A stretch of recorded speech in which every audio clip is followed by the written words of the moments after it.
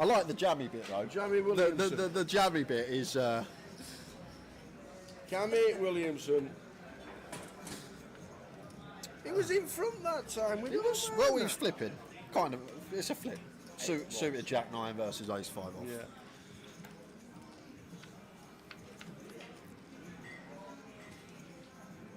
Wow. Mausian with the top pair against Wilkins. Wilco's flop 2. Wow. There's the raise, as we should. Defending bottom 2. Should just be a call here from Mausian Tower. And the problem Mausian's got here, from his perspective, it looks like there's a lot of steam coming off of Wilco right now. Yeah. He's just lost a big one. He's had a commanding chip lead. He's lost a decent sized pot versus Cammy. Maybe thinking here that Wilco trying to get them chips back promptly. What a ridiculous turn. Turns up and down and a flush draw. And we got top pair blind on blind. Wow. There is the call. And somehow we're flipping again. We got two pair versus one pair, one card to come, and it's a flip. Because there is a ridiculous amount of outs here for the Jack 7 suited. We can find a diamond, we can find a 5, we can find a 10, we can find a Jack, we can find a 7 or a 9. Was that one of them? Yes, it was. Yes, Just it the 20 was. outs. 5 of clubs on the river. Pretty sick one for Wilco after flopping 2 pair, but that turn's just going to create carnage no matter who you are. Wow. Can't let that one go as Mausian. We got too much equity, even if behind. There were that many outs, I couldn't work out if that was one of them. And what a horrendous free hands from Wilco. Goes from chip lead to short stack. Wow.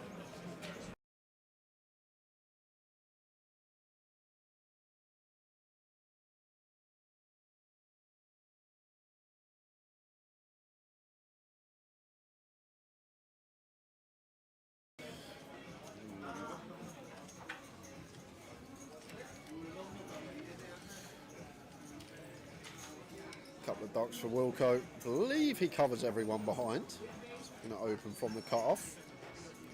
Got to be aware though, we need to raise call facing the big blind here. If Craig did happen to move all in, once we got 2 invested, and I think Craig's got like 180, something like that. Pair would be too good to fold. King 9 off for Craig. Doesn't necessarily have to jam. Can have a look at 3 and does exactly that.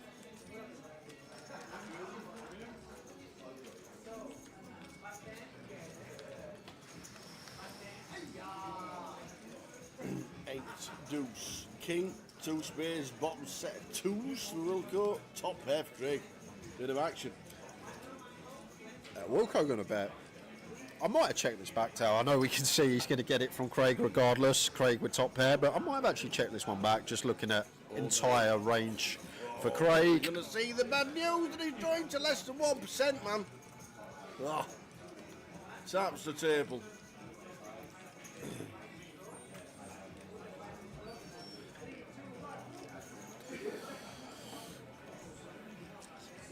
Is this the first exit? It is looking likely. It's probably dead on the turn 95% of the time. Oh yeah, absolutely. £3,080 locked up. But this could be it for Craig. 95% of the time on the turn. Yep. There we go. So Taps the table. meaningless river and just quads. Just quads. So we're going to lose Craig Conway out in 9th. £3,080 for Craig. Well played, Craig. When there's a will, there's a KO. Down to 8.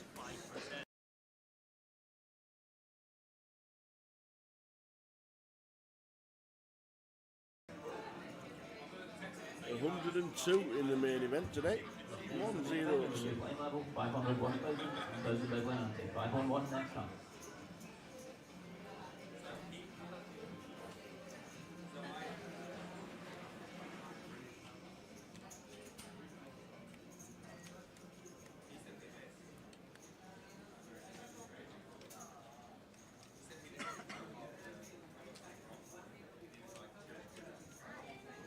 Five's out of the way on the button. Cammy. Uh-oh. Cammy. And 13 could just be in. Yeah. Probably should be. Couldn't agree more, Tower. With the outright short stack, want to be playing closer to chips, and Cammy. Is that risk again? And he's going to get the bad news.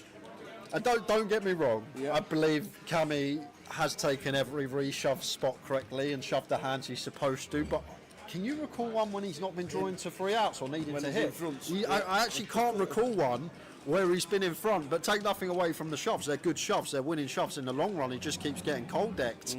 But he seems to have an art of coming from behind this final table so far. Any jacks about? No. It may just be 1 3 outer too far for Cammy. Is it one too many? David sitting, looking like he could be commanding chip leader. Well, how about a chop?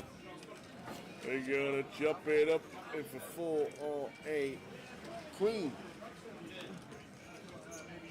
Oh my word! The jack and sit back down again. Why have a chop when you can have it all? Wow. Cammy Williamson is on some heat, this FT. Pings the jack off. You're thinking, just give us a chop, give us some life. Forget the chop, mate. Have it all.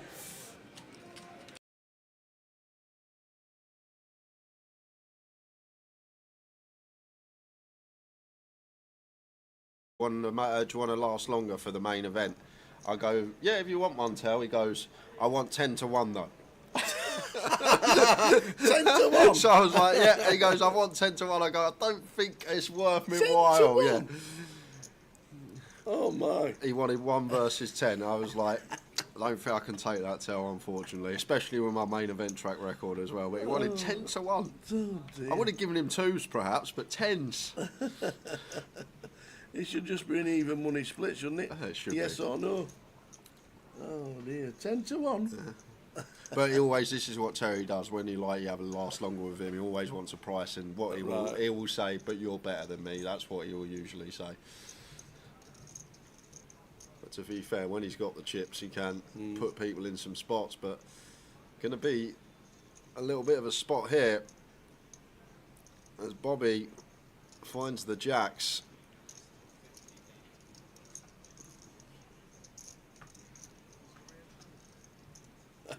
Doherty. I remember meeting Terry on the first break of the World Series one year. Starting to take a 60,000, he had 210,000 after 2 hours. Oh dear, imagine making up 210 at the end of the day. Yeah, you'd love that, wouldn't you, for day Absolutely. one? Well, it might be short and sweet for TJ because Real hand. it has gone in pre. A proper hand has all ended up, it's ended up with like 400 bigs in the middle.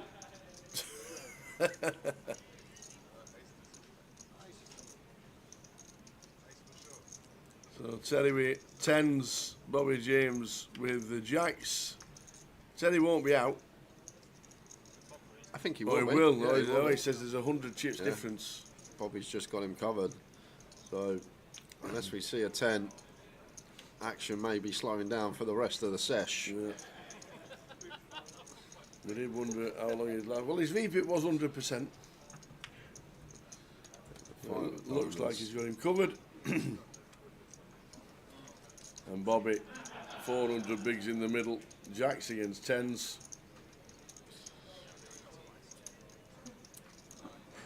Just working it out, see if he has him covered, and he has by, like I say, 100 chips.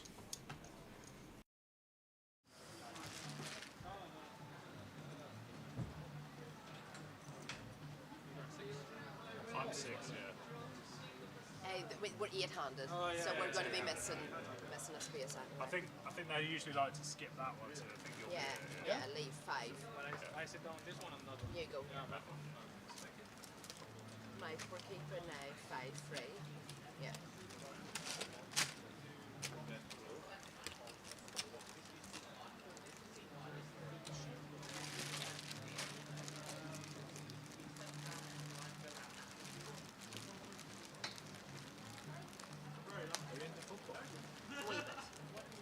Liverpool's going to win. They've won it. Did they win already? Oh, that shows fucking how much I know. You See, I thought it was coming to the end. But it isn't actually. It is. I feel like it's not loud enough. Like, I feel like people aren't talking about it enough. Maybe. They had it won since Christmas. Oh, really? So Arsenal. Champions League. So they just lost against PSG. Against PSG. And then my missus decides You get 7. I live in an Arsenal area. Oh, right, okay. And my missus decided to put this PSG jersey on my boy today.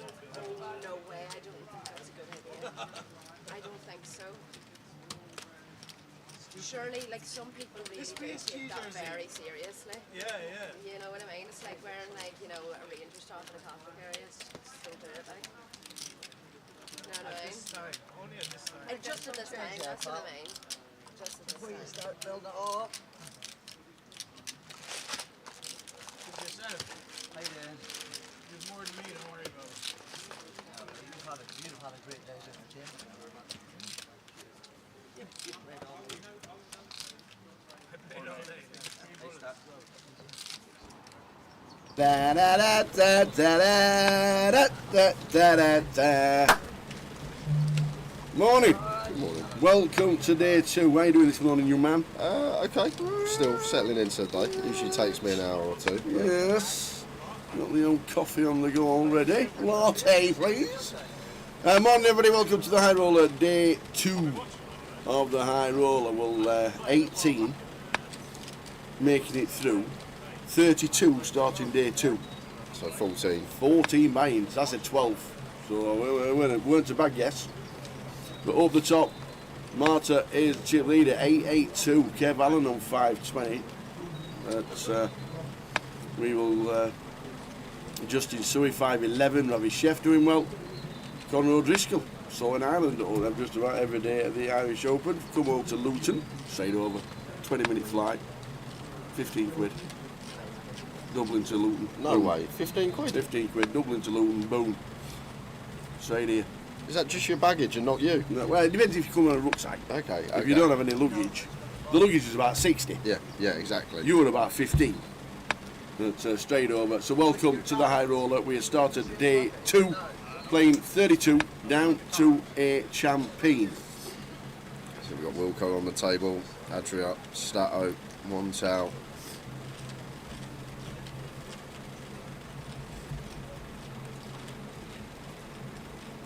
So a couple of day 2 binds.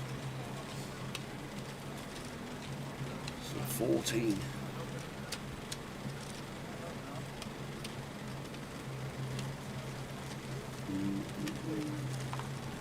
Lines 3,000, 6,000, 40-minute clock throughout.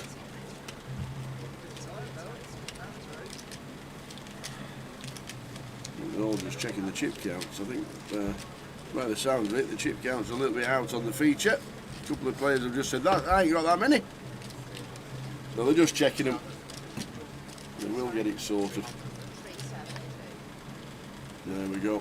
Just sorting out the chip stacks. Somebody's just said on the feature that that chip count on the TV is not mine. Adria's back. Adria Dalmau, champion at the last one. Last one, actual GUKPT seems ages ago. I know it does. There's been so much going on in Yeah. between.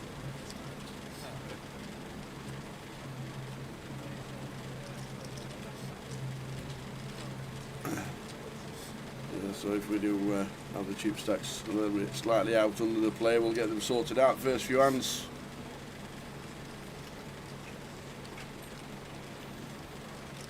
High Roller. Playing down to a champ today. 40-minute clock throughout. Good afternoon, everybody. Who's going to be first in the chat to say good morning to the team? Come on. Who's in? Where are you watching from?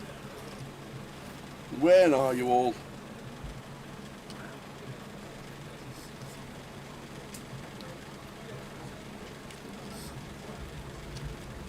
So pair and gut shot for both. Connor with top, Wilco with bottom. Wilco does turn the straight on the 10 of clubs turn. Connor with his top 2. Gonna have to stick around for the river here.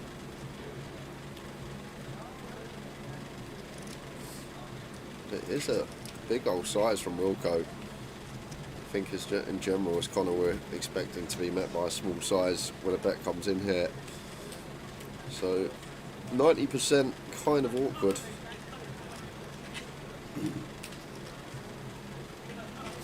Yeah, nice fold if he can find it. The top two here. The thing is, Wilco should never bet Jack 9, Jack 7, 7 9, all this type of stuff. I mean, it's going to show Connor he made a good fold with his top two bet. Morning, Gina. Jason Edwards, I'm watching on Facebook. Good afternoon. High roller and snooker, a perfect Thursday afternoon. Are we at the semi-final stage yet in the snooker? Usually a bank holiday Monday final. European semi-final days as well. Oh, yeah, the old Baltic Gunter Splits team, or whatever they are. Bodo Glimt. That's the one. Where's Keithwood? Can I have that chair, please, he says. Afternoon, Ian Oakley. Watching from a sunny Northampton. It is beautiful outside. Are we firing up on Twitch? We're not on Twitch. We're at 2 of 2. Yes, we are. Gibraltariano. We will be on Twitch in about 10 seconds. And darts tonight. There's all sorts going on. They asked me if I wanted to go and join them, but turned it down. Well, the darts? Yeah. Now you're a 160 checkout specialist. We are now on Twitch.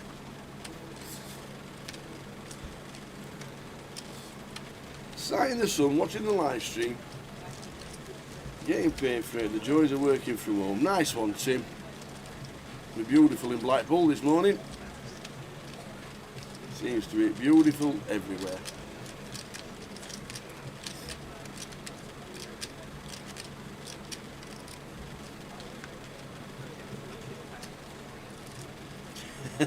Gibraltar, says he'll see you there. First person to chat on Twitch, say hello. Just a misclick. Well, it wasn't on, but it is now. There we go. Hey! Gibraltarian. You win. Dinner with a tower. Tower's playing. There we go. The Gibraltarian is Gibraltarian O on YouTube. And on Twitch he's missed off the O.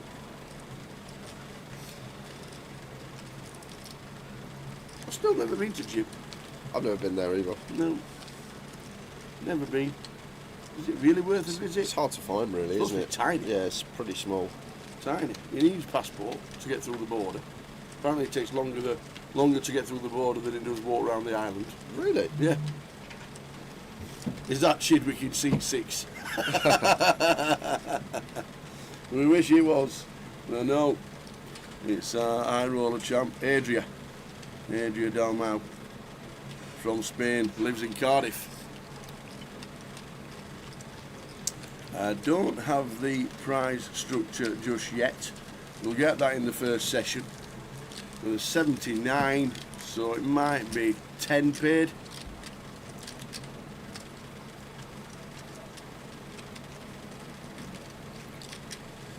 I have 9 paid. 9.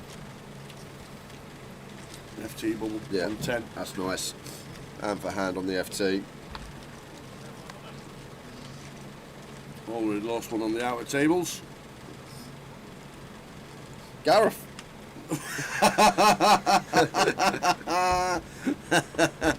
Craig McCairns, runner up yesterday, buying for day 2 on the high roller, first out unfortunately. And we finished last night, and I went down the list, and I thought there wasn't even anyone called Gareth that was on this final table. There's no one in the high roller. Nobody in the Gareth. building? Yeah, probably no one in the building. I think Gareth Gates are called. I was... long days sometimes. Apologies to Craig McCairns. Had a nice chat with him yesterday at the bar.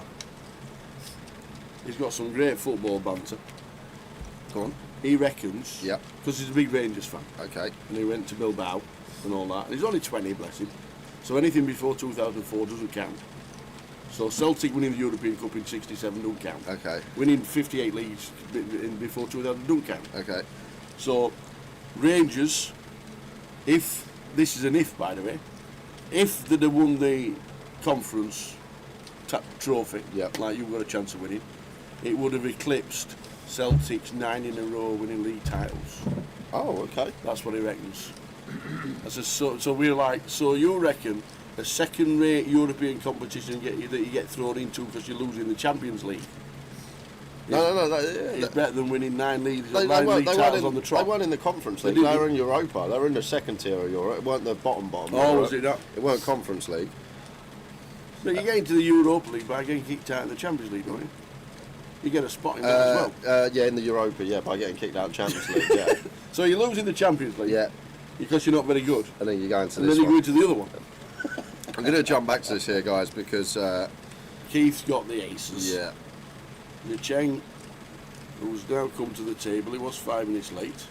yeah, goes for the check back here as the Cheng, and a lot of people potentially would go broke in this spot. What, just north of 20 when we go post, so Keith electing to check the turn on the 7 of hearts rather than going bet, going for his value on the river. Obviously need to think about as a Cheng's hands, like, I feel like in this scenario when we have specifically aces, maybe it is a nicer one to go bet. When we have like kings and queens, maybe ones that could potentially take an avenue to check, and reason being, like when Cheng calls flop, he's going to call every ace high. Having 2 aces just blocking some of this ace high calling stuff. So I feel like Cheng, when he calls flop, is going to be weighted more towards potentially 5s, 6s, 7s, this type of stuff. But a small 20k on the river for Keith, and Cheng just calls to lose the minimum. Maybe that's like a nuanced spot where aces on the flop, when we are called, just go for another street straight away because we block a lot of the ace highs that would just fold to the turn barrel of Cheng, so maybe he's just going to be slightly more weighted towards some of these over pairs. And then just go for the check maybe with some kings, queens, trying to do something from some of the ace X perhaps on the turn. We've got a Gareth in the chat now, Yeah, just for you. how we Jim. doing, Gareth? Just for you. I've rung all the Gareths I know. Cashed in the minute. The Gareth. Good to see you up from Pompey. Can't wait to get down there in June for the Summerfest that's on 10th till the 15th of June. We'll be there.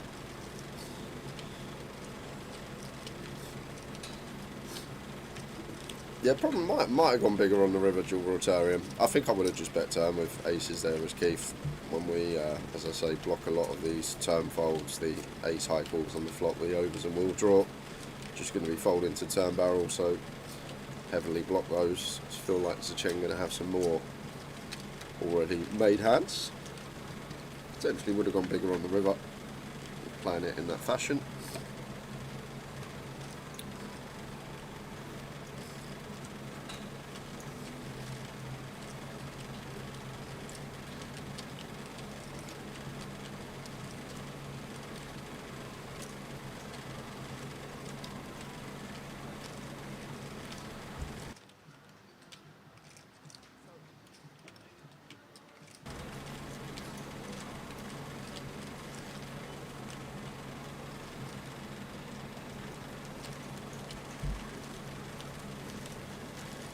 See that from Keith, fold from Stato.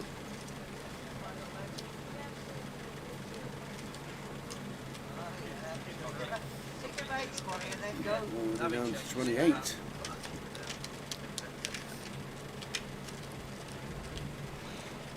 Going to be 32. So Craig out.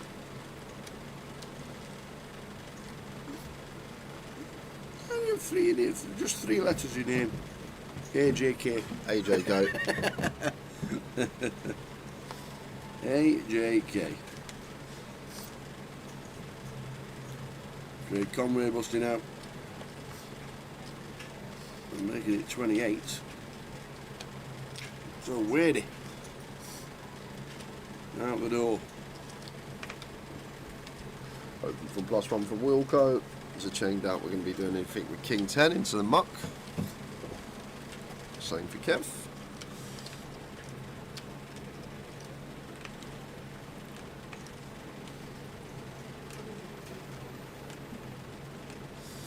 Six, 7 suited.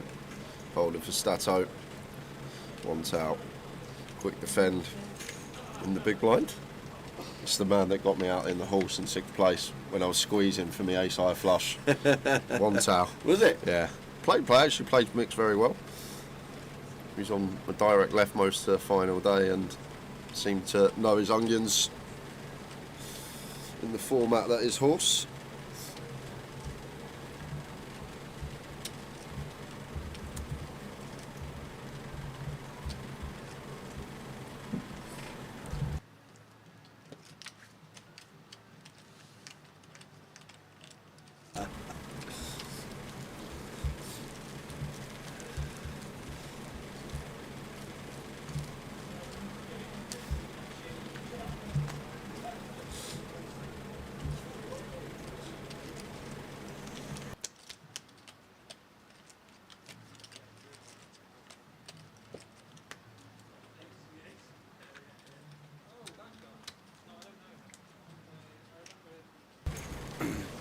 Good afternoon, lords. Watching on Twitch. Hope everybody is good. Wilco day 2 bite. The Chang with pocket 10s. Yeah, going to be raising to call here. There are some scenarios, raise, 3-bet, 4-bet, where we can get away, but if we are just met by a singular 3-bet, going to be happy to 4-bet send as the Cheng here, and Kev Allen not going to be 3-betting ace queen at 20 to fold to a jam, so should be racing. We should be off to the races. I do find in the high roller as well, it's one of these tournaments that maybe when we're streaming the mini, some lower buy-ins, a lot of spots missed, but I don't think that will be the case here.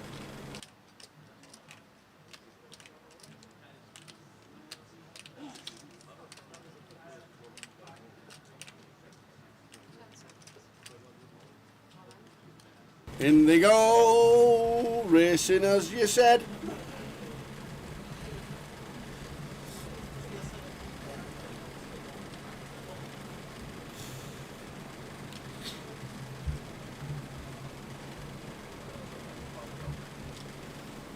Who wins it?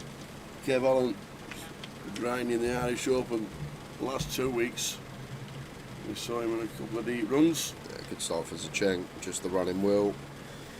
And then ace and queens, the direct outs for Kev. Oh, just ping the queen on the turn. So Zacheng down to a 10, and there's one in the deck for him. Can he hit that 10 of hearts? No, he cannot. 2 pair for Kev. Zacheng eliminated by Kev. Builds his stack up nicely.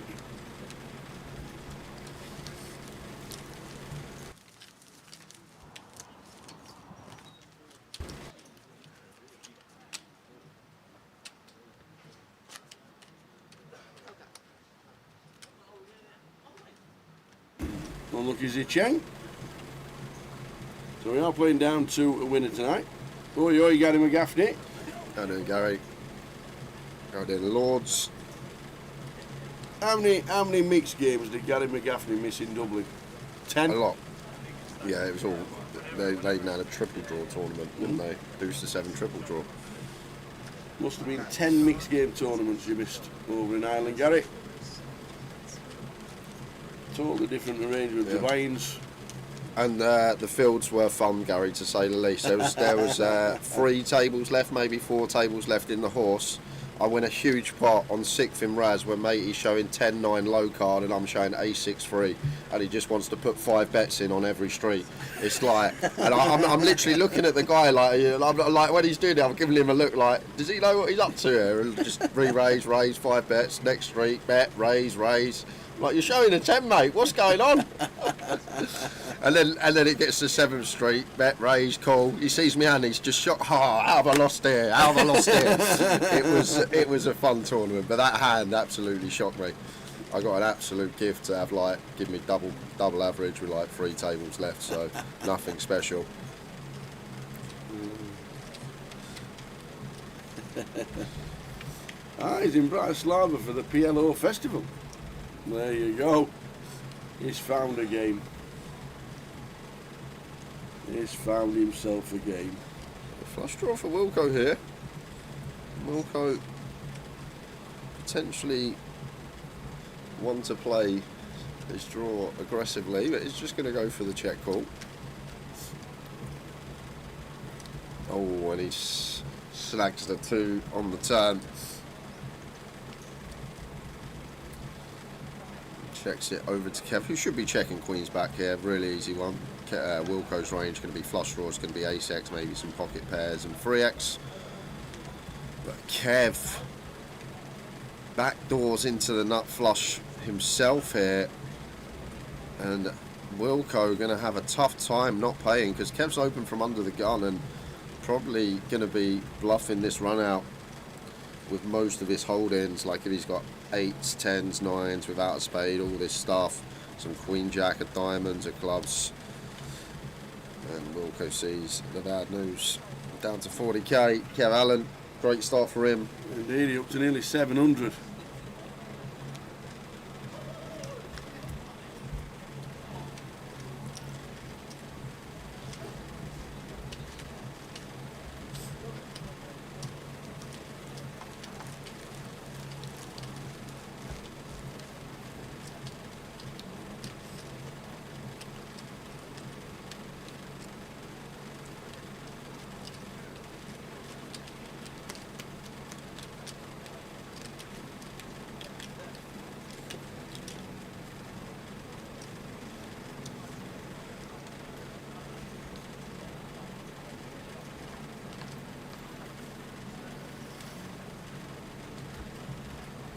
Enjoy Bratislava, Gary.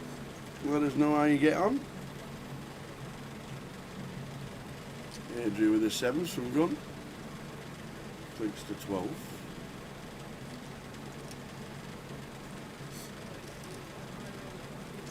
We'll go with an ace on the small blind. 6 bigs against gun. Yeah, all of it, he says. Okay, he's going to take it. Maybe there is some room still for folding against gun specifically when we have no fold equity, but we are in a flip scenario. Ace 9, best he could have hoped for against an underpair to his cards. Here we go. Ace 9 for Wilco. Adria, pocket 7s.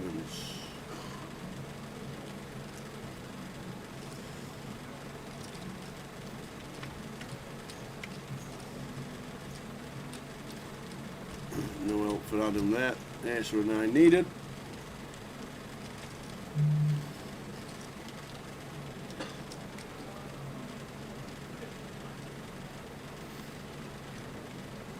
Still the same. Ace or a 9 for Wilco. Well, Adria takes him out. And he does. Pairs the jack. There to a bind. Adam Wilkinson out. And just before him, we lost Manley, Zun Shandu, and we saw Zicheng Rao go. And Wadey before Zicheng. Yeah. Some big names are busted. So we started with 32. So we've lost 8. Should be getting some seats filled.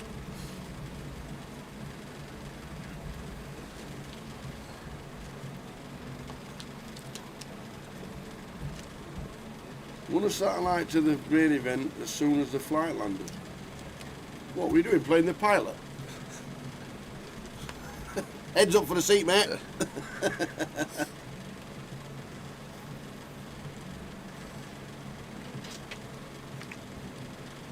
Nice one. Always good to get in for cheap.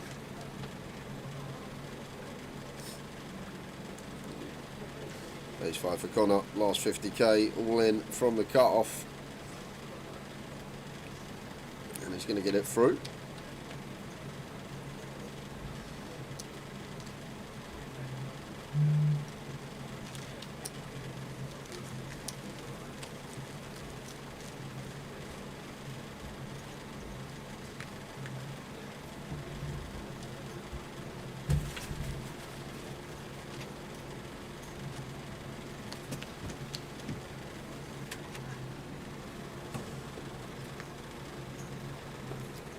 Don't forget as well today, guys, What we got? our main event.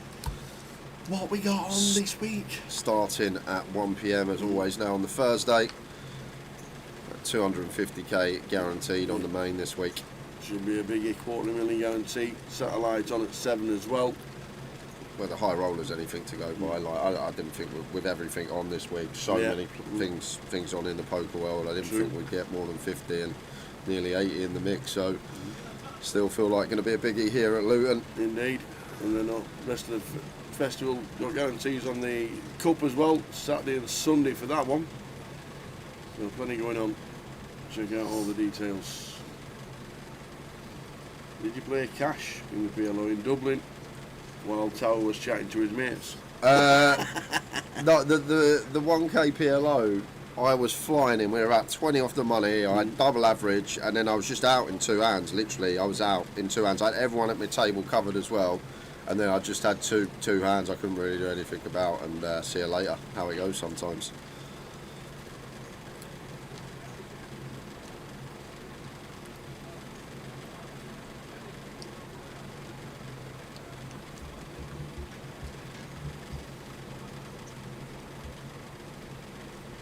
Surprise Stato isn't in Monte Carlo, or maybe he's in Monte Carlo next week. Is that how long that's on for? Is that on for a long time? Yep, they have the prelims this week, don't they? Yeah. There's Thomas Clack comes to join.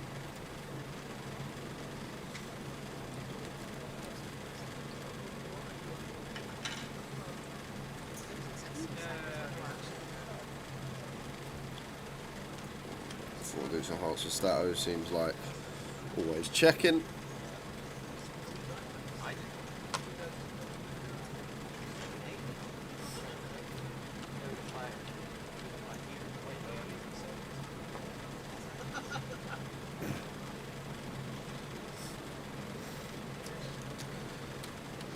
Dean comes to the table as well.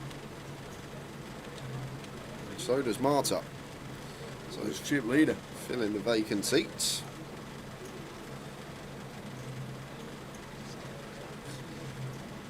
Three tables of 8. So top pair for Adria, flush draw for Stato here. Stato goes for the 1BB. Adria not going to be going anywhere with his top pair. Feel like we are just going to play check call a lot here. No kick up off to the turn. Which is the 4 of spades.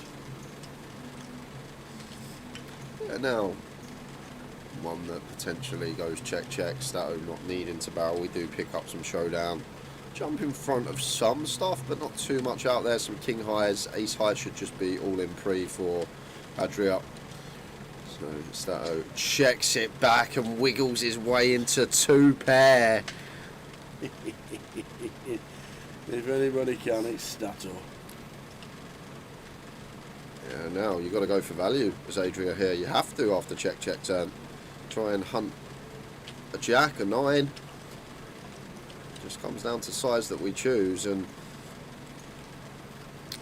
if he goes small here, Stato will definitely raise. If he goes very big, I feel like Stato would just call, but looks like the size that we're going to raise against. 21. Yeah, it's just going to be a jam for Stato against 2/3. Like if there's a world that Adric finds like 150% here, maybe Stato just calls, but I feel like against 2/3, one that he's going to be value jamming blind on blind when ranges should be really wide, and like Adria's going to have all the Queen X value bets. He's going to have value bets with some better Jack X as well, maybe like a Jack 10.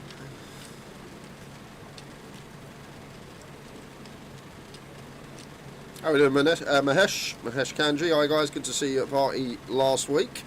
You know, saw him at the bar with what I've heard on the reports. Oh well, Stato just deciding on the call there with the 4 deuce. Yeah.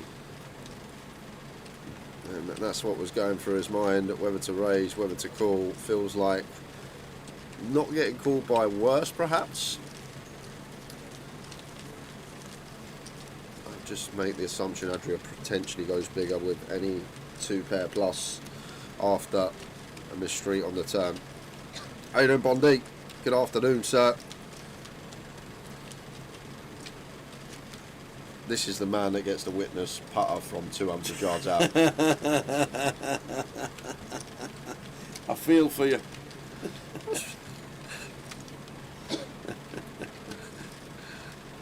Dean Lyle comes to the table, so too does Marta.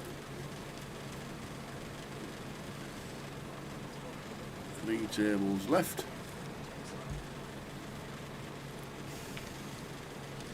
One's out. A couple of jacks, opens to 12.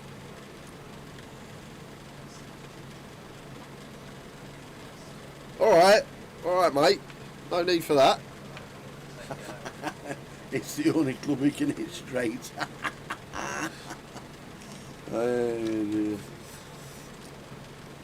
What's up in the big? Queen 10. Should be defended. She does.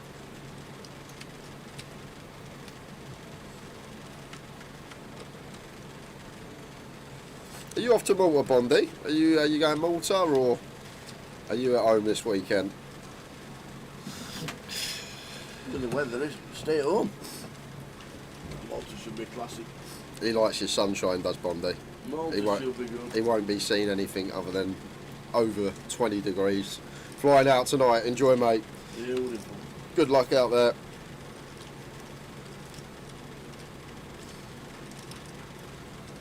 Hope you run well. Yeah, I recall the chat we had, Hesh. I put your words forward to head a poker, Jim, so Alright, okay. they were put forward. Nice one. What do we need to change? Just for some of players with disability at Goliath, 10-handed tables cramped in, got people right, right, okay. just to maybe cater for some of our wheelchair users that come down to the Goliath a bit better. Because we don't think about it, do we? We sit at a table, we enjoy it, but obviously... It's true. It is tough. Nobody'd ever like to go 10-handed all the time, but obviously we like with the size of it and the enormity of it all fitting everybody in.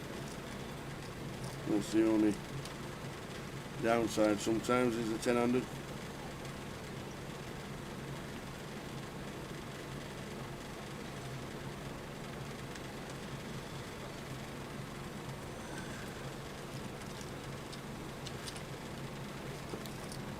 King Queen for Dean. First time I actually really got to speak to Dean in Ireland. Obviously knew of Dean and seen him on the stream, never really spoke to him off the table, but what a hilarious guy Mr. Dean Lyle is. He is. He was on my table day 2 in the main and he had me in hysterics. He has a dry sense of humour. Yeah. Is Kev going to find one here? Nice combo of choice, ace 3 suited, going to fold out some better ace highs. Even flush out the equity with something like King Queen of Dean.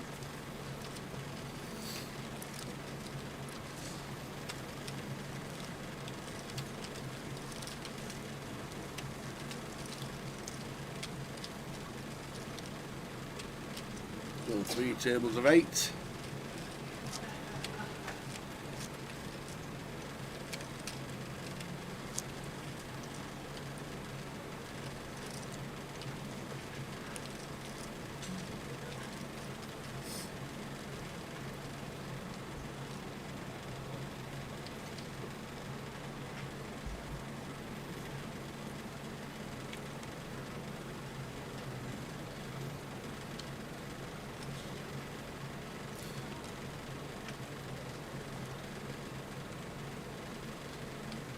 Another suited wheel ace of the spade variety for Kev.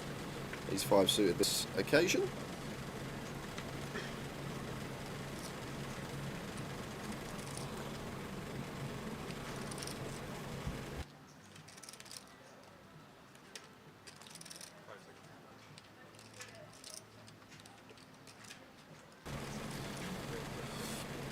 Queen Jack 4 Stato. In with a free bet here and a perfect opportunity. Now we're slightly out. Hijack versus cut off. This is a pure 4-bet rip here for Kev at 20, slightly less than 20 at Stato, but we're low jack here, so one position away from the pure 4-bet jam as a bluff. However, we may not get that opportunity because Wantal here with the 10s going to happily get heads up against Stato himself. So now Kev going to be able to get out of the way, but I wish Wantal didn't wake up with a hand to see if Kev was going to go for the 4-bet send there with the ace-5 suited. But the 4-bet of Wantal does the job. Stato left for 14. Main line 46. Adria Dalmau 60. Marta chip leader on the team.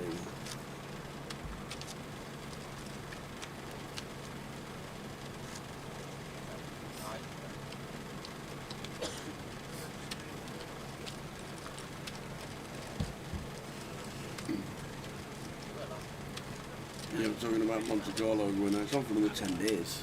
Imagine the X's for 10 days in Monte Carlo. Imagine. I know. I don't want to imagine. Just imagine the X's for 10 days in Monte Carlo, plus your buy-ins. Flipping heck. Well,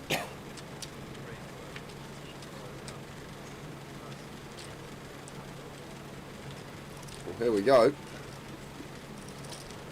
Off of 14, should just be a jam here for Stato. Don't you think there's room for 3-bet not all in? All of it, he says. Needs himself 2k back from the looks of things. 6k behind. Don't know why. It's the stage of the game. Kev going to be getting in with the 10s. No mucking about, no tanking. Oh! Yeah. Don't know why we got the 2k behind, I'm sure. But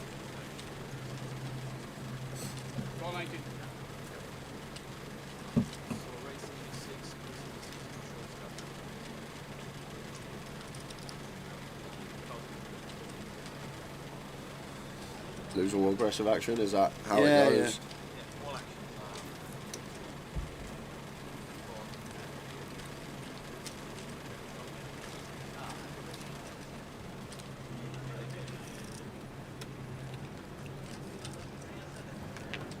is it not an assumed all-in?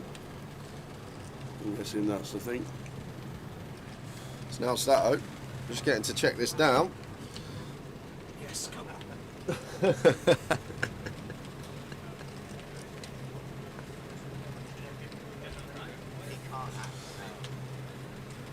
So Kev with the 10s, leaves Stato with 6.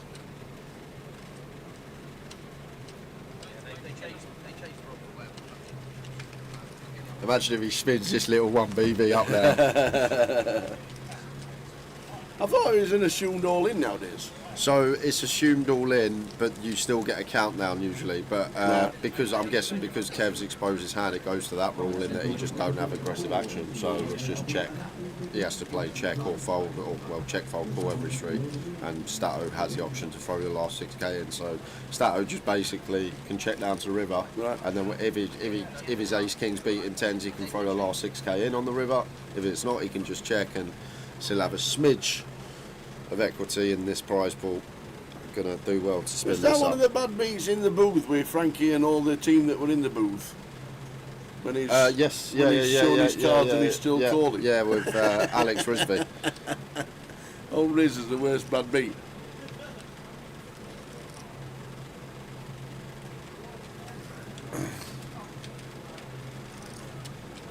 Yeah, the apocalypse, how are we doing?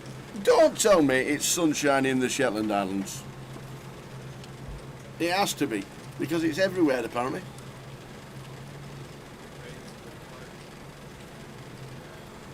Oh, so Thomas Clack tries to get this heads up with Stato, but going to run right into the big slick suited of D. Lyell.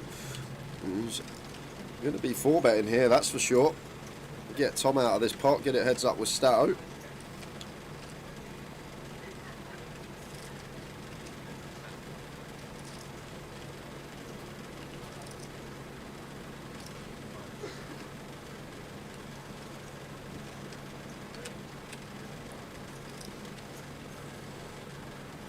So he raises to 72, 4 bets to 72. Stato's in. This should be the end of it for Thomas. just not deep enough. If us and Dean both had like 600-700k, could be some ideas of getting involved.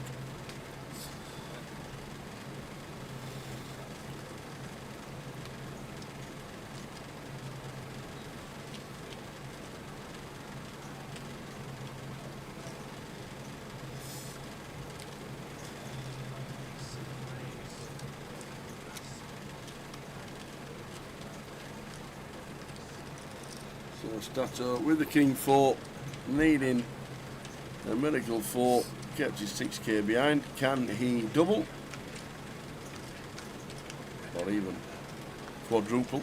Oh, No. 4, 5, 9. so just fading deuces and aces now. There we go. The spin is on. Here he comes. Here he is. He's up to 24.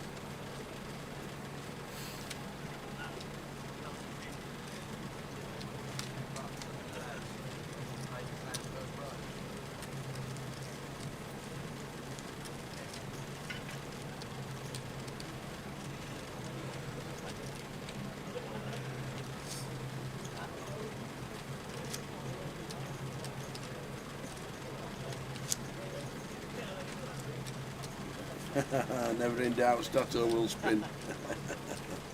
It's got a sunshine in the Shetland Islands till August. No, it's not.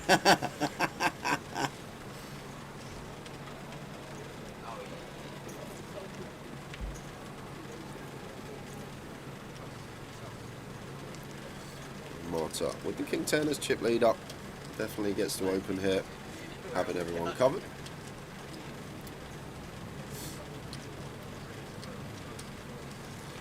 Two bigs.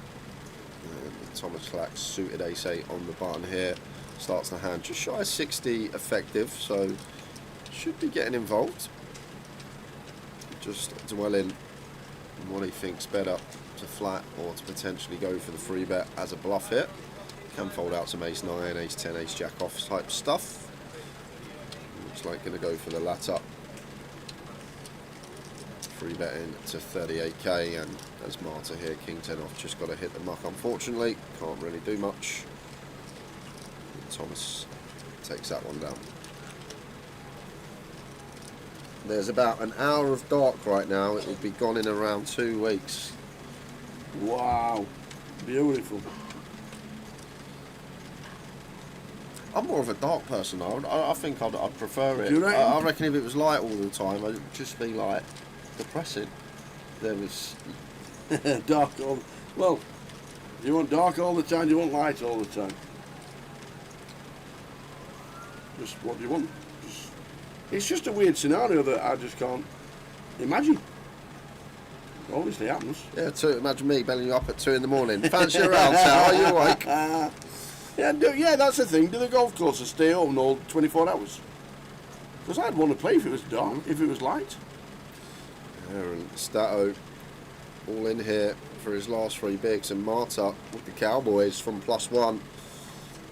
Because it's only a 3 big blind jam, I feel like she may go for a small ISO. It's just going to flat. I think we're flat in this spot. Do bring the big blind in. They're going to be getting a nice price. Then splitting equity 3 ways.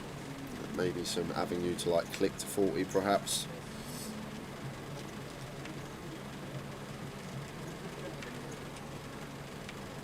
So now Adria going to get to come along.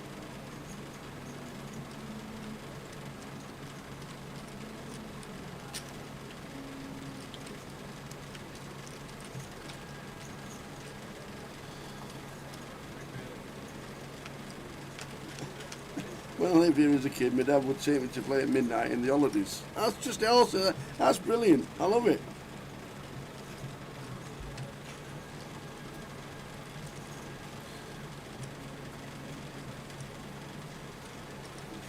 So overpair for Marta here.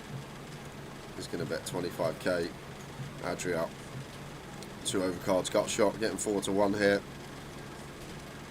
Going to have to take one off hitting this price.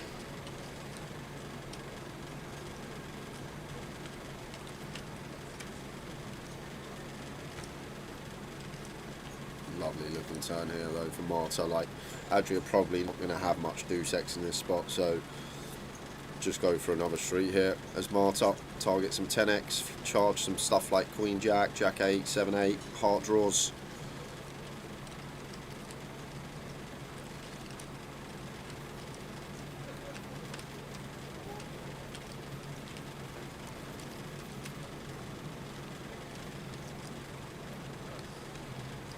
Stato still live. He is indeed. Imagine finding a heart here. He's back to where he was before the all-in against Kev. Any hearts for Andy Hume?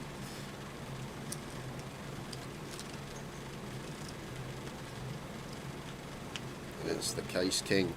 So eliminated is Stato Andy Hume, unfortunately. Yeah, just before Stato, Thomas Hall, Vic Meta and Keith Johnson all exited the field. Day 2 binds. So when that number updates, it should be on 20. All three of them, day 2 binds.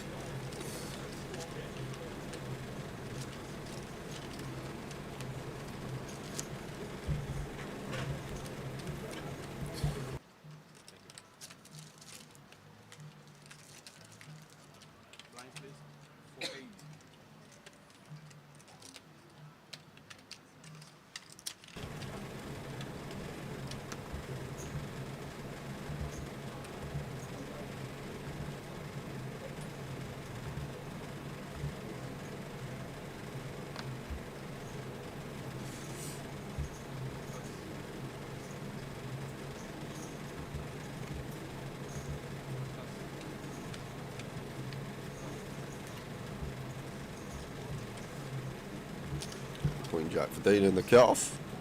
Going to open.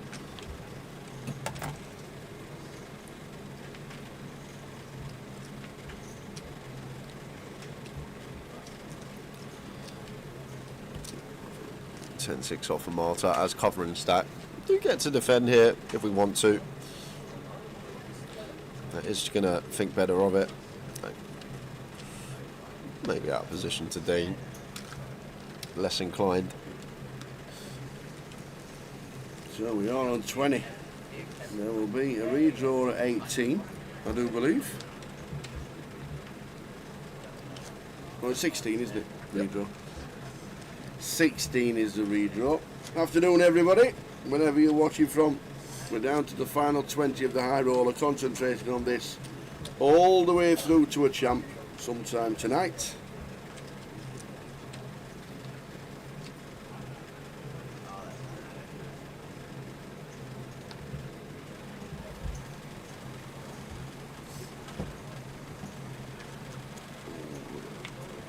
Connor 6-5 suited, 6.5 from gun. Into the mark.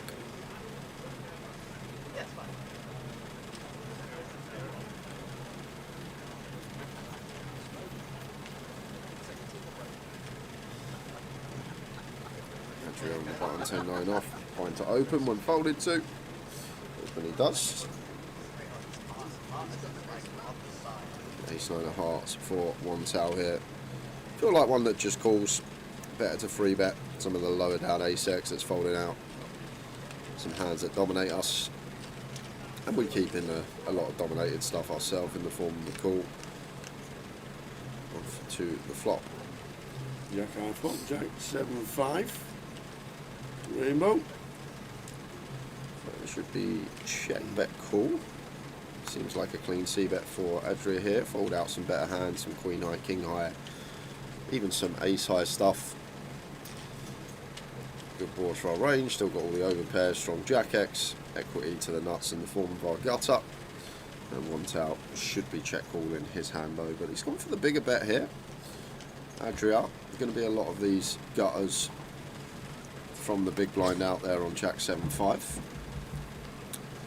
Even still against big bet, button versus big here, would definitely be taking one off as one out.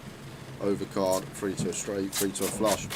And against the bottom range can definitely have the best hand, but gonna take the tighter approach. The effectiveness of the big bet. 2/3 pot getting it done. Well, that's a cheap leader. Kevin Allen right behind.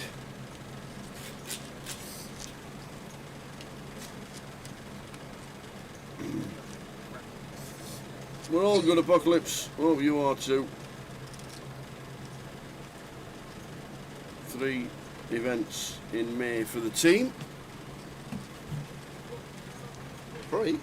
We've got this one, Yeah. because it's the 1st of May. Leeds. Today.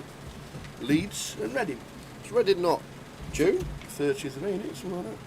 Oh, okay. So one day in Reading in May, the rest in June. Well, it's still May. Okay, all right. We're going to travel to Reading in May to get there. All right. That's true.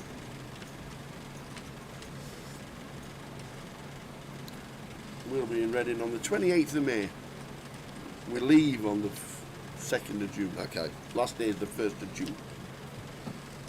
We leave Reading. So Reading actually starts before. Starts on the Monday. And we start on Wednesday the 28th. You've got 4 events. Yeah, I know. I've literally got the 1 week off between Leeds and Reading, and that's it for 5 weeks. But as soon as I finish 8 Reading, I go on my golf trip in Stoke. So You're not playing JCB? I don't know what course we're playing. You'll play the JCB? I don't know. Let me find out. Oh! If ever you need a golf buddy, you're playing the JCB. I have no idea. I just know the golf trips in Stoke this year.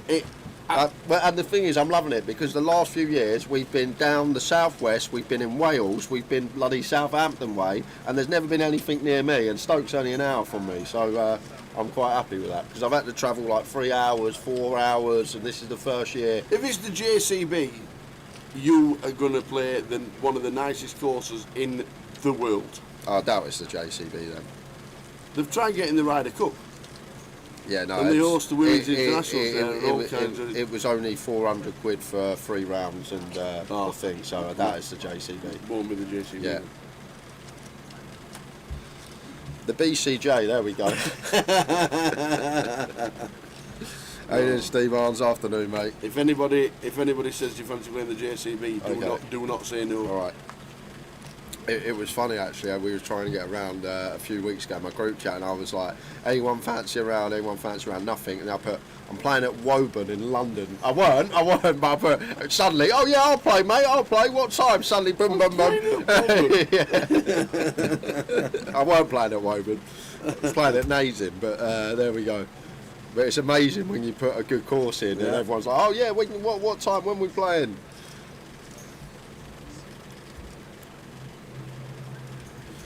Ace of Dean, and this is going to go in for Connor. No fold equity, always running it. Off we go. So Dean Lyle, pocket 8s, Connor O'Driscoll with the King Queen of clubs.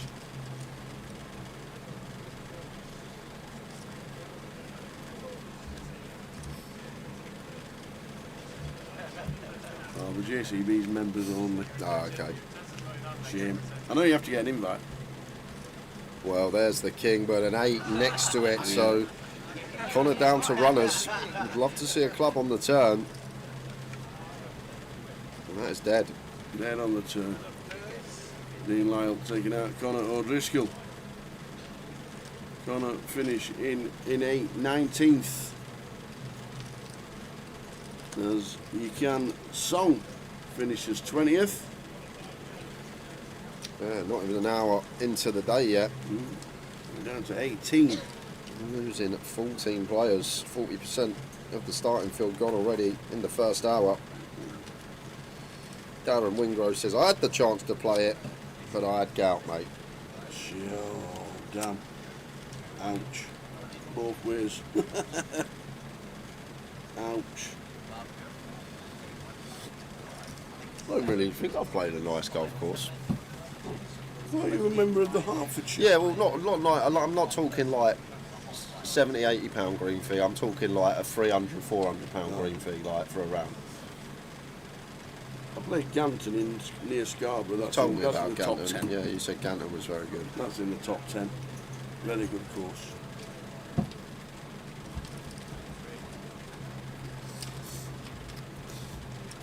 I still think that you shouldn't pay a green fee if you're a golfer that never hits the green, like myself. Why am I paying a green fee every time? I'm never on the bloody green. I'm in the woods looking for my ball most of the time.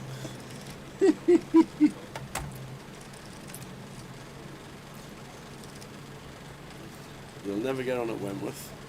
Ever. No. No, ever. Is that one of them you need to know someone? Yeah. I think it's owned by the Chinese now. I think a consortium in China bought it, Wentworth.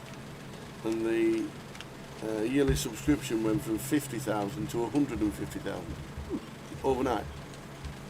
Take it or leave it.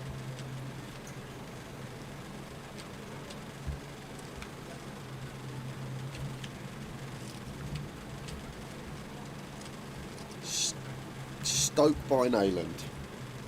That's not in Stoke. Where is it? That's Essex, isn't it? Oh, don't tell me that. I thought I had a shorter journey.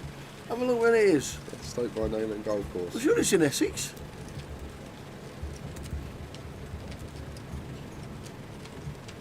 Colchester. Essex. Essex. Why has it got Stoke in the name? I'm just golfing round the corner, love. I know you're not. Oh. You're golfing 4 hours away. No. Why is it called bloody Stoke?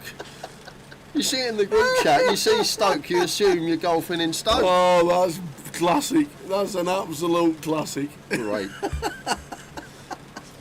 You're playing further down than Wales. Yeah, literally, because I would have on the night before I would have had a look how long it was to the thing. I would have put the postcode in. I would have been like, what? I'm actually glad I figured that out now, thanks to Tower. We're going to jump back to this one here because one Tao picking the wrong time to bluff, running into the trip jacks of Thomas Clack, and Tom just choosing to call on the river. Doesn't see no merit in raising. Oh dear. Imagine you just ordering your taxi Yeah. in the morning. Can I go to Stoke, please, mate? And the bill's like 400 quid. You're like, I'm only going round the corner. Yeah, literally. I love it. Oh. Big shout out to Thomas Clack as well. So he made 2 absolutely unbelievable calls in the Mystery Bounty. And I mean, they were superb. And one of them was on the either of the pure bubble or the like 2 off the money or whatever it was, and he tanked for about 5 minutes. And I thought, is he slowing down the clock here, or is he just trying? Has a genuine hand? And he eventually made a call, and he had the bottom end of the straight on a 10 Jack Queen King board, and he had a 9 in his hand, and he's thought about it for absolutely. I know where they were like 5 minutes on the river. Anyway, he found the call, and it was his tournament life. And he got the 9, he got the dummy end of it, and he just said there can't be any ace-x in this hand, and he was absolutely spot on. And then about 10 minutes later did it again, and just 2 superb calls.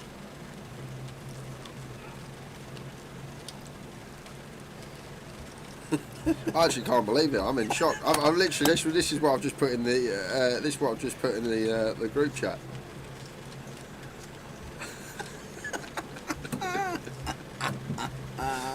If you see the word Stoke, Yeah. you just assume something's in Stoke, right? Correct. You would. If something says Stoke, you'd be like, okay, I'm off to Stoke. Yeah. I'm off to Stoke by Nayland in Essex.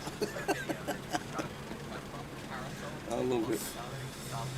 Oh dear. 18 left in the high roller. Redraw at 16.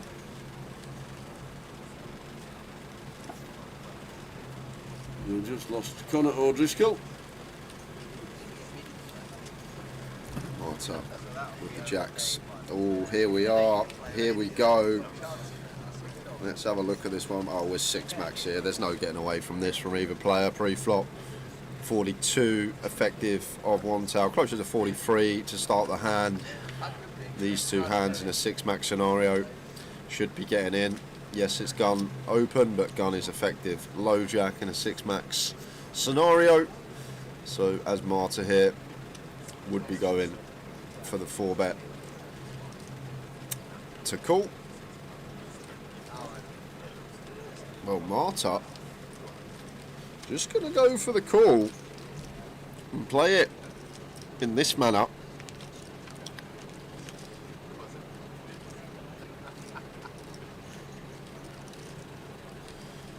A nice looking flop on the 9-3 deuce for the jacks. With diamond in hand and once out, ace king diamond. Feel like going to see bet a lot here. Going to be some turns we just get to barrel on relentlessly. 30k to kick things off. Now as Marta, we're just going to continue keeping our range wide, just playing check call.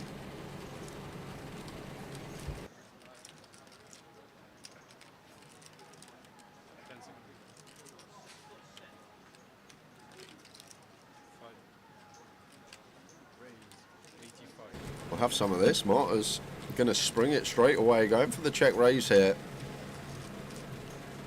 Obviously, one tower's a free bet. Does have queens for aces in range, but going to have some ace king, going to have some ace queen, some potential like bluffs, a king queen off.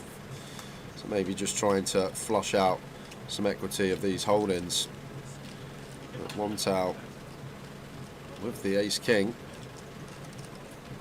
Any ideas in mind? Thinking about a free bet rip perhaps, tower, trying to rep the aces or kings or queens. Try and tell the story that he's got one of these big overpairs. Could have just got him pre 6 max, 40 effective. But now we get here. What does one out have in mind?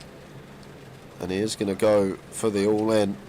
And Marta with the jacks.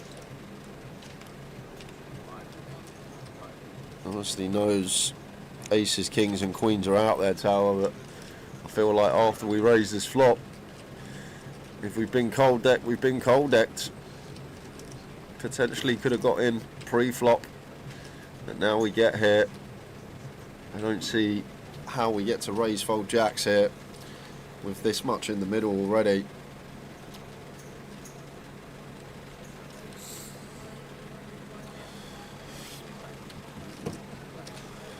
Could be facing ace king of diamonds. And now we're flipping.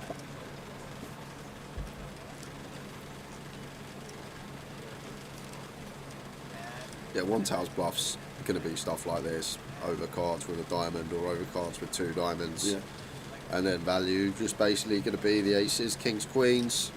I doubt 9's ever free bet jams because he can just flat get value down the street. So it's literally the 18 combos of queens, kings, aces combined. And then I guess if he's doing it with ace, king, any diamond, he's still going to have, what, like 8 combos of ace, king. Makes the call with the jacks. And one out, ace king with 1 diamond.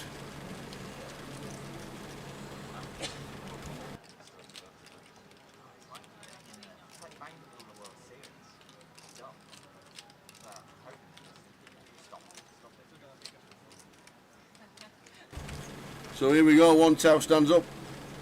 1 tower needs 1 time. Ace or a king needed. And it is not a huge pot for Marta. 1 tower eliminated.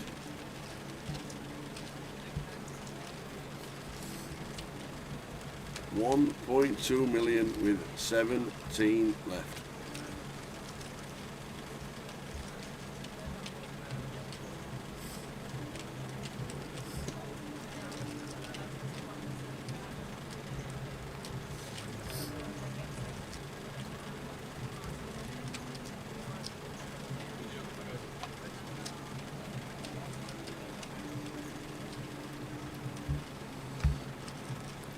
Marta going to be the first player up over $1 million. Big hold for her.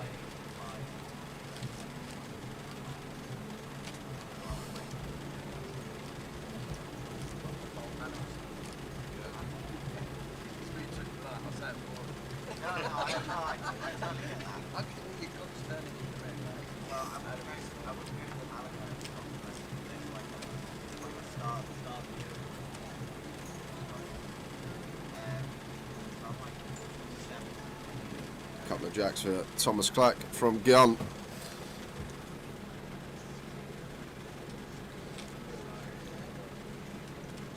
Opening to two bigs. Dean, A7 of clubs on Thomas's direct left. Once again, could go either way here. Looks like Dean going to go for the 3-bet approach, making it 48k, and he's going to get some bad news once it's back on Tom Clack here. 40 effective to start the hand, so basically the same scenario we just had between Marta and One Out. And as Thomas here, I feel like he will be one that's not going to miss the 4-bet jam spot with the jacks in this given scenario.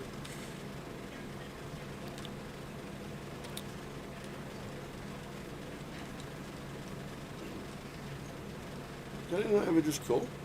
Nah, just a jam tower. Yeah, love it. Love it.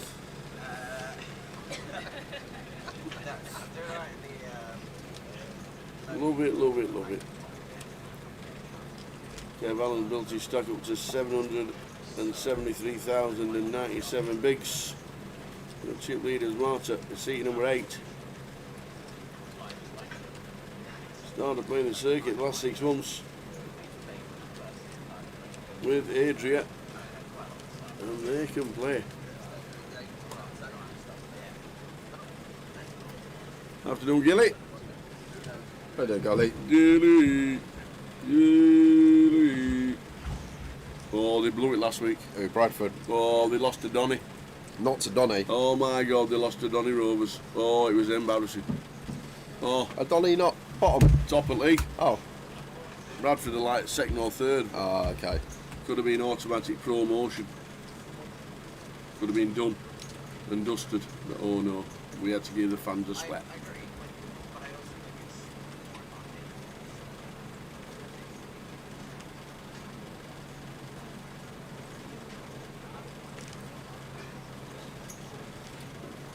For a spades for Marta here. Like, can definitely pressure as the big stack. Need to complete a bare minimum, which she does. Tom Clack got a nice one to check. Suited, middling, gapped.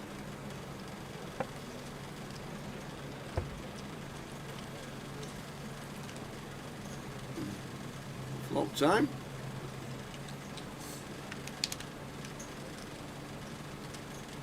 6-3-10, not a flopping best. They could go for a stab here with middle. Feel like check ball's fine as well. So complex these blind on blind spots. Looks like Tom going to start with a stab. Very nice combo to stab here. Lots of turns that we get to barrel on. Folding out better hands, all the 9 highs, jack highs, queen highs, and then we just get to barrel on like a 7, a 9, a 4, a club.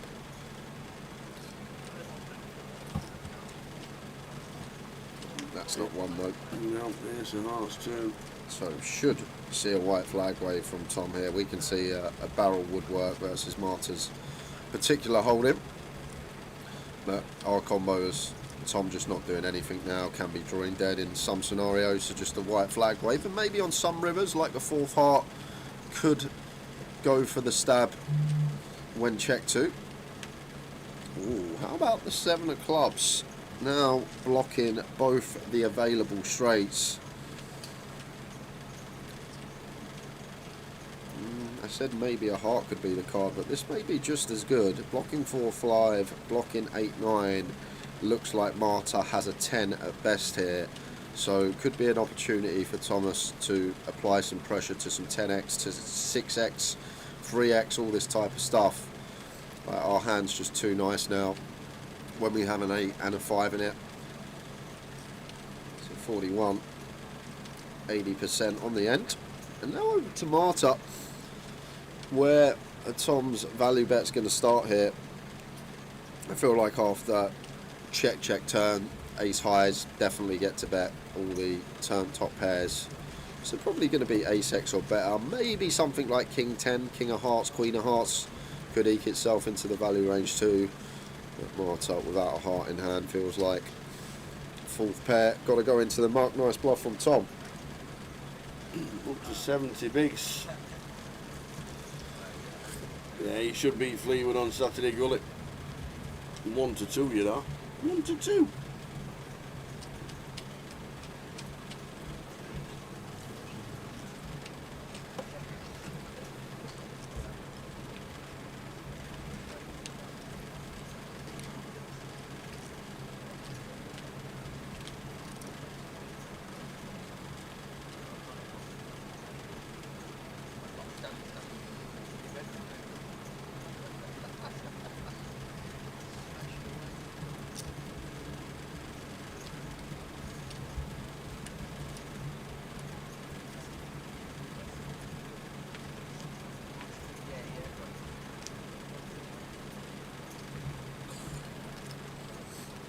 Numbers have been great, Gully. 79 for this high roller should speak for itself. 553 in the mini.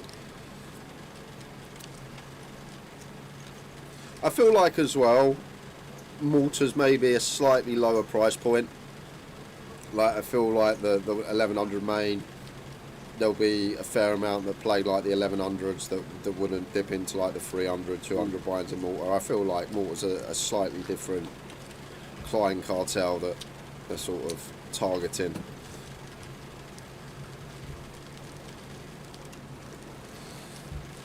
And first time in this high roller, we are going to have a spin over to an outer table, guys, because we have Yazoo in the tank on the river here. The board reading 9-3 Queen King 8, and it is Paul Nugent who has put Yazoo in for his tournament life, and Yazoo got the cogs turning whether to flick in the call or not.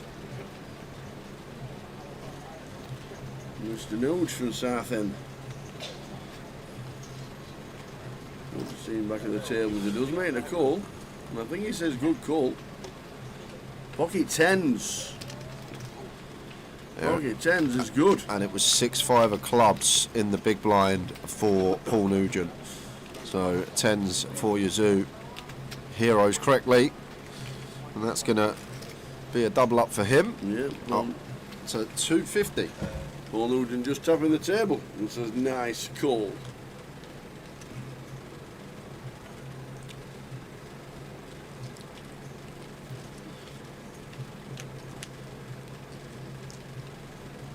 Queen high flop this time, Queen 7-7.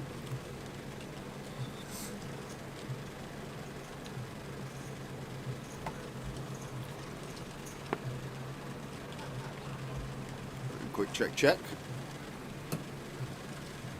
10 of clubs turn.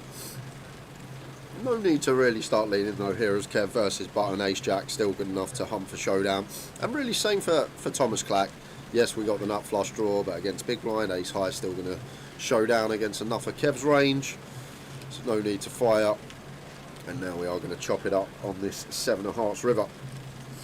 Maybe some like little exploit here as Kev try and fold out some chops. I guess Tom can have ace king, which would be playing. But like when checked to the river here, it does look like Thomas Clack has ace high as well. So maybe there's like some sort of exploit, try and get him off ace high perhaps. Guess he could have some 10x, but just going to chop it up. Nonetheless,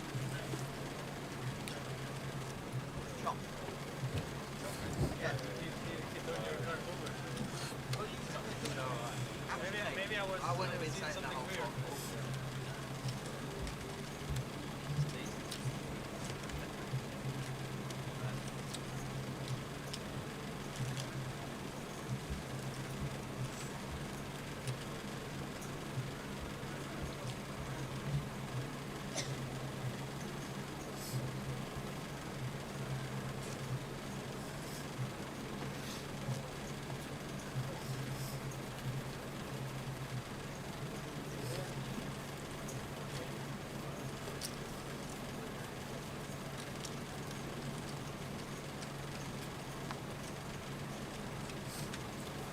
Down to 17. Redraw at 16 on 2 tables. First session Drawing along nicely.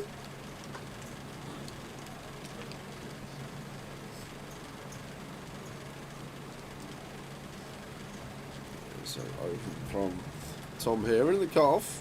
Dean just north of 30 bigs. Queen 9 of hearts. Any ideas with this one? Like Queen 10 suited. Going to be getting involved for sure.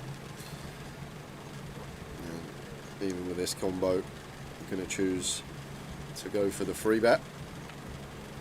Second time in 2 orbits. Free bet in the cutoff open to Tom. This time Tom not with the goods to 4-bet jam. So that one just getting through for Dean.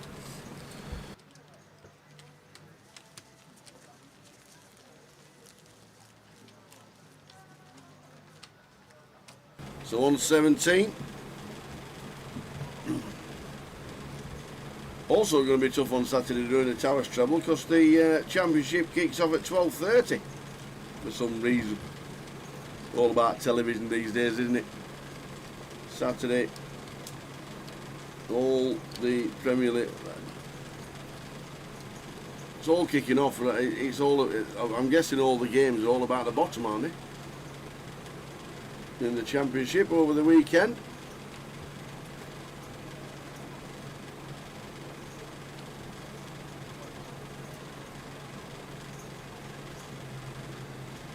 Apparently there's still 7 clubs can get relegated.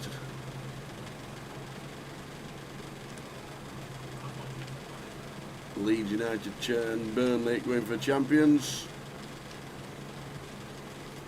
No, that's tomorrow. That's Saturday. Any giveaways this week? There should be. Tom will be sending us a message over for sure later in the week. Probably tomorrow. Concentrate on the high roller today. We'll do loads of giveaways Friday, Saturday, Sunday.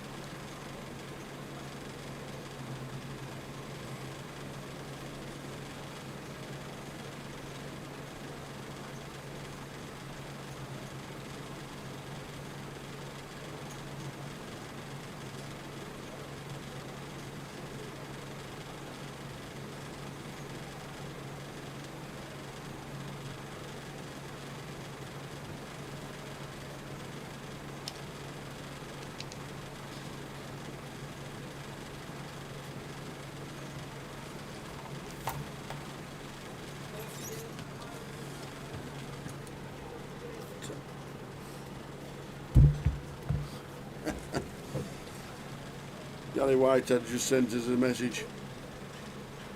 Then and now, you know the old then and nows. Then and nows. Yeah, last year, this time last year, all in the Irish pub in Malta, having a dance and a sing along to karaoke for Tracy Dunn's 50th. Gary Whitehead this year had an operation on his left leg, out of action. Oh, And recovered it. Here's old Gary watching the live stream. We'll keep you amused, Gary. Hope everything goes well with the recovery of the leg, and we'll see you at the table sometime soon. we've got Marta getting aggressive here with the spade draw. Goes for the check raise, and any barrels on this 7 turn, it would be ill time, but we do pick up a gutter to go with our 10 high flush draw. Do we feel like we can dislodge Dean off the top pair by the river? One of our bluffs completing, 5-6 potentially can be in there in the check raise range at this stack depth.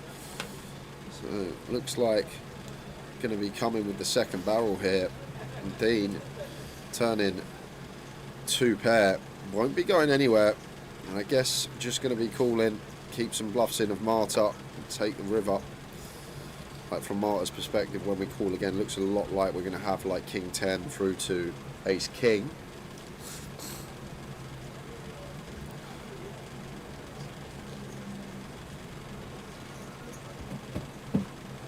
There's the call. Let's see if Marta's got the triple in the locker tower. It's not going to work against Dean's holding, but I think I'd really like it. Like Dean just going to have so much 1 pair King X going to this river. 9 of clubs on the river.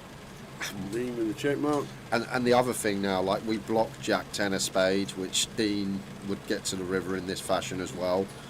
I feel like as Marta, our combo's too good not to set Dean in here. Like Dean's just going to have so much King 10, King Jack, King Queen, Ace King that could have been in the blender. Unfortunately for us, he's actually turned 2 pair. But I feel like it would be a powerful move from Marta here. Yes, And there is the all-in, and Dean not going to take too long before calling with the King 7. The merit of flatting on the turn, keep those bluffs in.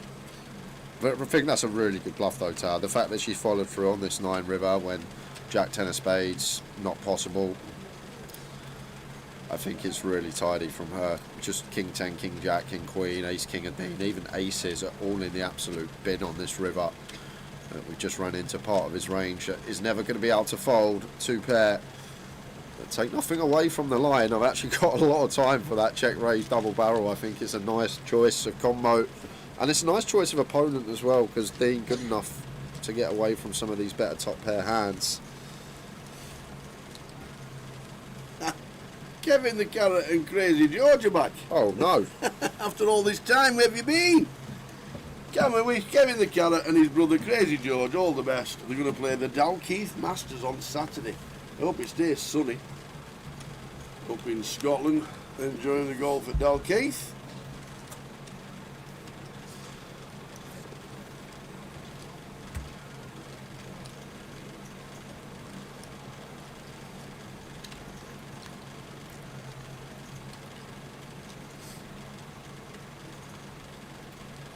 This is the thing, Gully, you got to try and take away when you run into someone's hand, when you run into the top of their range. It's going to happen from time to time. If you play lots of poker, some of the times when you're running your bluffs, you're going to run into hands that are just going to snap call you. But that's how it goes. It's all about thinking on that entire spectrum of what we're trying to fold out. And imagine you sat there as Dean with King 10 through aces on the river. You're in a horrible spot, right?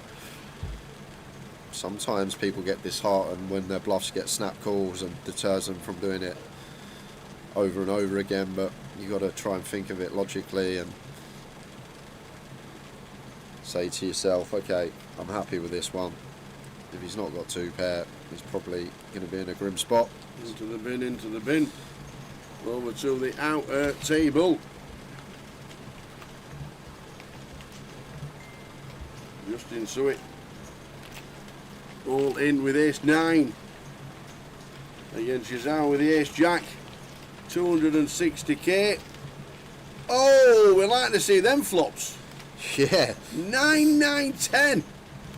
Well, they're still out, so... Oh, no, it's never easy. No, it's not. King or an 8 to fade. And it's a queen, so fills up. Wowzers. Ooh. So Justin back over half a milli. Very nice action on that outer table today.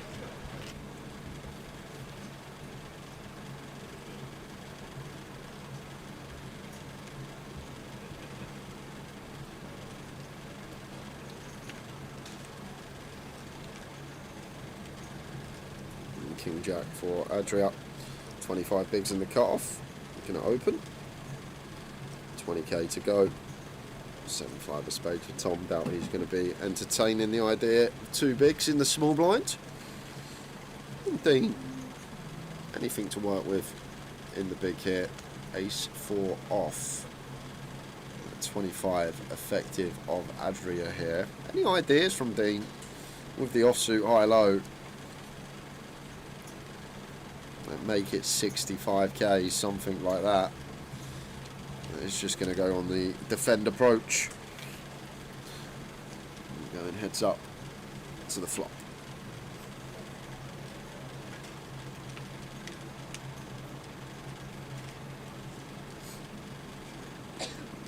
Expect it just to be Adria's pot here. Queen 8-6 rainbow. Seems like a nice clear c-bet, especially removal to some of these stronger Queen X hands. King Queen, Queen Jack less likely. He's going to take a freebie. Freebie jumps us out in front. Not much going on for Dean here. Not going to get any leads with our particular hand. Checking it over.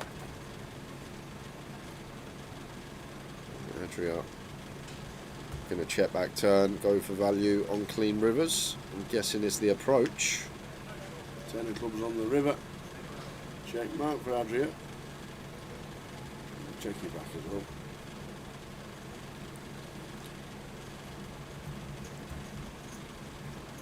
Another good table.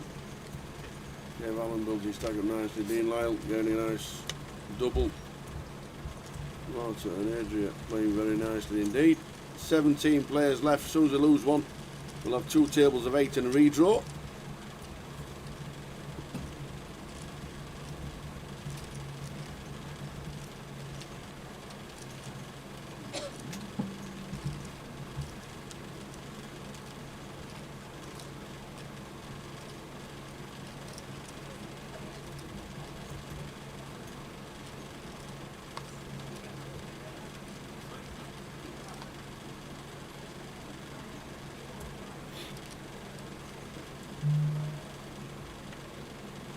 The note low in the bin.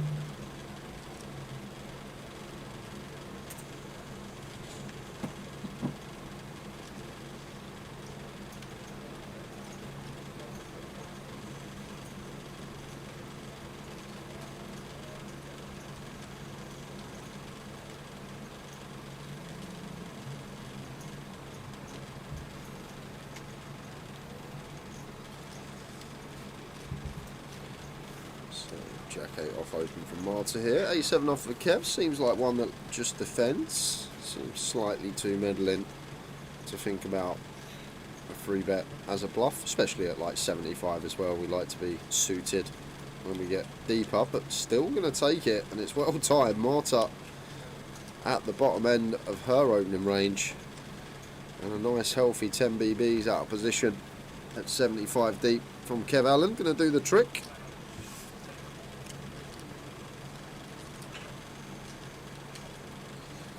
In general, like the offsuit stuff shows when we get a bit shallower, 25, 30, stuff like that, and then as we get deeper, I like to have some suited stuff in there, 70 deep with our free bets, a bit more playability going down the streets. The A7 off works on that occasion. To the third level of the day. Redraw at 16.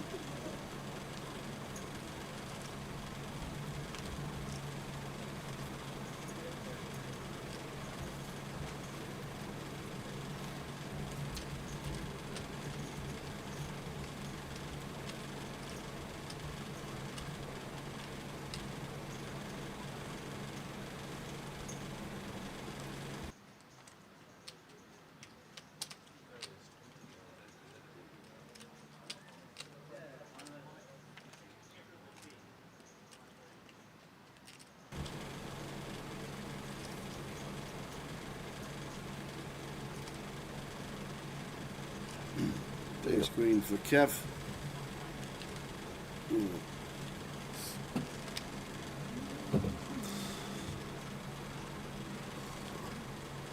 Three, that's a 90. That should be end of hand, and we've just got the payouts. We'll get them on screen and we'll get them on the ticket. Payouts. The paying 10. Oh, well on. Nailed it. You did? Paying 10. Final table bubble will be. I'm sorry, 11 will be the bubble. We're on 17 at the minute. The paying 10, min cash is £3,000, and the winner will walk away with £35,400 and the title.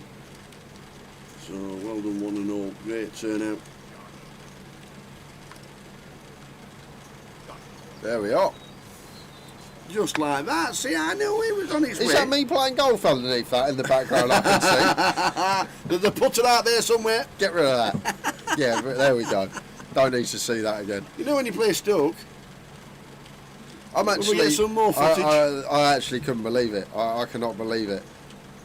I just got "you are a clown" in the group chat. So there's the prize of £35,400. 10 paid. So the bubble will be 11, and then everybody will be in the money all the way down. Nice turnout. 79 entries. for the 100k guarantee. Tom Clack with the open from gun, ace 2 suited. Dean with 10-9 of hearts. Calls in the cut-off. Over to Marta. Pocket 7's in the big blind. She's not going to be going anywhere.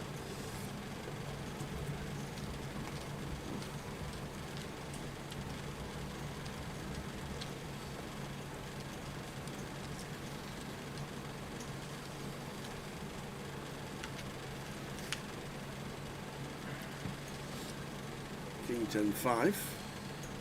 Dean flopping best. With an up score for Thomas. Yeah, should be a lot of checks here though for Tom. Dean on direct left of us.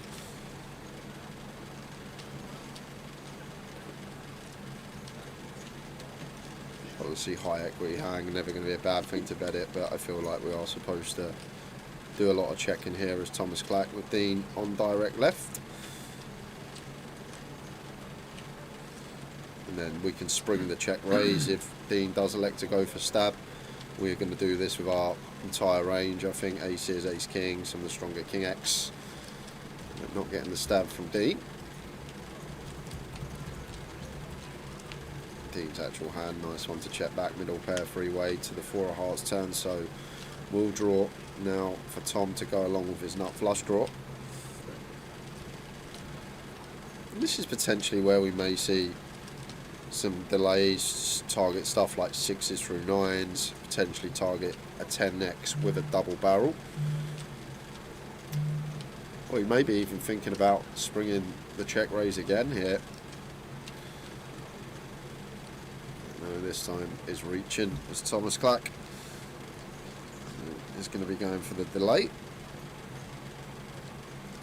The Dean will know that Tom very clued up, he will check most, if not all, of his range on this flop, so can definitely be up against some king x here still, can definitely be up against some ace 10. 44 into 75.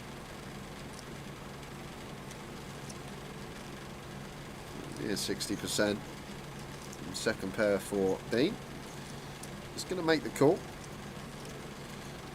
Interesting river coming up, because I feel like as Tom Clack here, we are going to unload a lot once Dean checks back flop, and looks like he's got a lot of 10x stuff, maybe like a king jack.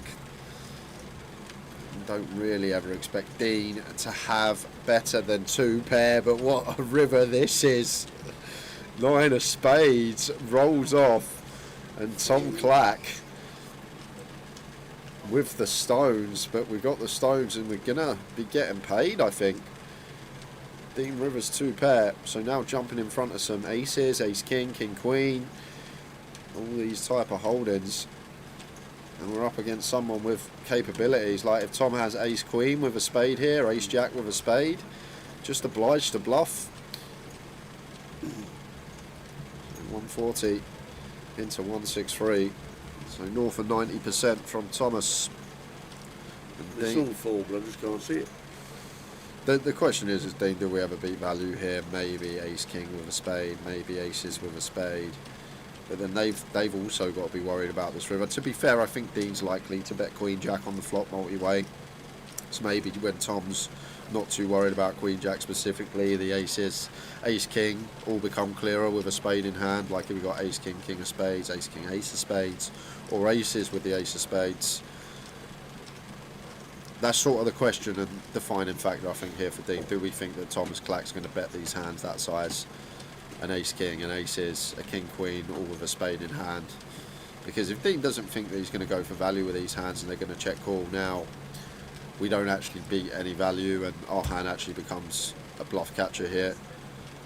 But it's too good a river in my opinion. I'd be super impressed if Dean folds here, but how can we? Check back flop, call the turn lead, now we improve to 2 pair.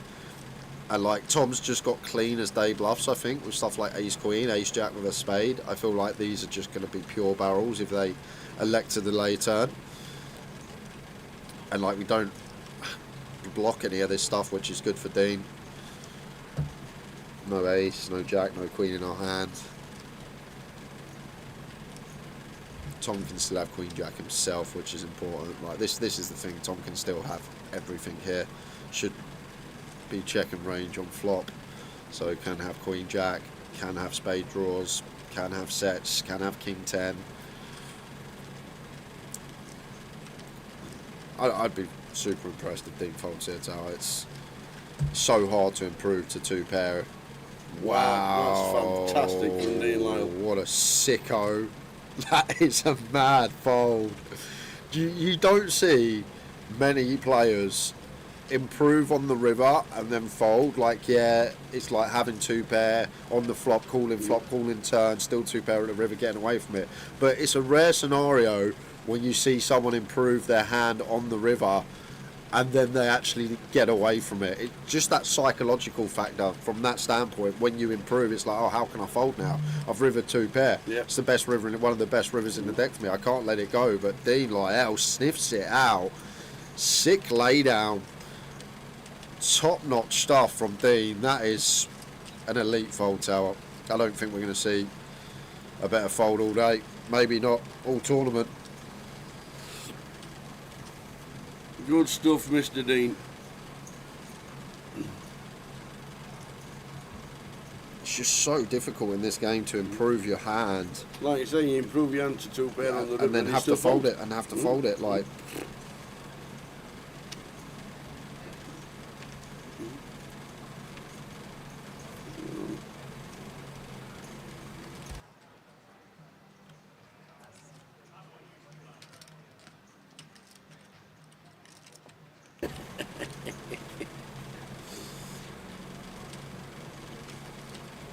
Afternoon, the carpet catcher. How's things? Come to join us with 17 left.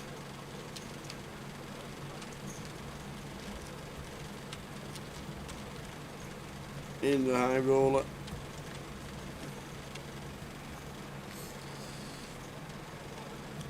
two pair for Kev, top and bottom. Unlikely to get a look from anyone though.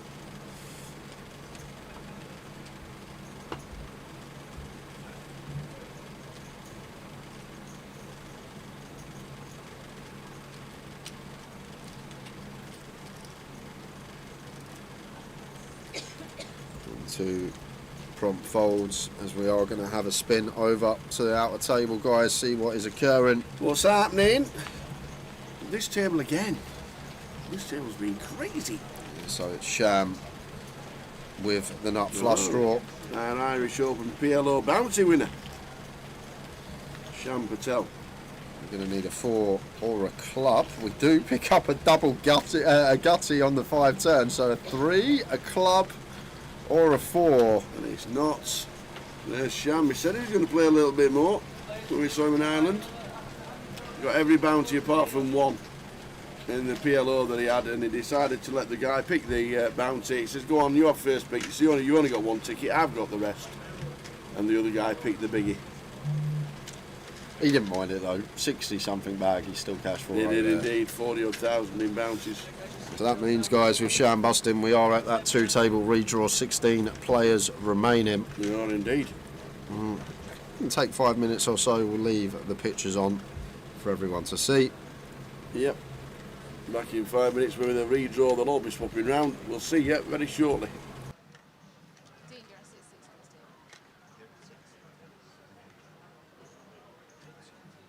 Just while the redraw's on, I'm not moving. I refuse to move.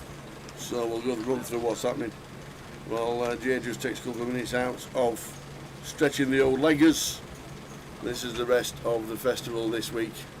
We're on the Thursday, the 1st of May, May Day. Then it's Bank Holiday Monday. I know it says Tuesday, Wednesday on the left-hand side of the online closer, but that's Monday, Tuesday, the 5th and 6th of May. But we're on the high roller case today, down to 16. We're going to bring them all the players in. Is that the Mad Turk? I've not even mentioned him. It is! The Mad Turk's in the building as a day 2 buying. Good lad. So the high roller is on. The main event has started. £250,000 guarantee on that one. The cash out satellite is on at 7. And then tomorrow it's all about the main event Day 2, 50,000. Saturday, May the 3rd. 50,000 guarantee on the Cup. The main event carries on. And then on Sunday, we've got the seniors, the PLO, and the closer to finish off proceedings. And then Monday, Tuesday, the 5th and 6th of May, we have got the online closer.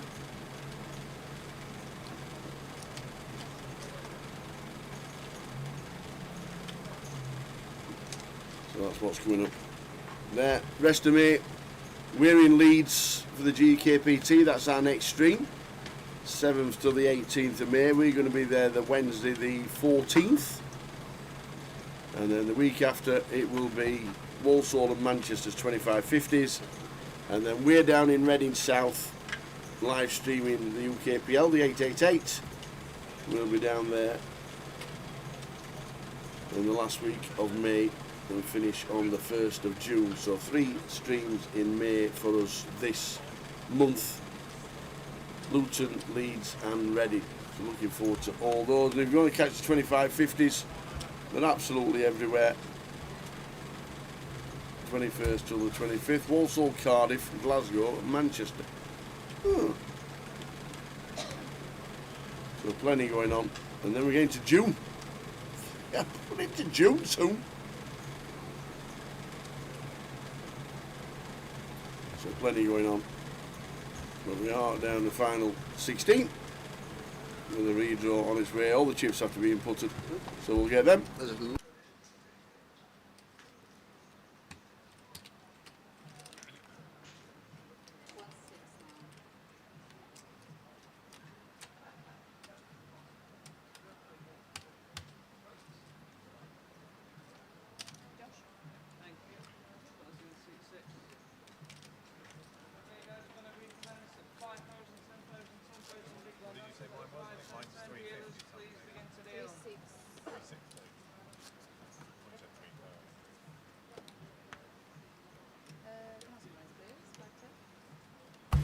Hey Cammy, how good was the picture of you in the green pants I posted? I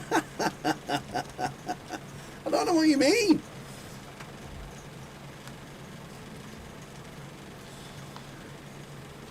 The funniest thing with you, when I saw you, I was playing the main event, yeah, the ladies' event. I saw you wandering around to every table with a microphone. I was looking around trying to find a cameraman. I literally, I was like, I even went to, it was Sinead. I was sat next to Sinead on my table in the main, and I went, can you see a cameraman anywhere? She was like, and we both looking at it, she went, no. I was like, he's not just going around chatting to the ladies with a microphone in his hand, surely.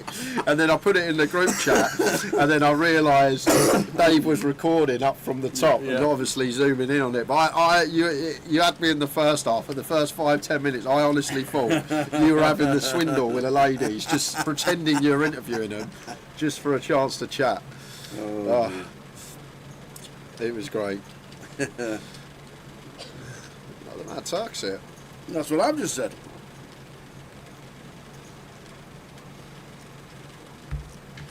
Saw a lot of the Turk in Ireland. He was out there from the start, I believe.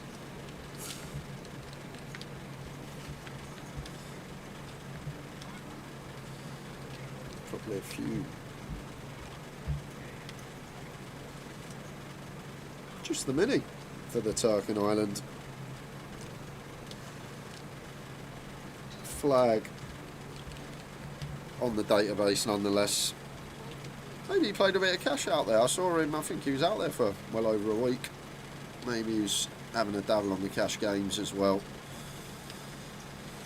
So, going to continue here. 42k. Cal with the top pair, probably just going to check jam at this stack depth. If we call, we're going to be going to the turn at like 0.6 SPR. So probably just going to be a check jam here from Cal.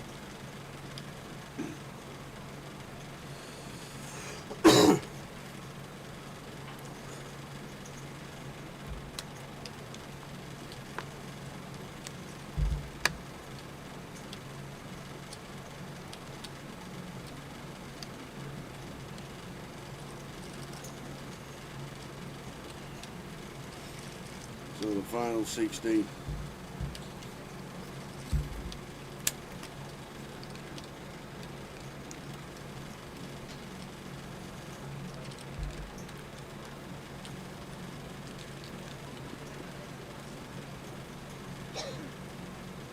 Always folding here as usual. Just saving a bit of face. There's no world in which King Queen High ever going to call in this given scenario. Not too sure what we're even thinking about.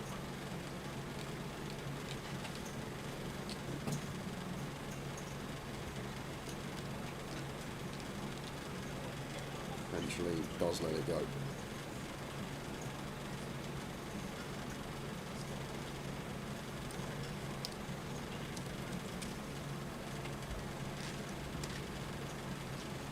Like 20 minutes until the first break of the day.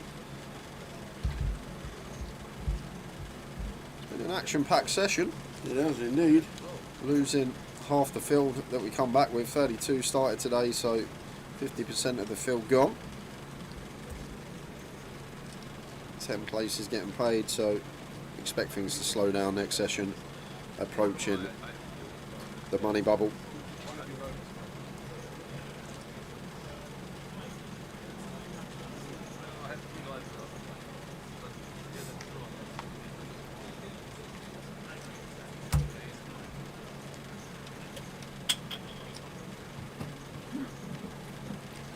And the Mad Turk.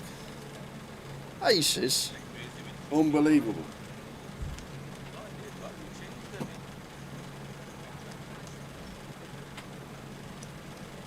Unbelievable techers.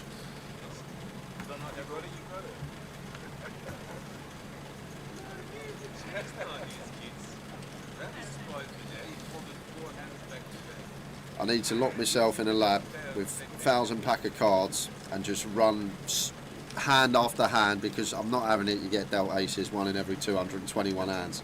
The amount of times in Ireland I was all in and someone had aces, Really? I reckon at least 10 times I ran into it.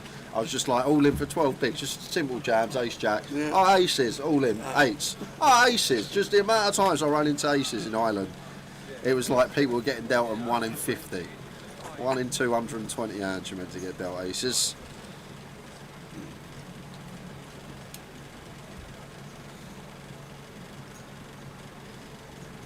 No action for the Mad Turk there. Maybe a bit of a misstep from him. Little mistake going for the bigger size.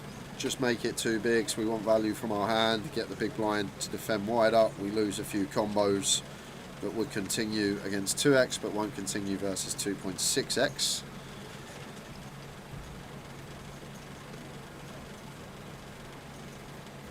Zizou still going strong. Saw him make the hero call against Paul Nugent on the outer table just prior to the 2-table redraw.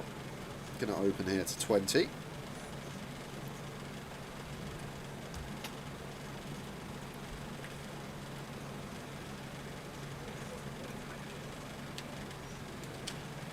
King for red diamonds for Daniel. Clear defend.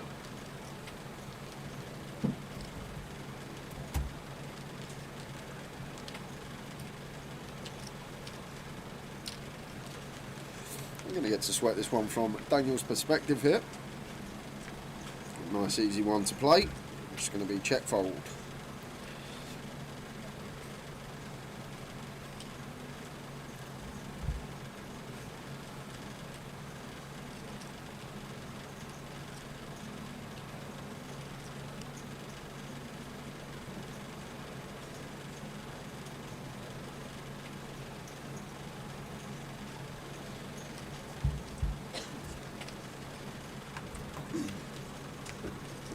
We'll try and slow it down. Toblerone says, what's the background noise? Are we commentating for an ice cream van? Yeah, we'll get the doors. It's the aircon units that are in the casino. I thought they had built-in aircon in all the casinos. It's obviously not working because there's like 6 massive units all around the building. Yeah, well, surely they have service. Call the service people up and they should come and fix it. Weekend. We know that. No, we know they should come and fix Yeah, it. well, it's Friday today. We'll try and get it turned off, or we'll shut the door. It's not Bank Holiday Friday, is it? Well, no. They could be here today, They servicing the aircon. Yeah, you're right.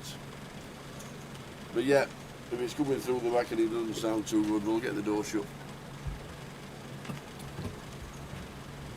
Well, there's nobody sat there to turn it off. 2010 for Dean. I didn't realise it was coming through because nobody said anything. Cheers, Toblerone. Still the greatest chocolate there is. Toblerone. Aye, absolutely love it. My favourite chocolate by a mile. I like. I used to like. I still like Dimes. You know, Dimes. Dime Dime bars. bar. But now my favourite is the white chocolate Ferrero Rocher bars you get, Ooh. which are my new fav. Ah. Whatever happened to them Willy Wonka chocolate creation ones? You remember them? That used to have like Willy popping. Wonka? Used to have like popping candy in it. Used to have Oh yeah. like little bits of marshmallow in them.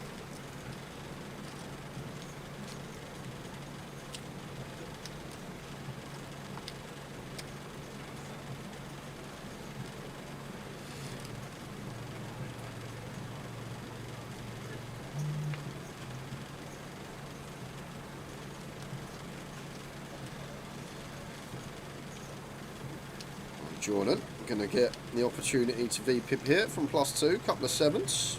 Good enough for an open.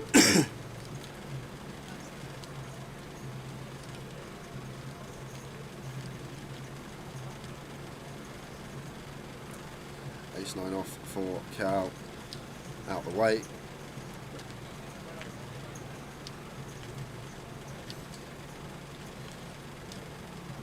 Over to the Mad Turk in the big blind, just a quick fold with the 6 deuce off.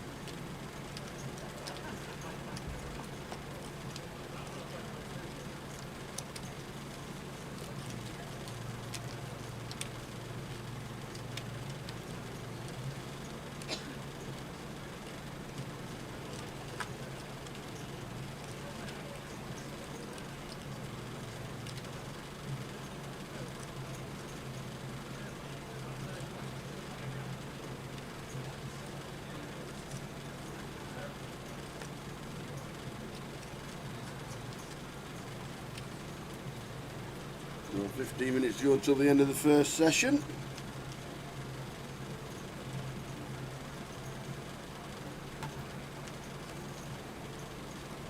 How are we doing, George? How did your hand go on Monday, Jake? Don't think I made a putt outside of 6 foot. And melt down on the greens at the moment.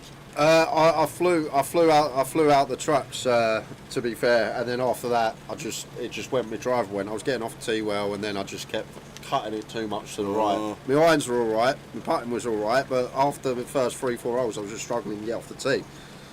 I went par bogey. I did first. Not bad. Yeah, first 3 holes. Thought I'd sussed it. You know, you think, oh, I figured it out. This game's easy. Next shot, tops it off the tee. But yeah, it was decent, George. It's nice to get out. I'm playing tomorrow as well. Weather's looking nice. It is indeed. Come on, mate.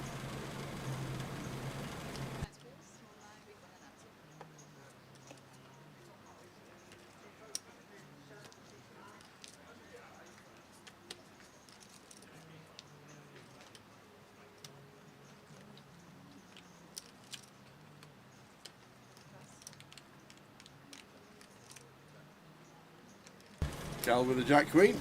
Gas says, hi guys, JCB HQ on the A50 near Stoke, so Colchester. Gas, they said to me, I'm in a group chat and it says Golf Society something Stoke, so I assume I'm playing golf in Stoke. I didn't realise it was Stoke by Nayland. Only 3 hours away from where I thought I was going. Oh, so funny.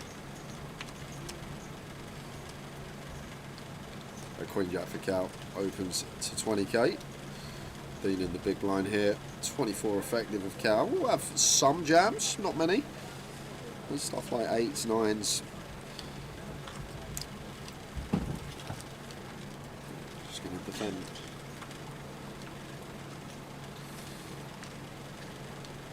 Turn 7-7. 2 clubs. I prefer a club in hand in an ideal world to see that as Cal. I'm still going to continue.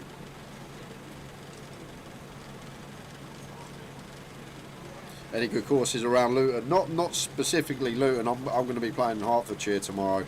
but around that area. The Hertfordshire's nice, used to be a member there, only like 40 minutes from Luton. We play at Mill Green a lot, which is in Welling, nice course as well.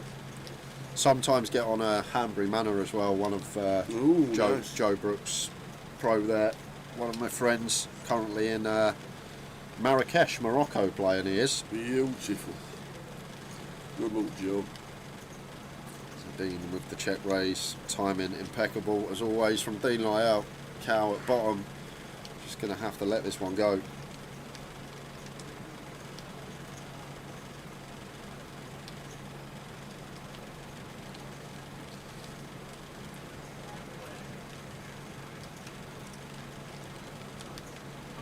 What, you coming down to Luton, George? You're going to play the main tomorrow?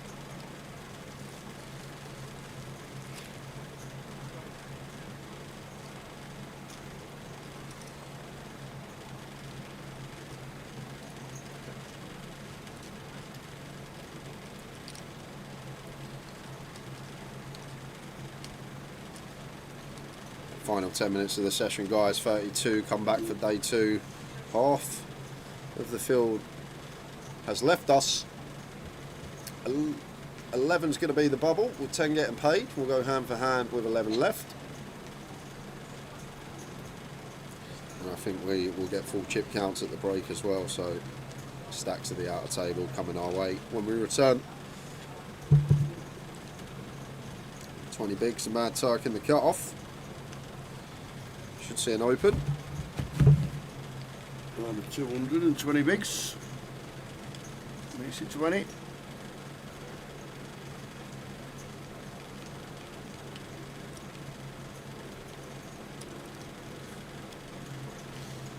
Thinking about this one as Dean, I'd be surprised if he took the King Deuce of Spades and does let it go. In the bin they went. Jordan probably do the same.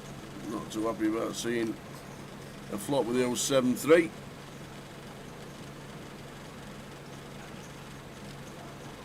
But he does. Won't see a flop.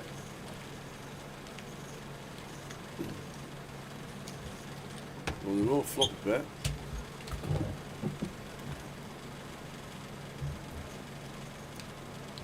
Oh, he's not going to lead, is he, Jordan? Putting on the old Donkin shoes. Just the board we're supposed to check over to you, Sal. No leads available in theory, but wants to lead into the aggressor.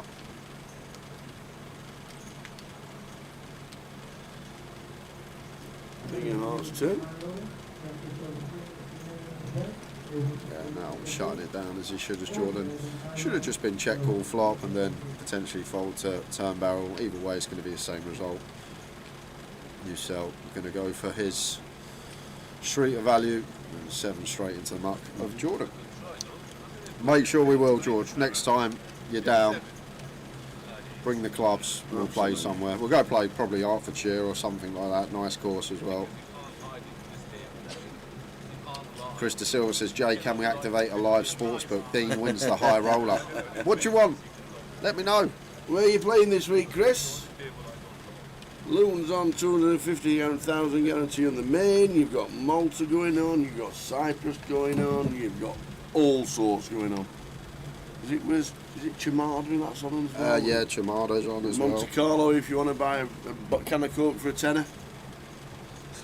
They're only the 200ml ones as well, I bet. Wouldn't surprise me. Dost ace jack from gun. Opens. 22. And the Mad Turk getting some hands. Ace king on this occasion. Probably just going to get out of the way. I'm not sure how Dost plays, but well, we're not going to need to get out of the way. I thought that was a free bet from the Mad Turk. Mixing in a little flat here. Strange, very strange indeed, because when we have 26 big blinds, we can just free bet and then Dost should be playing all in or fold. So it's not like a scenario where we're going to go post, we're going to whiff the board. Right now we're just bringing everyone in and going to split equity in a 4-way coup, as you sell. couple of hands, big hands he's had where potentially could have taken a different avenue to make a bit more EV. Going to take the flat approach on this occasion. Will it work out in his favour? Queen 9 flop, Queen 5-4, 2 clubs. So Cal in with the Queen 10 off, getting to realise. Doubt we're going to see Doss continue this one in a 4-way coup, and should be exactly the same scenario for the Mad Turk. Just less sort of stabs to steal when we go multi-way, 4 or 5-way. But the Mad Turk, what is he up to? Ace King. Going to bet into 4 players once again. Do we ever fold out better? I guess we could fold out some stuff like some deuces, some threes, some like 4, 7 of hearts from the big blind. Cal making the call.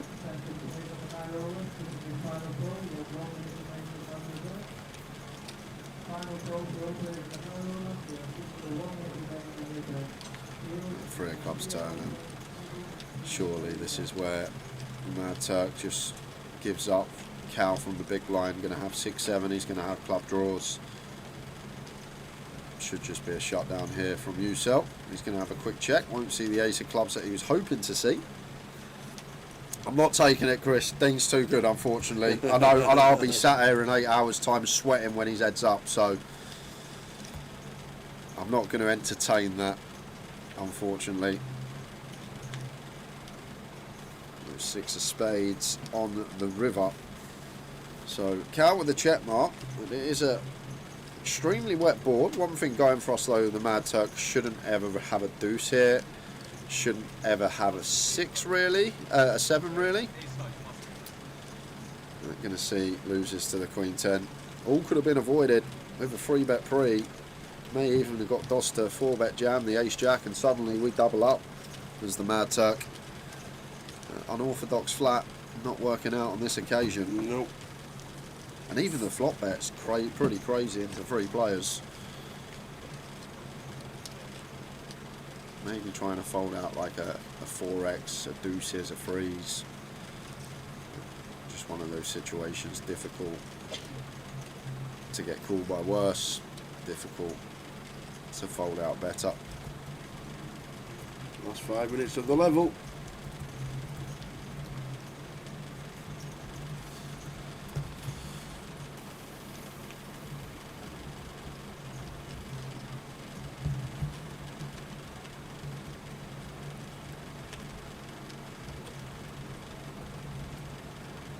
Ace 9 off for Dean in the cuff.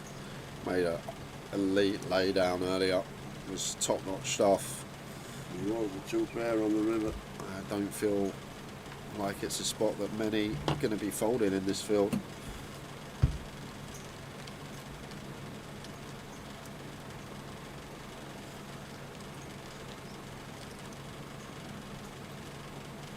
There's Cal going to attack from the blinds. Goes to the 3-bet here. Looking at 56k. A little bit on the small side here from Cal. Does the same job. Caught at 30 effective, still needing to eke north of 6 big blinds. Same result. Last couple of hands of the session.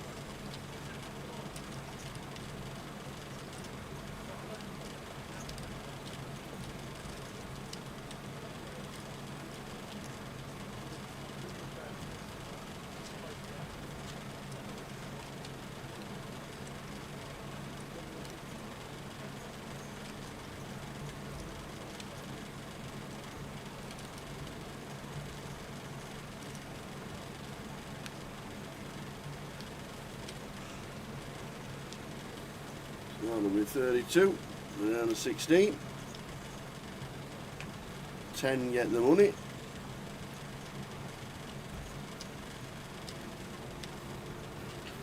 Can you have a frozen shoulder in weather like this?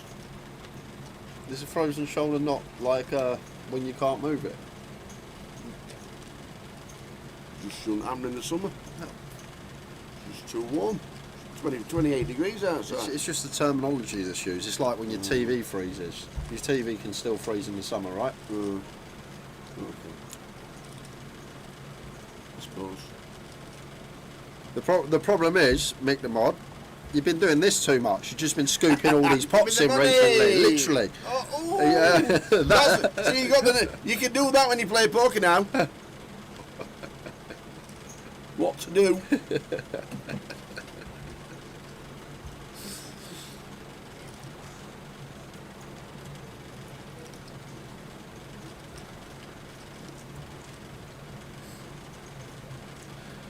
Blind on blind. Battle goes to Dost for a small one. Going to take us into the final hand of the session.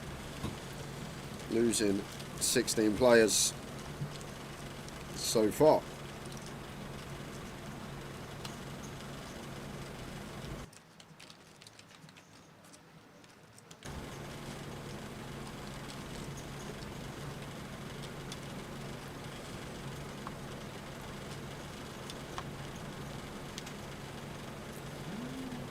Mad so he gets some hands, the lad. Ace king again.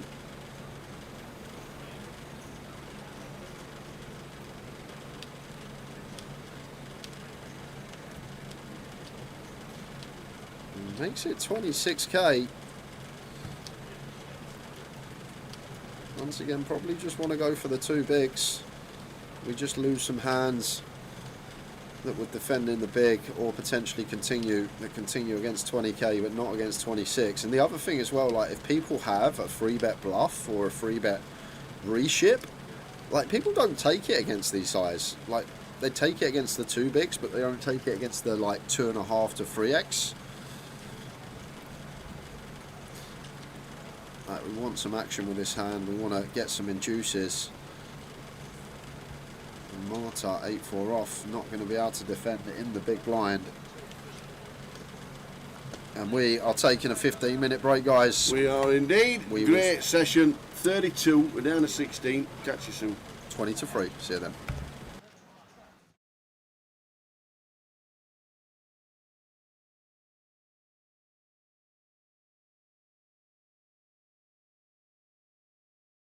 That. For one, it's Williamson. Yeah, I like the jammy bit though. Jammy Williamson. The jammy bit is. Cammy Williamson.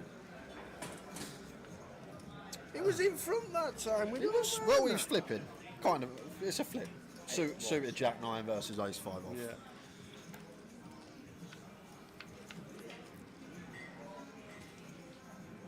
Wow. Mausen with the top pair against Wilkins. Wilco's flop 2. Wow. There's the raise, as we should. Defending bottom 2. Should just be a call here from Malgen Tower. And the problem Malgen's got here, from his perspective, it looks like there's a lot of steam coming off of Wilco right now. Yeah. He's just lost a big one. He's had the command and chip lead. He's lost a decent sized pot versus Cammy.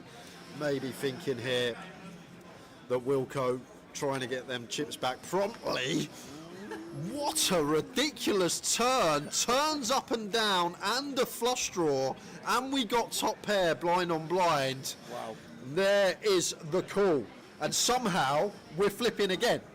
We got two pair versus one pair, one card to come, and it's a flip.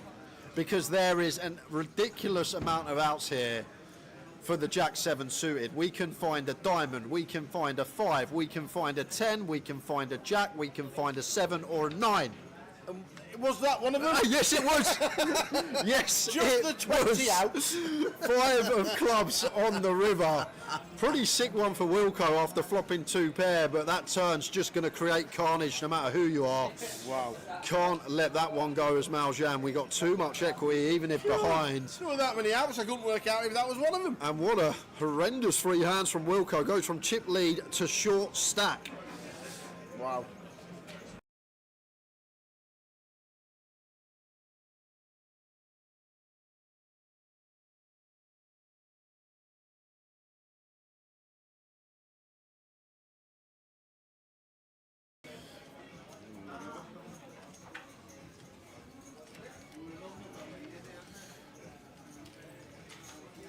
Couple of ducks for Wilco. Believe he covers everyone behind.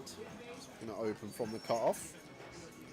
Got to be aware though, we need to raise call facing the big blind here. If Craig did happen to move all in, once we got 2 invested, and I think Craig's got like 180, something like that, pair would be too good to fold.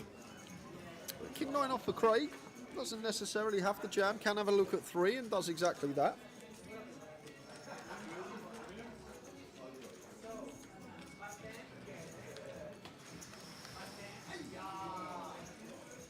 Eight, deuce, king, 2 spades, bottom set of 2s for Wilco, top pair for Craig. Bit of action. Wilco going to bet.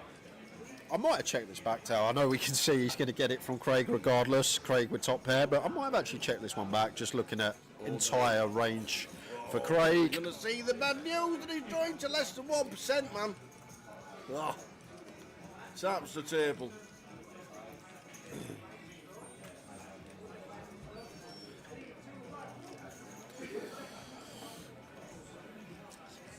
Is this the first exit? It is looking likely. It's probably dead on the turn 95% of the time. Well, yeah, absolutely. £3,080 locked up. But this could be it for Craig. 95% of the time on the turn. Yep. There we go. So Taps the table. meaningless river and just quads. Just quads. So we're going to lose Craig Conway out in 9th. £3,080 for Craig. Well played, Craig. When there's a will, there's a KO. Down to 8.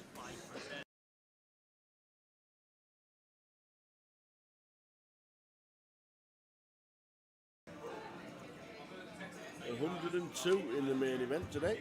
1-0. Play level, 500, 1,000, close the big line, take 5 on 1 next chance.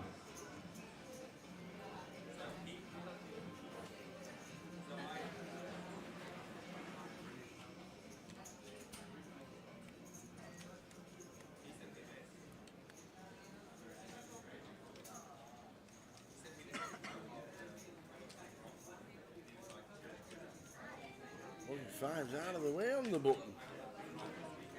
Cammy. Uh-oh. Cammy. And 13 could just be in. Yep. Probably should be. Couldn't agree more, Tower. With the outright short stack, want to be playing closer to chips, and Cammy. Is that risk again? Is going to get the bad news? Don't get me wrong. Yeah. I believe Cammy has taken every reshove spot correctly and shoved the hands he's supposed to, but can you recall one when he's not been drawing to 3 outs or needing When to he's hit? in front. I actually can't recall one where he's been in front, but take nothing away from the shoves. They're good shoves. They're winning shoves in the long run. He just keeps getting cold decked. But he seems to have an art of coming from behind this final table so far. Any jacks about? No. It may just be 1 3 outer too far for Cammy. Is it one too many? David sitting, looking like he could be commanding chip leader. Well, how about a chop? We're gonna chop it up if a 4 or a queen. Oh my word! The jack and sit back down again. Why have a chop when you can have it all? Wow. Cammy Williamson is on some heat, this FT. Pings the jack off. You're thinking, just give us a chop, give us some life. Forget the chop, mate. Have it all.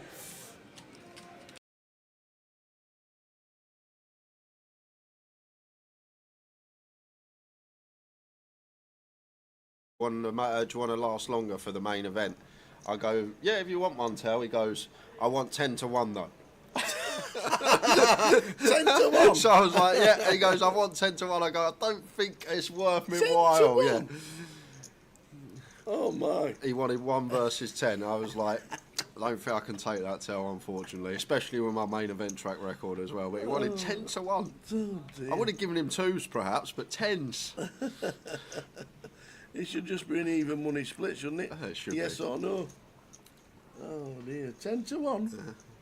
But he always, this is what Terry does when you have a last longer with him. He always wants a price, and what he will say, but you're better than me. That's what he will usually say. to be fair, when he's got the chips, he can put people in some spots, but going to be a little bit of a spot here as Bobby finds the jacks.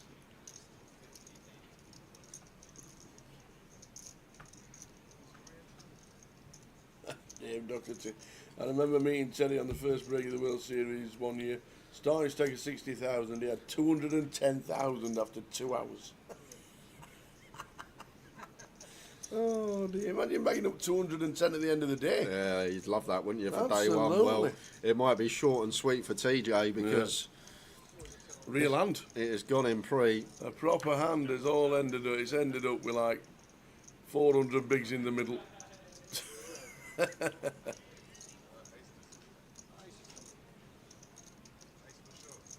So Terry with tens, Bobby James with the jacks. Terry won't be out. I think he Oh, will. he will. Yeah, he will. He says there's 100 chips difference. Bobby's just got him covered. So, unless we see a 10, action may be slowing down for the rest of the sesh. Yeah. We did wonder how long he'd last. Well, his VP was 100%. Well, looks like he's got him covered. And Bobby, 400 bigs in the middle. Jacks against tens.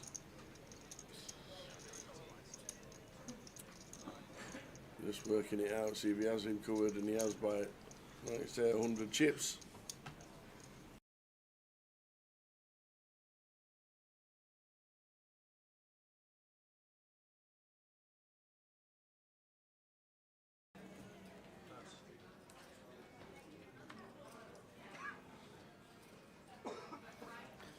Ace do suited for Tom. Nice one to attempt to steal. Is the feet, sorry. No, it's okay. All No, good. Go on. no, I just said somebody was in there saying he's the feet stuttering. Hopefully not. Give yourself a quick refresh if you're on Twitch. And let us know. Interesting one here for Matt. Ace King suited. Slightly too much to jam, such a strong hand. 30 bigs, yes, we're out of position, but want to try and induce something here from Tom, like against an Ace 5 suited, against like a Queen Jack suited, like hands that can potentially go for the 4-bet rip in terms of a bluff LP versus blinds.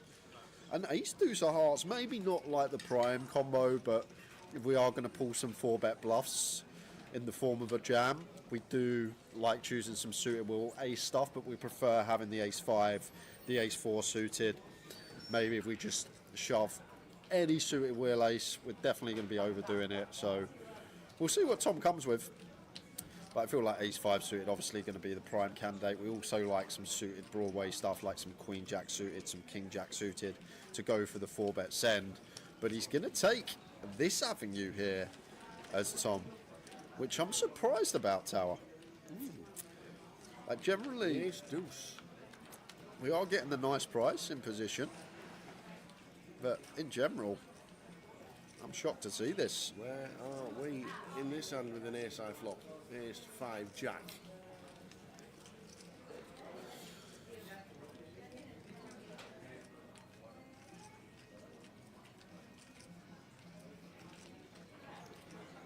Not much Matt's worried about here, Tal. I'm going to be in a bit of a quandary as Matt's sitting here thinking about hands that Tom's just going to call here. Maybe like some stuff that wants to take his price, like a Jack 10 suited, like a 10-9 suited. Like I expect stuff like 7s, 8s, 9s just to send pre. I expect stuff like Ace Queen, Ace King, Ace Jack suited potentially just to send pre. So kind of interesting what we're working with, thinking about Tom's range from Matt's perspective. Like I'd never assign him this tower. I'd never give him the Ace Deuce suited, the Ace 3 suited. I expect these hands to just potentially fold, or maybe once in a while go for that low frequency 4-bet. But now we get here, going to be a real problem for Tom Hall, because we have top pair facing a capable opponent, and Matt will find some bluffs from stuff like King Queen, Queen 10, King 10, something like a King 8 of spades that now turns a nut flush draw. And then obviously Matt's value range just going to be the Ace King, Ace Queen, Ace Jack, pocket Jacks. ace 5 suited, ace 4 suited that were bluffing pre. These can still be in there for value too.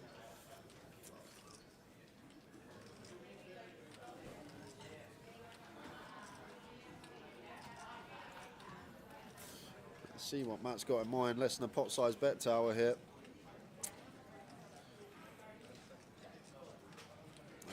0.95 SPR.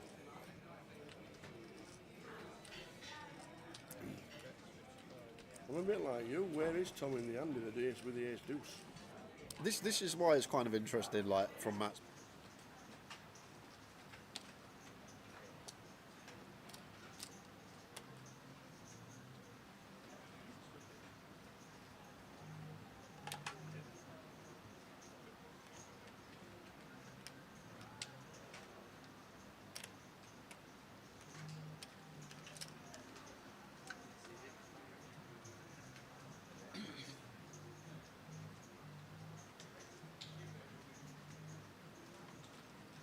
Attention players on the high roller, this is your final call. You have 1 minute remaining on your break. Final call for all players on the high roller. We have just under 1 minute remaining on your break. Dealers, if you have 3 or more players at the table, please prepare your bet.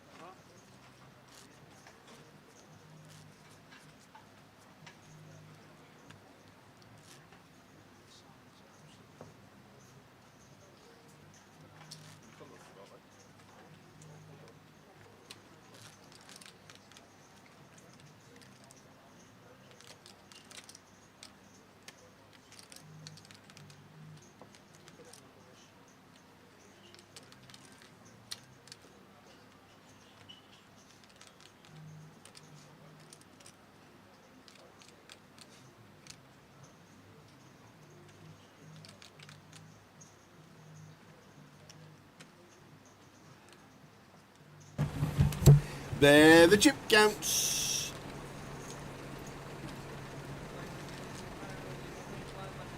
Decent field. Yeah, 15. We lost Adria Dalmar. We didn't get the hand, unfortunately, so we're on 15 at the break. Kev Allen, chip leader, started really well, and over 1 million. Ravish Chef over 1 million. Give him chips. How's he do it? Give him chips. Steve McCabe, who was on our mini yesterday, wasn't Yes, he? he was, yeah. He was on the mini. He finished 9th in the mini yesterday. He's in the high roller. So final 15, the Mad Turk, the New Zhao Yin down at the bottom. This session will continue. We are on 15. We'll change. That's been 15 for 10 minutes before the break. We lost Adria. Yeah, so 5 to go till the money. Jordan, spicy open, 7-8 of hearts at this stage. Especially off our stack as well, just like 23 to start the hand. Potentially could have just let this one go. So going to continue for 25k and Mad Turk with bottom 2. Board that Jordan is potentially going to throw the barrels in, get the money from the ace king, the king jack anyhow, keep some potential ace jack, ace 10, some bluffs in as the Mad Turk. Looks like going to raise off the bat. Customer gone.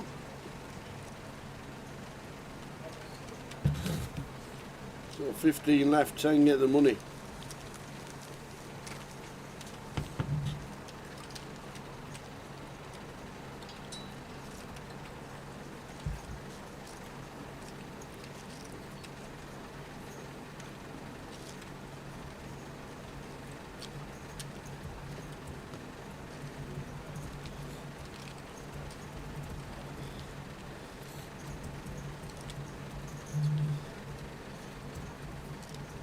Five off the dosh.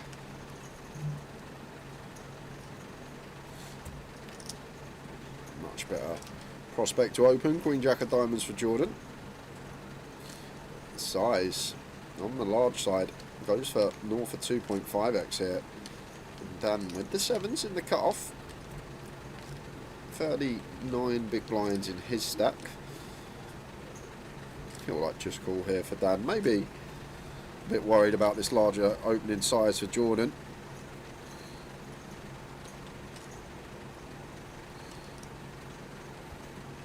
looks like, as Dan says, I've got a pair. I'm going to go for the 3-bet call here. At 20 BBs effective. 65k. I love the 3-bet sides. Not sure about this combo choice. Facing +1 of Jordan. Jordan feels like price is too good with Queen Jack suited. They look pretty, and flops best. Jack 5-3.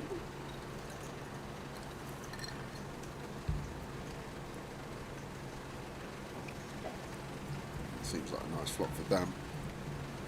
Especially that the Jack X should be suited. Jack 10 suited through to like King Jack suited, Ace Jack suited main. Go for the 4-bet Sempre. 32k continue.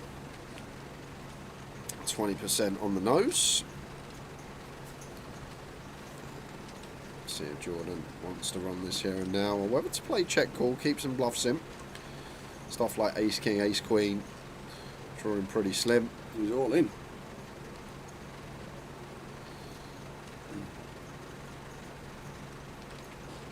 He's 13. Difficult End of hand. for Dan, but what's Jordan supposed to have here? +1. It's called off 3-bet. It's just always a Jack, right? Never a bluff here. He's not finding any bluffs on this board. Ace 4, Ace 2 suited shouldn't really be in there, so seems like a pretty easy one for Dan with the 7s. Maybe one as Jordan we should just call for that reason, because if Dan's not calling 7s, he's not calling 10s, so therefore as Jordan it's one of those game theory disasters that we only get action from a better hand, an overpair or a better Jack, and then we just fold out stuff like 10s, 9s, 8s, 7s. The next pips down, never get any action from those. Maybe he was happy to take what was in the middle as Jordan there, not wanting an ace or a king to roll off, which makes sense. Just feel like if we are jamming that spot, basically jamming to just pick up what's in the middle, and when called, we need to get there.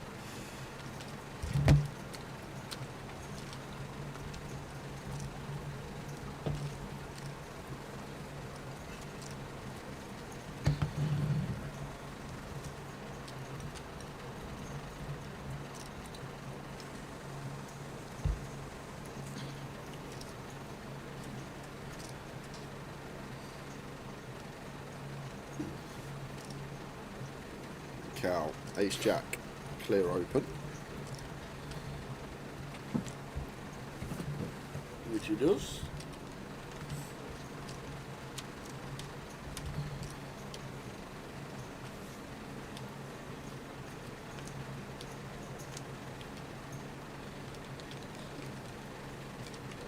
In the ring.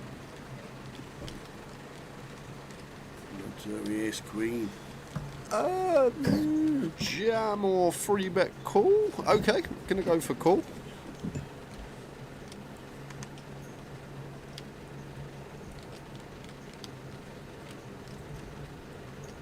Now Dean gonna get to come along with the King Jack. It's the third time that UCell's had a reshove spot on this feature table and not chose I was just thinking the same. to take it. I don't know if he's coming with a different strat today, or maybe he's just thinking about... Maybe he's thinking about the MPL, actually. Maybe he's thinking about the points and wanting to get on the right side of the money. Then he gets his points and they add to his tally. But I feel like he's had 3 really clean reshove spots here and not taken any of them. And Dean with a board that potentially we are going to get some donks on, but the combo is a bit outrageous. If it gets 2 better ace highs to fold, well, I thought we'd need at least a gutter there as Dean, and up and down, but out of line donk into the field. And it is our board in terms of range. Does get 2 better hands to fold. That's all I can think it can be, Tower, because like it's not like they've been close spots. It seems like they've been pretty clear. You had the Ace King, you had the Ace Queen, and then Ace Queen again there. So it's strange, but that's the only explanation I can give why UCell's sort of caged up today, thinking that these points are essential when we are sitting in the top 5 of the NPL.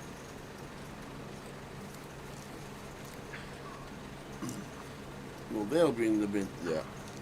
We know that. You zoo with a reshove stack. Well, okay. Well, here we go. Let's mix in the Jack 9 off. He's doing a GK. That's what he's doing. He's trying to confuse you. Yeah. Dean here, pocket 8s. Stack on his direct left. Jordan. So going to go for the free bet to call off a jam of the Mad Turk. The Mad Turk punished for the loose open with the Jack 9 off. I just don't get it though. If we're coming in with that strategy to make the money and get our points, why would we then open Jack 9 off very next hand after taking what looked like not taking a standard reshove spot? I'd love to get in his noggin. What's going on in there?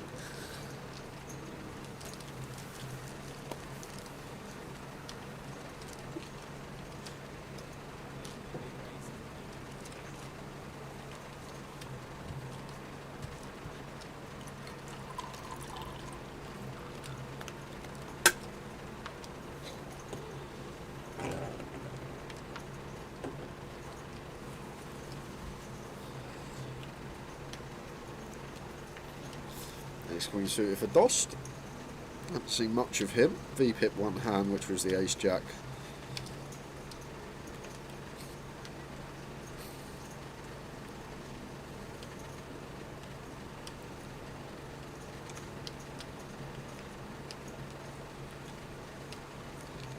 Annette Quintas, I agree, because he's the Mad Turk. Afternoon, guys. And I hope that's you it. both well. That just sums it up. Mad in the name. If he was just a Turk, yeah, I'd be confused. But the Mad Turk, he does mad things. Yep, it just sums it up. He the Mad Turk.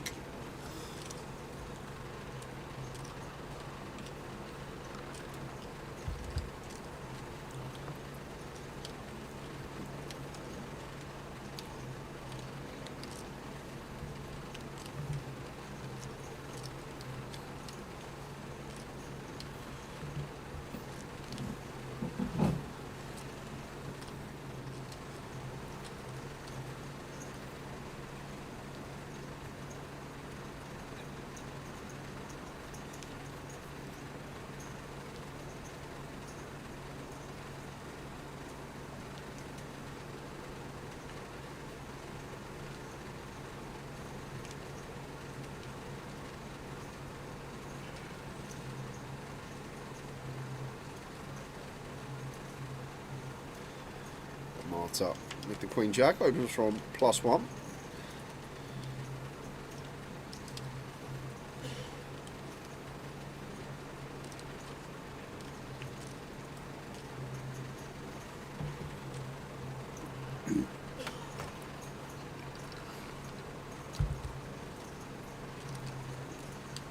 Raise and take for Marta.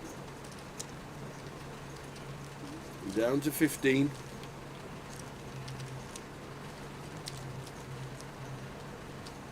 10 get the money.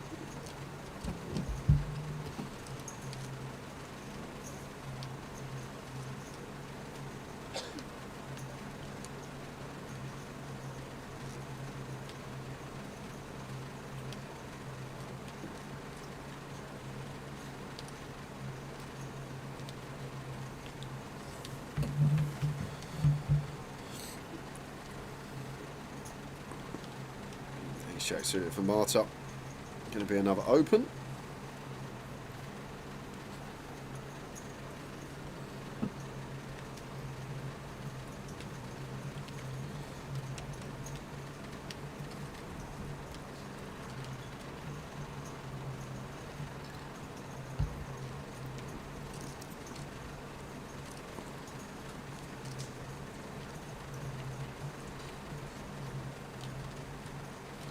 Dan. Pretty clear defend, Queen 9 off, even facing gun.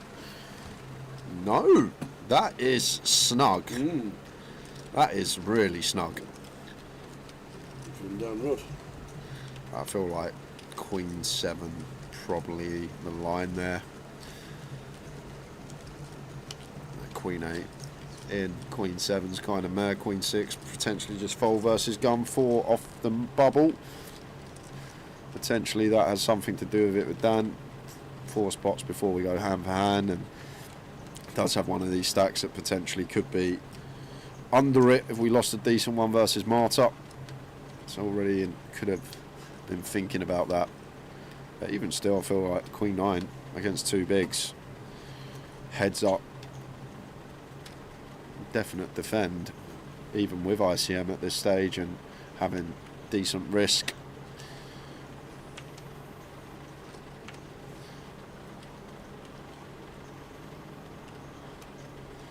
Queen Jack for Jordan in the hijack. Interesting one. Open 7-8 suited off a 20 from EP, but doesn't open Queen Jack off a 30 from the hijack. What, I just want to know what goes on in people's heads, Tower. Like, what are they thinking about? What's going on in there? Like, they've got to be thinking about something, surely. It can't just be, okay, this is my hand to raise, let's go, or there's got to be some logic. Dan now with the ladies, going to be a free bet here.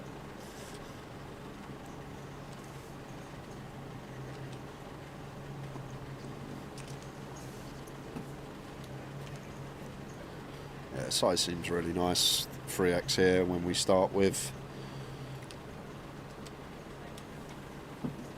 what, like 27 bigs. Just accounting for stack depth. Probably going to be same result. I doubt we're going to see Dost continue the 7-8 of hearts here. We haven't seen much of Dost. Not sure how he plays, if he's going to get involved with these type of hands and C3.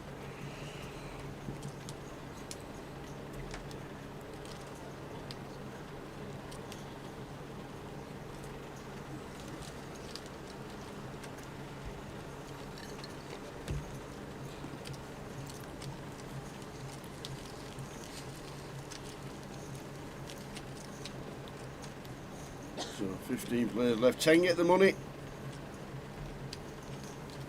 £35,400. First place.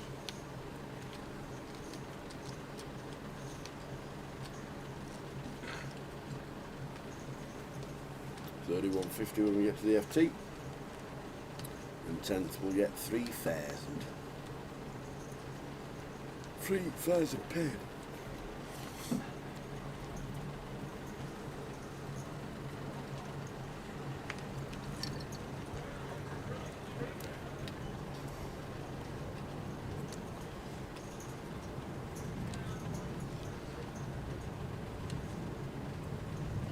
Follow the green 7.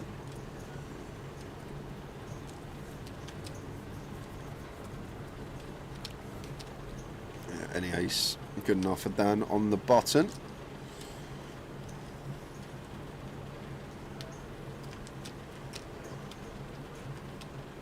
And Marta with the 6s here. Really nice spot to jam for Marta. Dan's the effective stack. He's got 32. It's a button open, and the Turk's got around 20. It's a really clean shove spot here for Marta approaching the money bubble. See if she can find it with the 6s. Would absolutely love it. She could find the jam here. 32 effective with the button open. Very nice. Very good stuff from Marta. Finds it. And it's going to be working.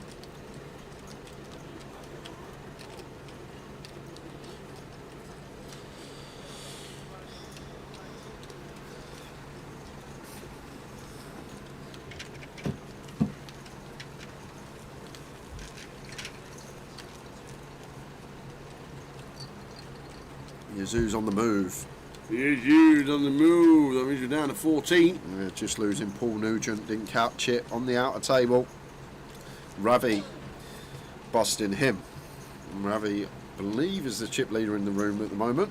Around 1.2, 1.3 million.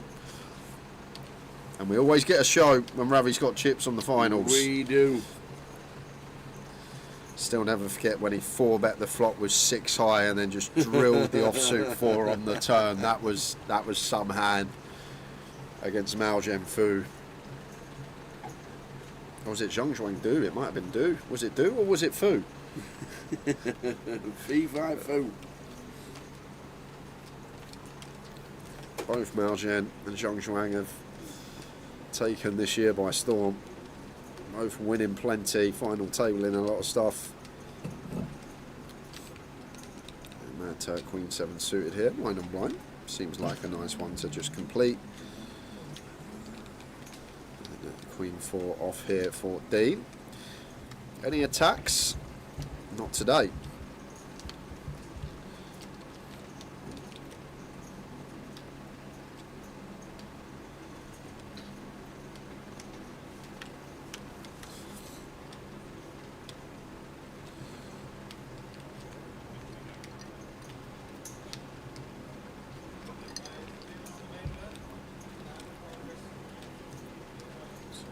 The battle of the Queen Highs.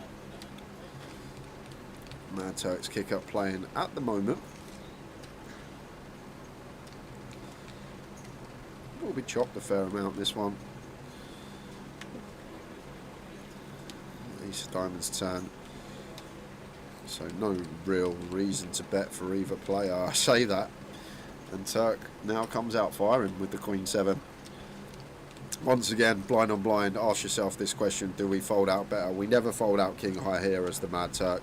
Like, we don't even fold out Queen High, as you see from Dean. So we've actually got an inconspicuous bit of value here from the worst kicker Queen, but it's just one of these hands that doesn't really achieve anything with betting. We just get called by King High or better. We just fold out worse. And we are now going to chop it up if we actually get there. I've got a queen. I've got a queen. Have you called that? Says the Mad Turk.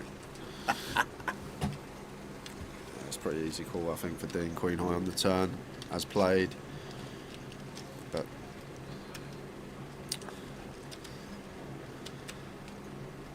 strange though, like, I don't know if there's any ongoings going on off the table or whether he's just a bit depleted after Ireland, but we're not seeing that usual flair we see from the Mad Turk and chatty at the table.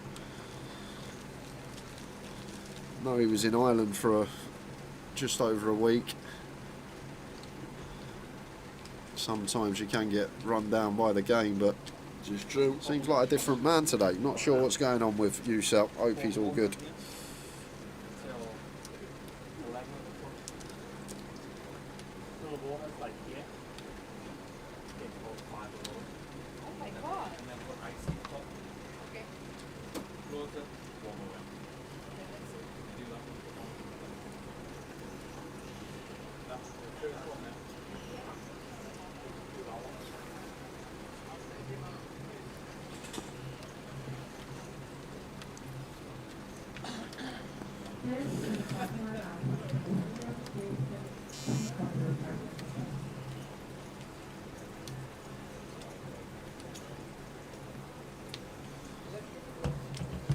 Ace deuce for Marta, covering everyone behind this close to the money, having to open.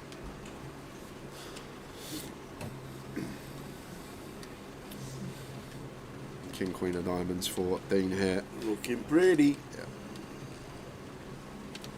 That looks pretty small, 80k. I feel like this stack depth, what, 50 to start the hand, could definitely put a bit more juice on this one as Dean. Either way, going to be the same result. Might have gone closer to the 100k remit, and we are this deep with Marta. Marta, oh, is she going to find a 4-bet? Look at this. Like to be fair, in this situation, we like using some of the middling offsuit ace-x, like ace-6 off is a thing, believe it or not. Like ace-6 is prime in this sort of spot to click back. But getting out a line and finding the ace-deuce off here, but having absolutely none of it from Dean. Let's go, Marta. She is finding them. Sticks it right back up. Dean Lyell, have some of that. 84 bigs for Marta.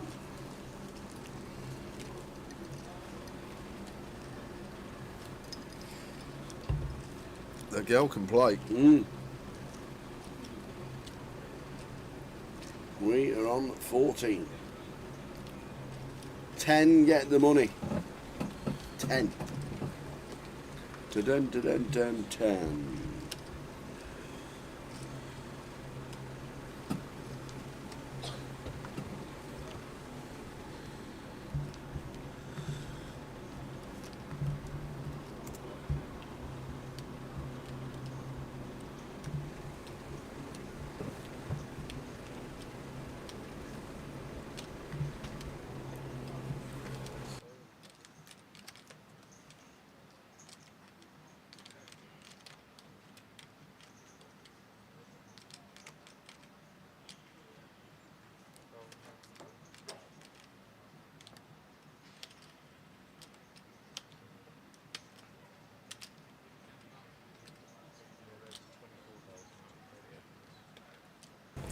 Jordan in the small. Seen a lot of this last week in town. I know you weren't with me, but it seemed in London they love a min click blind on blind, small versus big. Once again, doesn't really achieve anything as Jordan. We might as well just complete if we're going to make it two bigs, because Cal just gets to continue most of his range in position and we're just bloating the pot out of position. Just one of these spots where I feel like a lot of people are unaware what size they're supposed to go. They see everyone min raising to 24k, so they think they still need to raise that, but in reality going to be wanting to go at least 3x out of position. There are some nuances when we get shallow, like going like 2.4, 2.5x, but very rare you see just a two big blind raise, small versus big being a thing. Just instant service for Cal, turns the second nuts.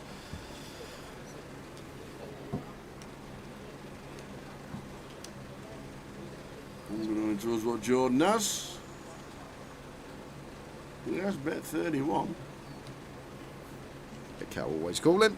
We get to dictate on river anyhow, so we get the value when checked to.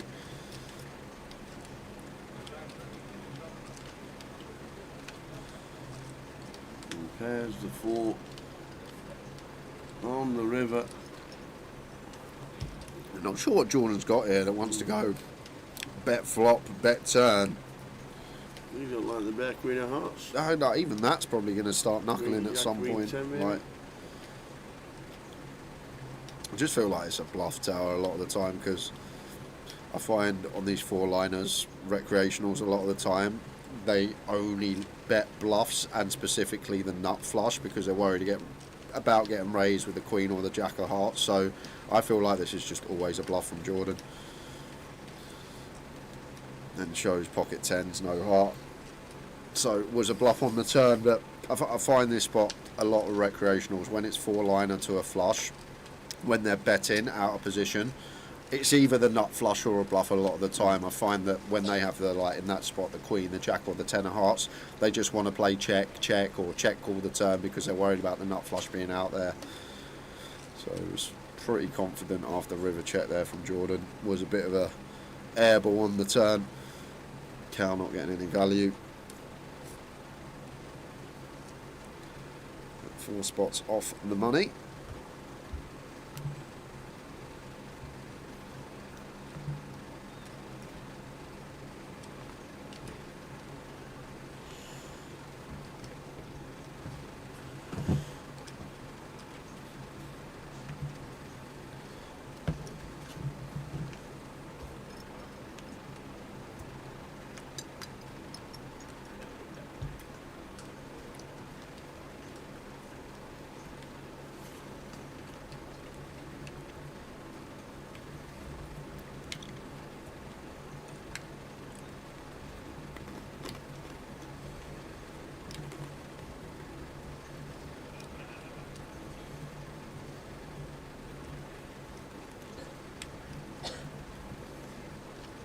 Blind on blind, 6 high, facing 5 high.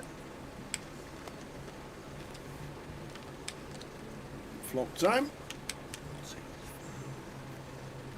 Here's Jack 8, 2 spades for Dost. Really nice one to stab as well as Doss here. As always, going to be folding out some better hands when we get the folds, and then some equity to get there. Decides against stab.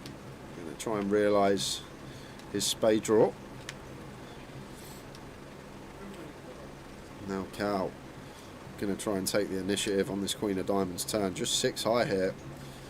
Boss now raises in position. And that will be that.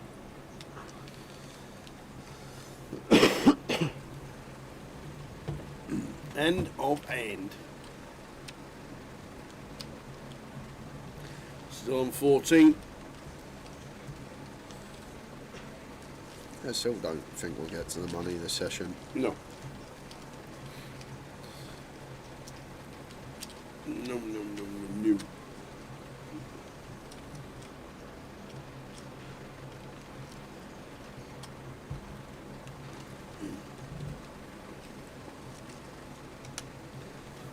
Boom.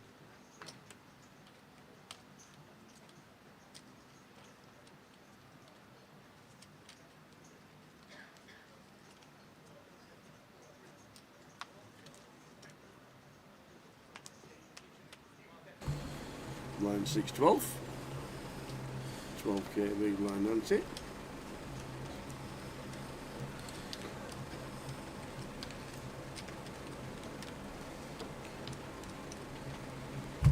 Jordan out of the way. Back down to Cal on C number 9.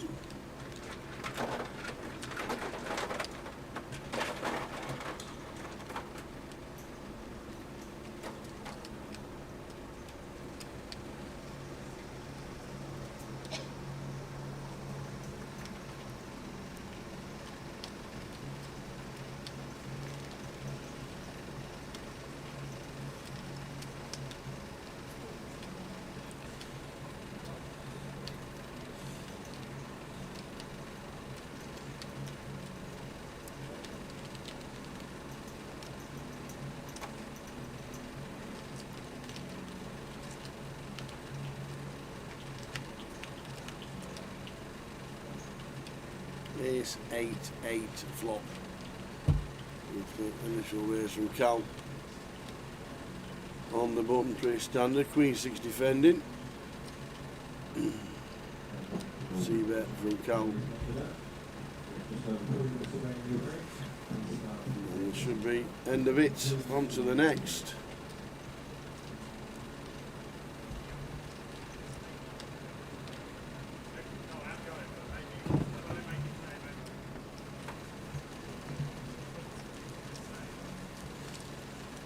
If you want to come and join us, Luton, rest of the week looks like this. Friday, tomorrow, all about the main event. Day 1 being the Turbo is on, the cash out satellites are going on as well. And then Saturday, we've got the Cup guarantee at 50,000 on that one. Day 2 of the main event. And then Sunday, we have the seniors, the PLO, and the closer. And also final days of the Cup and the main event. 250,000 guarantee on the main event here in Luton. Come on in, join the fun.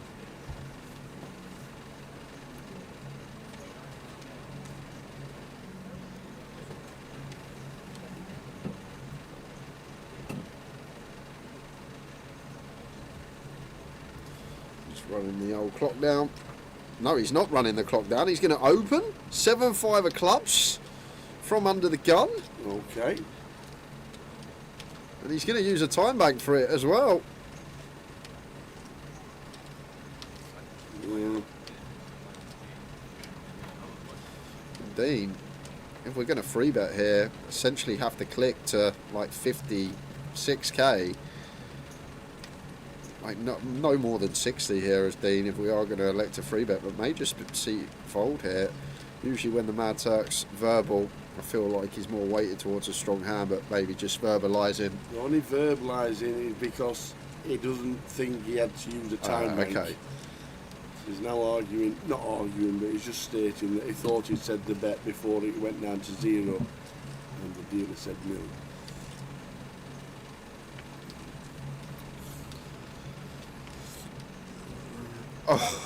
Okay. Imagine flat here from Marta. She's played immaculately so far. If she could find a flat here in this given scenario, because the Mad Turk's just open off of 17 bigs. Like, he is going to have a lot of folds when we got 2 aces in our hands, blocking a lot of the calling range. Is there any manoeuvrability to flat here and keep a lot of this stuff in a Mad Turk, let him catch a piece and potentially eke more out in that manner. She plays very well, Marta. Just a call.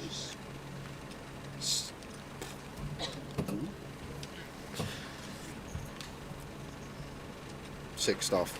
Very nice. Credit where it's due as always. It's a flat that not everyone finds.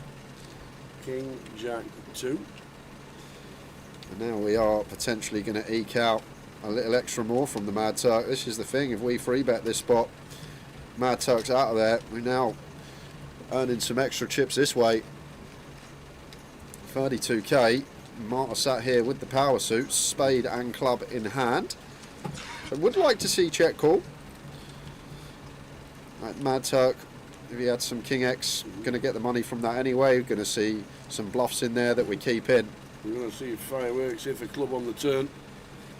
The Mad Turk will definitely be interested if we see a club on the turn. Oh, the king of clubs. Don't love to see that as Marta though, because the Mad Turk gonna have some King X, King Queen, King 10 suited, Ace King obviously, which is heavily blocked though by us on the board. Only actually 8 combos remaining of Ace King out there from Marta's perspective. And now the Mad Turk looks like gonna go for the second barrel after picking up this club draw. And now as Marta, we're not loving it, but we got to call again and take a river.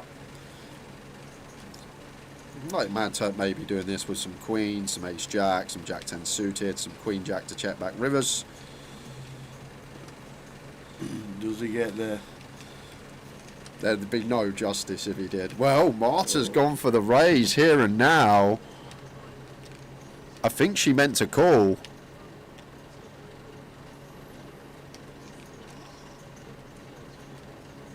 What's going on here? She's put in a little bit too much. I don't know if that's... Has it got to be 51%? I think she meant to call.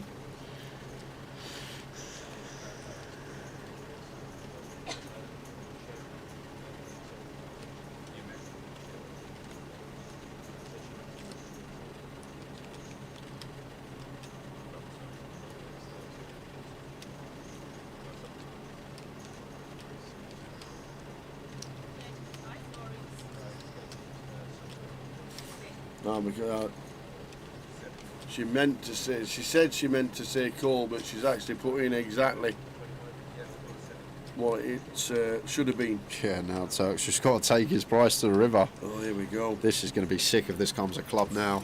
He's praying. But here he comes. He says, "Come on, one time, Queen of Clubs." The way the Turk runs, he runs better than most people I know, Tower. I'll give you that. He is a sun runner. There you go. Oh, it is the Queen There of Clubs. Oh, wow. Oh, man. And just, that's to be a snap call. Yep. Can't do anything else. It's 82,000. It's a snap call. You played for the flush, and in he goes. You played for it. You've played for the flush. You've hit it. Yeah, it's pretty sick for Marta, to be fair. Like the fact she finds the flat pre-flop, which not a lot of players do, but the flat's going to make us the most money over the long run. Like if Turk's opening trash like this, but like I say, the man's a sun runner, Tower. He runs better than most in the live scene. Yep. Albert's not made a flush in 40 years. Turk just makes him every other hand. Every week.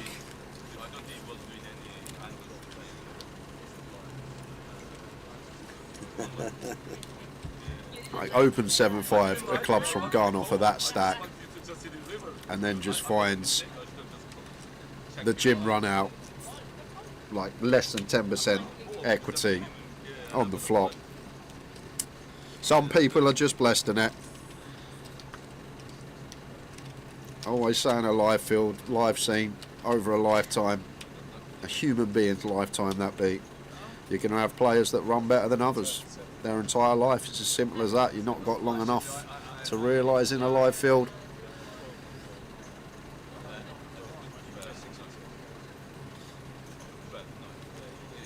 And the Mad Turk is definitely up there with those group of people from what I've seen over the last 6-7 years of him on stream.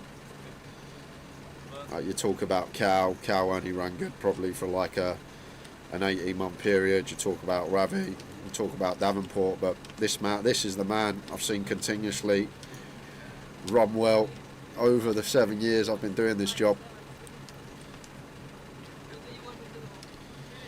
And now he's smiling, he's got chirping chips, everything's okay again in the world, and he's got a shot of taking this down.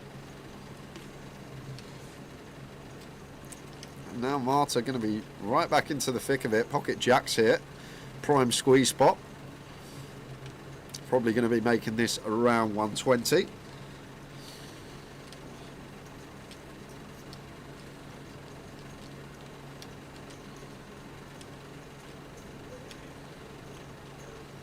Just going to go for the absolute lot, have some of that. Feel like maybe one that's going to eke out more, going for the free bet, not all in. Either way, going to be the same result here, I think. I don't think Cal going to be calling 30 plus BBs this close to the money with sevens. Yeah, 31 bigs, you got plenty of other chances as well. Sevens not going in.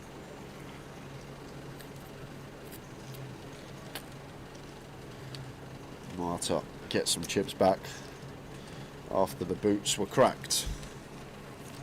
We need a Mad Turk versus Ravi show reel, says Steph Dory.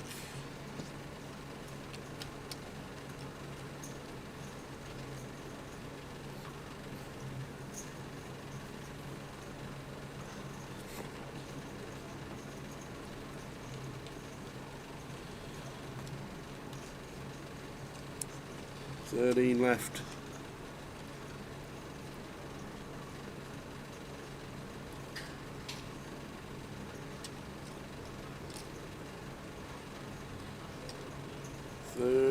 Players left. 10 get the money.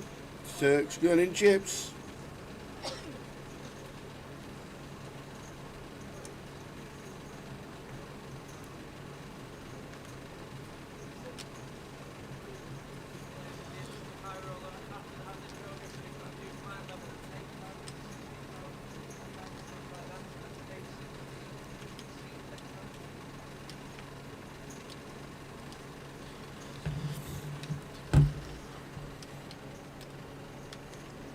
Been thoroughly impressed with this lady though.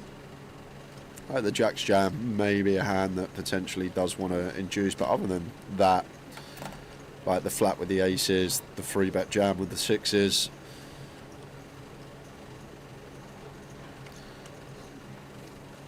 I feel like Marta, going to see a lot more of her in years to come. Yep, cashed 3 times in Ireland as well, did Marta. As she went over to the Irish Open.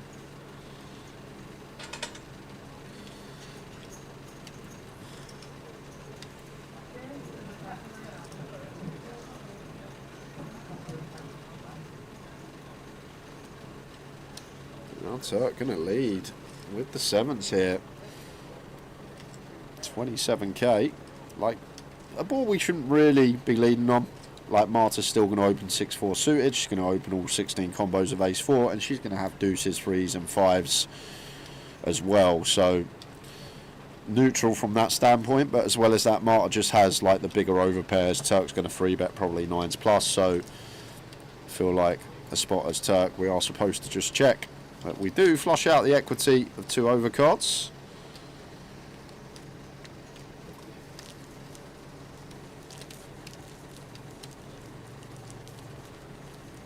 So 13 left, 10 get the money.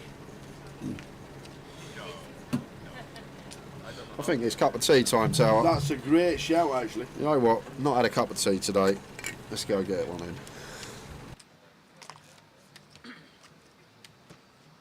You're the one who traps people. Sorry? You're the one who's a trapper. You're the trapper. Only you. Only me. You only trapping me. Under the gun. Am I the only fish to here, they say, yeah? To trap. Under the gun.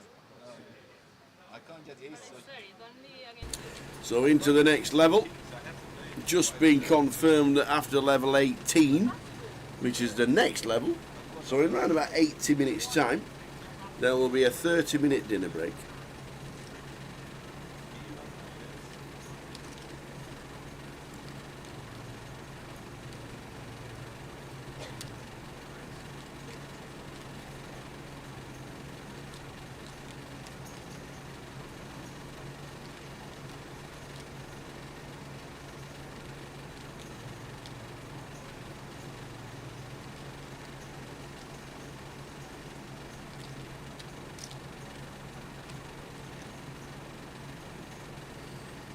Green 4 for Jordan from the big, going to defend after a raise from the Turk. Now the blinds are 16. They have hands sometimes.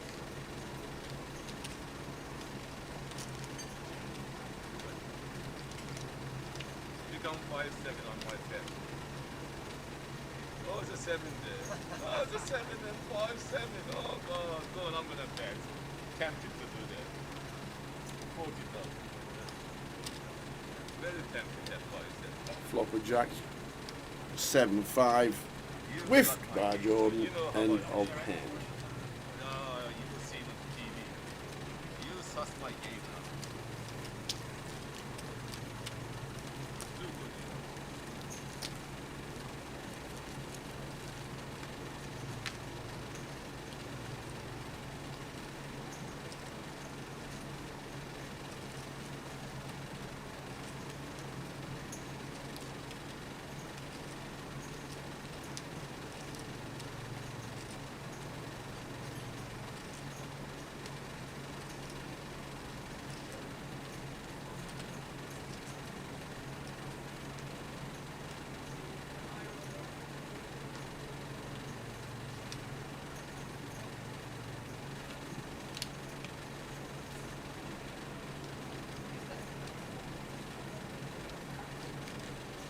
So the Mads got chips.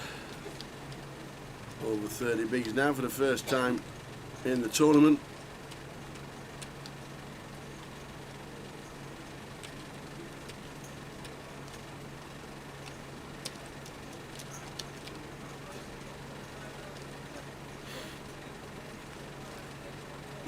Jordan Daniels 11 bigs, Dan Rudd 19. Cal Morial sitting okay. So too Dean Lyle, Marta and the Mad Turk.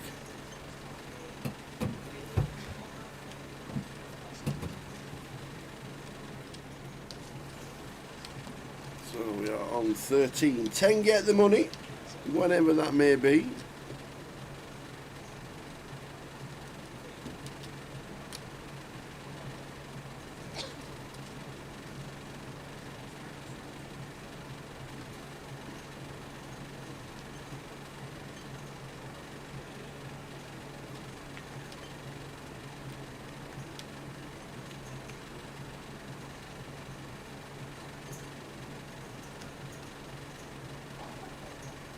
Hi Sinead. Hope you had a great Ireland and Dublin. Great to see you. You and Matt.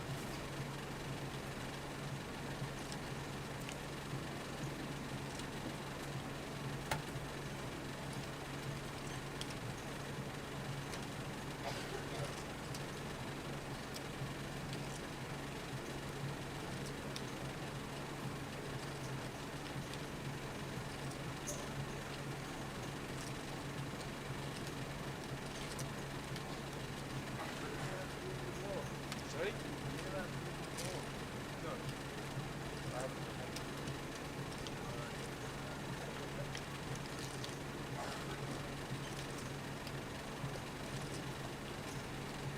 7 flop, 7-4-2. T-boys in the house, thank you very much. Absolutely. Absolutely, cheers Bob.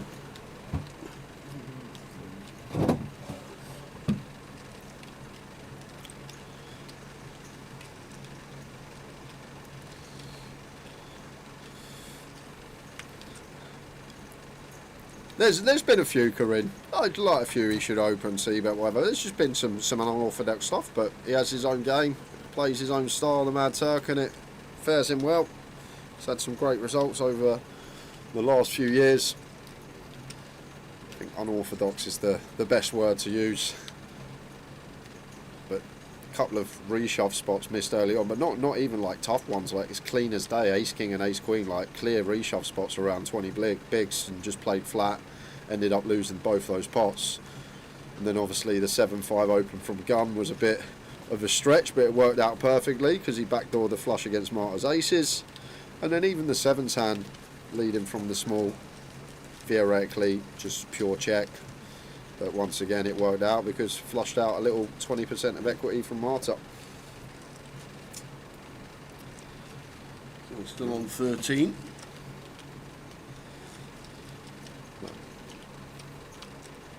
Tough old field in the high roller. It is indeed.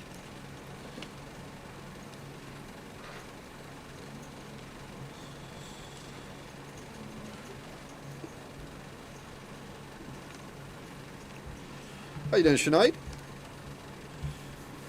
Marta with the ace 10.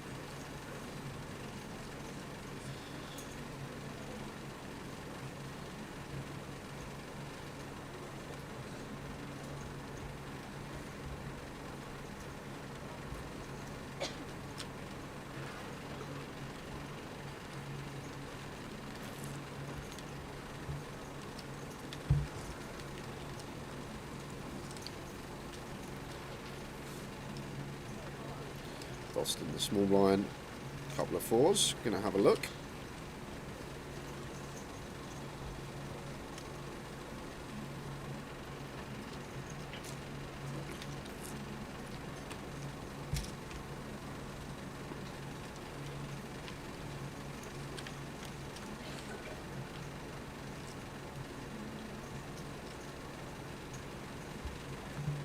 See you tomorrow, Sinead.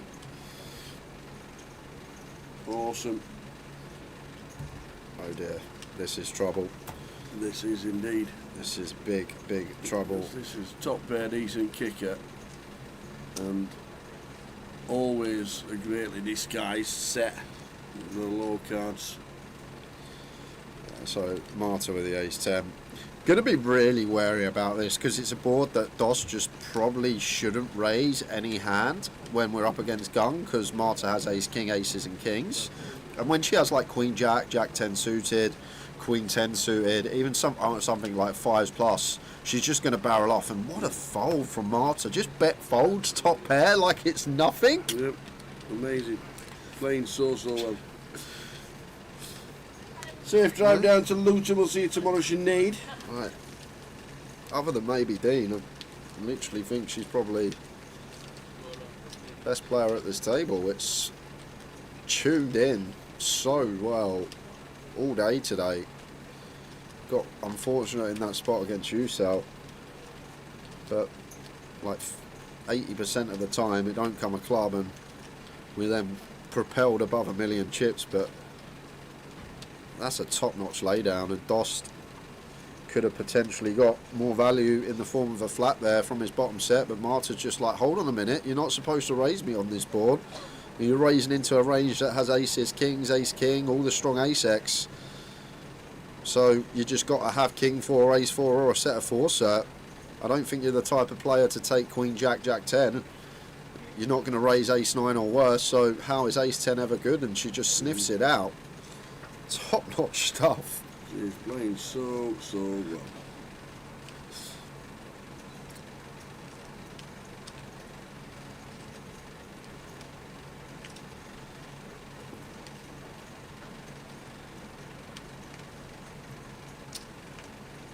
King 5 suited from Cal opens in the cut-off here.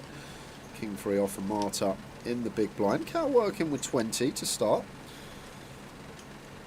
If Cal had like 5 to 10 big blinds more, potentially one we could use as a bluff. They're just going to choose to let it go, and was dominated. Yeah, Steph Dory says Marta's playing a blinder. To be honest, I agree.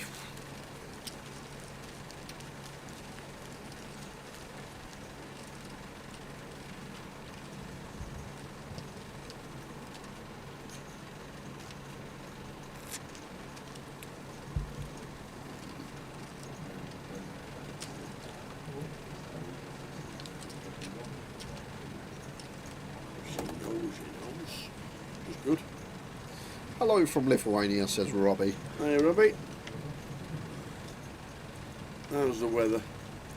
Hope you're having a nice afternoon. Jordan with ace jack and 10 bigs. Could just send it, but no, it just opens.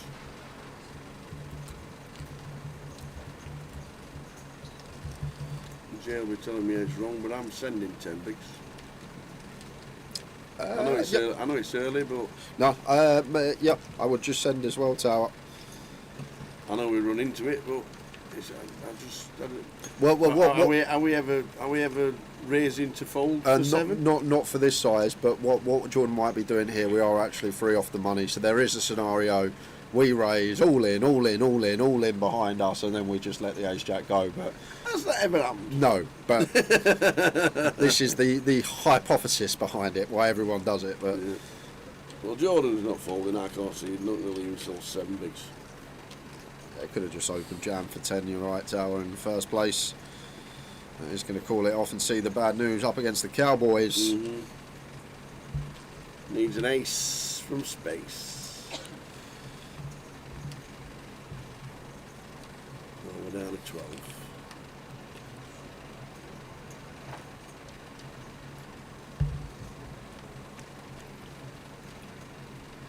Ten, 4, 2.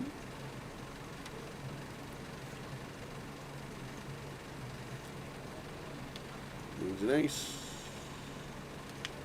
And only an ace. Well, we're down to 12 and 2 off the money. It's a 9. Jordan Daniels eliminated just before the money in 13th. Unlucky Jordan. Yes, he'll jump in the main. We're down to 12. Dan Bills is stack up to 470 and 30 bigs.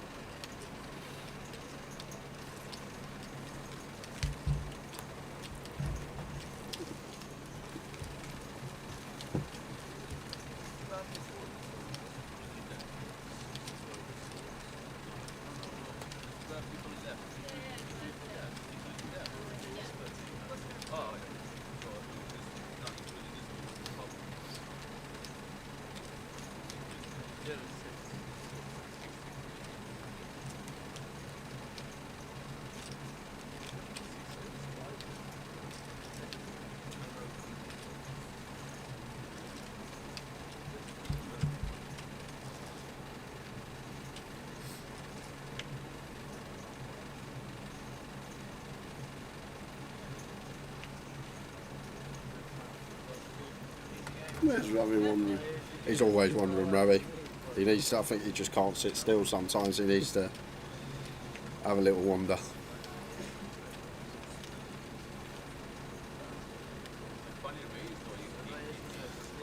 Turk line on line against Dean. Ace 8 off. We're going to be getting involved.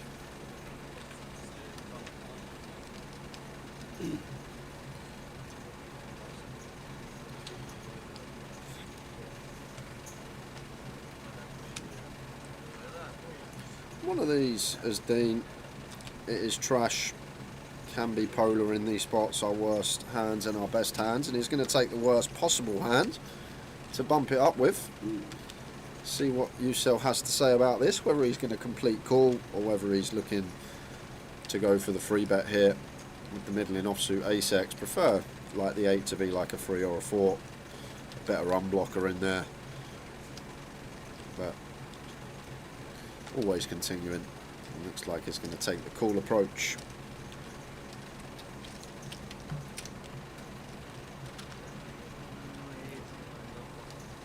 Flop time. Green 10, 10. As far away as you could possibly get. I feel like Dean's still just going to continue his hand though, 7 high.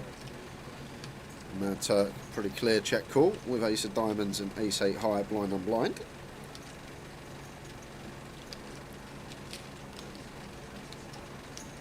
.22 into 112 from Dean. Little 20% up.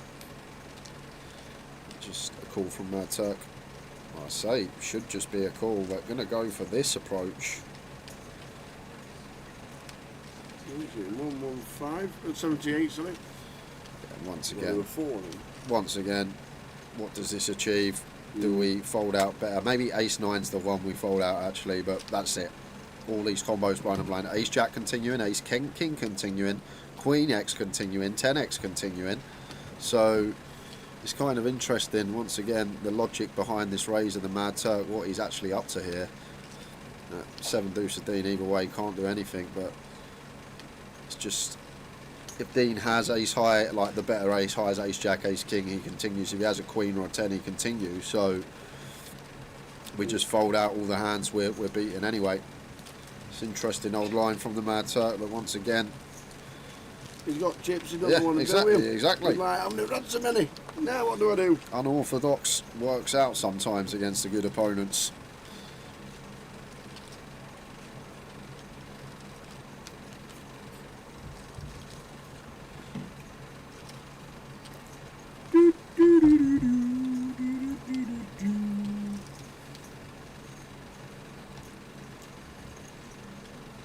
We are down to 12. 10, get the money.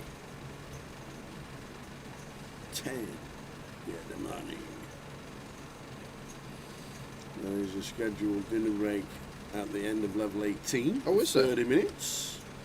Nice. To grab a bit of the complimentary buffet. Oh. What is it today? I've no idea. Zero idea. Bangers and mash? No. I would say some kind of salady pasta thing, if I had a guess. Salady pasta thing? Yeah. Look. That's what I guess. Might even have chicken on it. I'm not sure. I think queen off here for Dean. I think we just call in this situation, but he is going to go for the free bet. Just one of these when we get 4-bet ripped on. King, queen, got to go into the muck, but I guess suited maybe. We just call offsuit, trying to take this away here and now. At smallish size, going to be keeping Dan in, that is for sure. So do keep a dominating hand in the form of a queen jack of diamonds here. For this price, can't see how Dan ever folds here. I'd usually want to be going north of 3x out of position, but Dean only starting the hand with like 27 bigs. Even still, might have gone for like the 96k. Here comes the call from Dan as expected.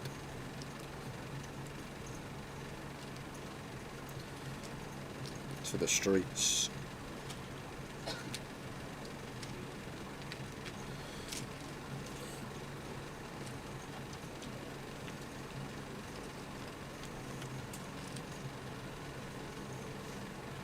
Jack 6-2. Rainbow, top pair for Dan. Yeah, really nice suits here for Dean as well, because King Jack of Hearts is not a thing, and Queen Jack of Spades is not a thing, and Dan should never call offsuit King Jack or Queen Jack. So we've got really nice suits to just continue here as Dean. Like if Dean had King Queen of Clubs here, it would be like a bad one to continue, because now King Jack of Hearts, Diamonds and Spades all a thing, Queen Jack of Hearts, Diamonds and Spades all a thing. But sometimes just take notes of the suits you got, and in 3-bet coups where our opponent should just be peeling suited broadways does have some factor. So 42k to start things off. 20% called by Dan.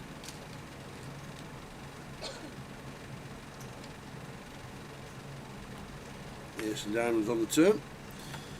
Bringing flush draw for Dan as well. Let's strap in. Absolutely. Strap into the river, because this is a card that Dean is going to have relentless barrels on here. And like as Dan as well, like his like suited will ace-x, they may 4-bet jam pre. So for the ace-x that Dan has, it's going to be like ace-10 suited, going to be some ace-jack suited. But it does just seem too good a spot for Dean not to do this. Precious 7s, 8s, 9s. 9s probably have to go in pre, so do 10s. 8s probably do as well, hijack. So maybe just 7s, but then we also get after the Jack 10 suited, the Queen Jack suited, and the King Jack suited here as Dean. So 64k feel like a river jam is going to be coming on bricks. There's a call from Dan. It's flush draw and pair. Queen's actually really interesting on the river because Dean makes showdown, but probably will assess that it's not going to be good after getting called twice.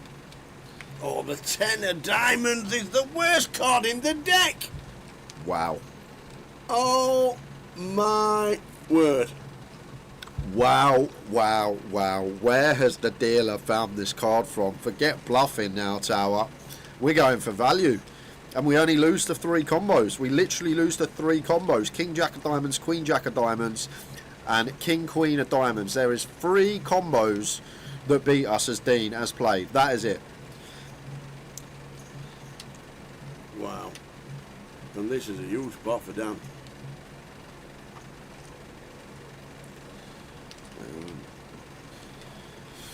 I feel like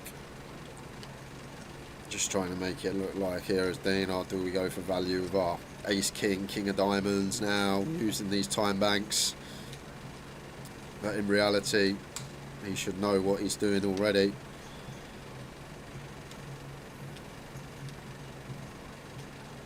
Going to leave a chip back, but here comes the effective jam. Yep.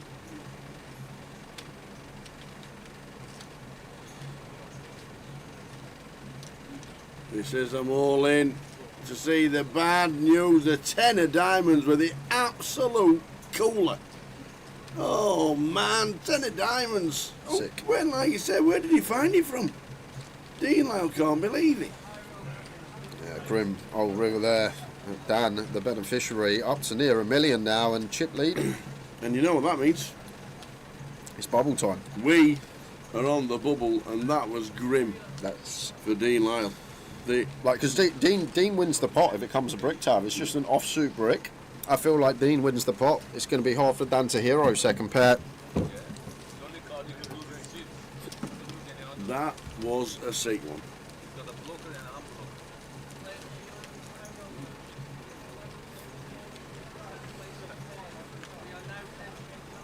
I got 2 unblocker.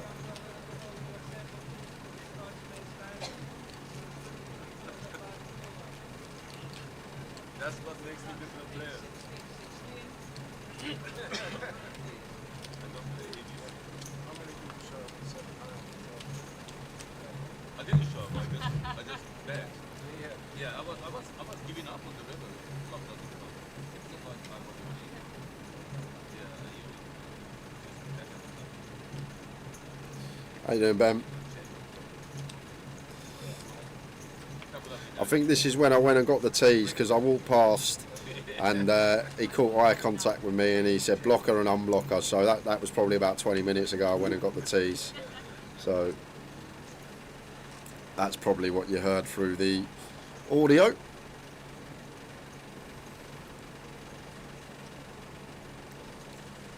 It's going to be a raise and take for Dan. But no real shorties on this table on the bubble. 20 bigs is heaps at this stage when we are hand for cow. Unaware of how the stacks are looking on the outer table. If there is any occurrences, we can head on over straight away.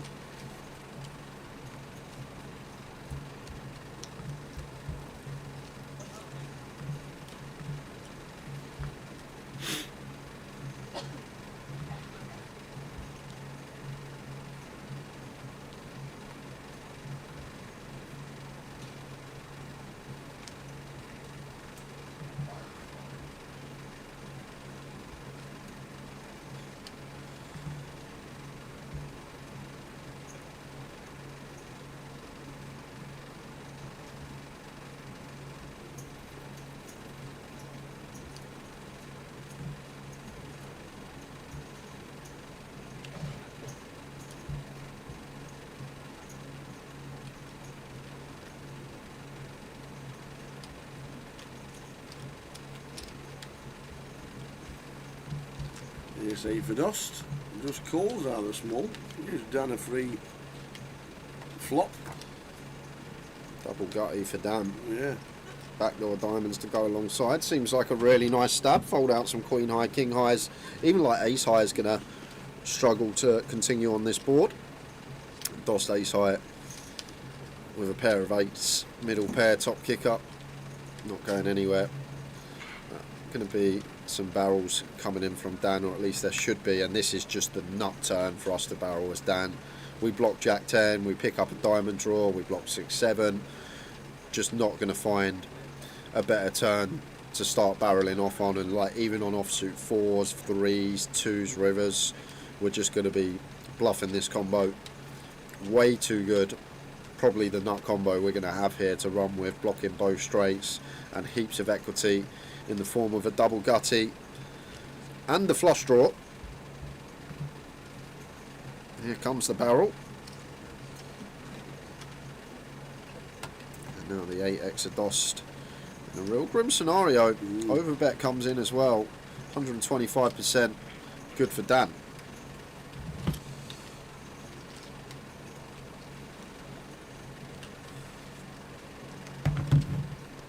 How often do we overbet when we've got the stones?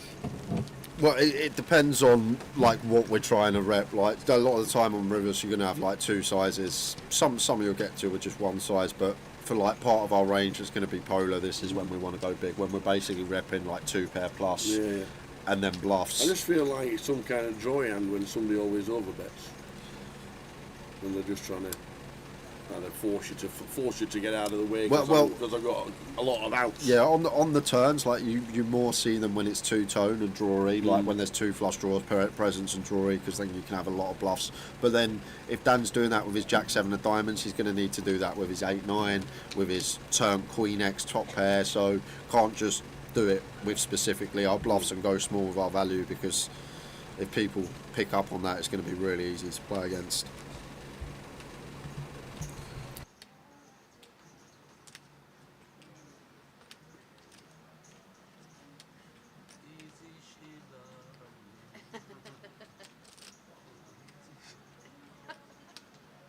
I'm going to take a chance on you, I Are think. you? Yeah. Good old Abbott.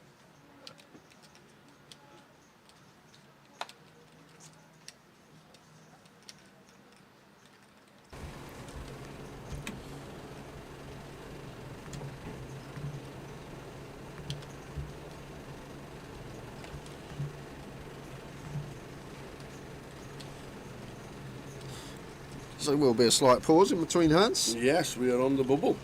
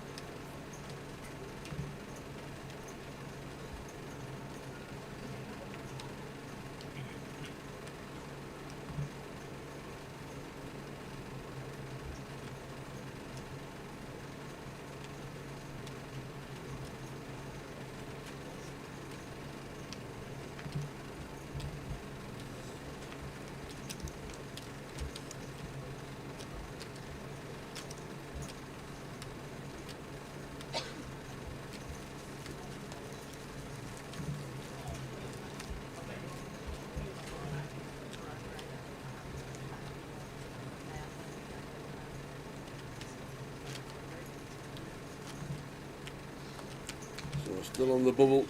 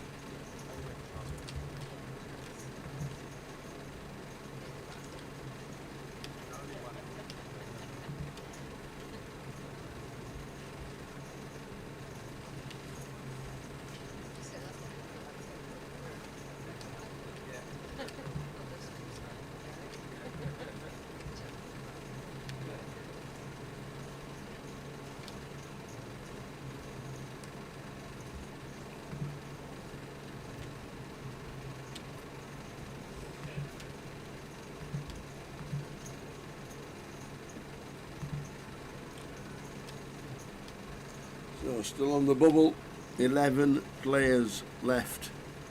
10 get the money. Schedule break in 47 minutes.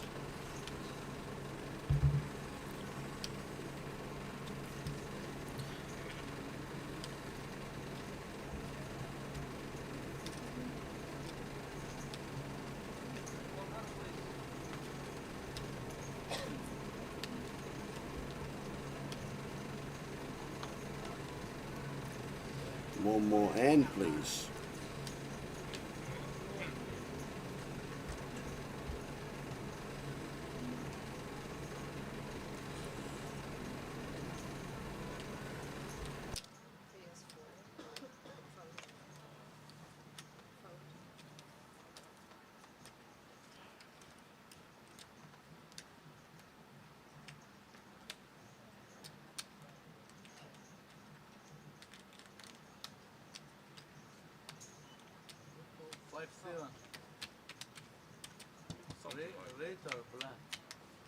Something like that. You'll find out in a minute.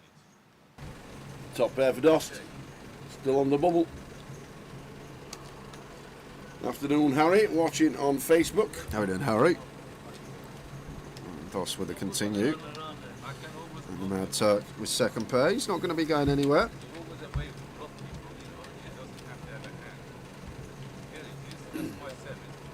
79 runners in the high roller. First prize is 35,400. What can I do? 5-7, I call you to bluff you and I hit my 2 pair. 80,000. What can I do?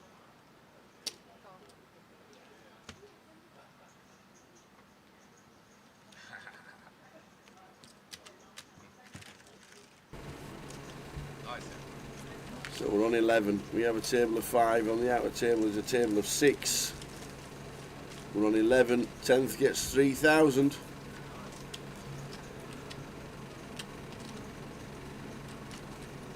Tough spot for these guys to be in.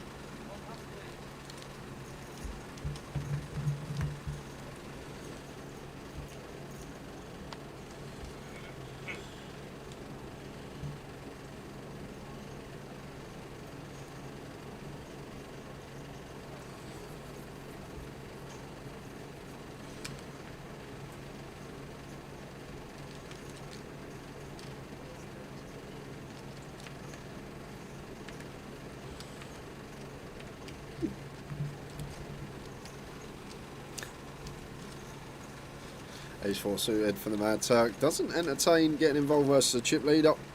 This close to the money makes sense. And deuces for Cal.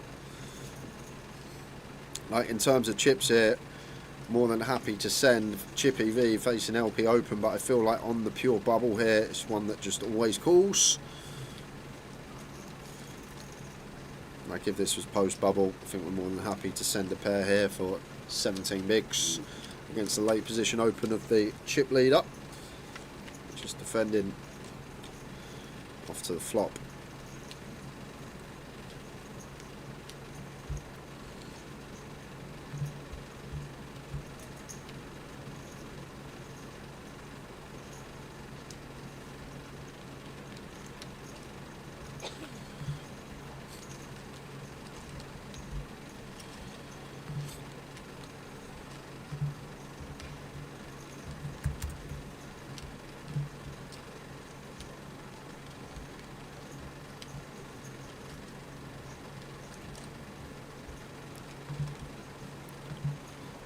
In the hand. And the end, man, and the end.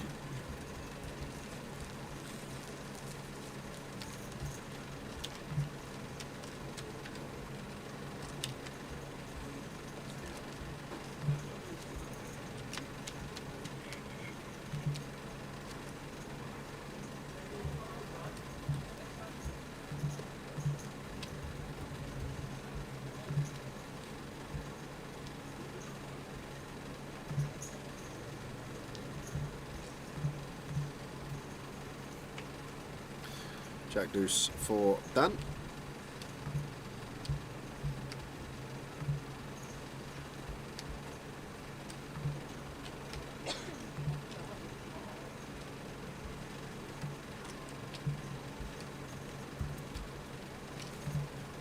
So on the button, well, out of line, because 8-4 off, wants to open. Dost with kings in the big blind. Ill time from the Mad Turk.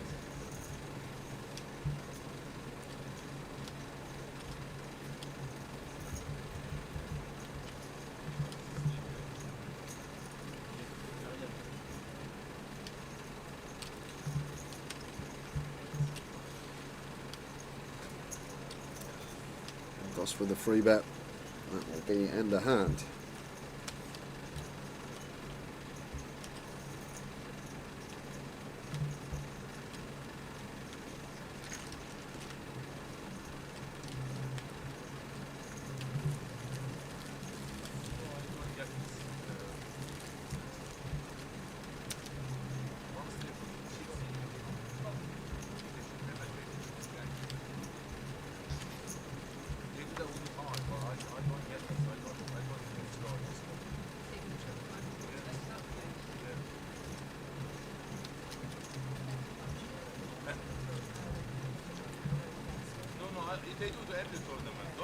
The dealer's wearing the headset so the action tracker can listen to the bets, and the dealer tells the size of the bets to the action tracker, who then inputs all the information that we see on the screens.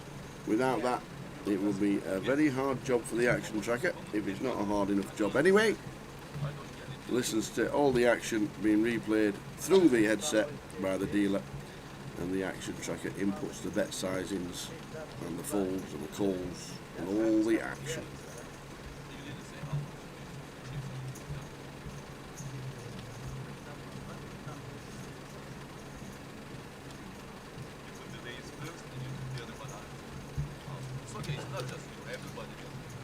And Jacks for Marta. Dan does cover on the bubble, so any suited two he does get to defend, just because down the streets we can apply some pressure when we go post, covering Marta.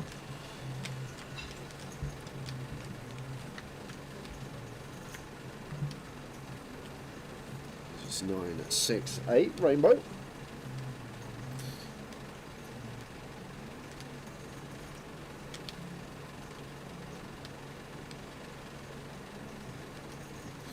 Maybe some checks going on here for Marta. Feel like a board that we're in a horrible spot with our entire range of a met with check raise, so I feel like a check is in order here, and she does play check, and it's a 4 of spades on the turn for Dan. So turn in 2 pair here. This could be a biggie. So as Dan here, just going to have lots of leads with our value and with our bluffs. Bluffs going to be some 5x, some 7x, some 10x. That is starting already to size up just to try and get as much in by the river. 85 pot size. Marta with the jacks going to have to call here. Knows that Dan is going to be applying maximum pressure on this board, and we check back flop to comfortably call these turn leads. Couple of spots today she's been cooled. And not had the best of it with nice holdings. Well, have that. Oh, that changes everything. Have that. Boom. 8 of spades on the end. Counterfeit central for Dan. Checking. He may block. May go for like the 25k block here with the intention of free bet ripping as a bluff. That's what I'd do anyway, but you guys know I love these sort of boats blocked up spots. 10% block as value, try and get called by ace high, and then if we're met by raise, stick it in their eye. Blocking 9s, blocking 4s.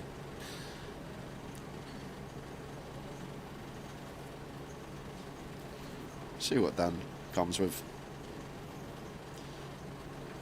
Yeah, he's going for a teeny bet.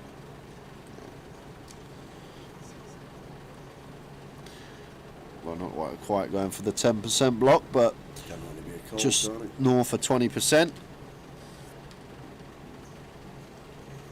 I think there's only a call coming in, and if you've got it, you've got it. And Dan's just going to see the bad news because the river. Oh, Martin was screaming her hand then, and I thought you were going to muck the cards. They got the jacks, 2 pair on the river.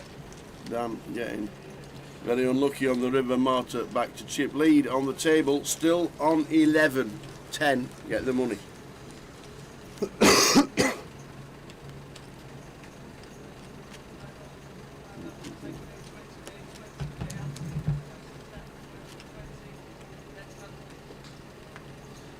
Lines up.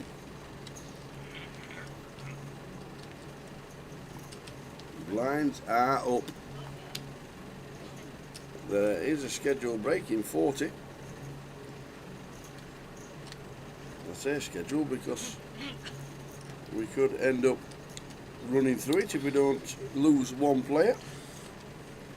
Yeah, Dean going about 25 minutes ago.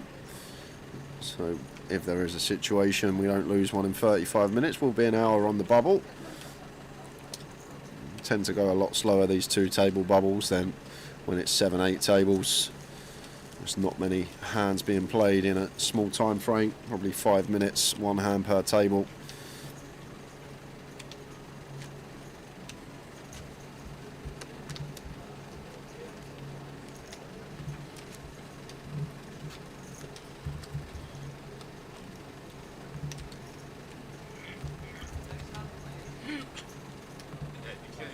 Yeah, that was a good timing.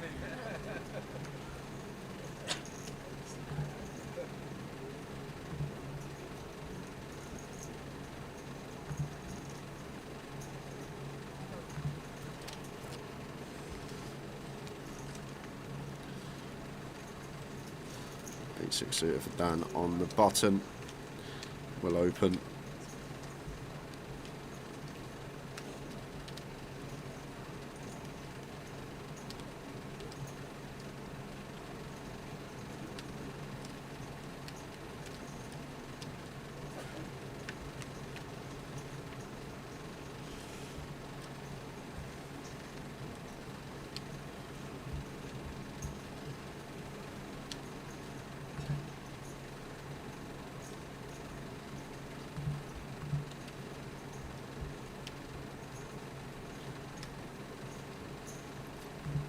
Yes, I flop ace 5-7.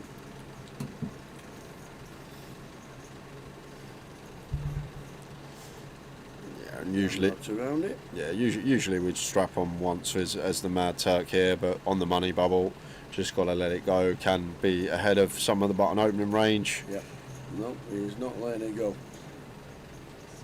He's made it 75. Wow, the thing is, Tal, now, like with the field, if we lose this pot, we then go short stack in the outright field, and then probability wise, we're favourite to bust next as the Mad Turk. And the thing is, like, what Dan could just 3-bet send now his hand. Like the Mad Turk repping literally A7, Ace5, 7-5. He's never going to raise a single pair ace-x. He's never going to raise a set. So here we go. There's the 3-bet send from Dan. Just sniffs it out straight away and going to get the better hand to fold. But you sell doing some strange stuff today, and now going to be favourite to bubble this one after essentially torching off 3 big blinds here. Just choosing to check raise the A7-5 with King Jack high.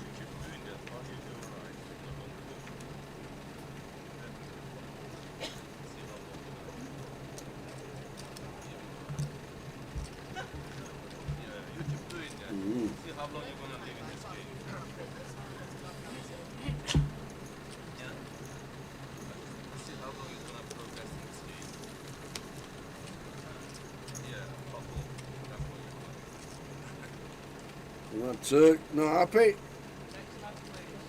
But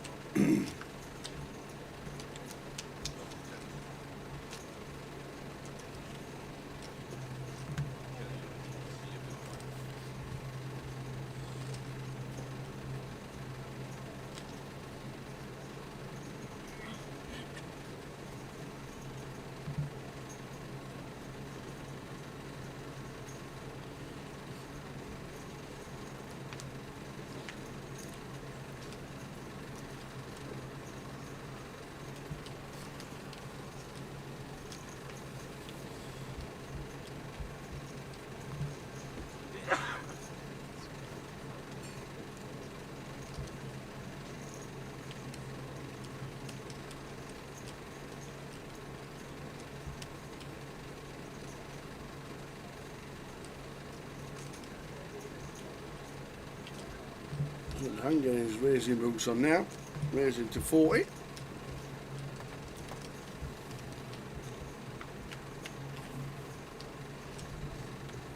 Ace 6, 7.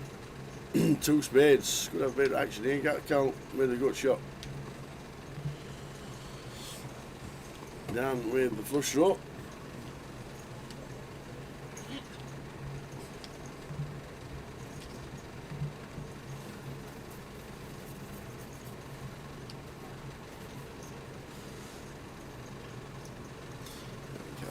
Check call in here.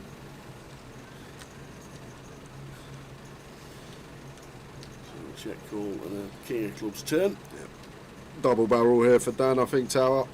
Kind of awkward the sizing though. Like, it'd be nicer if we just had pot size back here. Might have sized up for that reason on the flop as Dan, just to go for pot size jams on the turn. We've got a jam for 120% now if we want to. Like, Cal's just going to have so much 6x, 7x stuff that just has to fold here, and if he's got an ace-x that finds the hero and throws the cape on, still going to have around 25% to make the best hand. So we'll see if Dan does go with jam here, or if he's going to go for a smaller size. Goes for the smaller size.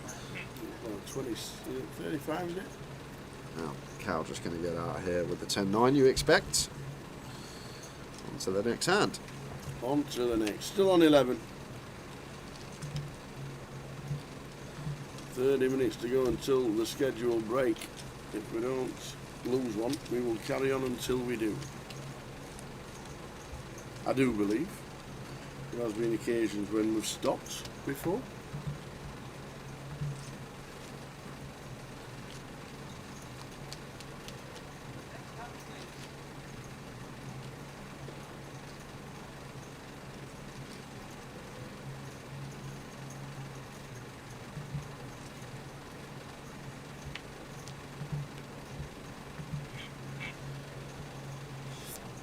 King 5 suit for Dan. Going to open as the chip leader on the bubble.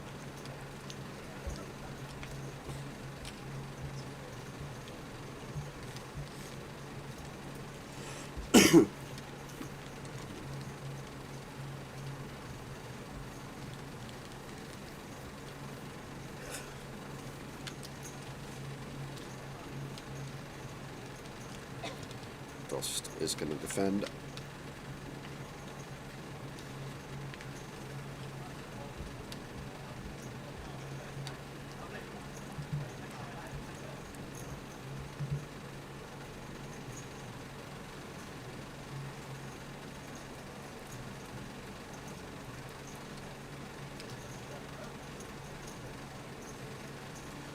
Just a C-bet and hand over.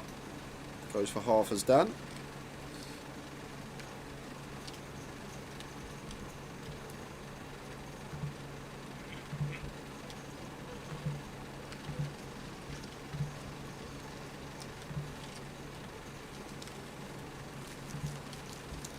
Still on 11.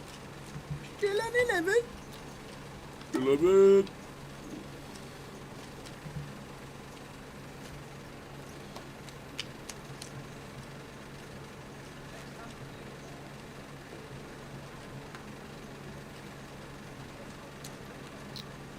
Rowie 79. Alright, chaps. Alright, Rowie. Just to come to join us on the bubble of the high roller. There are 11 players left. In 28 minutes time, there's a scheduled break. We ain't hitting that. I don't think so. No. I don't think so. We're down to 11. 79 runners. Payouts scrolling across the bottom of the screen. So 35,400 to the winner. And a min cash of £3,000 for 10th.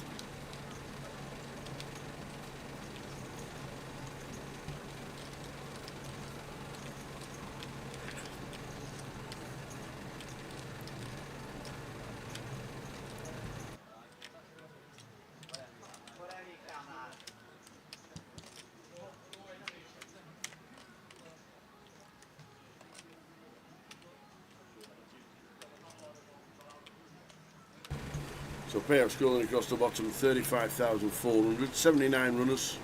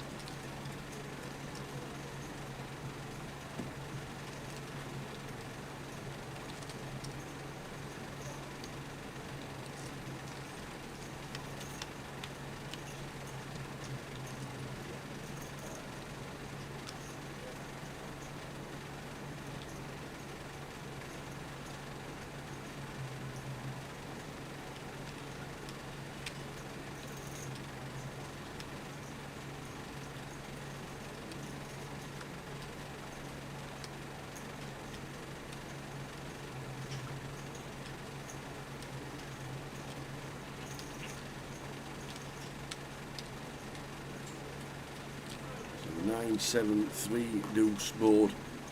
Check raise from Dost on the flop. Just with the overs, but putting the pressure on. Putting the pressure on after initial raise pre as well. So repping a bit. Jacks, tens, maybe even nines, sevens. But look at this from Dan. An absolute non-believer. So with top pair, Dan makes the call. Oh, Dost has got there on the river. What an absolute ill river card for Dan Rudd.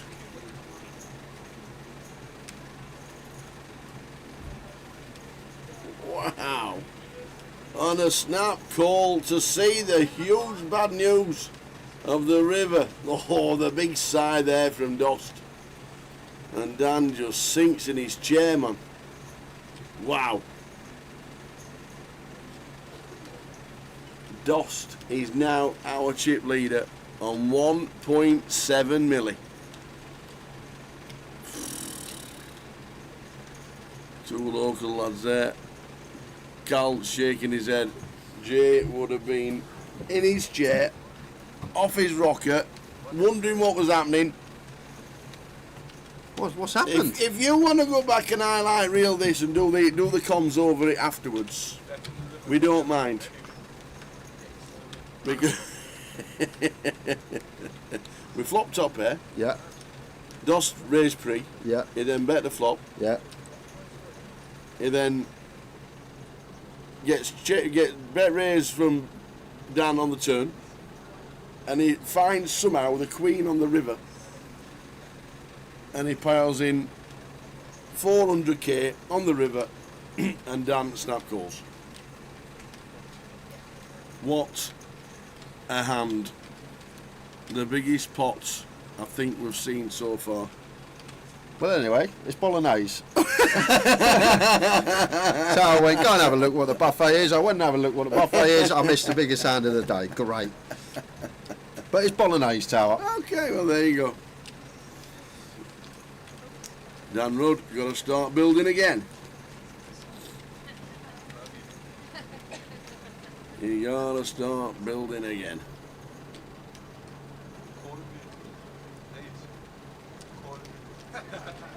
That's what they say. We have a chip leader, local lad, plays here all the time. Does Dost grab it?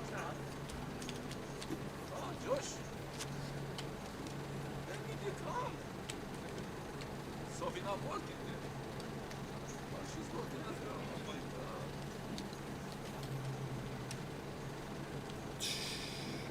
God. Hey.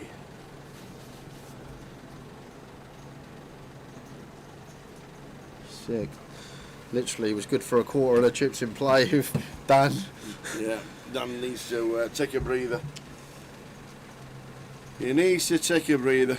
We're close, Kev, we're close. Cal, this has to go. There's King Queen. Puts in most of his stack.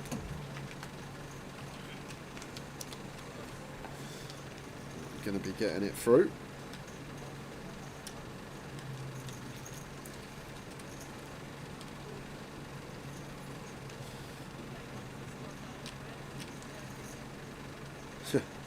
absolutely dusting it off there. And then the river card comes out.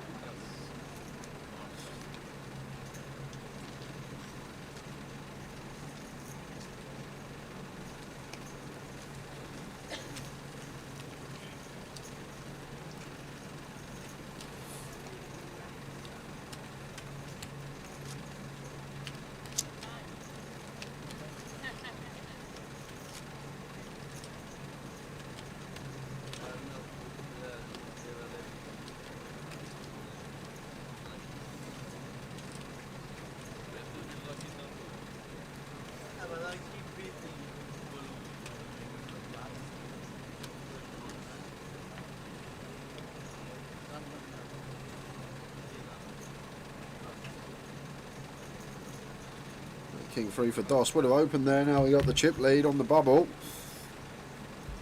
Yeah, I have aces here. I think. I haven't looked at it, but it looks like it. Jam for Marta, clear as day. We want to set the Turk in, as she does. This is definitely ace. Can't do anything with the deuce. Not in an happy position is the Mad Turk at the minute. 8 big blinds.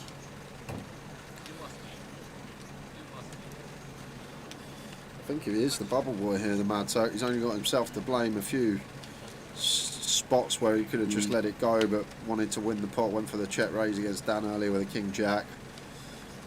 Really dwindling with 8 bigs. For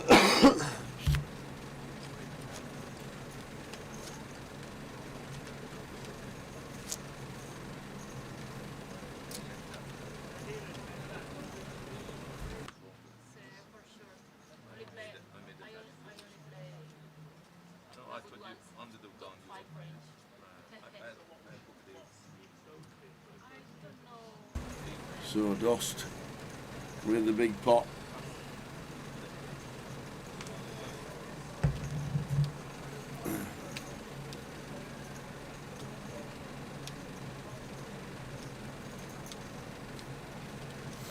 Eight bigs for the Turk. Can't do anything out of the small with 10 deuce.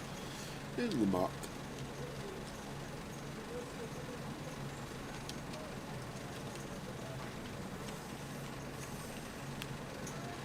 Wow. I want to see. We're just going to pump it up with the 10 deuce. Cal sitting with 9. Like, if Cal sniffs this out, I'll be very impressed, because, like, what's Turk got here, Tal, that wants to make... He's got 7 big blinds. If And he's got, John only wants to open. he's got a hand. If he's got ace king, he shoves. If he's got a pair, he shoves. If he's got queen jack, he shoves. If he's got ace 10, he shoves. So this does look like a whole load of nonsense, but it's tough to do anything with king 7 off when we are short as well. 2 short stacks at it. Mad Turk with 10, Cal with 9. Dan Rudd on 13, and then Dost and Marta have got the rest.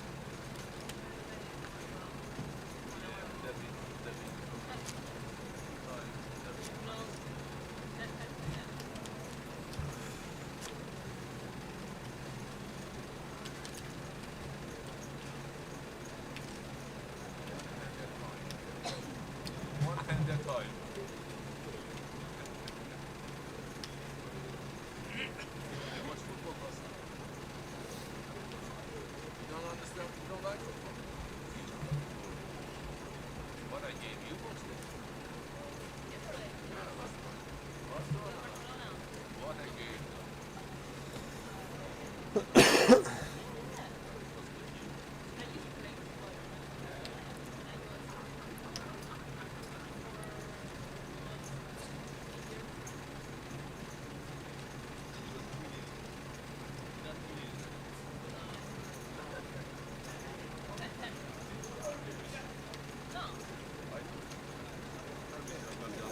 I wish I was a teenager.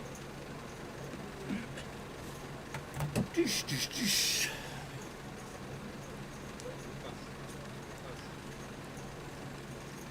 This time with the button into the bin. Picked up the blinds and antes out the last hand. And back up to 10 bigs.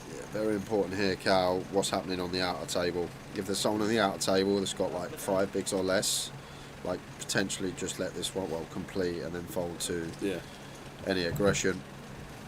But if we are the outright short stack with 8 bigs, Turk just nicking our blinds and ante, he's got around 11 now. May have to send it as Cal. There you go. So I'm guessing there's no one that's sitting light on the outer. That Cal is the shortest stack in the field. He's going to be getting this one through. Doss can't call king 4.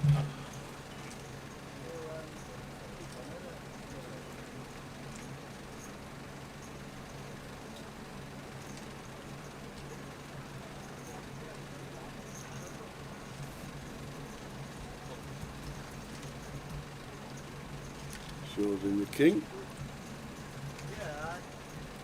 And he says, I had one of them.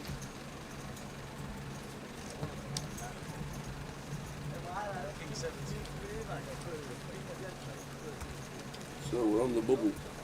We is on the bubble.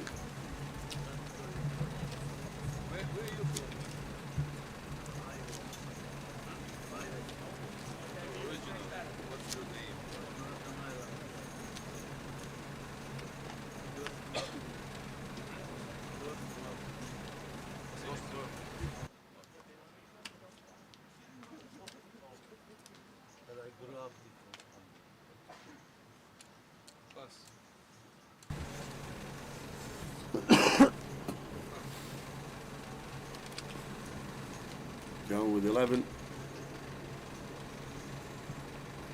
Don't do anything with those. Doss says I'm all in. And just nicks Dan's lines now down to 11. So 3 short stacks on our table, all around about 11 and 10 bigs.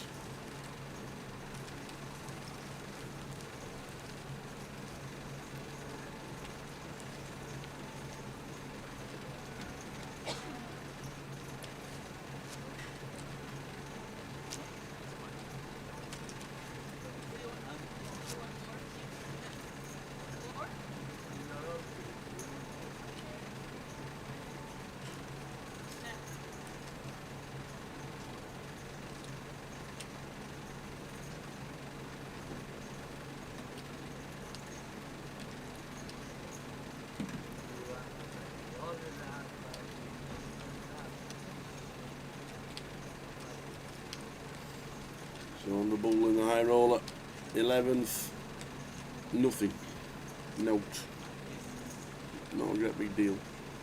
10, where the money starts, and £3,000. Waiting for the outer table to finish.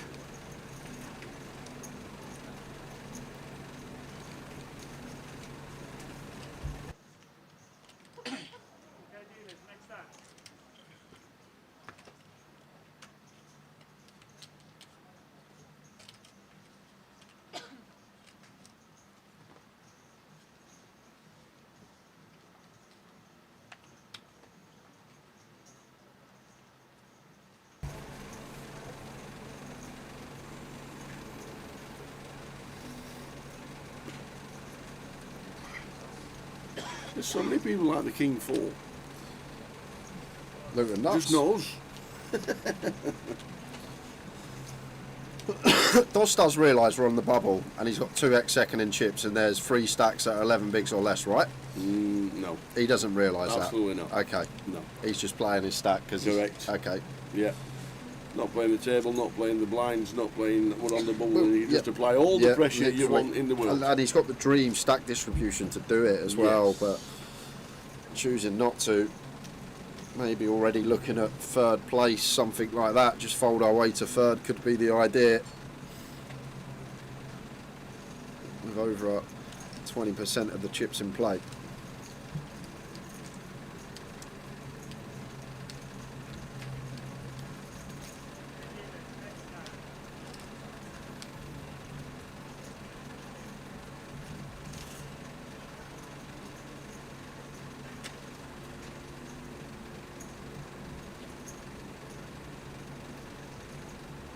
Ace 8 from gun with 10 bigs. Fold this one, yeah, for sure. Lost raises to 55. That's it, can't do anything with 6-5 suited, as he's got 8 bigs. Kind of annoying against a normal 2 big blind open. Definitely get involved as the Mad Turk and C3. Still may get involved, but I feel like on the bubble against near 3x, just do exactly that.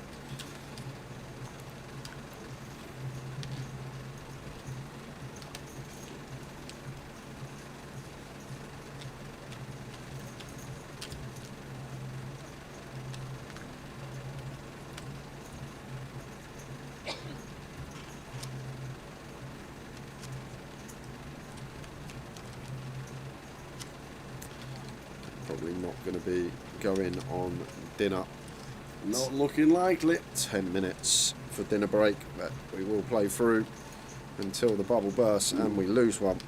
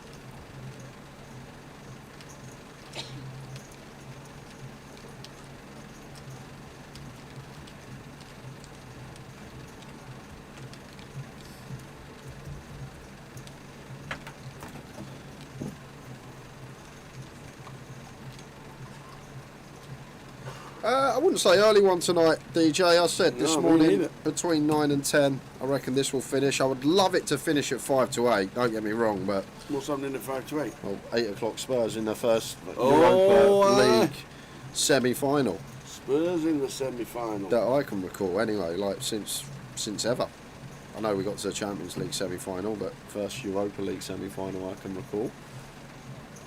It's not been going that long, is it? Probably 5 years, 10 years? No, I reckon 18 years Europa League's been going. Get away, Because I remember going to Europa League game. No way. Yeah, because I reckon 2008 or 2009 it come in. No way they've had the Consolation Cup for that long. Not having it.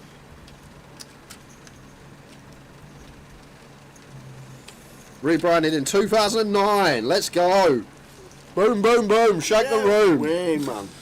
2009. Yeah, I remember going to, when I was at school still, a Europa League game.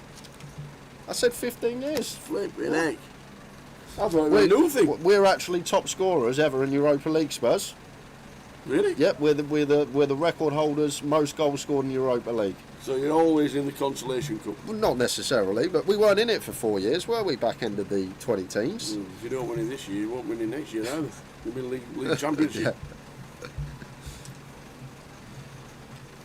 Yeah. Told me noughties to late noughties knowledge. I'm shocked. I thought it was just a new thing. When they wanted to imply this, like European League, and they got turned down. No. I just thought they just introduced it and opened it wider. The Conference League's only been around about 3 years, I think. You might be thinking of that. That's to get everybody involved then. Yeah, that's to get like the teams from Vatican City and stuff like that to play. Macedonia, Liechtenstein, all the teams from those leagues. Pocket 8 Sedan, all in. Looking good at the moment.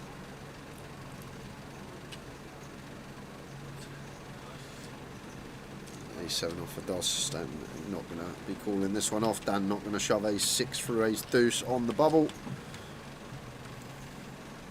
So should be going into the muck here. Just need to recognise Dan needs to be really tight. You've got the Mad Turk as well, who's sitting with 8 bigs. Ace 6 for ace deuce should not be a thing here for Dan. Oh, he's made the call. Okay, Dos looking He to... wants to take them all. Going to give Dan a spin here on the bubble. Fair enough.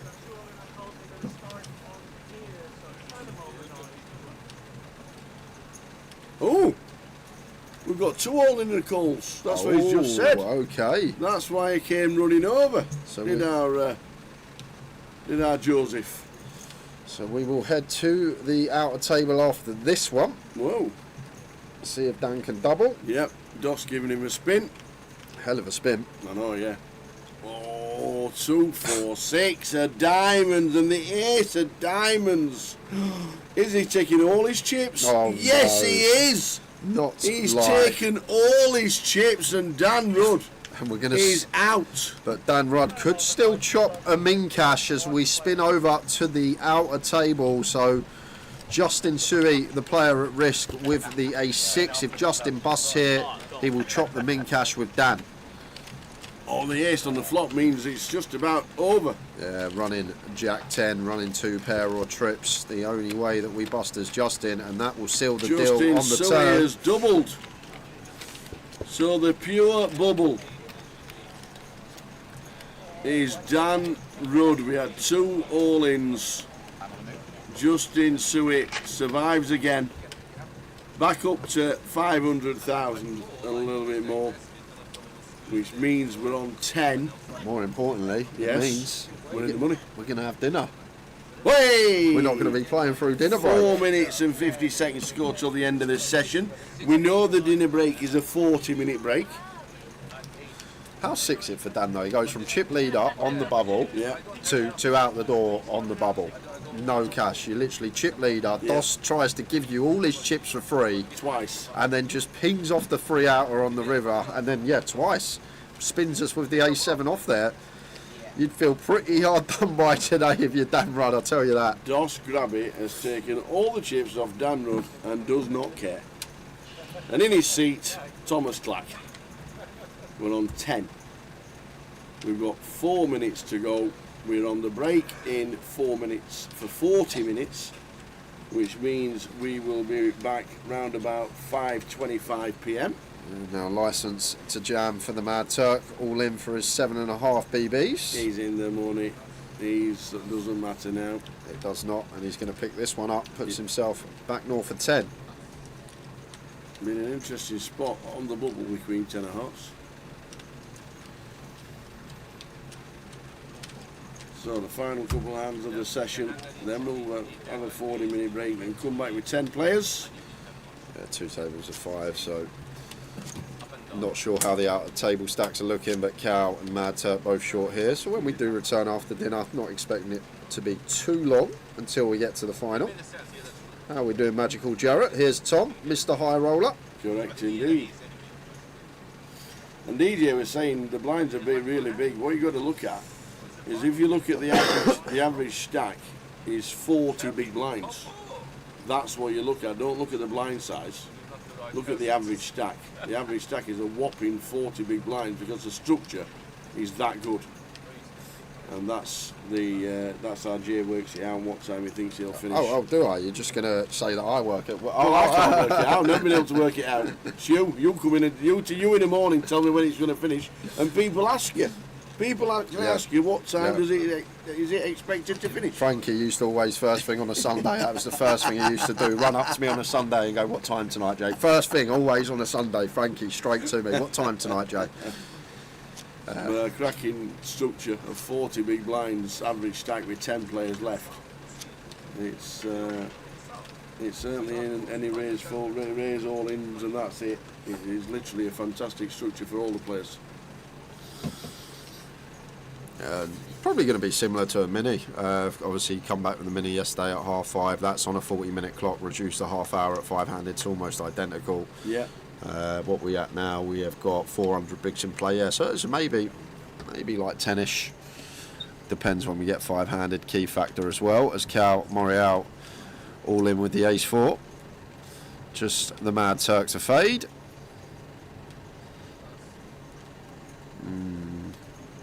King 9 off for Ucell.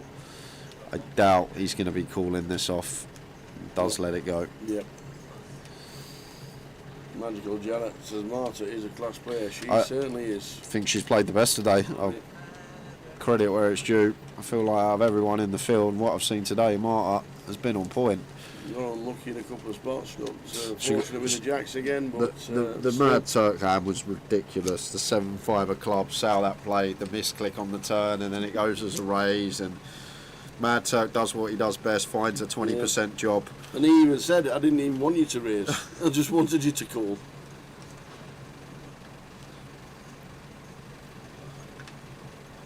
So the final hand of the session looks like it, with 50 seconds on the clock. Coming back with 10. No jam here as Marta. Suited Queen 3 would. Offsuit King X would. Maybe we want like Queen 9 off plus here as Marta, but she still may take it. Yeah, she's still going to take the jam. See, that's just not in my remit. But it's only because the stack's behind her. We got 7 bigs of the Mad Turk, and we got 9 bigs of Cal. Cal's in. And Cal does make the call with the Ace Jack suited.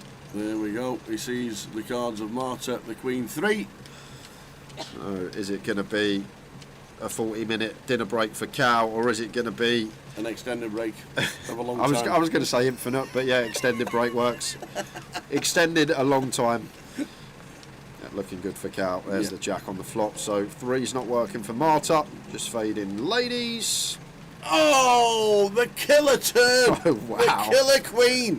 The killer queen indeed. Oh, man! And it's Cal Morial out in 10th place for £3,000. And we are going to be heading on a 40-minute dinner break, guys. So going to be back at 5:20 with the final table. So 9 left. We'll run you through names and chip counts. When we return, we will see you in 40 minutes' time. Final table on its way.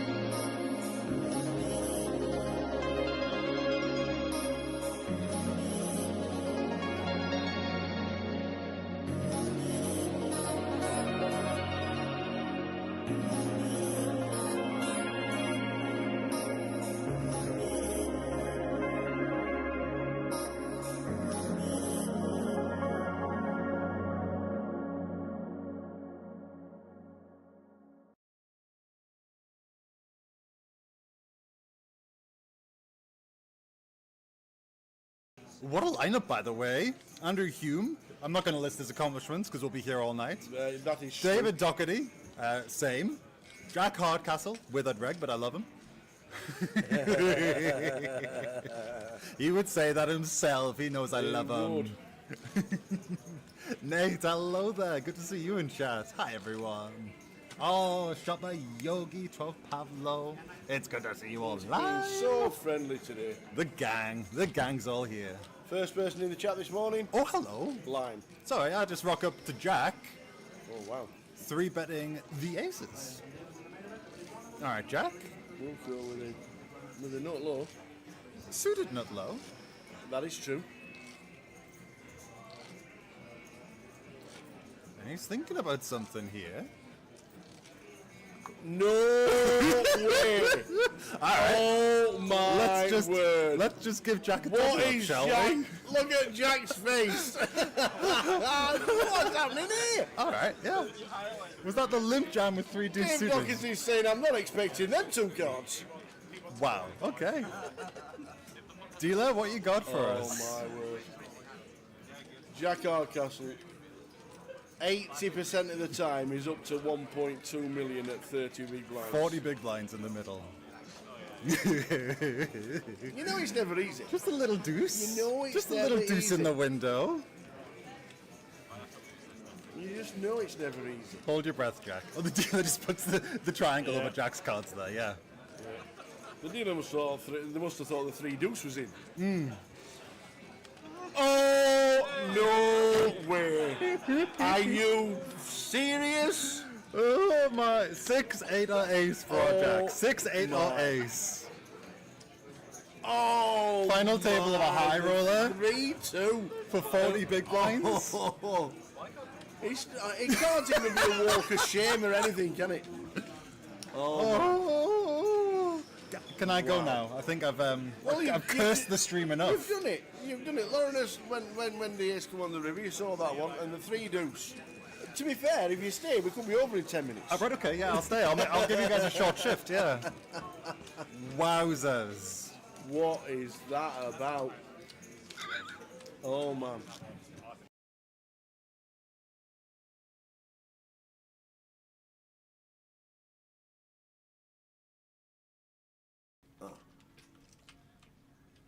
The old ones.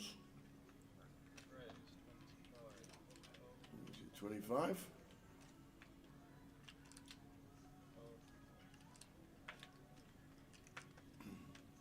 Could easily be a defend for Mitch. Yeah, it could be tower for sure. King Jack in the small here. Like, I don't think we're ever going to do any free betting. As Mitch here, what is it, 20 of Reese. Looks like Ewan's got about 25. I think probably just call or fold here from Mitch, tower. But he is going to go for the jam. Oh, all of it. And the aces, perfect timing. See the good news. Oops, says Mitch. Yeah, to be fair, Ewan actually a lot shorter than I thought. He only had 20 bigs as well, so Mitch just deciding to rifle this in for just north of 20 effective, 21 effective of Reese, 20 effective of Ewan. And did just see Reese open A7, so maybe thinks that we'll get it through enough of the time with some blockers in there, but running into the boots, can Reese find the hold?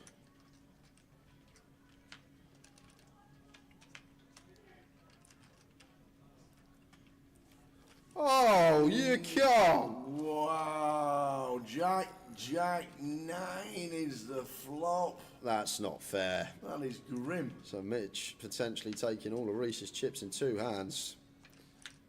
No spade either. He needs one of the 2 live Barrys. Wow. Barry! One of them. There it is. Oh, Barry what a on the end for Reese. What a hand. What a run out. God, dear me, man.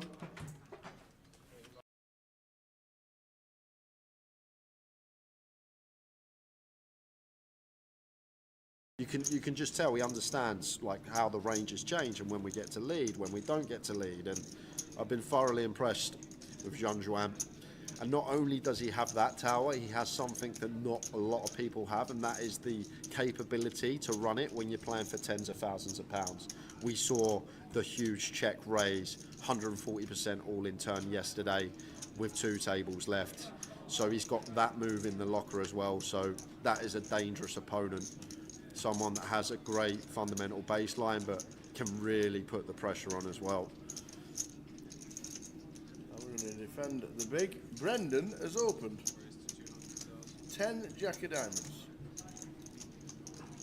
Brendan has opened 3-bet to 200 with 9-4 against Brendan. All aboard the exploit train, this has to be, and this has to be what we spoke about. So David's obviously picked up on what we've picked up. Feels like Brendan's not playing enough hands, he's potentially playing too tight, and he's not going to have he's not going to defend correctly. I feel like that's how David will feel in this spot.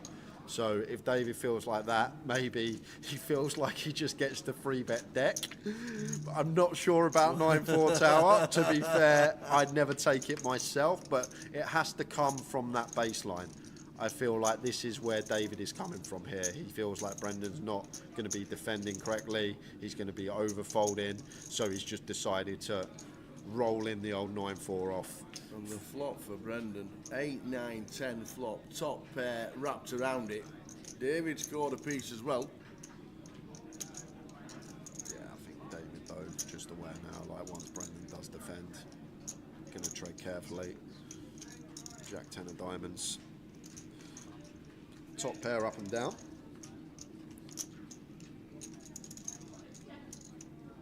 David Lennon.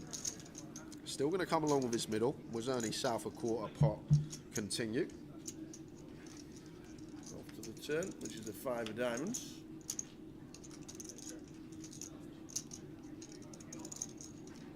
Yeah, and now it's Brendan, maybe where we do check back. Like it's horrific if we get check jammed, and we're not going to against David's particular hand, obviously, but if he ever has some hands that potentially want to go for check jam, it's a 3-bet pot, like value bet threshold. I don't think we get to go bet with a 10, so great junction to check perhaps here is the turn, but not going to get that option. We are going to go for bet instead, so finds quarter again. 150.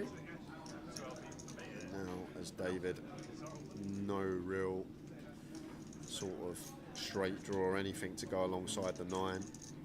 Is this where we're just going to see him get out of the way? Isn't 9-4 part of the deck? Yes, it is. That's what I'm saying. Maybe David thinks he's gonna 3-bet deck, but I personally wouldn't 3-bet deck. That's what I'm saying. Even if I think the person is playing. What's David's plan on the river? Well, it's called with the 9. Oh, that's grim. Wow. What a river card for David Ledden. That is ridiculous, Tower. And to be fair, now he snags it, he might actually go for the lead, because Brendan shouldn't have any 9x other than, like, no, he can't have 9x. He's called the 3-bet. So Brendan actually can't have 9x here. So therefore, like even 8-9 suited, 10-9 suited, they're not going to call at this stage. So therefore, he's probably going to check back a lot of his range on the river as Brendan. So we're going to take this away from him as David Ledden decides to donk jam the 9, just sort of realising this is a river card that's going to be checked back heavily from Brendan. So taking it away from him. And now Brendan in a real grim spot with the Jack 10. And this is really strange, because where is David going to find bluffs from? What hand wants to call twice, check call, and now wants to donk shove the river? Like, with no backdoor flush draw present, you're really stretching, Tower, because like if David has 3-bet something like ace 10, he never donk jams. If he's somehow got like a Jack 8 suited, sort of the pair up and down, pair gut shot, he never jams river, because we still beat some like King Jack suited, some King Queen suited, some Ace Jack suited, some viable bluffs for Brendan. So where on earth is David meant to get a bluff from? But now let's flip it the other way. Where's his value coming from, Tower? Like, what 9x is going to call twice? Jack 9 suited, Queen 9 suited potentially, but you're not going to assign him 9-4 off, that's for sure. No, not at all. So it's really strange. spot for David here, because it's you struggle to assign bluffs, but you also struggle to assign value as well. Like, would David really check call, and overpair, and now want to donk jam river? I don't think so. Would he want to check call, ace 10, donk jam river? I don't think so. So he's basically saying he's got a 9, but the 9x that get here, I guess, are the ones with the straight draws with no backdoor flush draw present. So Jack 9, Queen 9, these type of holdings. I'd never given 9-4 off. Like, I expect the 9x with no redraw to just fold turn if I'm sat there as Brendan. So it's a really weird spot for him. Yeah. And he's time banked himself into the break. Queen Jack, we have a Jack. That could actually work. Queen Jack may make sense. Someone in the chat saying Queen Jack potentially. Yeah, I could see it. That actually could make a bit of sense for David. Flop the nuts, check call. Doesn't want him to check back this 9 river. But Brendan has a key blocker to that, obviously. We have a Jack in hand, removal to some Queen Jack. Last time bank. Into the break. We are. What a last hand of the session. Brendan McManus, it's all of it to call. I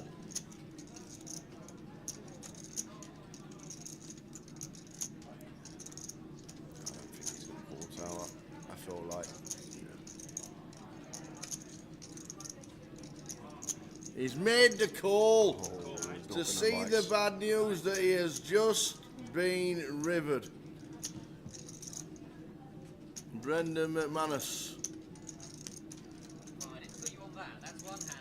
Just finishing in 7th place for £13,840, and it's time to take breath from that hand. You could have run through all the guesses of David's hand. It would have taken a while to get to what he actually had, Tower. The old 9-4 razzled him from the big blinds. And as we said, I think lead on the river's really good from David. I personally would have folded turn against Brendan, but once we do call turn and we ping that 9, I feel like we have to lead, whether it be all in or a different size. Yeah. It's just one of these rivers Brendan's going to check back high frequency. We'll see you back in 13 in a little bit minutes with 6 players. Brendan just been eliminated in a bit of a whopper. See ya soon.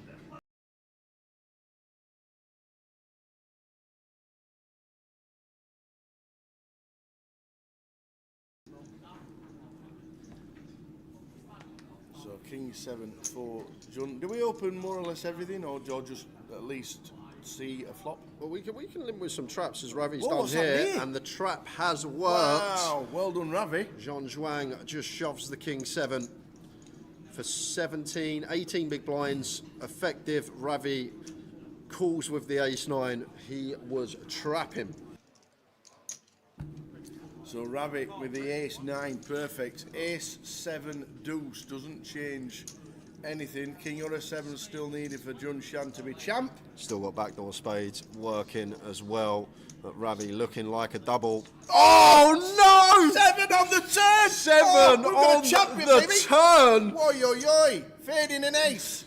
Oh, has he done it? He's only got to dump the ace on the river. How? How's he managed that? How does that even happen? How does it come a 7 on the turn and an ace on the river? What on earth was that? Ravi Chef. Whoa! Tao was thinking about the Super Bowl. I'm thinking about Mistara Brahman. Oh my word! And next thing you know, the 7 on the turn. Run like Ravi indeed. It looked over on that turn card.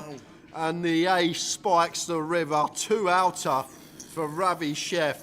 95% of the time, Zhong Juan is a champion after that turn. Wow. But we continue.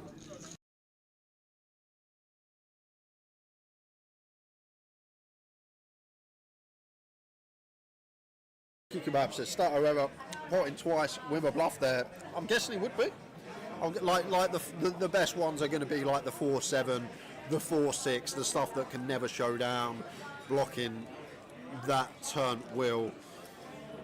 But if we're going to do it for value, we've got to have it for bluffs, especially against good players.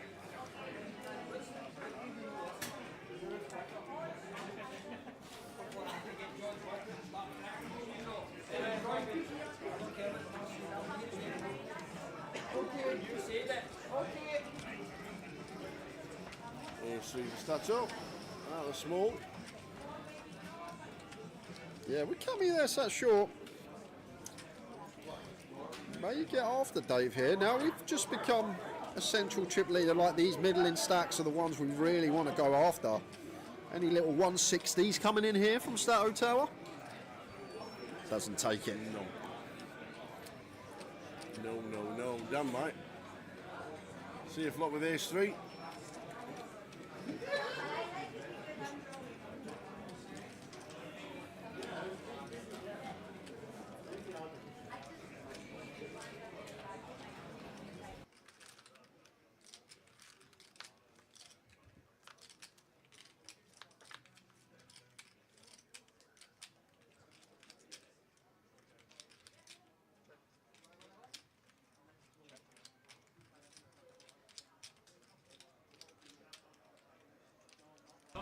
Well, would you look at this set up central here? We've got Dan flopping top pair, and we've got DD with bottom set, and Dan Gormley is going to do well to get away from this one.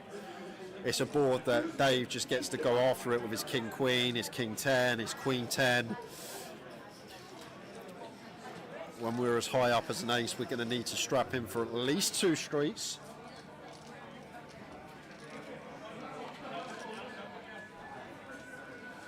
Four hearts on the turn, and that's Dave here. Going to be betting again. Two-tone now, so could potentially size up from that third flop bet. I don't think we're going to go extortionate though, because with Dan stack, like we could go half pot here, half pot river if we wanted to try and get the chips in. So maybe like 1, 2, 5 turn, which is going to put 500 in the pot and just shy of half in Dan stack for the river.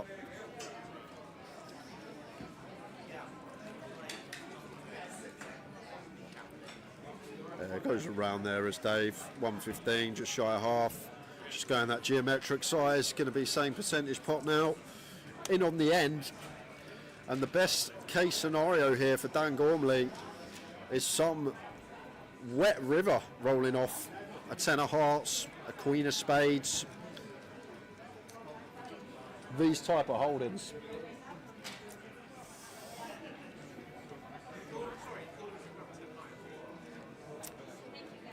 But maybe thinking about running it here and now as Dan. Difficult though, because it's one of those we just fold out all of Dave's bluffs that we're trying to keep in, going to rivers anyhow. This is the avenue you do expect to see, just a call. And it's as bricky as it comes. 7 of clubs on the end, no 8-5 or 5-3 in there for Dave. So 7 not changing anything at all here. And with everything bricking out, Dan unblocking the bluffs as well. The king queen, the king 10, the queen 10, the king X of hearts. Like, we're going to have a tough time getting away from this, especially when it's half pot back.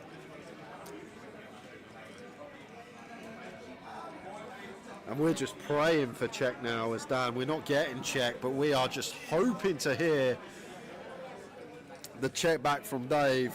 And there is the triangle. And nothing changing on this river as Dan. Like, in our head, there can be some rivers that we fold on. The queen of hearts, the king of spades, stuff like this that does bring in some bluffs for Dave. But we can't really find a better ace-x combo here. Like, much better to call ace-3 than it is ace-10. We have the 3 of spades, but kind of irrelevant, because king 3 of spades is not going to open for Dan. So I think if we are going to start heroing ace-x, this is going to be one of our prime catches. I'm blocking queen 10, I'm blocking hearts, I'm blocking king 10, I'm blocking king queen. It's a board that Dave will throw the barrels in on for sure. And can we find the fold, Dan Gormley, and leave ourselves with 10 bigs to work with? But if we make the call and we're right, we got 1.1 milli. It's a real grim river spot for Dan, and last time bank has been used. So in 30 seconds, we will have a decision.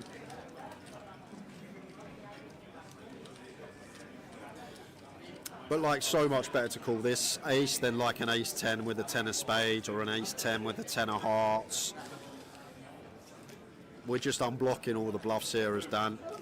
And I guess we do need to call some top pairs, so maybe this one could be the one.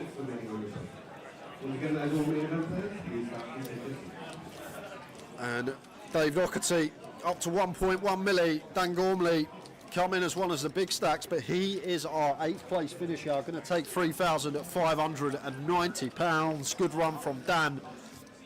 We are down to 7.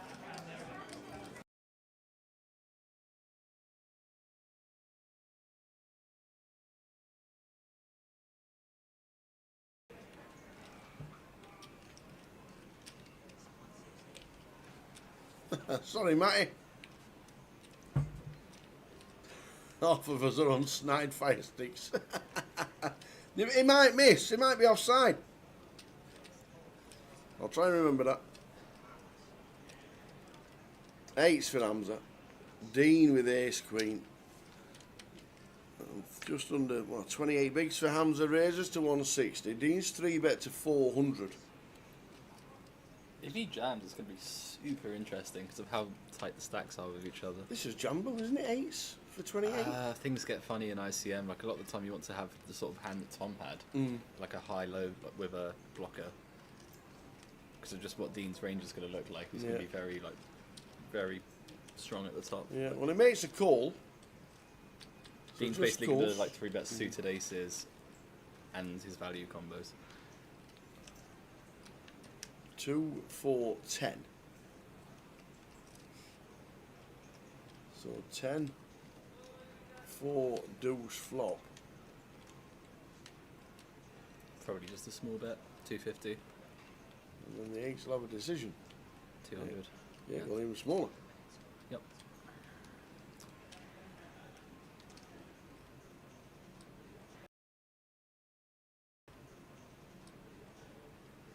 Eights will not be folding.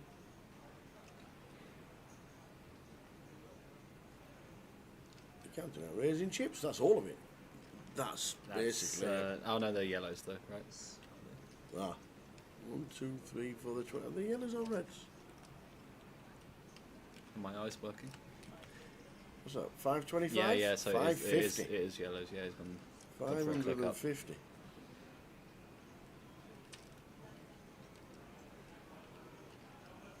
Really awkward spot for Dean now. Just ace high. On a 10-eye board. You're getting 5 to 1 with some overcards. But then again, it's just like you're putting in loads of chips in a dicey ICM spot. It's very awkward. I definitely do not fault him for calling, but you're not happy. Bit of a huge pot brewing. 2.1 million. Out of nowhere. This is. Yeah, absolutely. On a 10-eye board. They both got less than pot on the turn. If the card comes higher than a 10, Dean wins. Oh, Dean's. Well, that is. Any of them, but that's the best one. The second best card to hit, the Queen of Hearts. So, and then Hamza. He said all in and a snap. Wow. Oh, the 8s, baby. Yeah, that's a punt. Oh, Hamza. Hamza. Ugh. Needs an 8, and there's only one left in the deck. You just got to realise in this spot, any high card is so favourable for Dean's range. Oh, man. He's saying he's already got over pairs or over cards when he peels the flop check raise. And the 10 means we lose Hamza in 6th place. Hamza Kilek eliminated, and now Dean Lyle, Dino Supremo, is big chip leader. £8,140 for Hamza. Well played, sir.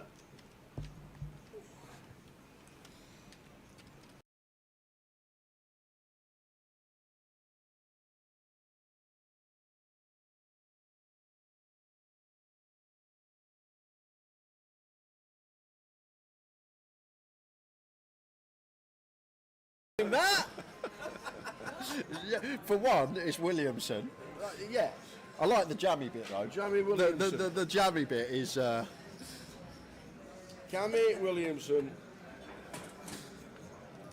He was in front that time. He was, well, he was flipping. Kind of. It's a flip. Suited Jack 9 versus Ace 5 off. Yeah.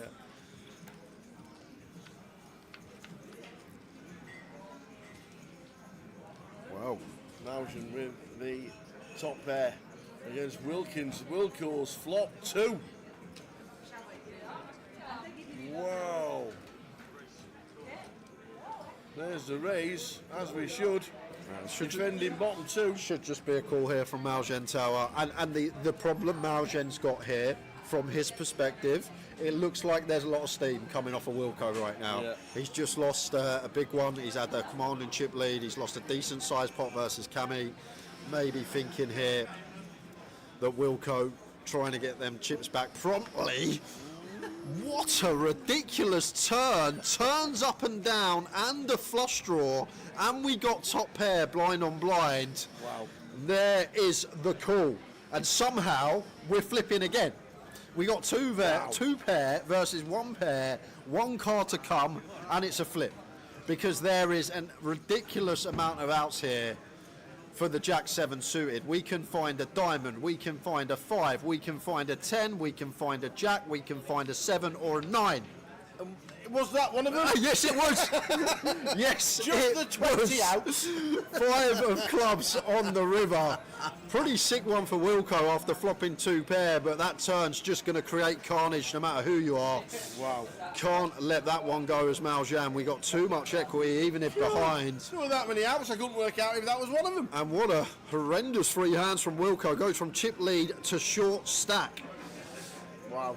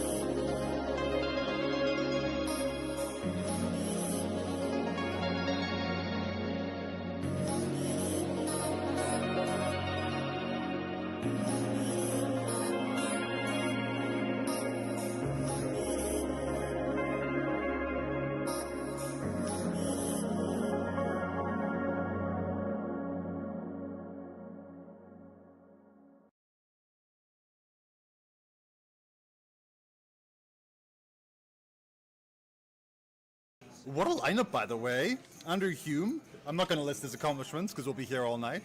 That is David Doherty, same. Jack Hardcastle, withered reg, but I love him.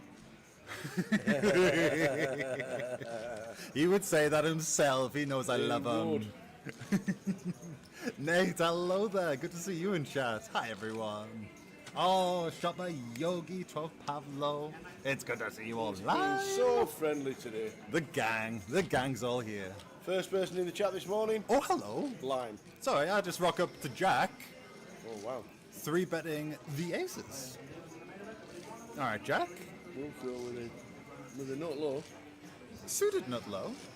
That is true. And he's thinking about something here.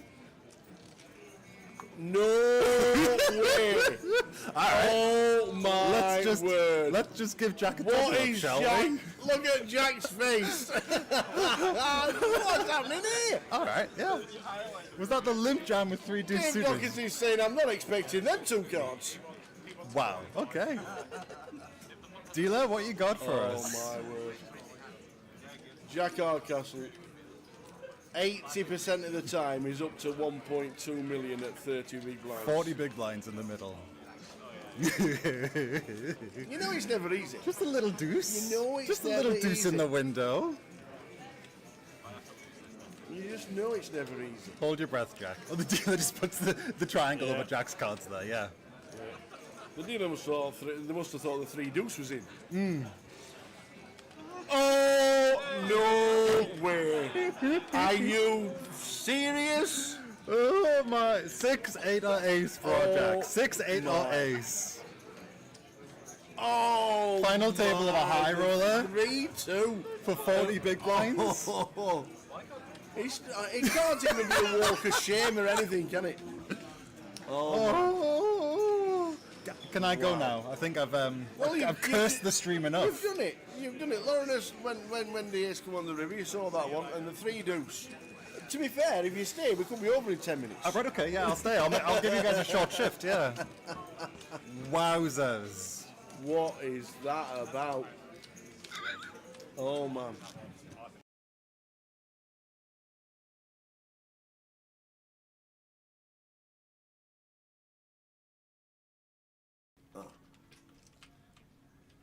The old ones. Is it 25?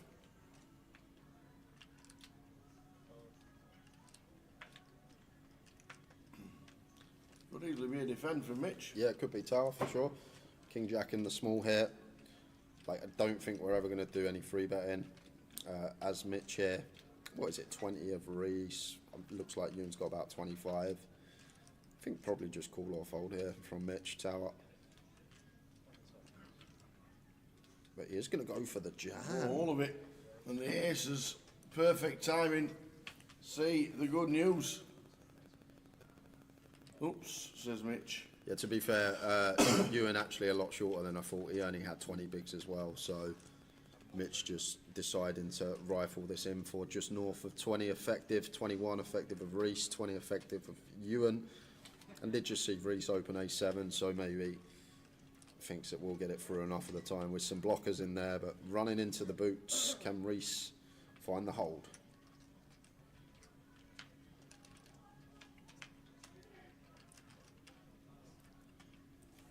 Oh, you can't! Wow, Jack 9 is the flop. That's not fair. That is grim. So Mitch potentially taking all of Reese's chips in 2 hands. No spade either. He needs one of the 2 live Barrys. Wow. Barry! One of them. There it is. Oh, Barry on the end for Reese. What a hand. What a run out. God, dear me, man.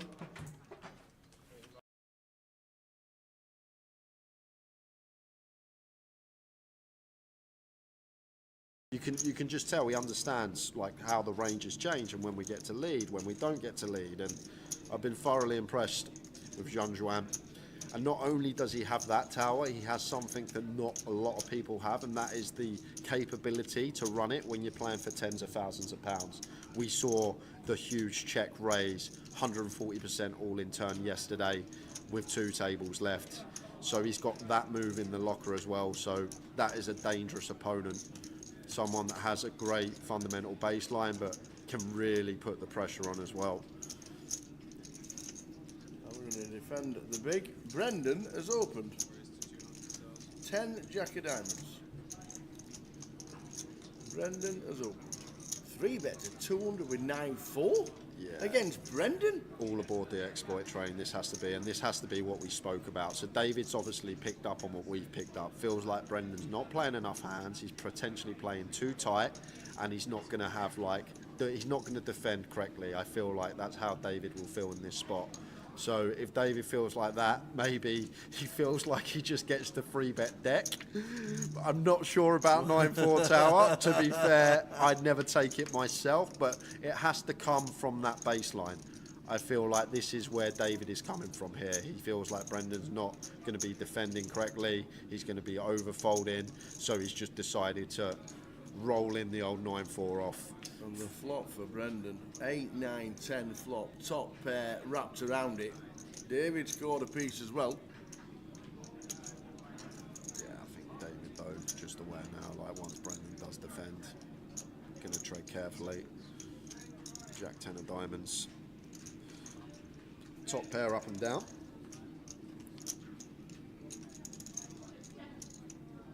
David Lennon. Still going to come along with his middle. Was only south of quarter pot. Continue. Off to the turn, which is a 5 of diamonds.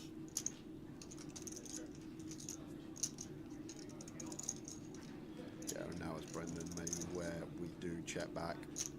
Like it's horrific if we get check jammed, and we're not going to against David's particular hand, obviously, but if he ever has some hands that potentially want to go for check jam, it's a 3-bet pot, like value bet threshold. I don't think we get to go bet with a 10, so great junction to check perhaps here is the turn, but not going to get that option. We are going to go for bet instead, so finds quarter again. 150.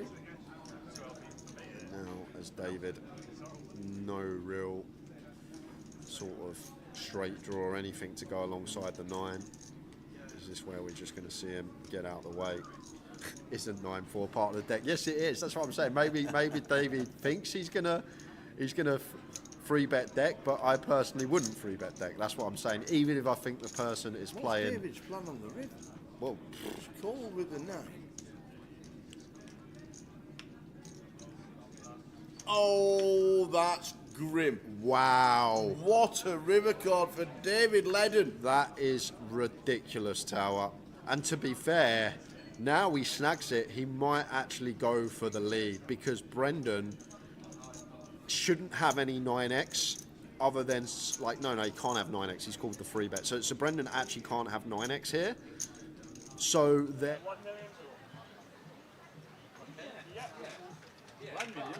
Oh, yeah. 9. 1 million.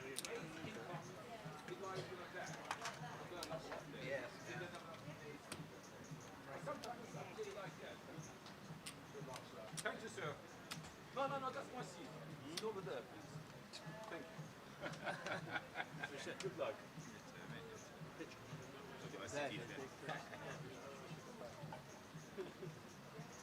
That's your chips.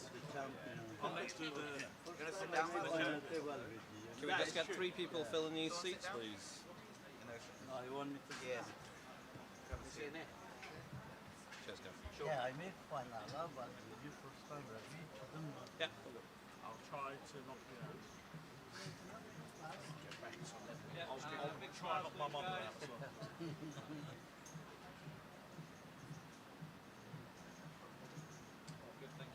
Perfecto. Thank you.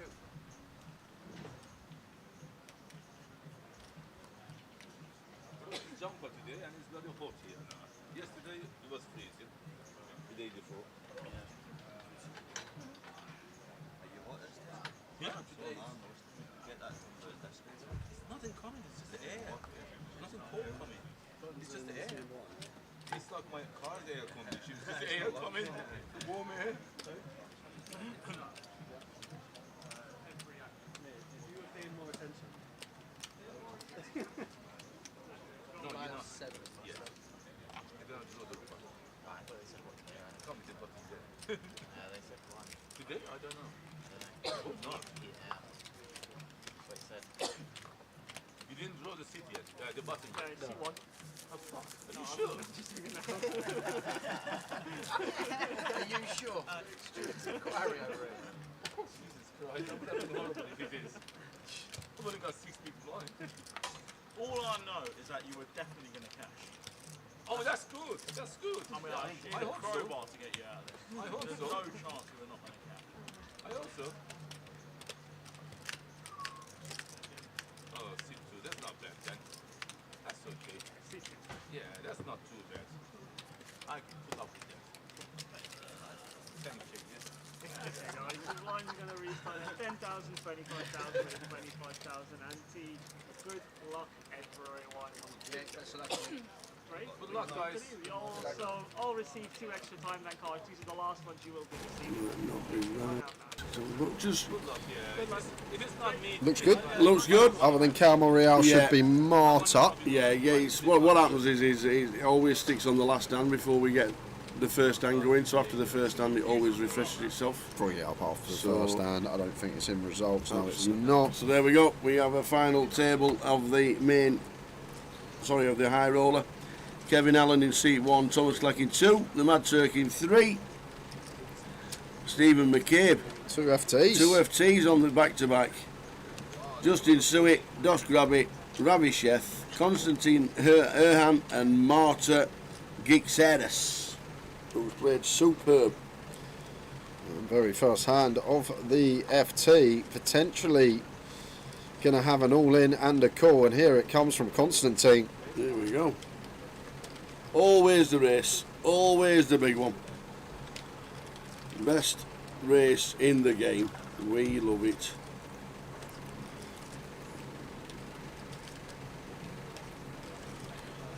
Short stacks sitting there, hoping Dos calls this potential ladder opportunity.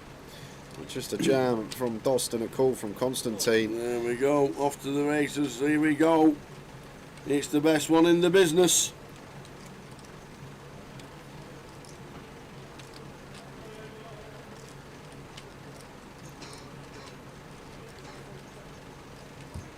It's the biggest in the business.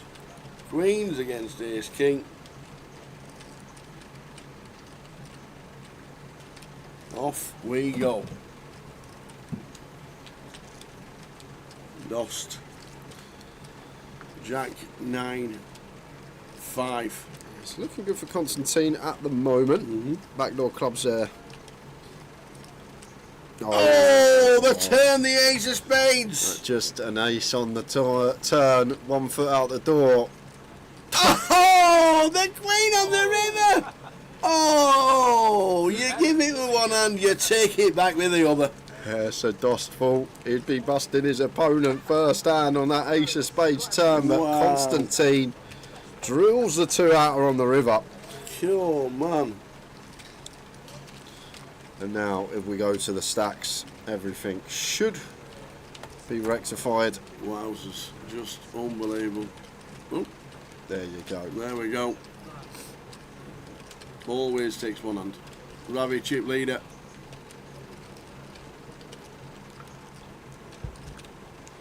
The chefster.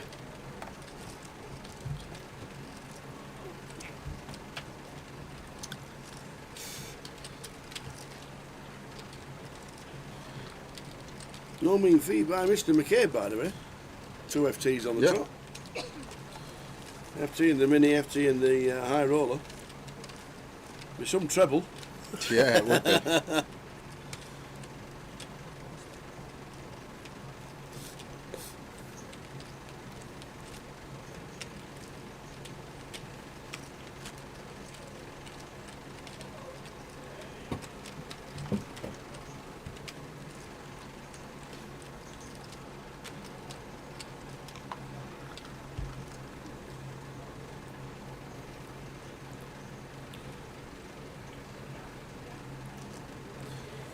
Dost with chip leader on his direct left. Going to open King 9 off from gun.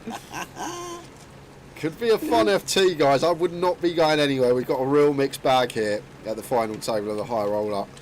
I feel that it's going to be entertainment at its finest.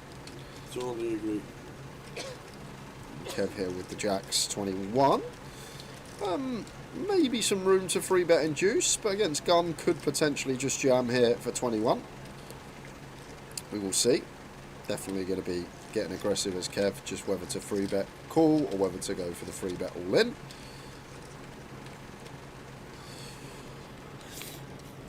Goes for the jam as Kev Allen. And unless someone wakes up with it in the blinds, we'll be getting through. I actually can't see Dost ever calling this one off, and Justin with the ace queen in the big blind, into the muck it goes. So gun open, it's a hijack jam from Kev. Like, Kev's going to be less inclined even taking ace jack here, stuff that potentially Justin could dominate. It should be a snap fold from Dost, but he is asking for a count. He is. How you doing, Nav, mate? Glad you're enjoying the coverage. Two of the best commentators in the poker world. Top guys, keep it up. Cheers, Nav.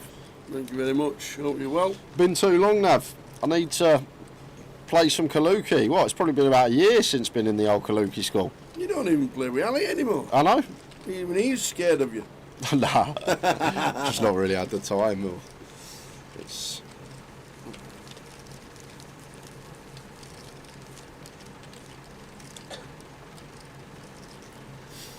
So the FT of the high roller, 9 players left, all in the money. Money was 10. We'll bring the payouts on the screen on a regular basis. 3,150 now locked.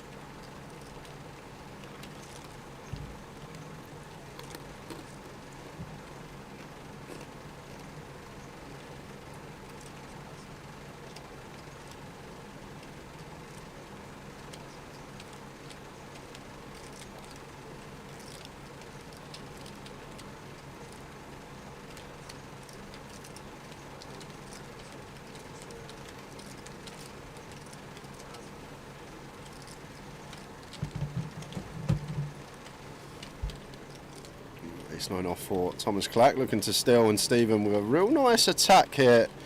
King Queen off, really good opportunity to go for a free bet. But decides against it and plays cool. But when we cover Tom here, I feel like this one's going to eke out more.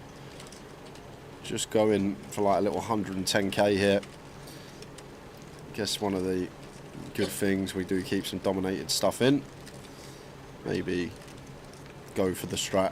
Call the suited, free bet the offsuit. 10 on the flop. 10, 3, 4. Dost flopping best.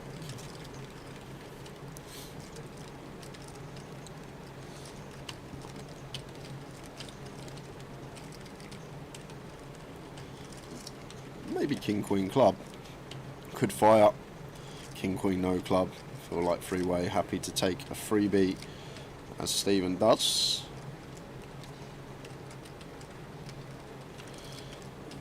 Jack of Hearts turn. Dost does have a pair of 4s, but got to be worried about this jack rolling off both Jack X in Thomas and Stephen's range. Going to have all this like Queen Jack up to Ace Jack, and Tom probably going to open like Jack 9 suited from LP as well. But Dost not fussed about that. Forget about ranges and what our opponents can have. We've got a pair of 4s. So 55k, south of 30%. Stephen with his up and down here. How is he going to proceed against his big blind lead? Always continuing.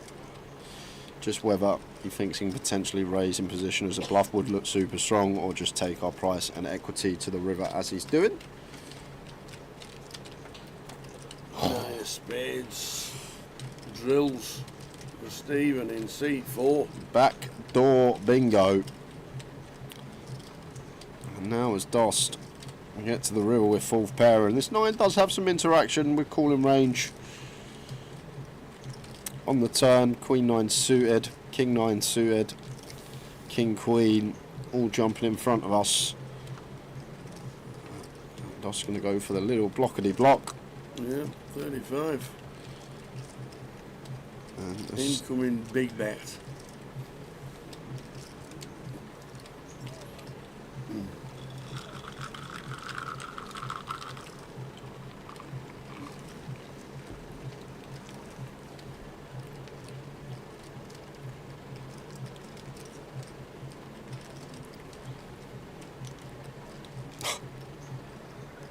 all the time banks out. I love it. Oh, the old throw all the time banks and then raise when you still got 20 seconds to make your decision. Ladies and gentlemen, the winner of the Oscar for the High Roller, Luton. Once again, the time bank tail prevails. We've seen it so much since Pull your time banks. they've come in. When someone throws their banks out, or even one bank out, and they got 30 seconds to think about something, and then they only use 10 seconds of that time bank and then make the decision. Yep. It's just always value. Because if they actually had a genuine decision, that usual 30 seconds, it's just they're naturally trying to look like they got a decision, throw the time banks out, and they want to spring a raise. Always value. It could be 2 trophies Stephen's taking home today. The Oscar going to him, as Tower said, and it could be the High Roller trophy.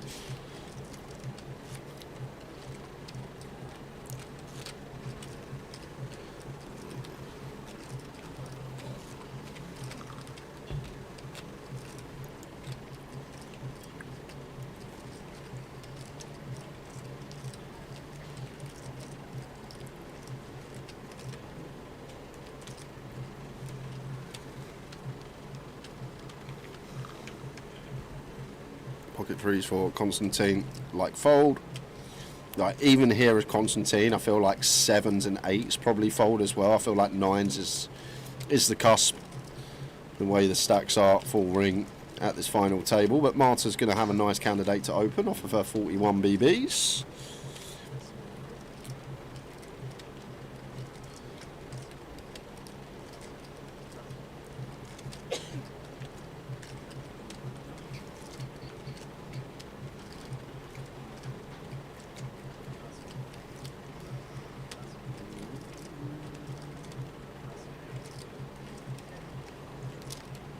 King 5 off for Ravi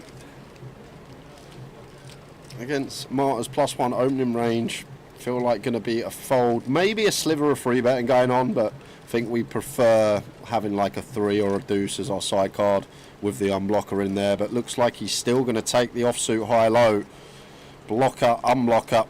Although the 5 probably prefers to be a deuce or a 3, but I guess Marta's only really going to open like ace-5 suited as a raise fold 5x. She should fold 5, so only a smidge relevant. Big old meaty free bet here from Ravi, applying the pressure straight away to one of these middling stacks, sitting third in chips as Marta. And I wouldn't feel worth a folding here against this big size of Ravi. And 11 bigs does the trick. And there you go, Tower. Ravi doing Ravi things. 85 bigs. I'm waiting for it, Evan. I'm literally waiting for someone to pull the reverse time bank tail. It won't happen. Because it has to be someone that watches the stream a lot. And they'll probably give me a glance to the camera as well. Thumbs up. Yeah. That was me. But this is the other thing. When I rarely come out of the comms booth and I get a chance to play and it's a tournament with time banks in and I'm in a pot with someone and someone does that against me, then I start levelling myself and like, does this guy watch the stream? Is he trying to bluff me here? Does he watch the stream? He knows that I always would fold in this spot. That's the other thing when I take a seat at the tables. Sometimes got to be aware of people that may watch the stream and have an idea about how I approach the game, and then sometimes you get in that leveling war with yourself. Is he only doing this because of what I say on stream? And now I always say it's never a bluff spot, so he's actually got a bluff now on this occasion.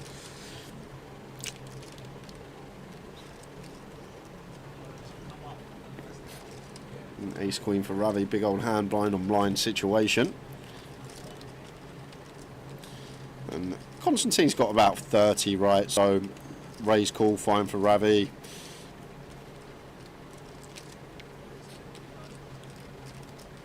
Makes it 85.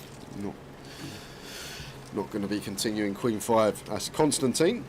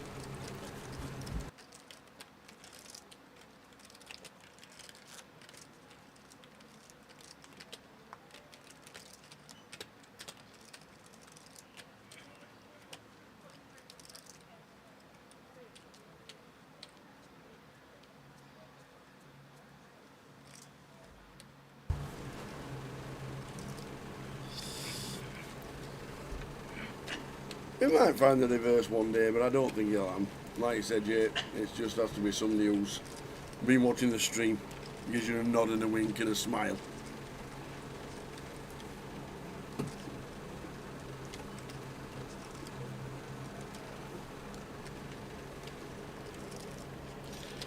Ravi 9's here against Dost.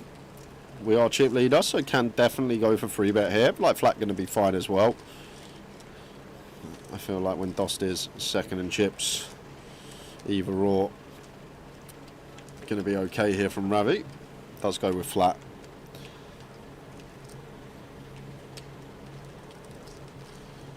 Marta 10-8 off here. I feel like with ICM, where we're sitting in the Packers mark, we don't necessarily need to defend this 3-way. Heads up, yes.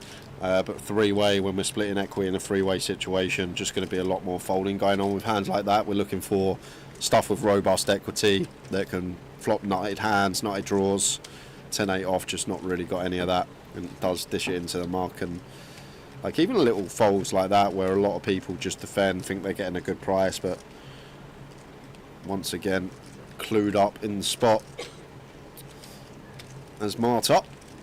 So ace, king, queen, 2-club board, not what you're looking for as Ravi when you got 9s. Absolutely, not the best flop in the world.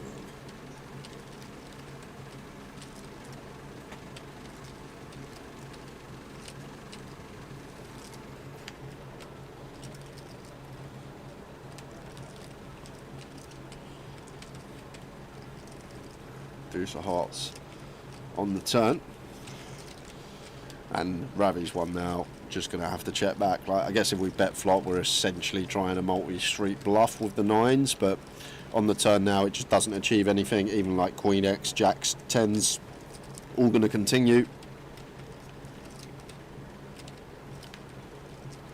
4 of clubs brings a potential flush draw. Wow, Dost checking all 3 streets here. And no need for Ravi to bet. Once again, we're not getting value from worse. 8, 7, 6 is not calling. We're just going to...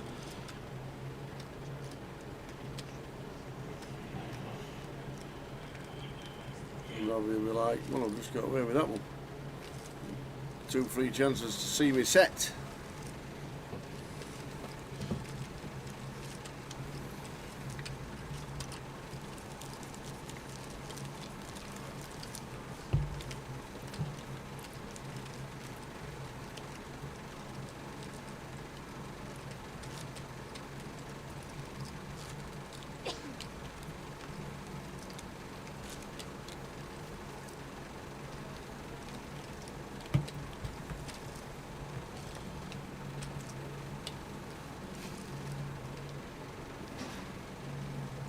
Bright says, what's the reverse time bank tell? Just someone in the chat saying someone should pull the reverse time bank tell.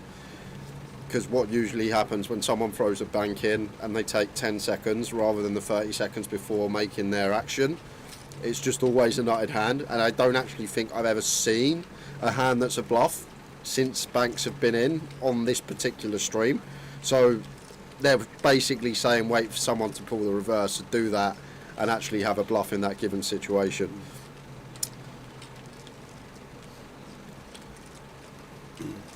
But maybe once again, it's just like psychological how the human brain works. Like when you first start playing poker and you're new to the game, when you start playing live, when you got a bluff, like you try and put your chips in aggressively to try and scare your opponent and stuff like that, because that's how your head thinks you should do it, because then naturally they're going to think you're strong. But when you've been playing a long time, you know it's the other way. When people are doing that, most of the time they're weak. And it's same with the time banks. Maybe because they've only been out a few years, people aren't aware that subconsciously they're doing that with their value hands and not yet adjusted to doing it with their bluffs as well.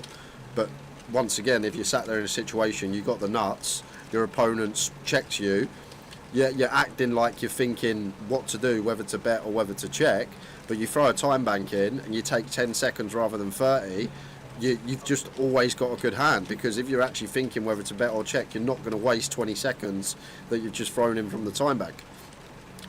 But I feel like as we go on through the years and we play more tournaments with banks, maybe we will see less of that, because people will just be clued up on how the brain's working. And because I understand it, like subconsciously, psychologically, why people do it and what they're trying to portray to their opponent, that they've got a decision now they want to raise. But we have such a big sample size now that it's just never ever a bluff. Still waiting the first person to do it as a bluff. I'm going to buy him a pint, I think I said about a year ago. A year later, that pint's still working. So, Marta, a couple of ladies. Flatterty flat. Get Alan out of the way. There's 26 bigs.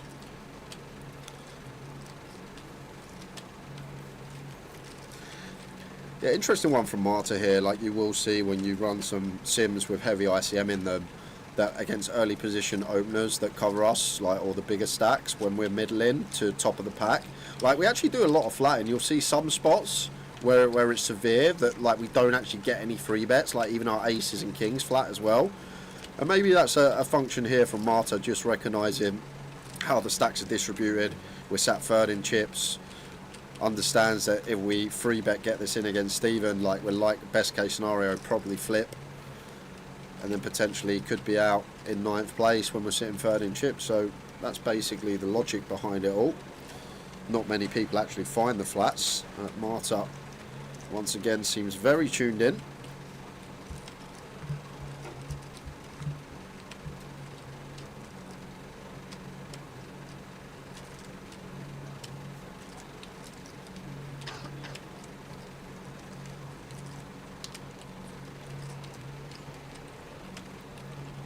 $55k comes with third, and Stephen ace jack no spade here.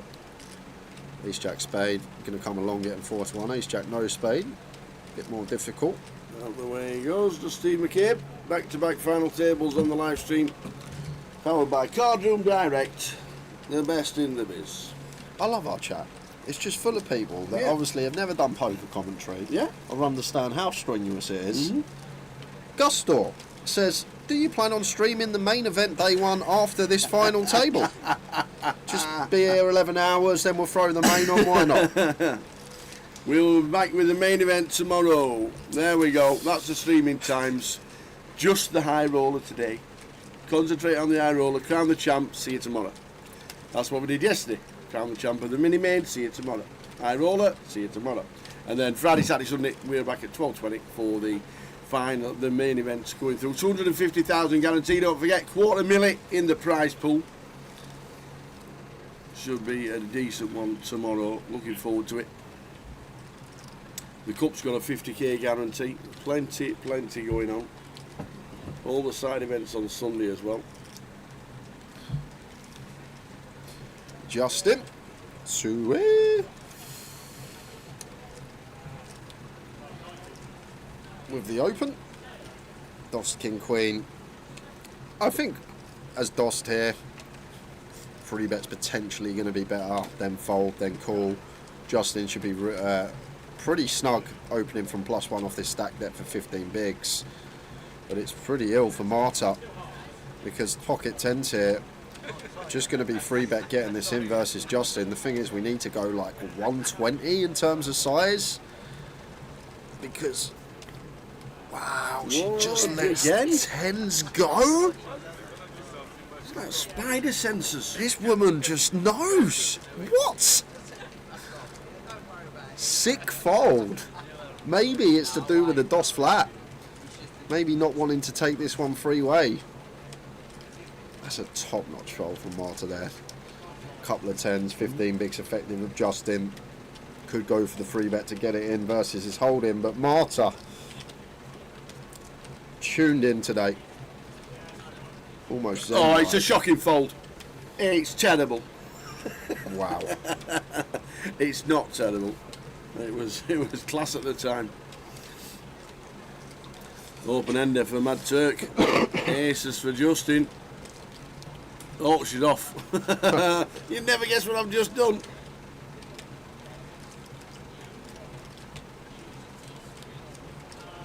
Pre-flop.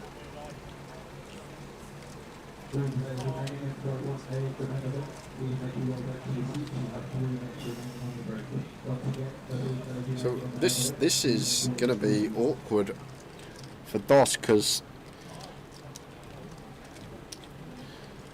we still got the Mad Turk behind off the shallow stack, and I'm guessing we just jam as the Mad Turk with our up and down. Or does he want to call? Like, we're not folding any turn anyway, are we? So, like, name me a turn we fold here with Jack 8 off when we got 65 into like 400k. So yeah, it's a heart. I don't even. We've done with the Jack flush draw as well. We don't fold the Ace of Hearts, but we're going to have 65 into 380. Yeah. So nearly 6-1 tower. Like with an up and down as the Mad Turk, I can't really think of a single turn we get to fold now.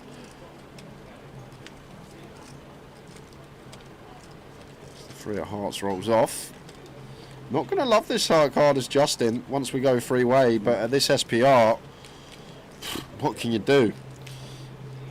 Not much really with the boots here. You expect Mad Turk to just run it with his flush draws on the flop, but maybe that assumption is wrong because he's not run it with the up and down here. DOS shouldn't really have many flushes of his own from +2. Only really the suited Broadway combos and Ace-X of Hearts specifically. So there is the jam from Justin, and DOS wants to spin it with the King Queen here, and now the Turk. What are we doing with Jack 8? 65k to get the absolute lot, sir. How has DOS just snap cold? He's got 2 overs, he's got gut shot, second up flush draw, getting a decent price. Oh, wow. Now Marta's just gone over to her round, goes, oh, I might have been right, all this action's going Oh, in, yeah. someone could have a flush and she's going to see King Eye. King Queen off against 2 black aces. Wow. No, she's going to say it's obviously going to get to see the whole board, but oh my. Open ender with a flush draw for Turk. The sick thing is, if Turk just runs it on the flop tower, DOS folds because Justin then ISOs, and now Turk would have Jack 8 go into the river, any heart, any queen, any 7 versus the aces. So if Turk just ran it on the flop, would have got it heads up against Justin. But here we go. Oh. And Justin needing a hold here, fading jacks and hearts. And it pairs. So Marta would have filled up and probably ended up taking Justin out, as it was a fold on the full pre.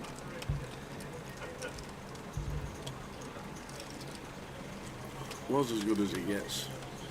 Mad Turk does save himself, 2 big blinds. A lot of people would have just run it with the up and down, and he's still in the mix.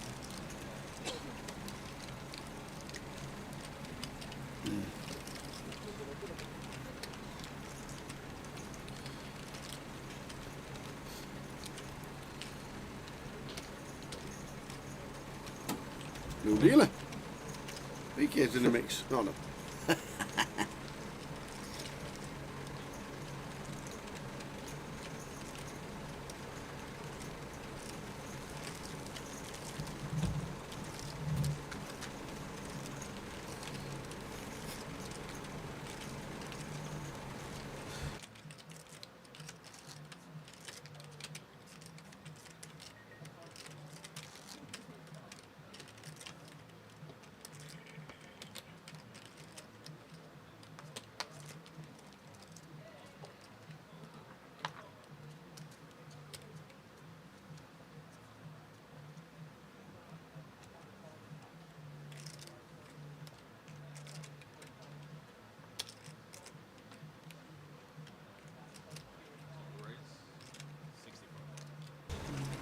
here we are again, and Ravi against Dost here.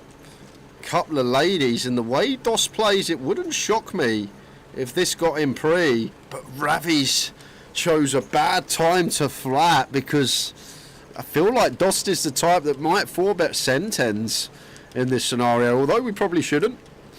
Sitting second in chips, but I feel like he's the type of customer that may have run it with his hand here and now. Wow. Look at this for an absolute cool-level.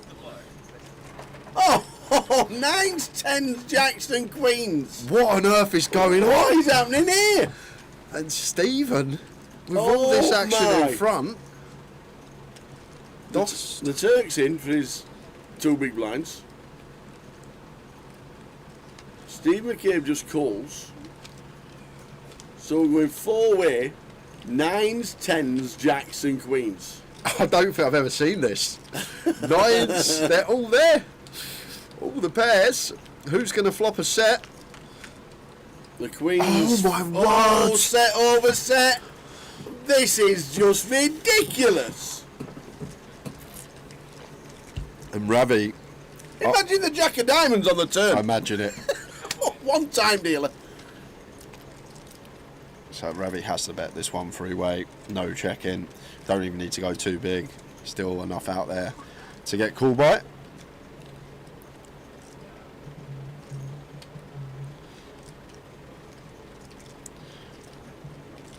$125.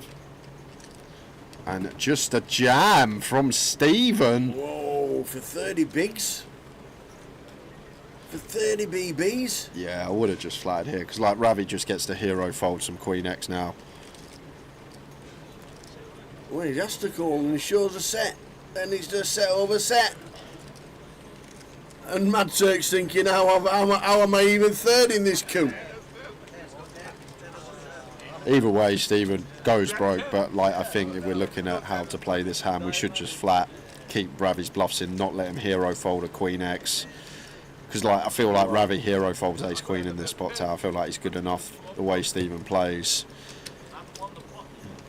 Any case nines for Stephen. 10 on the turn for the Turk, perhaps, to keep him alive. Some hope. The 7. Wow, set over set. Steve McCabe is going to bust out early on an FT again. Oh, and love the Mad Turk. Look at this. Set over set over set. Have you ever seen anything like it? Set over set over set. Wow. And Ravi up to 3 million, propels him to about 35% of the chips in play. It could be the Ravi show from here on out, because he likes to put them to work when he's got plenty. What a hand on the FT.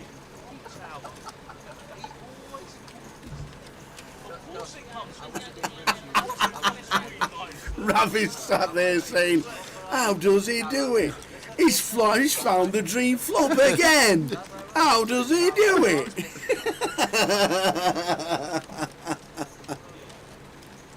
How does he do it? Wow. What a hand. Highlight reel, anybody? Yeah, that one. I'm sure you'll see on socials either today or tomorrow.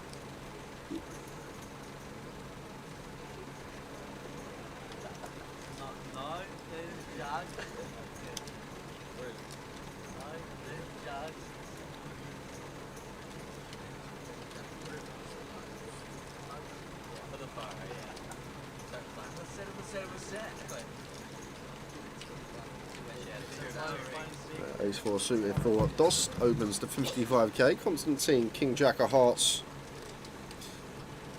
goes for the 3-bet. Like it a lot. Nice little combo choice. And especially when we are up against the gun open, a lot of the table behind us we try and flush out.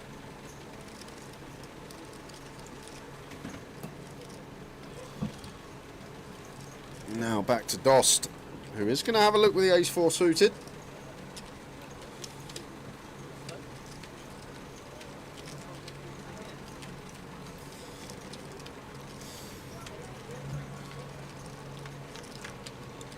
6, 7, 7. 2 hearts for Constantine. Yeah, one as Constantine just happily bet here. Like Doss should set us in with 10s plus. He should never have a 7. We can target some ace highs. We can target king queen to fold out as well. The ace 4 of diamonds going to be straight into the muck.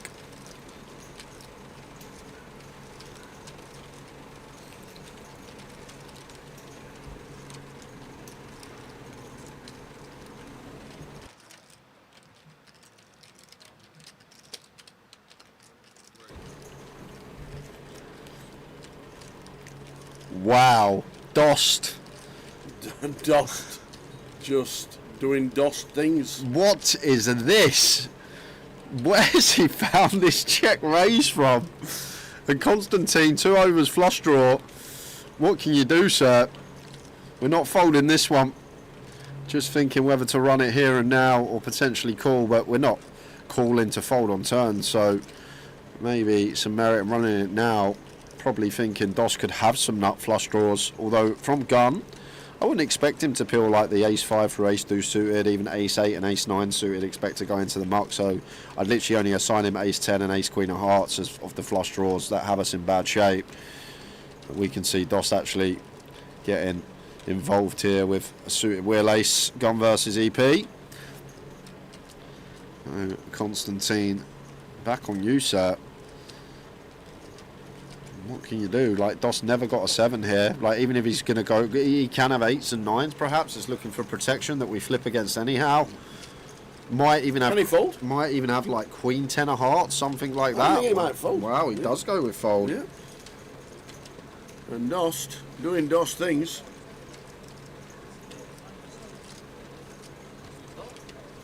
Constantine, that's a real strange one. No, Tom's shorter than us, but sometimes a bigger picture could have been a decent sized pot to propel us to second in chips.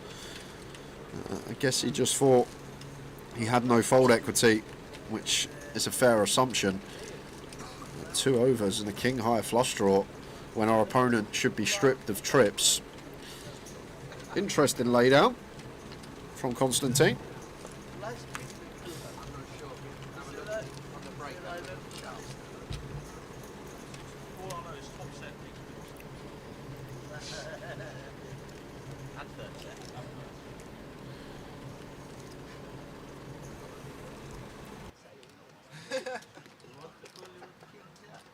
It's like,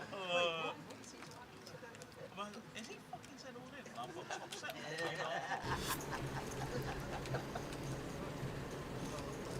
And he only got Jack 10 of diamonds, it's like 9-9. I know, really. I thought he's got like a big combo.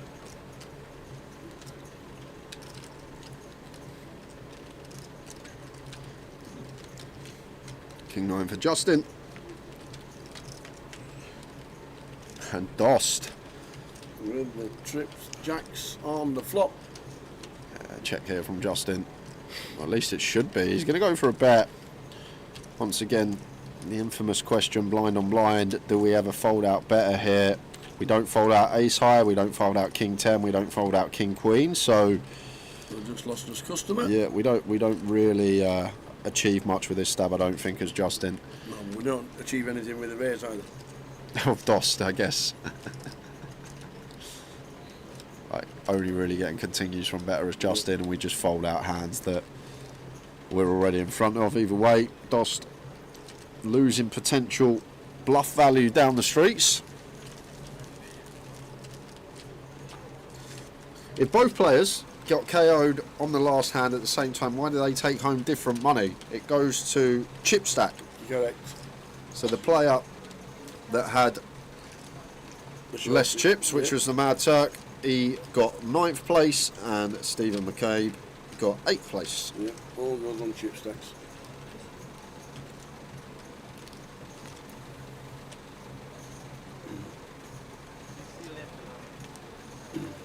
The only time that doesn't happen is when you're on the bubble for the big tournament and there's 6 all-ins and there's 4 prizes and 2 might chop it. So that's in this case, in that scenario with 9 players left, it goes on stack size.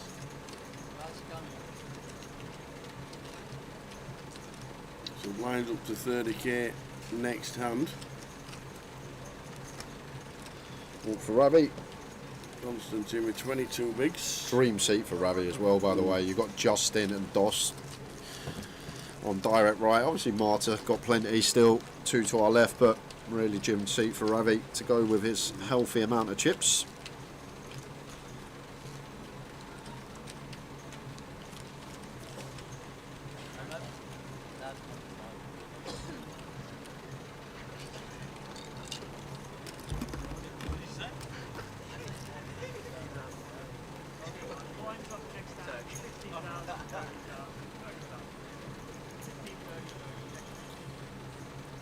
So lines up, Joe's just going across to tell them.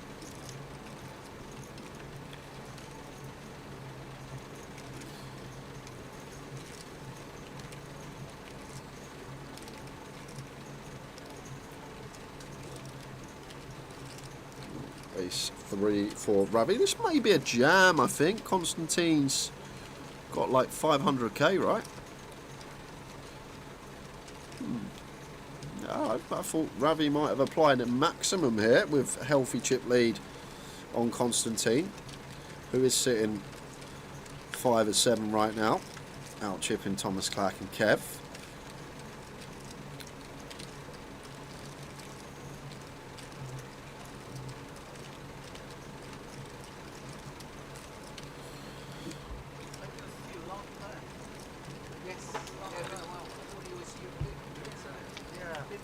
Check the flop, King of Spades turn. This will be one bet and done. I am Aravind says, I can see that Ravi's got AirPods in and he might get information about others' cards. He might do, but it's not live. We're working on a delay of 20 minutes.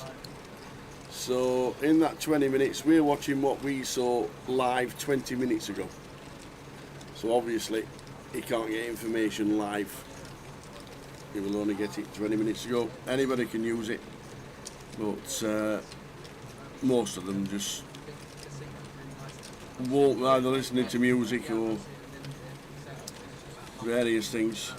You can't get told live what is happening on the table because we have a delay put in place, and we'll never catch up with that delay.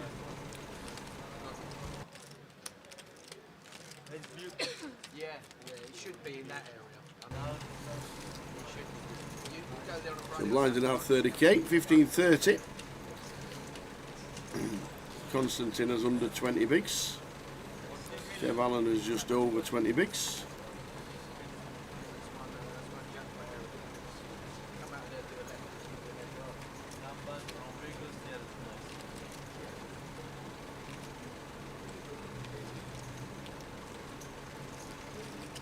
Ace 8 off for Ravi on the button here. I feel like this one nice one to just attempt to steal. If we had like a suited ace, just going to have more equity when called. Potentially, I was going to say potentially go with jam, but Marta got more chips than I thought she did. A little column of 500k, 25k's next to the first pile. Either way, raise and take for Ravi.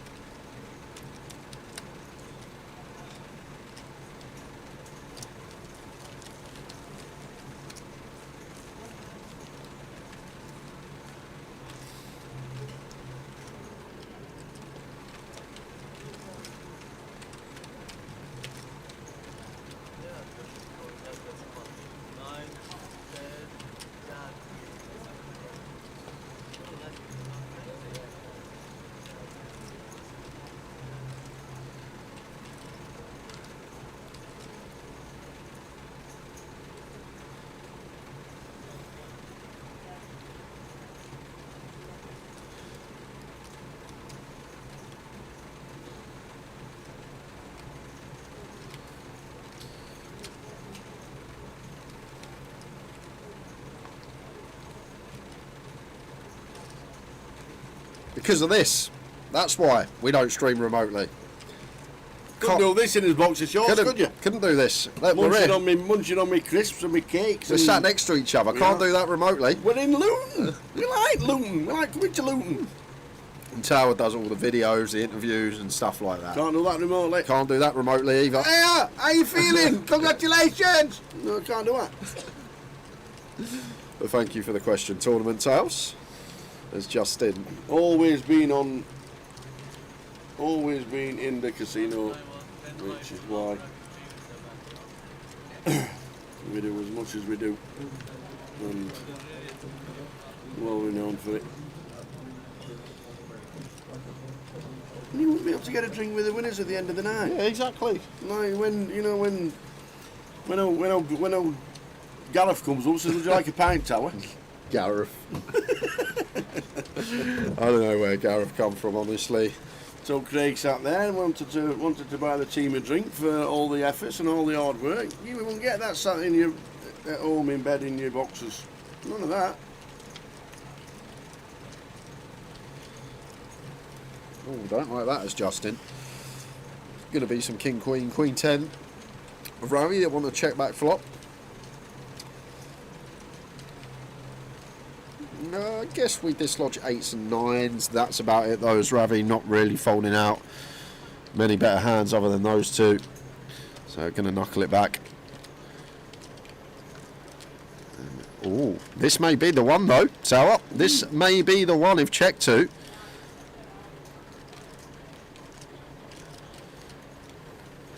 Oh.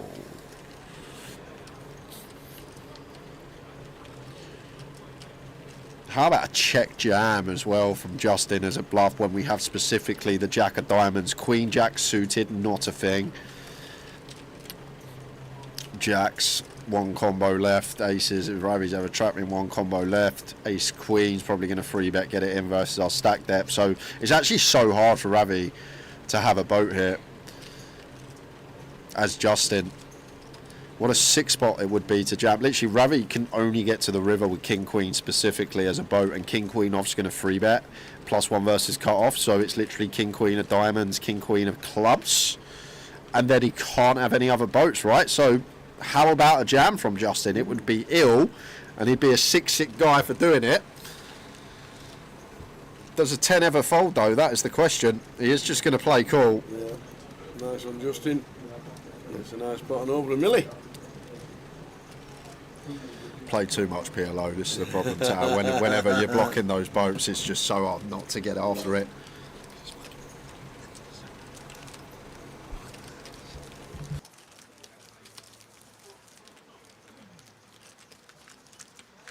Evening, Mark.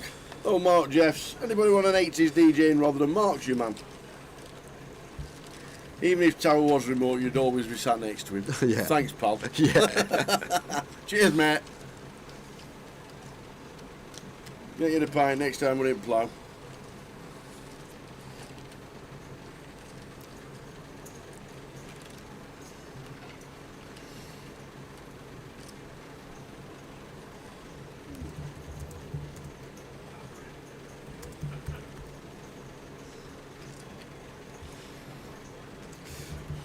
So 30k of the blinds.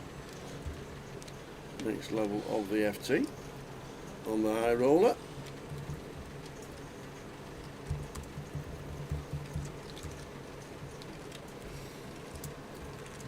£79 entries, £35,400 to the winner.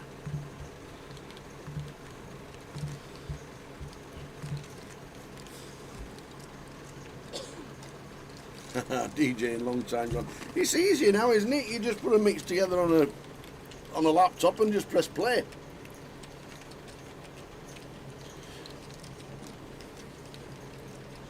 So Constantine with the ace-5 is in for his final. Oh, 30 bigs.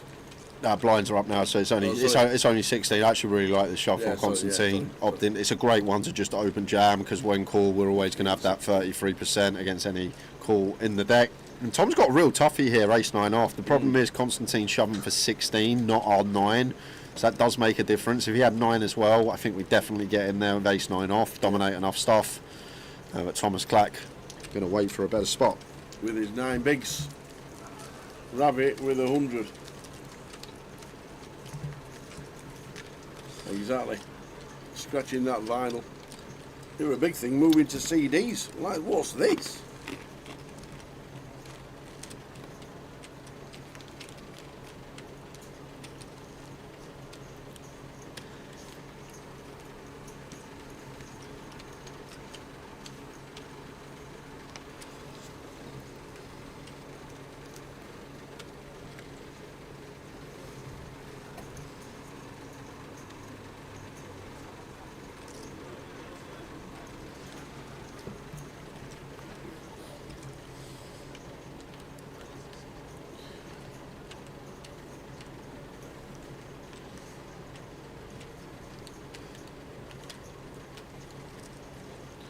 Ace King for Kev on the button here. Nice clean shove spot, 18 bigs. Not going to be free betting, not all in to call.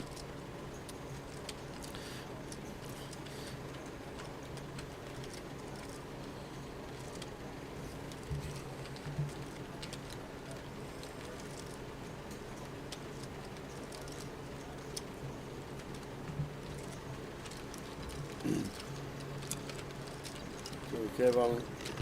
Yes, a few back with the blinds and antes. Up to 23 bigs.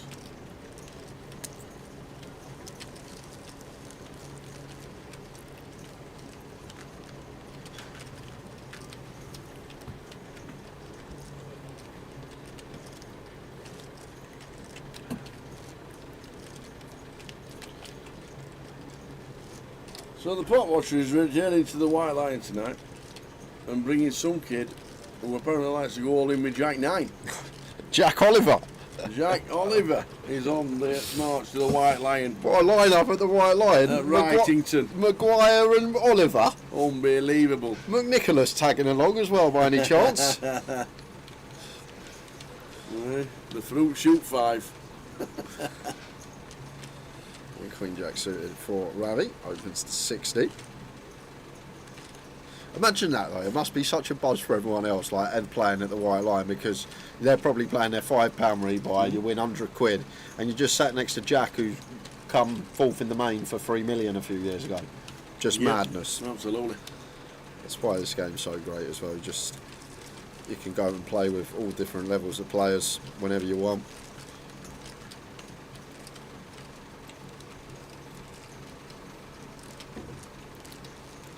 Have a good night in the White Lion. Stick the live stream on while the Tottenham Hotspur are playing. Bodo Glimt, come on you Spurs. Bodo Glimt. The 1 to 5, by the way. Ooh, what? Spurs. Are we? Yep. We were 1 to 3 yesterday. 1 to 5. Oh wow, we have been knocked in. We're 1 to 3 yesterday. I checked. Well, 3 to 10, same thing. 1 to 3, 3 to 10. Yeah, well, on Betfair, you're 1 to 5. We've obviously been hammered in. I don't know why. I'm not surprised. Playing a team nobody can even pronounce. It's pretty Bodo. Baggins. Bodo's pretty easy to pronounce. Why is it 2 towns? Do they have 22 players? Is that why they never lose? I have no idea.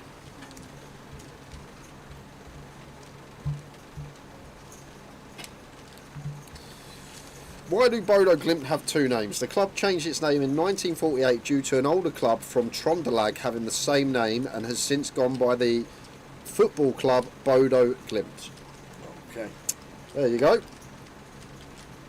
What's the... So basically there was 2 teams called Bodo and then they've said, alright, we're now Bodo Glimt. No, that's it. That's because nobody will ever pick a word called glimpse. Well, have they got a 70,000 seat stadium like you have? No.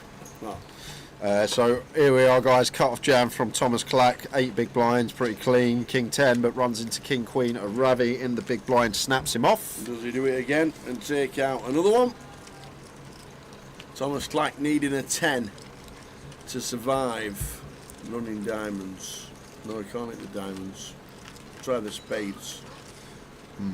That's not good at the minute. Yeah, so only Thomas Clack down to 12% equity. just a 10. One of the 3 10s in the deck. Thomas, can he find it? No, he can't. Next door. But Thomas departs. We are down to 6.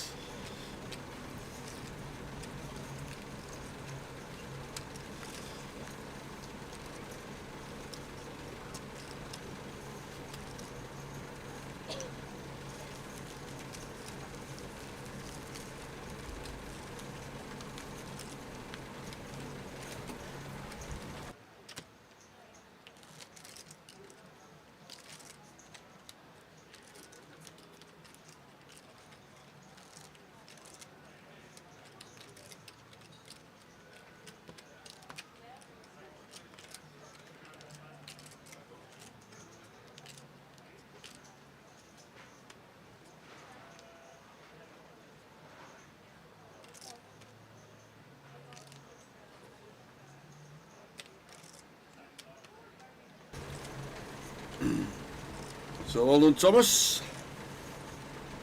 Mr. Tom Clack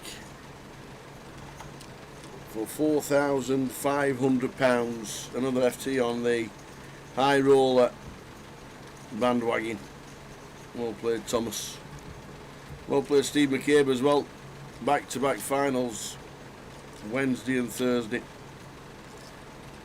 The Mad cashing again for £31.50, and Cal Moriel gets himself a bit of money, doubling your buying.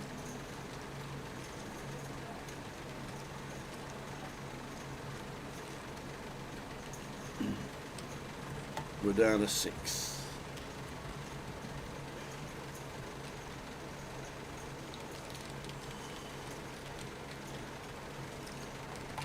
We are down to 6.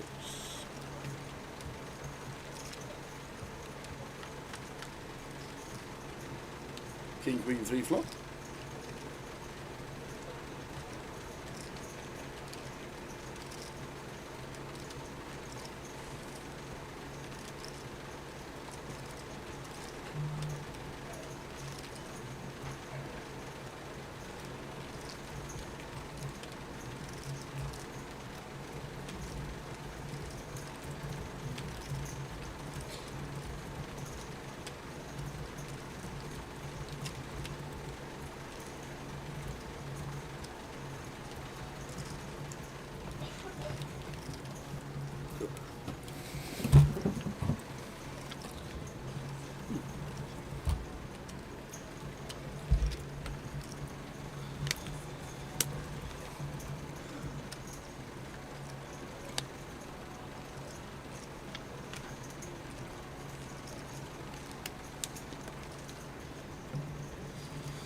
King 9 for Justin.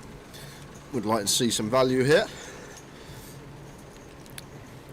And one of the merits you see here, cut off versus button, playing basically pure check in these spots. Works a treat for Justin. Got this little extra 100k from DOS we probably wouldn't have got with just continue ourselves.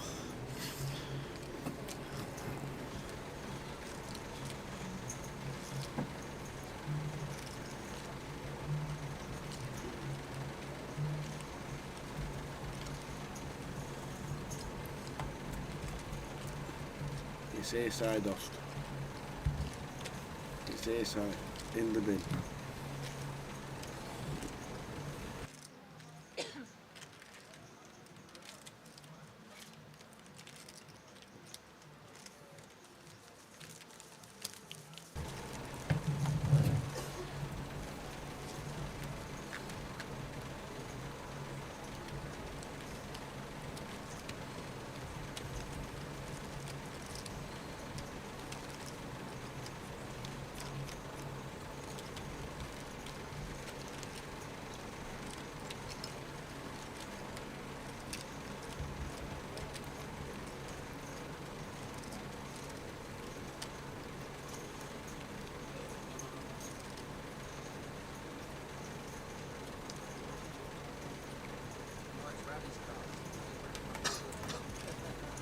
So we're down to 6 after losing Thomas.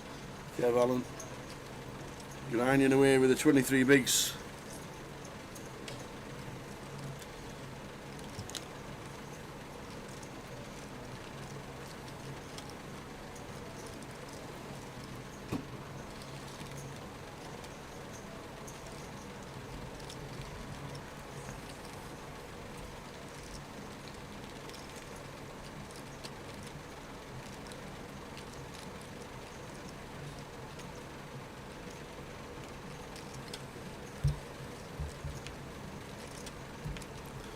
Constantine going to go for one of these polar raises. Don't mind it once in a while at a small frequency. One of our best and worst hands here, and that's just to do with we're going to have a lot of shoves like the King Queens, the King Jacks, Ace X suited, and then we're going to raise our aces, our kings, our Ace King suited, our Ace Queen, all this stuff to raise call, and just balancing it out with the bottom end trash holdings like the 10-3 off. Nicely done. 108 bigs and a commanding lead for Ravi Sheth. Justin Suet in second place.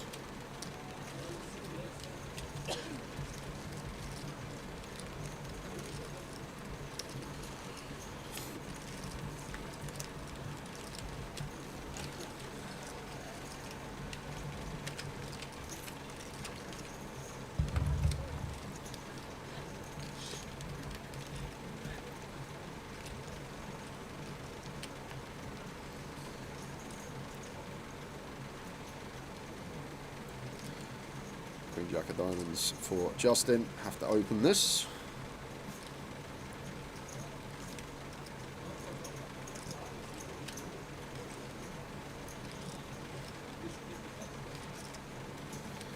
Goes into 60k. Oh, it's not fair. Unbelievable. It's just not fair. You can't give Ravi aces. He might not win with them.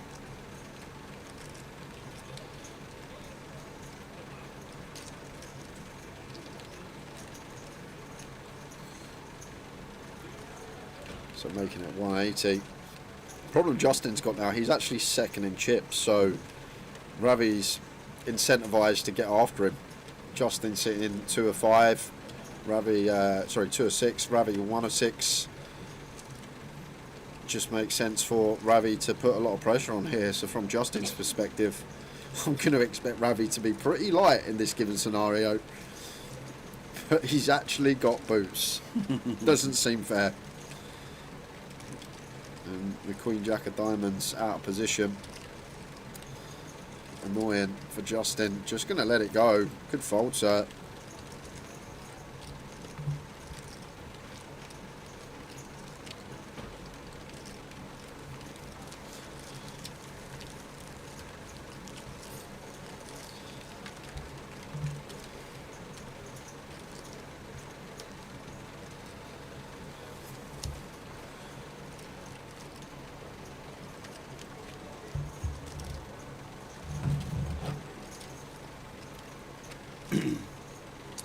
Cashed in the UK Open this year, did Justin? Just shy of $1 million in earnings. Well, he's FT2 man. But, the big one was part of the Goliath. When he won 100k, when he won the GUKPT, it was part of the Goliath.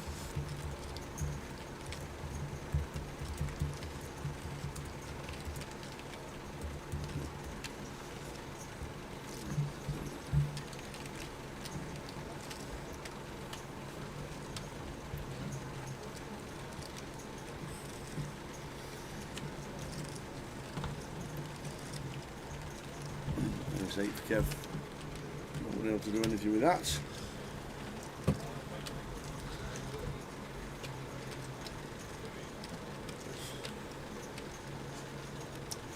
What a spot for Ravi. Nearly 3x second in chips. Good effort, sir, at the moment.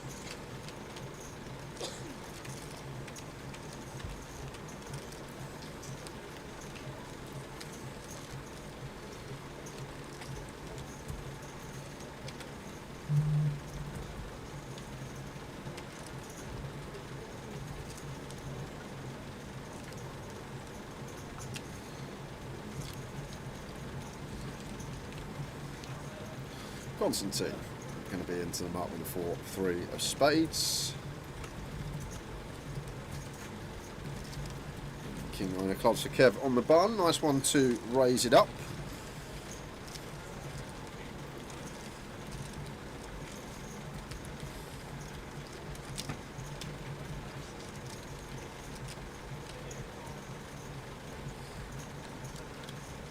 Doss wants to see free with the King 6 off.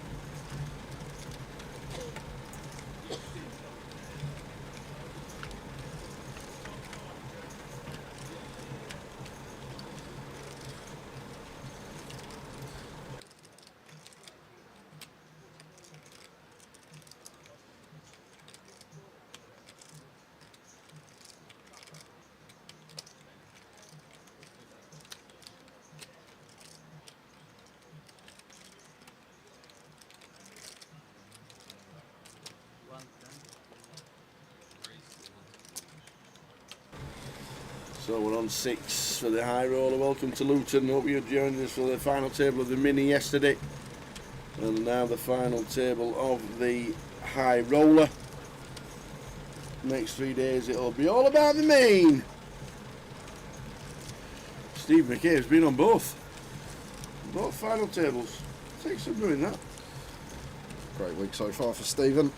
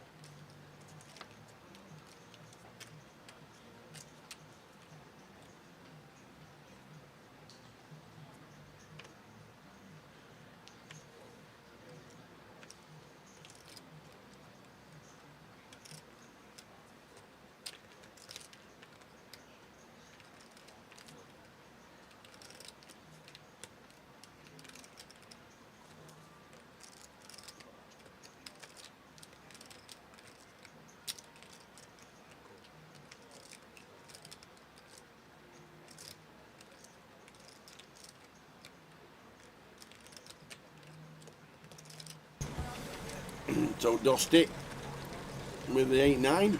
No raise.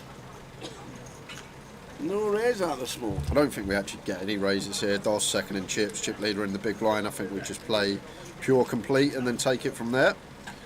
If you read the solvers and know how to play, Dusty's an old-fashioned poker player. I've seen Wants it. to gamble. He's a Luton reg. Do you think he's sold anything? I don't know. Maybe King 4 then he would have played as the Luton reg, the Luton nuts. Complete with the 8-9 of diamonds. Ravi realises with 6-4, up to 3.4 milli for Rav.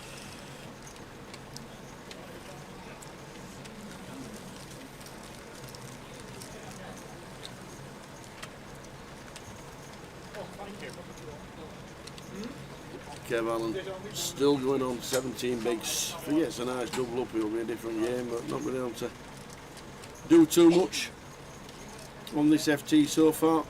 A bit handcuffed with his stack.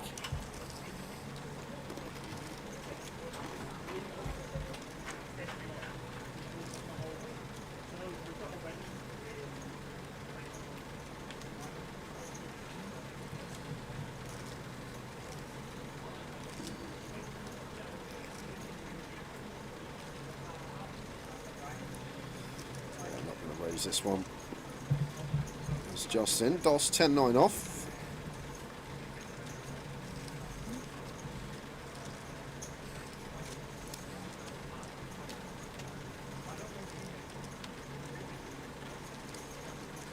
Keith Littlewood, just saw him walk past in the background there. Huge Man United fan. Huge. Yes, yeah. So I saw him earlier. I go, big games for us tonight. I go, he goes, what? I go, Europa League semi-finals. He goes, is that tonight? No way. How can you not know? Hang on a minute. He's meant to be a huge Man U fan. How can he not know? Hang on, he lives in Spain. I know he lives Who in did Spain. playing? Bilbao. Where? Bilbao. Where's that? Bilbao. Where's that? Spain. It's only half an hour away. It's come over to Luton. Well, this is what I said to him. I said, if we both make the final and we go in, I said, but flights are already extortionate. He goes, well, I'm just driving there. That's what he said to me. So I might have to fly to Keith's, little carpool. Why has he not gone tonight? I don't know. He's GUKPT Luton. He's 5th in the MPL. I'll see you tomorrow for the main event. To be fair, for someone of Keith's age, just lived through that 2000 treble side, that Man United side of 2008, 2009. Tonight's probably down there when you got GUKPT Luton main event running. I know what I'd pick. But if we both make the final, I will be getting a flight to Keith's place. We're then going to have a little carpool up to the stadium. Game of Kaluki on the way. Yeah. Little table in the middle. Yeah.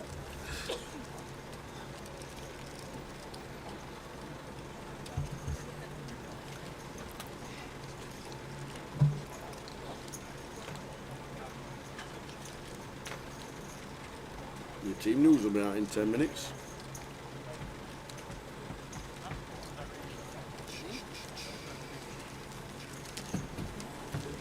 Final 6 of the high roller. Loving it, loving it, loving it. Loving it like this.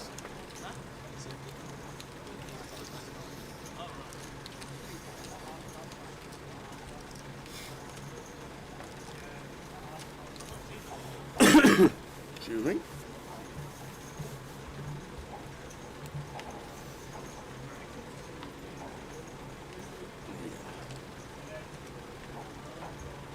Out come the block cards. Lines 30k.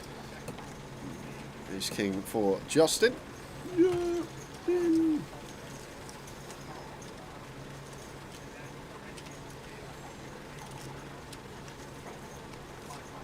He's definitely one of the lads that gets it quietly, isn't he? Just he is. Definitely just gets it quietly. Well, Constantine, I would take this. Yeah. This LP from Justin, although he's supposed to be slightly tighter with Ravi on the bottom. Well, Constantine going to find a well-timed flat here with the ace-10. Feel like as outright short stack, no one really near us now might have taken this one as Constantine.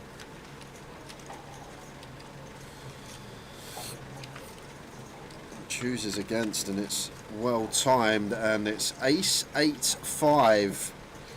So either way, as Constantine here, we are going to struggle not to go broke in this spot. We flop top pair. What can we do? Only 15 bigs left in our stack. I can't find a run out that we don't stack off on here, even on like diamond we have a flush. Maybe like 6-7 run out is one that we don't stack off on. King Queen, even the King Queen run out we got. I can't see how Constantine doesn't go broke this hand. Maybe the situation doesn't go broke, diamond on the turn, check, Justin value bets river, Constantine just calls. Or a 10, yeah, 10 works. Here's the jack of clubs.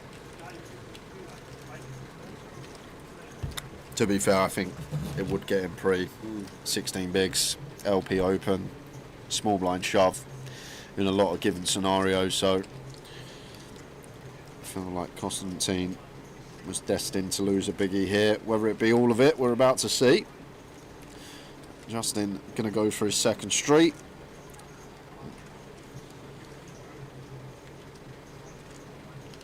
$175.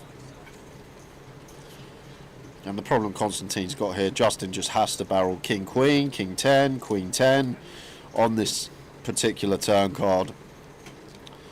And there's a fair amount of bluffs in there. This guy's capable. King X of diamonds, like King 4 of diamonds upwards, going to be barreling this turn. So Constantine just sends the lot in, and Justin going to have to call this off. He's asking for a count. Like fives is the worry. I'd expect ace, jack and eights to go in pre, so it's literally pocket fives here as Justin you're worried about. Cannot fold.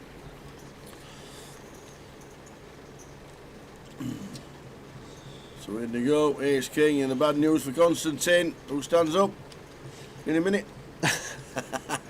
He needs the 10. Well, last time he stood up, he pinged a 2-outer on the river. He did. The old Queen. Can he do it again?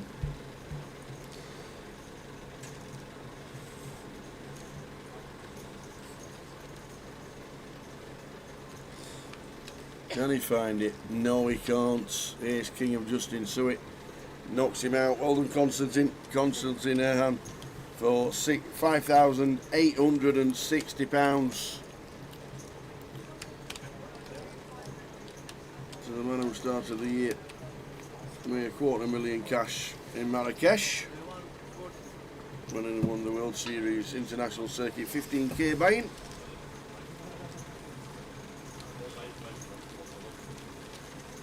Chopped it 3 ways.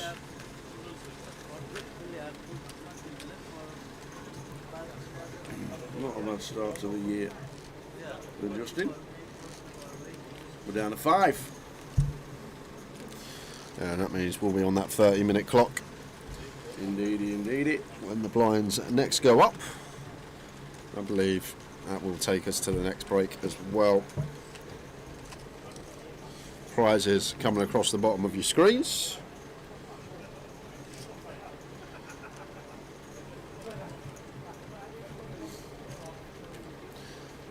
$7-8 suited for Dost into the mark.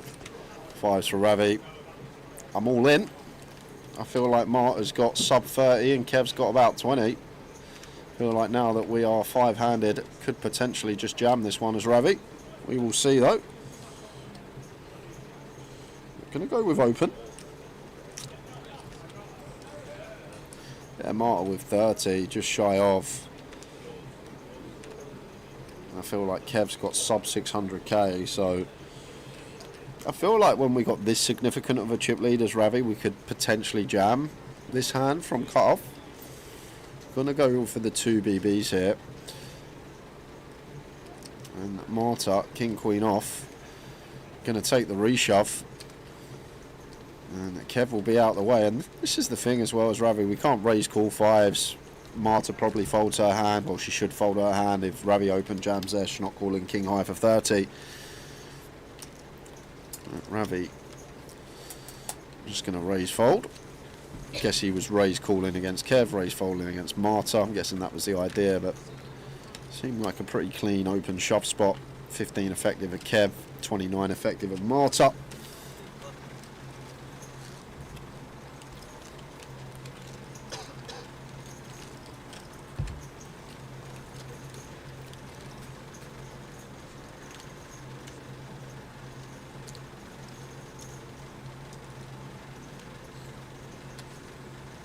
There's a Goliath in the background. Going to be huge. 2 million estimated on that one. Looking forward to that yet again. Ace for Ravi. Got it open as the chip leader. Any ace will do. Probably any king will do. Our chip lead's that big. Any suited queen. Might even dabble into like some Jack 7 suited stuff. Justin. Second in chips now. Queen Jack of diamonds. Similar scenario, not doing any raising, just got a call. Ravi gets to ask the questions. Would be a disaster for us to bust in second when sitting second in chips.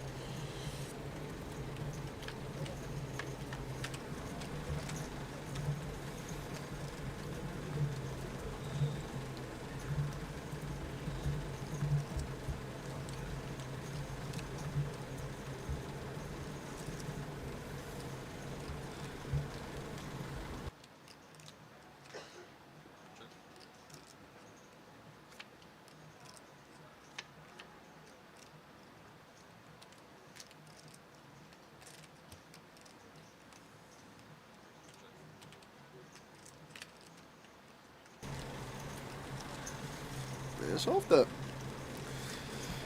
check flop here, Ravi probably going to start going for his value here and now, and Justin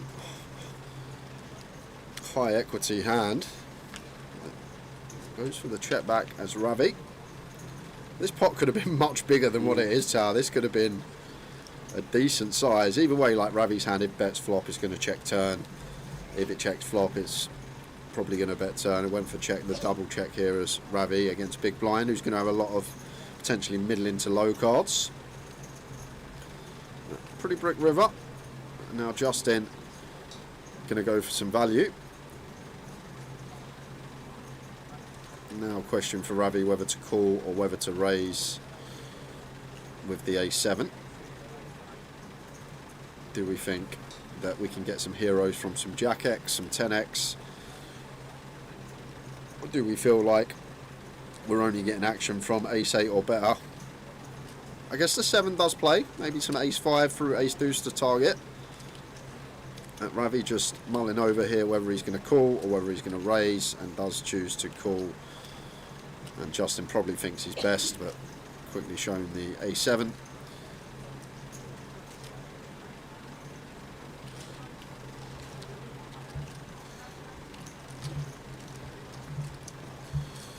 Morris is off. Going to have to leave you lads. Going to watch Man United set up a Europa League semi-final exit. Nice one, Morris. The big games on the other channel anyway. Forest Brentford. I know, yeah. Massive for Forest. Yeah, it is. Huge. Forest Brentford's the one. Tip. Morgan, what's his name? Gibbs White. That's it. You don't even know his name? No. Gibbs White, shot on target first off. Right. He's always round about 2 to 1. Okay. There's the tip. If he's playing. Enjoy Man United match. There's plenty going. You can multitask, you know. You got the Man United match and you got the poker on. Live streaming, right, Card Room Direct from Luton. 30 minutes time will take us to the next break. Already?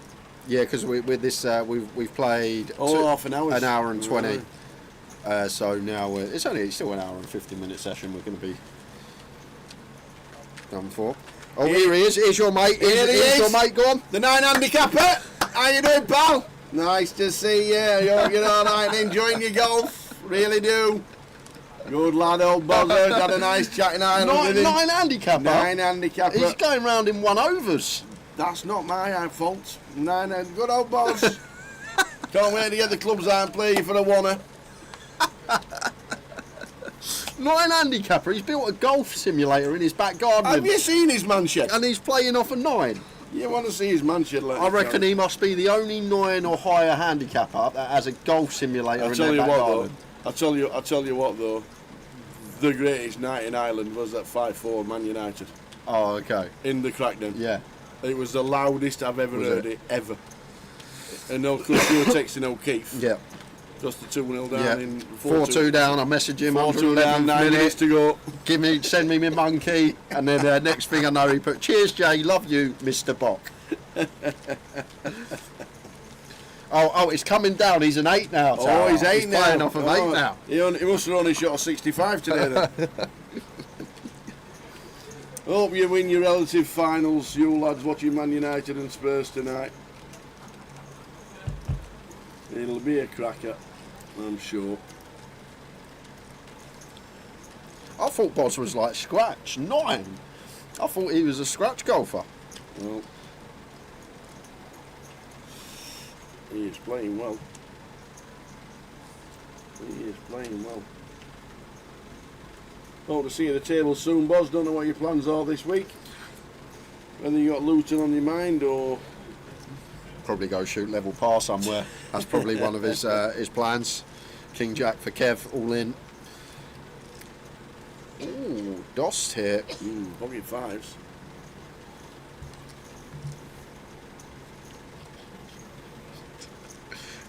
Like that from Dost. I think that's a good fold. I don't think Kev's going to take deuces freeze.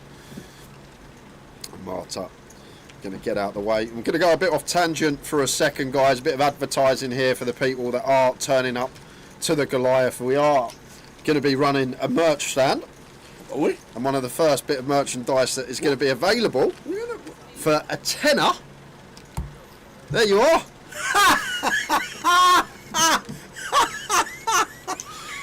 10 quid. 10 quid. A loser. I wanted to see that. losing betting slip. Microphone Guinness, losing betting slip. The only problem is, the one problem I get, that Guinness should have a little bit off the top because you should be splitting the G like you always are. A bit of a big head on that Guinness. Big head on the Guinness. I'll be walking back for can you get a double whiskey there? Yes, Karen, we'll fill it up with Guinness instead. So there's the... How good is that? The Tower the Dog. Tower and the Team Toto. Going to be available in Luton. Going to be available in Coventry at the Goliath for $9.99. How good is that? Oh, dear me. That is awesome. Oh, I love it. Oh, that is so good.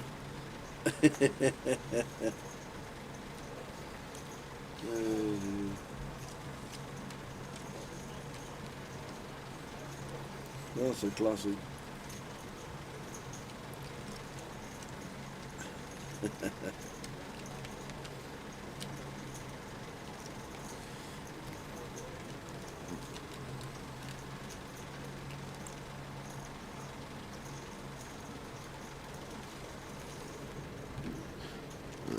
Justin opens with the ace-5.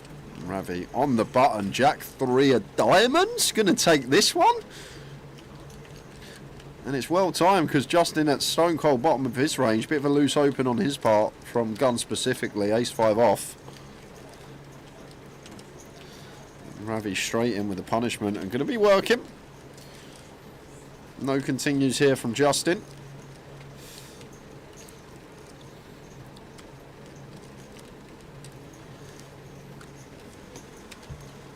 Hi Nim, how are you? Hi there, Nim. How was Dubbers?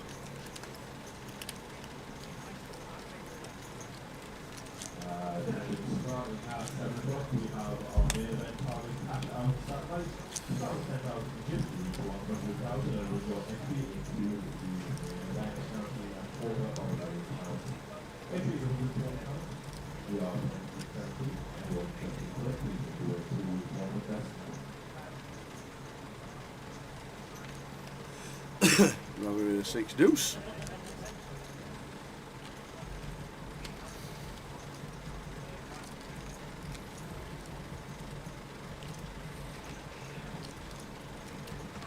Marta. Been a little bit quiet this last half an hour or so, but playing so well and down to the final 6 in the high roller.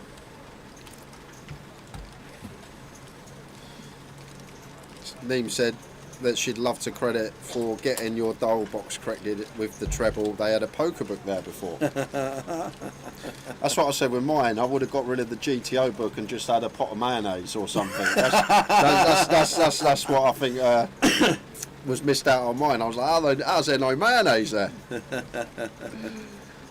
Marta with the open and Justin off a 21, just going to set her in with the ace-10. Going to be working. Yeah. Well, because there's no mayonnaise, this one's only a £5.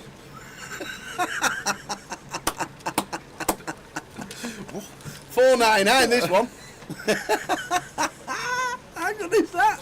Right, the Spurs medal, second medal, yeah, I get that. I think there needs to just be some mayonnaise in there. I'm not being funny, but that's uncanny of you. Yeah, it's not, that is so good. Not bad. That is really good as you. I love it. Oh dear me. Tower's better off. Better off.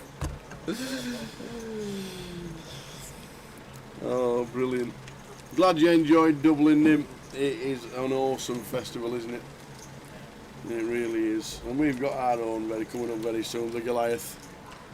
I know we can't get involved in the drinks and frivolities like they do in the crack den, but it's still a cracking week at Goliath. Justin with the ace king. Raise it up into DOS big blind. Just going to get that one through. Down to the final 5.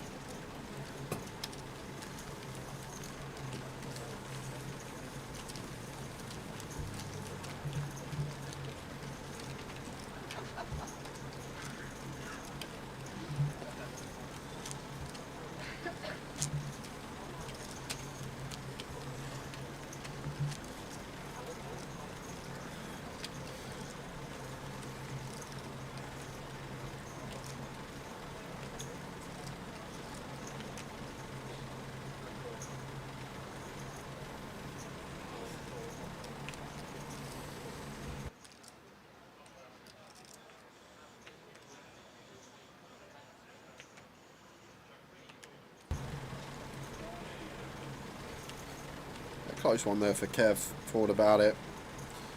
Middling offsuit ace-X for 10. Lets it go. And Dost walks Ravi. Even with the suited gapped in the small. 20 minutes left of the session, guys. That will take us to the next break. When do the stats start on Grosvenor Online for life? I don't actually know. I'll message Tom. Yeah, well, I haven't actually had my email yet from Tom that I usually get through regarding... Send him a message. What we've got to give away for the day one tomorrow. It will be Sam and Tower in the booth, but I'm sure they'll be able to throw the tickets out. We will.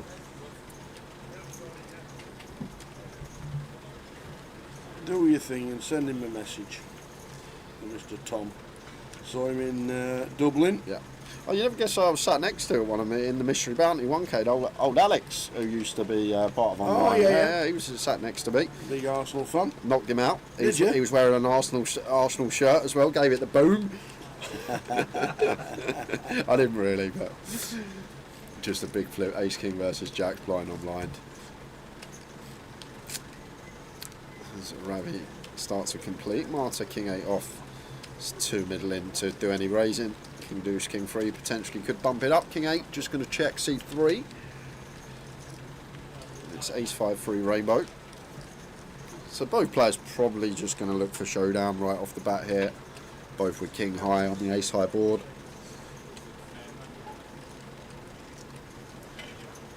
Check from Ravi. I'll probably be doing the same as Marta. Once again, difficult to dislodge worse. Maybe Marta folds out some King 9. But I feel like King High just wants to be checking, trying to get to showdown here. Queen of Spades on the turn. So, not high hand for Ravi.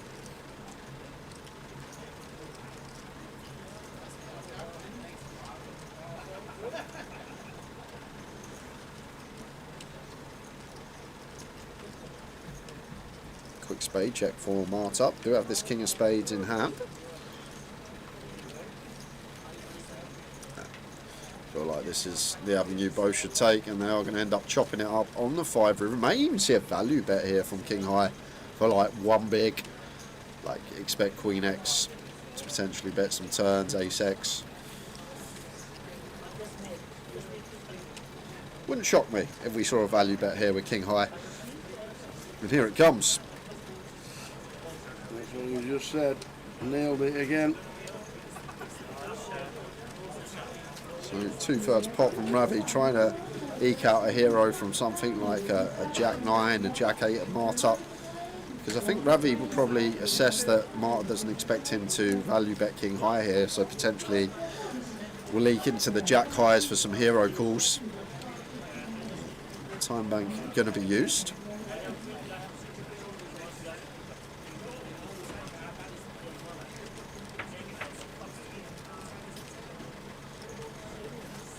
I think as Marta fine to catch here with King 8 against Ravi, who potentially will attack.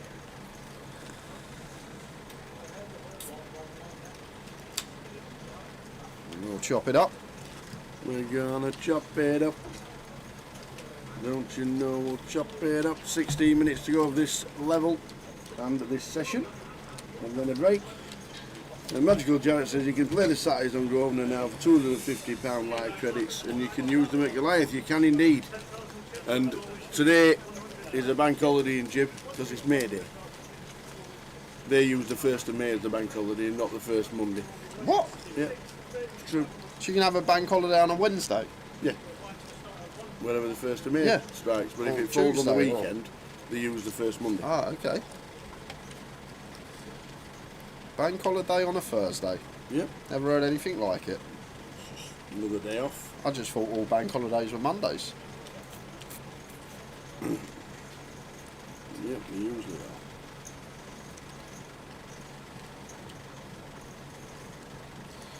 We say for Dost in the cut-off. Opens, raises to 105, Ravi, Queen 9 of Spades here on the button. Does want to have a look at 3. Marta out the way.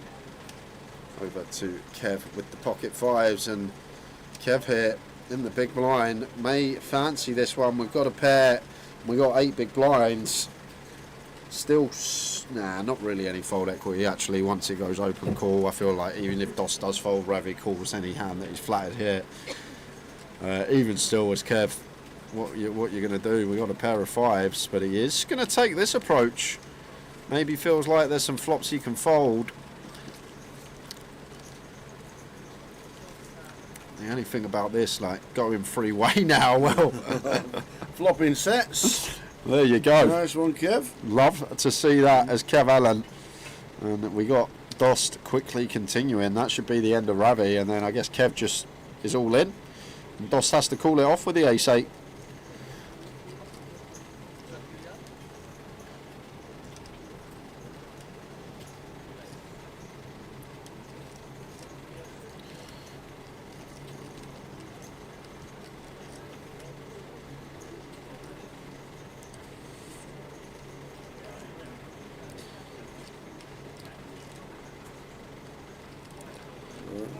What's that, about 300? Oh, yeah, all of it. And Dost says call for his final 80 with ace-8. Drawing pretty thin. Yeah, I'd call that thin. 2%, 1 in 50 jobby. If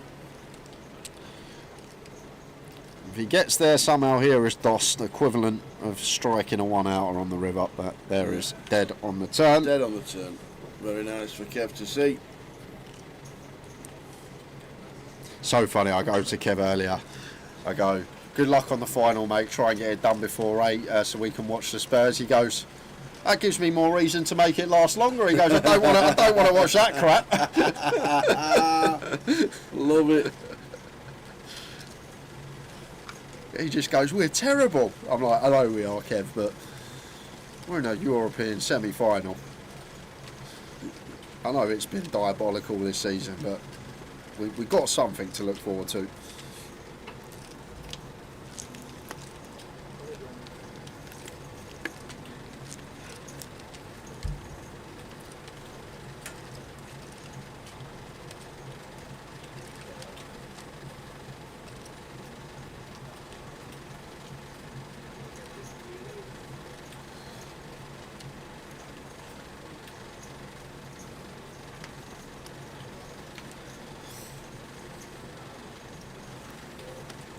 Surprised at that one from Ravi.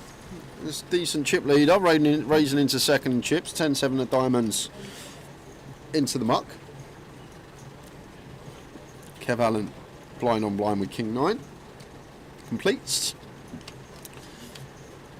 And King 6 of clubs for Justin seems like a nice one to check back if we like make this 3 bigs in position, get jammed on, just have to fold. But suited King, nice one to go post with, decent playability.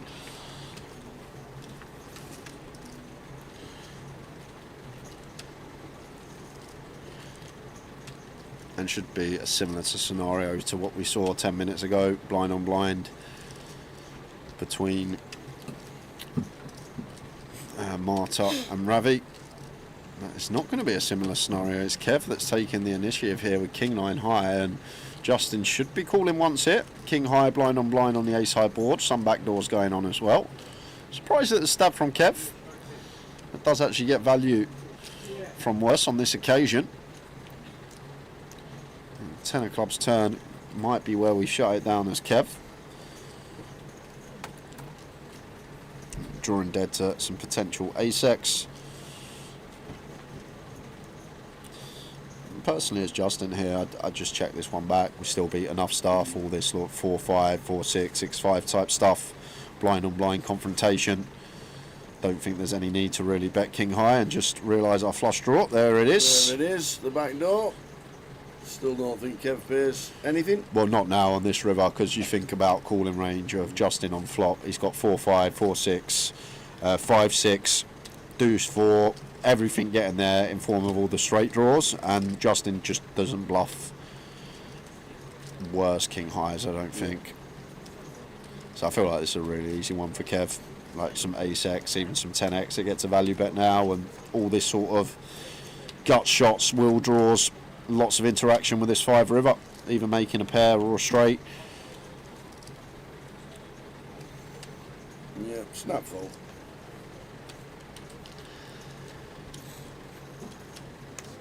As we thought.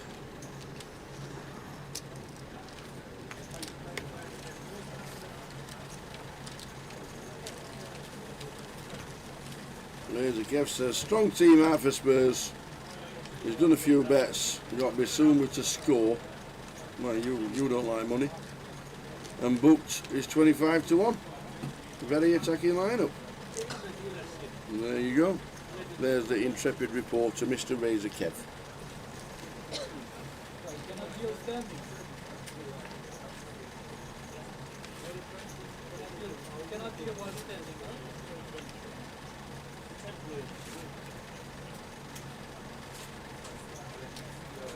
See, this strange. Doesn't open 10-7 suited in the cut-off, but opens Jack-9 off from gun. That's Ravi.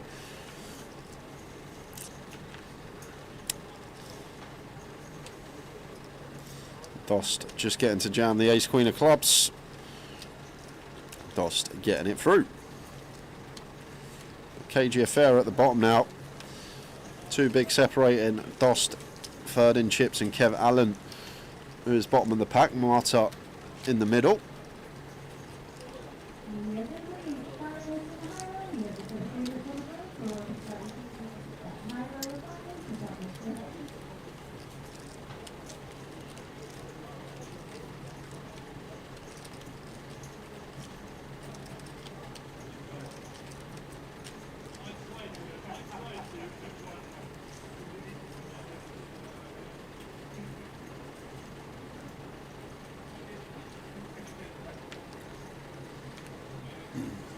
Marta out of the way.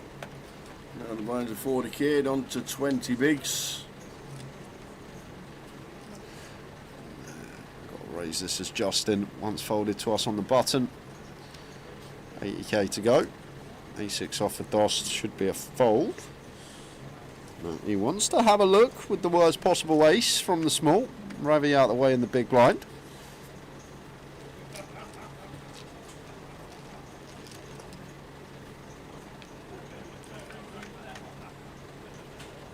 $5.75 flop.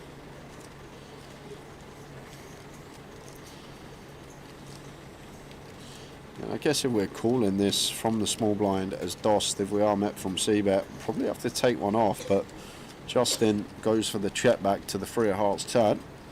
Got shot picked up for Dost here.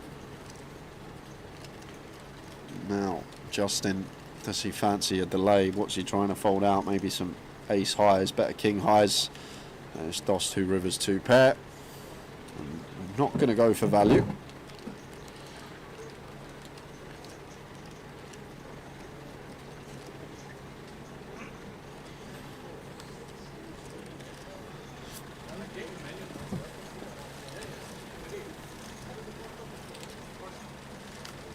So the final 7 minutes of this session. Another cracking session. Just about to finish. Mad Turk in 9th, Steve McCabe 8th, Thomas Lack 7th and Constantine Erhan in 6th. Well done Steve McCabe for 2 final tables in 2 days. Very nice indeed.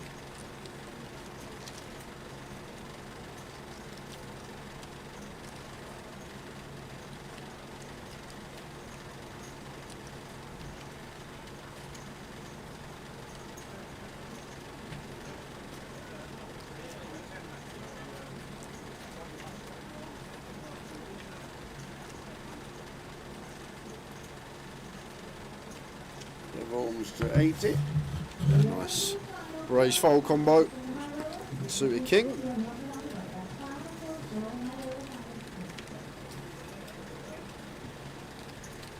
Surely not Ravi. We saw him 3-bet the Jack 6 suited earlier, but Jack 8 off.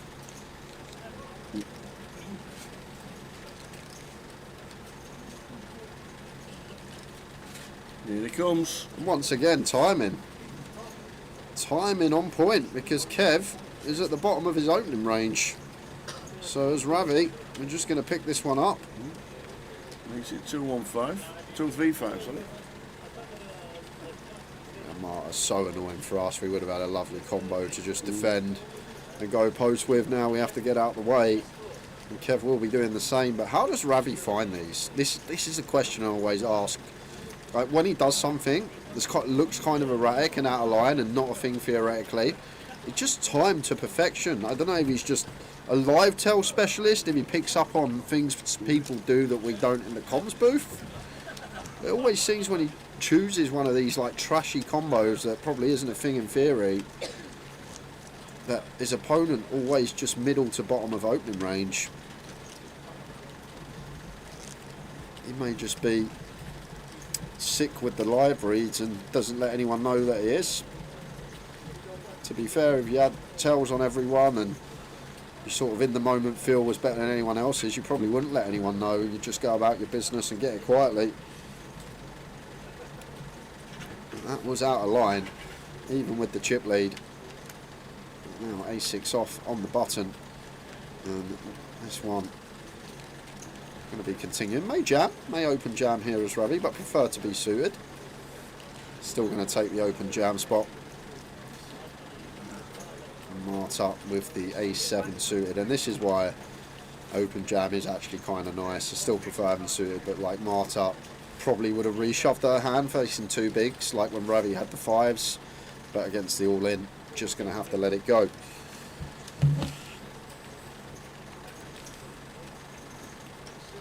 Ravi on 96 bigs, Kev Allen down to 16, Marta on 18.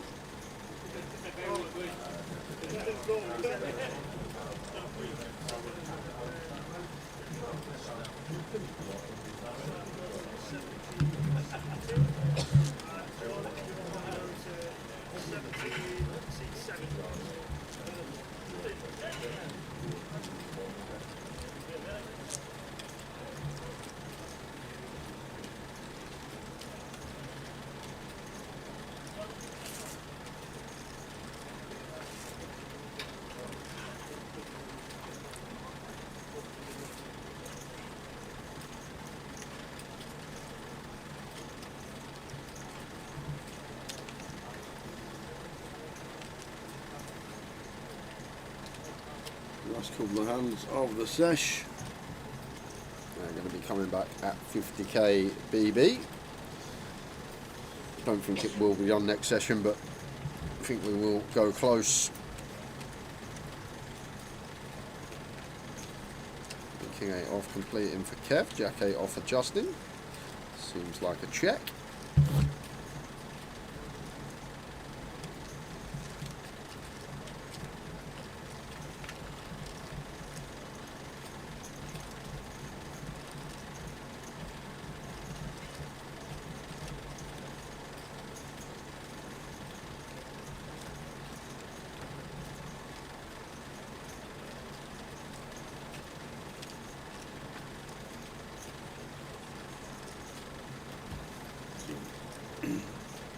On the 3 and 10 deuce flop. Justin makes it 45. Never check faults. Good well with the last hand of the session, then a 15-minute break, and then back with it after that break.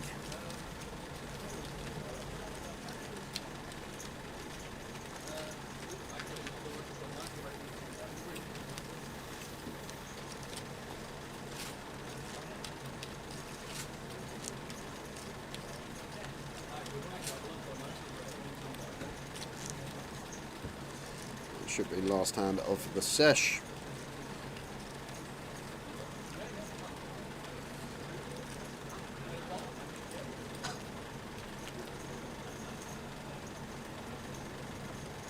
Ravi is 10 from gun. We're going to be raising. I think raise call versus Kev, raise call versus Marta, and then raise fold versus either Dost or Justin. Well, Justin with 8s. Just going to have to be a call here from him. Sitting second in chips against the chip leader. Knows that Ravi will be opening wide, but times that he does wake up with it, not be in good shape. Dost not caught, not folding. Oh, that's not folding. I thought it was of the blue chips, I think. 250. Yeah, goes for the little free bet, not all in. Three bet at 250. If we get rid of Ravi, then it's round to Justin. I feel like they both fold tower. Dost hasn't done any of this all day. Literally, when Dost has gone for a free bet, he's had the goods. He's been top end. So I feel like if we're both here, we just fold and give Dost some respect. He hasn't done this out of line all day long. So I'd never expect him to be as low down as he is. And I'd just let this go as Justin. I know we can see if he jammed, he'd get it through, but... Eights are in the bin. We will see you in 15 minutes, the final 5. When we come back, High Roller champion will be crowned very soon. You can just tell he understands like how the ranges change and when we get to lead, when we don't get to lead. And I've been thoroughly impressed with Jean Juan. And not only does he have that tower, he has something that not a lot of people have, and that is the capability to run it when you're playing for tens of thousands of pounds. We saw the huge check raise, 140% all in turn yesterday with 2 tables left. So he's got that move in the locker as well. So that is a dangerous opponent. Someone that has a great fundamental baseline, but can really put the pressure on as well. We're going to defend the big. Brendan has opened 10 Jack of Diamonds. Brendan has opened 3 bets at 200 with 9-4 against Brendan. All aboard the exploit train, this has to be, and this has to be what we spoke about. So David's obviously picked up on what we've picked up. Feels like Brendan's not playing enough hands, he's potentially playing too tight, and he's not going to have he's not going to defend correctly. I feel like that's how David will feel in this spot. So if David feels like that, maybe he feels like he just gets the free bet deck. I'm not sure about 9-4 tower. To be fair, I'd never take it myself, but it has to come from that baseline. I feel like this is where David is coming from here. He feels like Brendan's not going to be defending correctly. He's going to be overfolding, so he's just decided to roll in the old 9-4 off. On the flop for Brendan, 8, 9, 10 flop, top pair wrapped around it. David scored a piece as well. Yeah, I think David though, just aware now, like once Brendan does defend, going to trade carefully. Jack 10 of diamonds. Top pair up and down.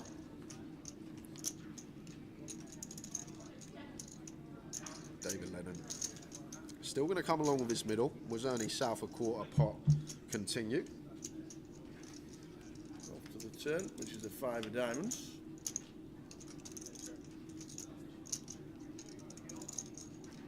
Yeah, and now it's Brendan, maybe where we do check back. Like it's horrific if we get check jammed, and we're not going to against David's particular hand, obviously, but if he ever has some hands that potentially want to go for check jam, it's a free bet pot, like value bet threshold. I don't think we get to go bet with a 10, so great junction to check perhaps here is the turn, but not going to get that option. We are going to go for bet instead, so finds quarter again. 150. Now as David, no real sort of straight draw or anything to go alongside the 9. Is this where we're just going to see him get out of the way? Isn't 9-4 part of the deck? Yes, it is. That's what I'm saying. Maybe David thinks he's gonna free bet deck, but I personally wouldn't free bet deck. That's what I'm saying. Even if I think the person is playing. What's David's plan on the river? Well, call with the 9. Oh, that's grim. Wow. What a river card for David Ledden. That is ridiculous, Tower. And to be fair, now he snags it, he might actually go for the lead, because Brendan shouldn't have any 9x other than, like, no, he can't have 9x. He's called the free bet. So Brendan actually can't have 9x here. So therefore, like even 8-9 suited, 10-9 suited, they're not going to call it at this stage. So therefore, he's probably going to check back a lot of his range on the river as Brendan. So we're going to take this away from him as David Ledden decides to donk jam the 9, just sort of realising this is a river card that's going to be checked back heavily from Brendan. So taking it away from him, and now Brendan in a real grim spot with the Jack 10. And this is really strange, because where is David going to find bluffs from? What hand wants to call twice, check call, and now wants to donk shove the river? like with no backdoor flush draw present, you're really stretching Tower, because like if David has free bet something like ace 10, he never donk jams. If he's somehow got like a jack 8 suited, sort of the pair up and down, pair gut shot, he never jams river, because we still beat some like king jack suited, some king queen suited, some ace jack suited, some viable bluffs for Brendan. So where on earth is David meant to get a bluff from? But now let's flip it the other way. Where's his value coming from, Tower? Like, what 9x is going to call twice? Jack 9 suited, queen 9 suited potentially, but you're not going to assign him 9-4 off, that's for sure. No, not at all. So it's really strange spot for David here, because it's you struggle to assign bluffs, but you also struggle to assign value as well. Like, would David really check call, and overpair, and now want to donk jam river? I don't think so. Would he want to check call, ace 10, donk jam river? I don't think so. So he's basically saying he's got a 9, but the 9x that get here, I guess, are the ones with the straight draws with no backdoor flush draw present. So jack 9, queen 9, these type of holdings. I'd never give him 9-4 off. Like, I expect the 9x with no redraw to just fold turn if I'm sat there as Brendan. So it's a really weird spot for him. And he's time banked himself into the break. Queen jack, we have a jack. That could actually work. Queen jack may make sense. Someone in the chat saying queen jack potentially. Yeah, I could see it. That actually could make a bit of sense for David. Flop the nuts, check call. Doesn't want him to check back this 9 river. But Brendan has a key blocker to that, obviously. We have a jack in hand, removal to some queen jack. Last time bank. Into the break. We are. What a last stand of the session. Brendan McManus, it's all of it to call. I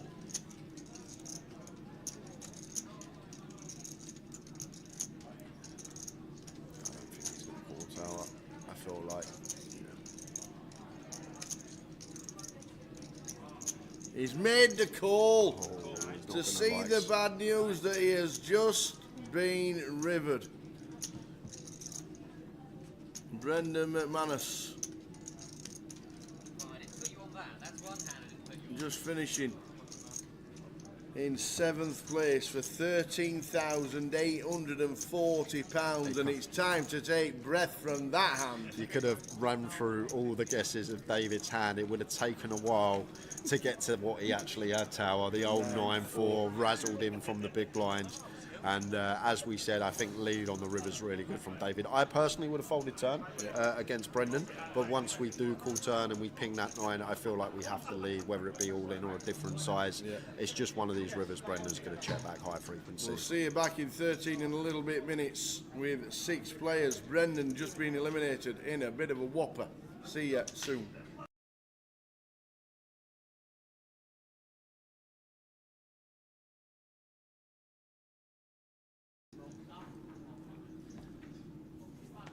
So King 7 for John. Do we open more or less everything, or just at least see a flop? Well, we can limp with some traps as Ravi's Whoa, done what's that here, mean? and the trap has worked. Wow, well done, Ravi. Jean Zhuang just shoves the King 7 for 18 big blinds. Effective. Ravi calls with the ace 9. He was trapping.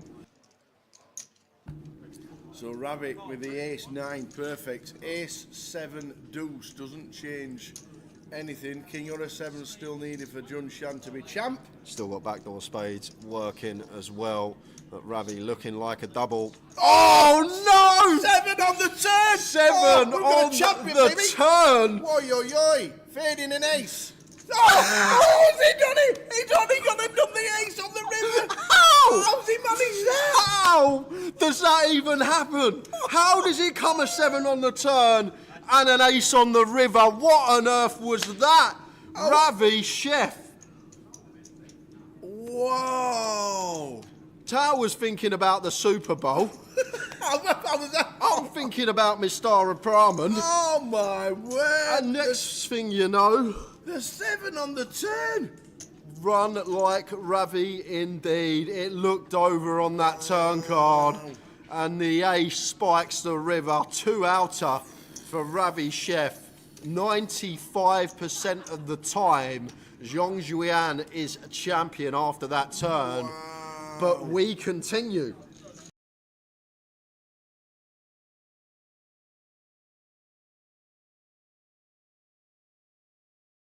Kebab says Stato ever potting twice with a bluff there. I'm guessing he would be. Like the best ones are going to be like the 4-7, the 4-6, the stuff that can never show down, blocking that turn will. But if we're going to do it for value, we've got to have it for bluffs, especially against good players.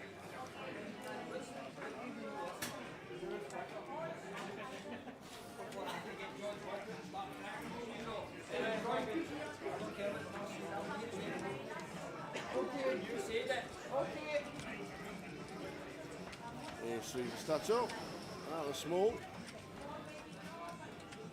Yeah, we can't be there so short.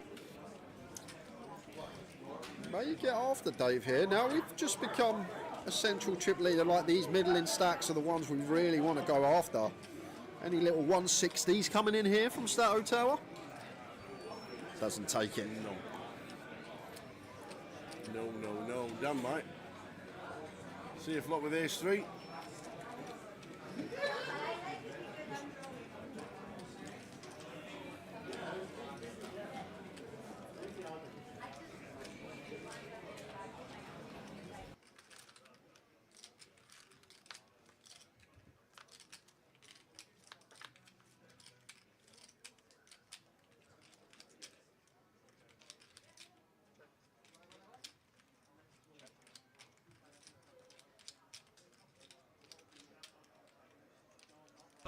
Well, would you look at this set up central here? We've got Dan flopping top pair, and we've got DD with bottom set, and Dan Gormley is going to do well to get away from this one. It's a board that Dave just gets to go after it with his king queen, his king 10, his queen 10. When we're as high up as an ace, we're going to need to strap in for at least 2 streets.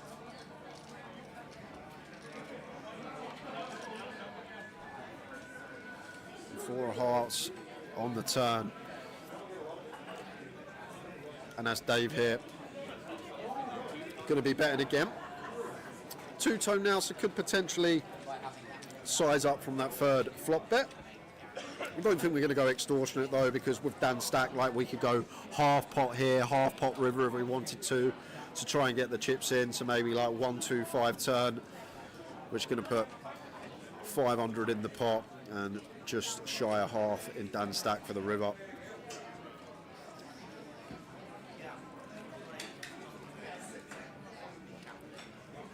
It goes around there as Dave, 115, just shy of half.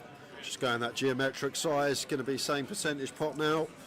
In on the end, and the best case scenario here for Dan Gormley is some wet river rolling off a 10 of hearts, a queen of spades. These type of holdings.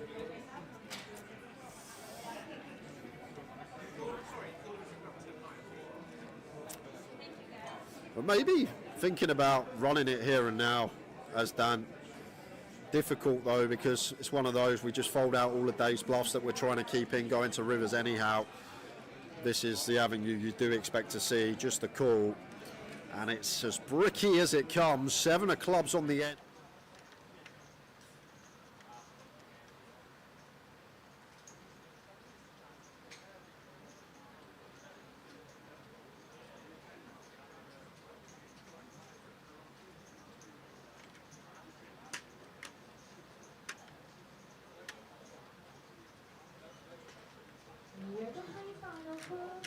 Luton High Roller. Please take your seats. You have one minute on the boat. That's final floor, Royal High Roller final floor. I'm going to take 2 million from you, okay? Yeah. So 1.5, 1.6. Yeah. Yeah, 2 million.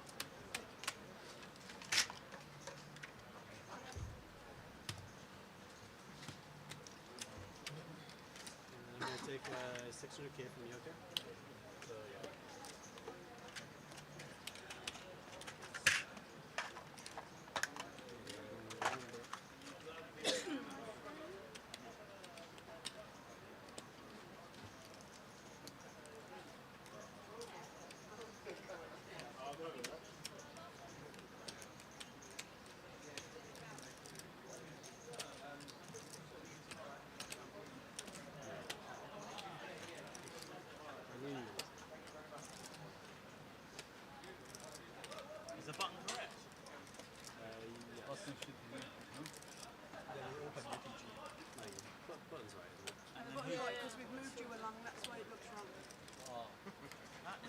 the seats along to make more space for you.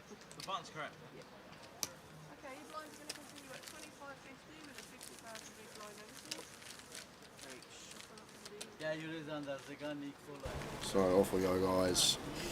Back five-handed action. Let's do it. Kev Allen, Justin Tui, Dost, Ravi, and Marta.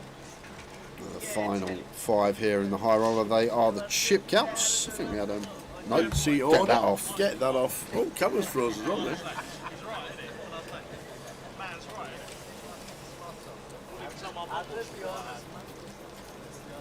In seat order, there they are. Great situation to be in for Ravi. Big blind now 50k.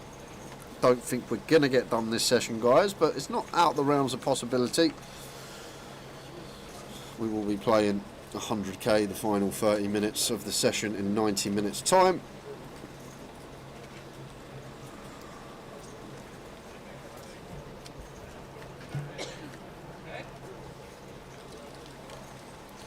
Justin opening on the button here. Ravi, Queen 6 off. If this was like pip higher, pip lower, King 5 could see some room for a free bet bluff. That is just going to defend on this occasion, dominated by Justin.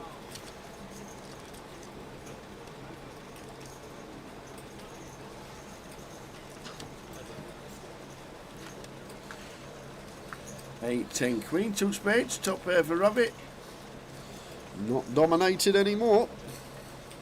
Probably a ball we're going to see check with Justin's combo. There's not much going on for us here at all. Little check back, see a turn. Just 5 of hearts. I feel like we are going to be leading our hand a decent amount now as Ravi. After it goes check, check, flop. They're going to be checking back some 10x, some 8x as Justin. Even some ace highs to get called by, ace 9, ace jack, ace king, all going to have to call a street.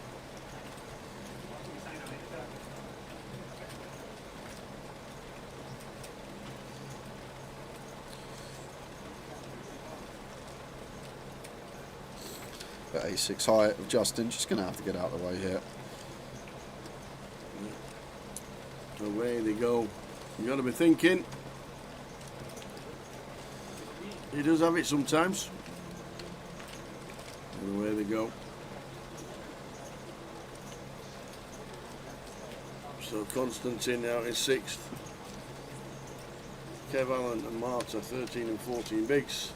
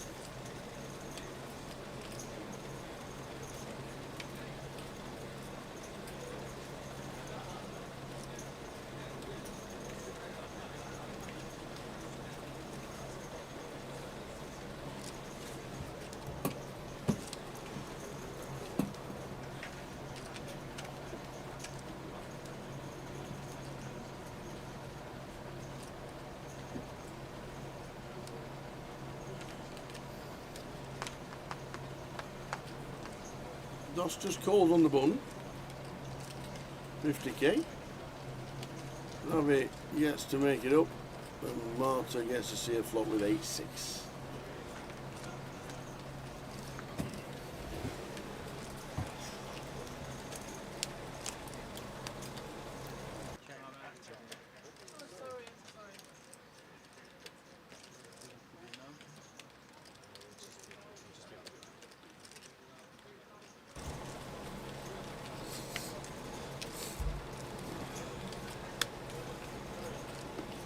A bit of 100k from Ravi.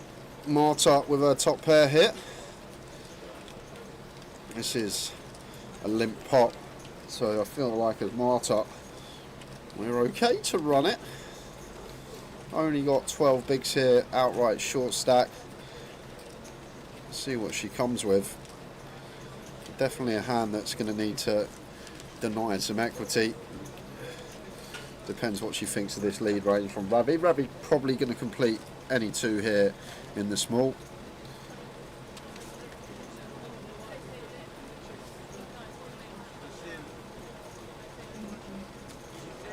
What's going on here, Tower?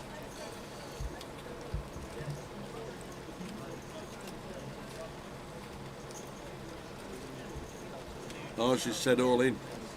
And the dealer didn't think she said all in.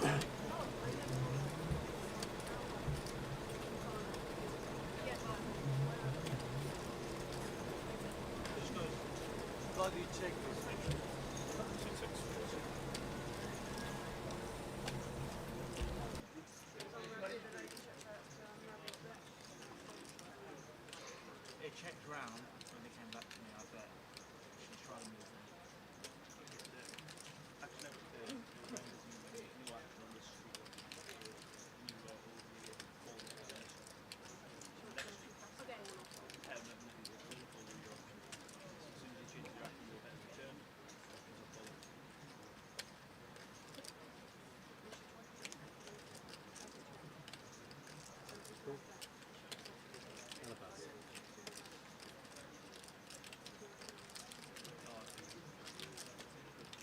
So we think Marta said all in and it didn't get picked up by the dealer. And she moved the chips in stages. And now Ravi has turned the jack, which would never have been the case if Mark would have been all in. So we could try and clarify that.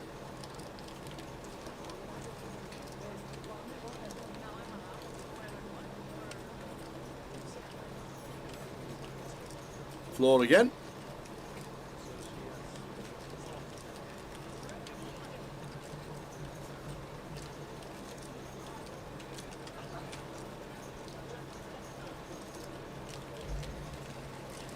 Like. So this hand is going to go to Ravi.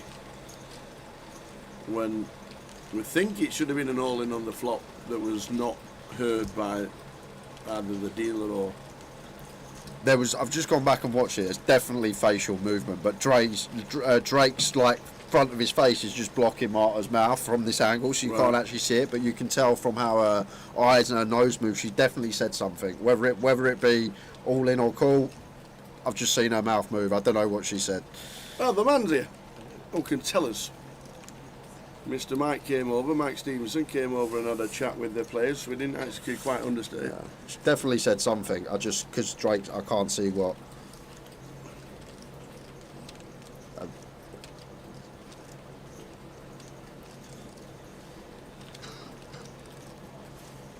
So time back being used by Marta.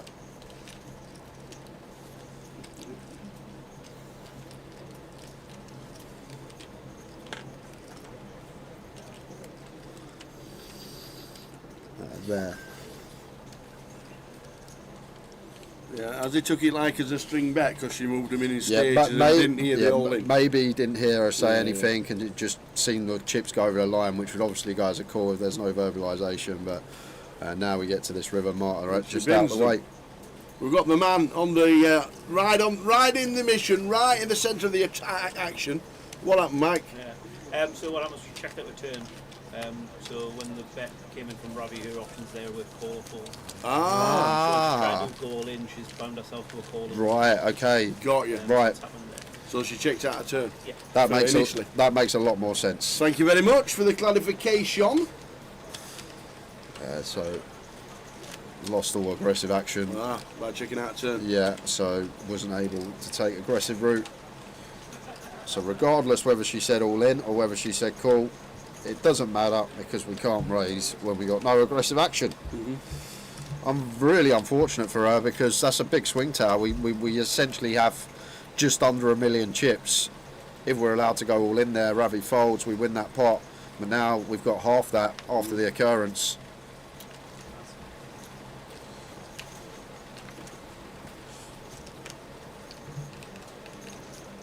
There we go.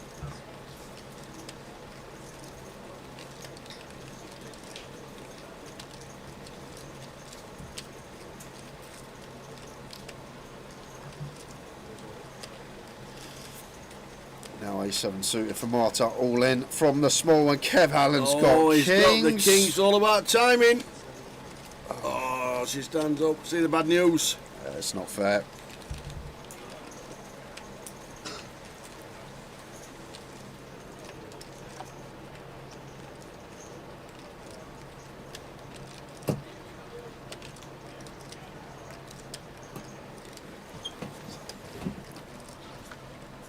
So here we go. Can Marta spike the ace? Jack 7 Jack. So we have the 7. Yeah, additional 2 outs.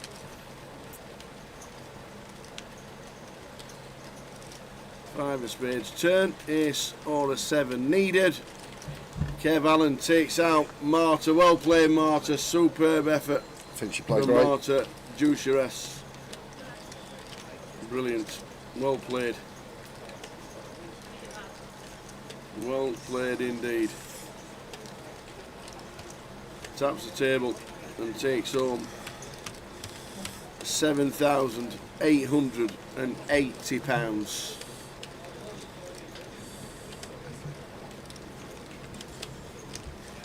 I don't know where you got your abacus from, Rakshi, but she had 12 big blinds there, 600k.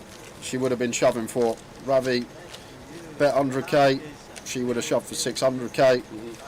Big blind 50k, so 10 bigs on top, so Ravi would have definitely let the Jack 9 go.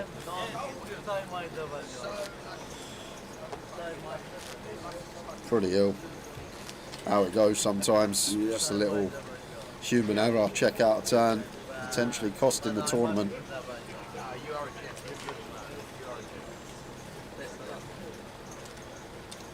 So seats 2, 4, 6, 8.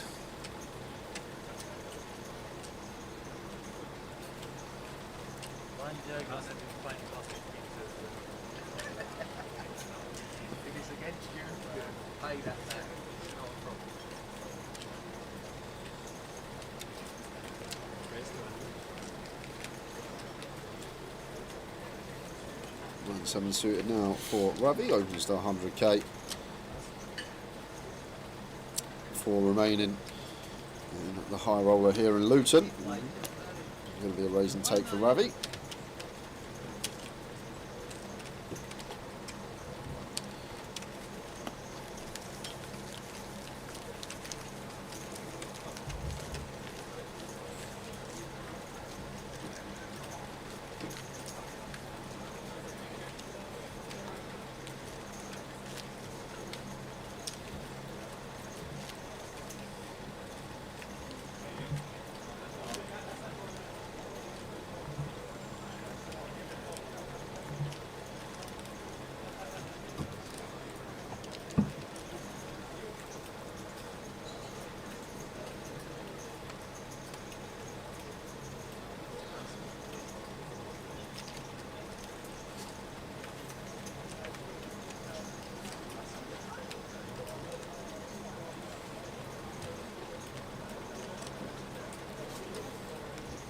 Justin in the small, king deuce.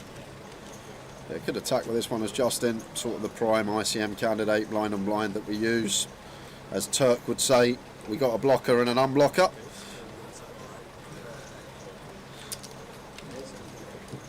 And, easy decisions if met from this. Lovely from Doss, just running it with the ace-4 now, four-handed. And it's going to be the end of Justin with the king deuce.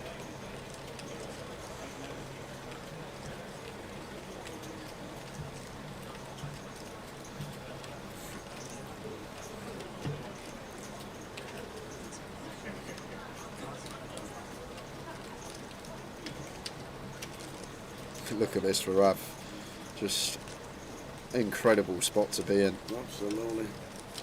Doss, Justin and Kev, 26, 24, 22 bigs. Ravi has the rest.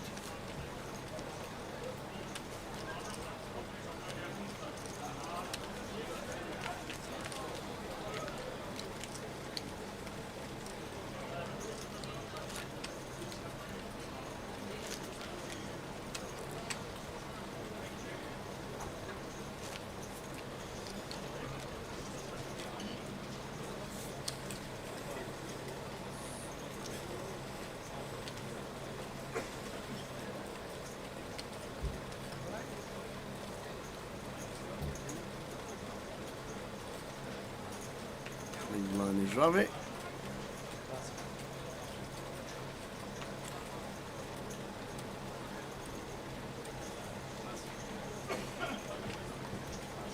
It's a walk for the chip leader. I fucking did. I have the same hand then.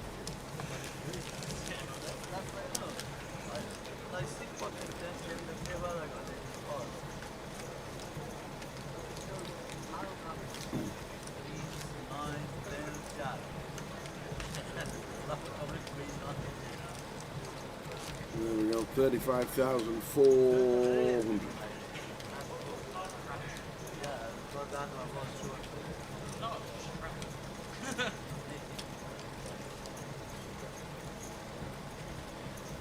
Pocket ace for Justin. Going to be opening to call the jam off Dost or Kev.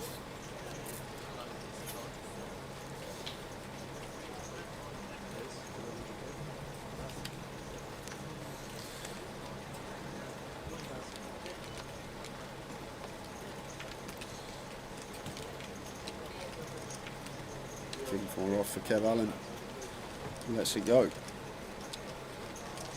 Down to 4 on the high roller. Rest of the week in Luton looks like this. Oh, we're freezed. I'm hiding away. Jay must have said something. All about the main event tomorrow. £250,000 guarantee. £250,000. Here's the guarantee. Turbo is on tomorrow night. Day 2 buy-ins as well. Into that one. The cup is on Saturday, and then seniors, PLO, and the closer on the Sunday. But tomorrow, all about the main event. We need 250 runners-ish for the main event. And it's been a steady day today. So the numbers will need to come through the door tomorrow for the main event. Jack 9 suited for Kev. Always continuing. I think we start with a complete with this one. Comfortably call a raise if met by one from Justin. Don't think we will though. With 6-4 off. Feel like slightly too connected to be raising this one as Justin. But we will see what he thinks.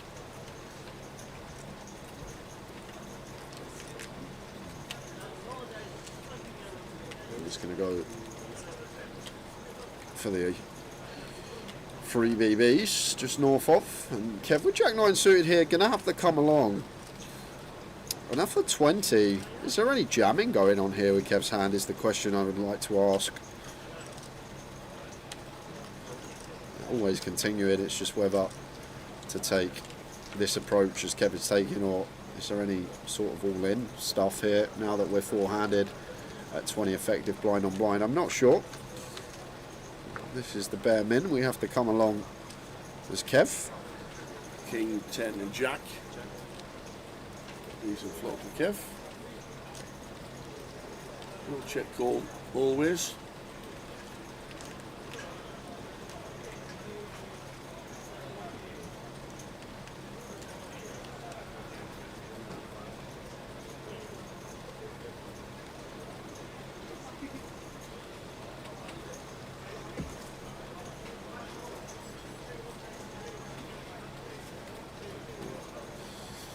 As Tower said, can't really see another way to proceed other than check call.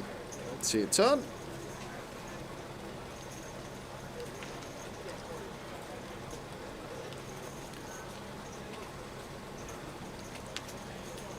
Which is the 2 of diamonds. After Kev one and done. Yeah. But not a turn. We're going to be double barreling on as Justin, like at least have some equity, like even having a 9, a little dummy and gut shot. Like 6-4 here, just drawing dead to all the 10x, Jack X, King X. Always say when having these barrels, good to just have some equity versus the top pair hands. Like just at least have a gutter, an overcard, 6-4 off, just likely to be drawing dead in a lot of spots, and we don't want to be putting chips in drawing dead. Well, the king shouldn't make much of a difference to Kev unless he wants to lead on the river. Yeah, value for sure. Target a 10, target ace highs. We can still have some missed clubs. We can have stuff like Queen 8 through to Queen Deuce suited.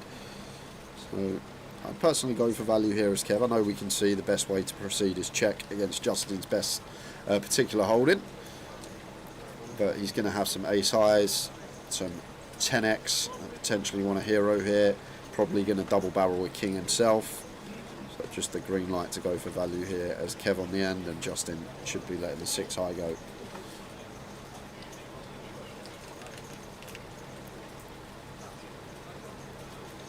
So Kev up to 1.3.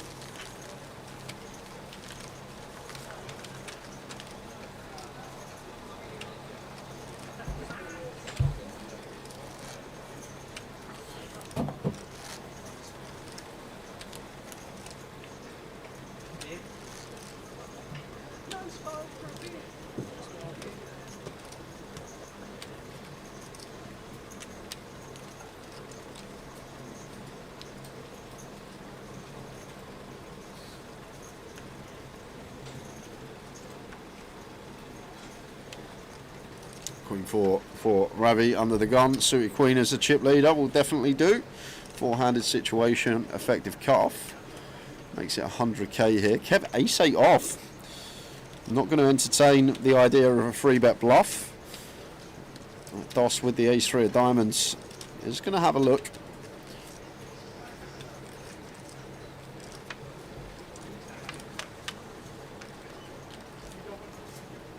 And what a flop we have here. Top pair against the nut flush draw. King, sorry, Queen Jack 6, 2 diamonds. Ravi. Board that we are going to have high frequency C-bets on. Get some value from a Jack, a 6, charge some King 10, 9, 10, diamond draws.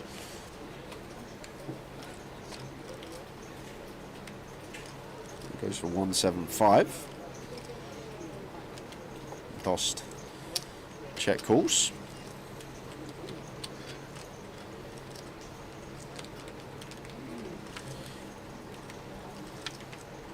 Three of spades turn. Yeah, with Ravi's hand, one of these that probably going to be a 2-streeter, so potentially need to find a junction to check. If he is going to bet this spot, would have to check back river. And the other thing to have, we bet here and we get jammed on, we have to call off as Ravi. It would be a disaster to bet fold top pair, I feel like. We're going to bet fold it. Better to just check in the first place.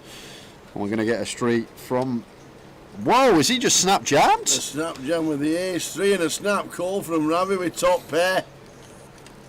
Oh, yeah. Lost. As I said, if Ravi is going to bet turn, he's going to need to do exactly that, bet call. And this is a big old pot, 2.5 million in the middle, but Dost a 1 in 3 shot, ace, 3 or diamond. On the river.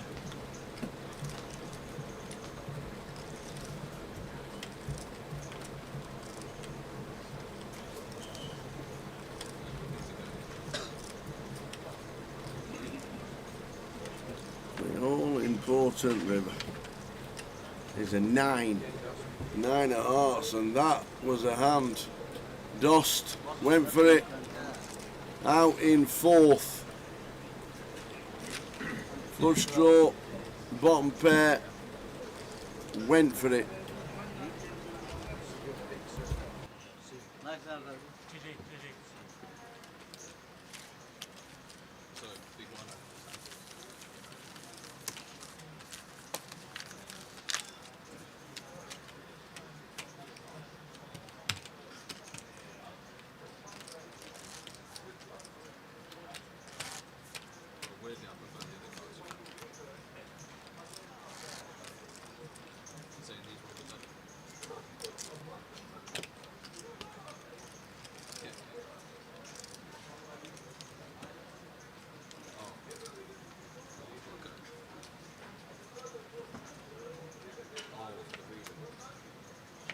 Unlucky Mr. Dost, and well played, sir. £10,690. Well played. But we're down to 3 in the high roller. Kev Allen, Justin Suet and Ravi Chef.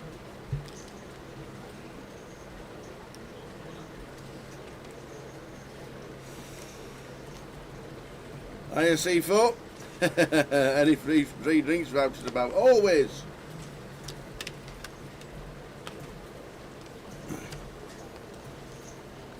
He was in Dublin for a day. He was in London last week for a day. And he's not in Luton.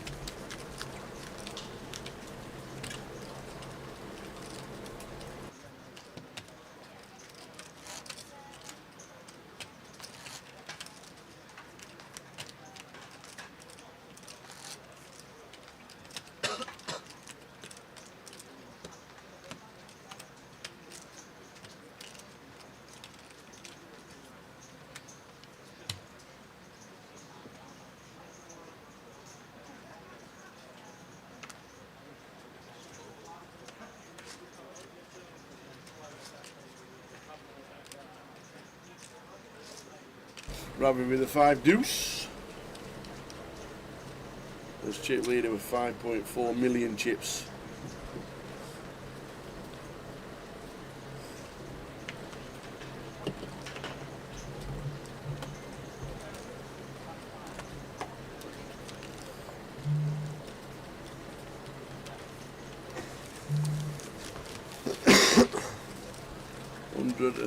Bigs, Justin Suey 24 bigs, Kev Allen 23. It's a fight for them both, but we know they can do it because they've both got great resumes.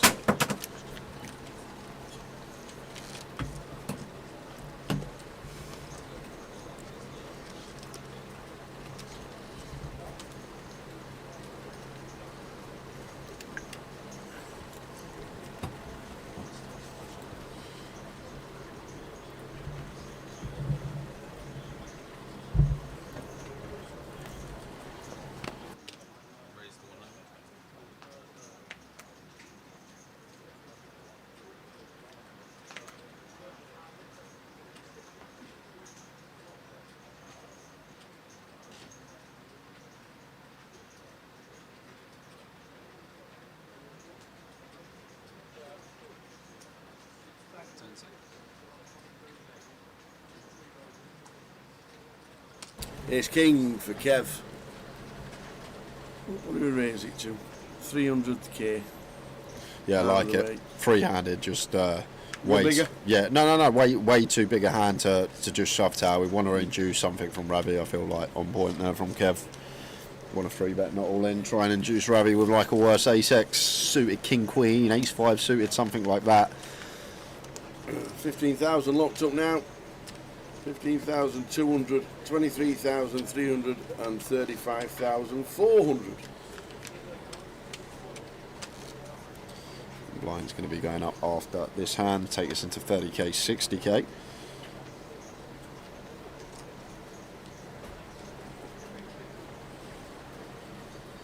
Dost is pronounced Dost and means friend in Urdu and Punjabi.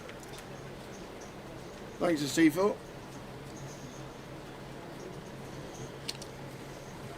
Or is it a soft dough, as in dosed? Like toast? I have no idea. The C4 giving us lessons. These are C4. Justin here, ace queen. Feel like going to be free bet calling in a free-handed situation. There's the free bet.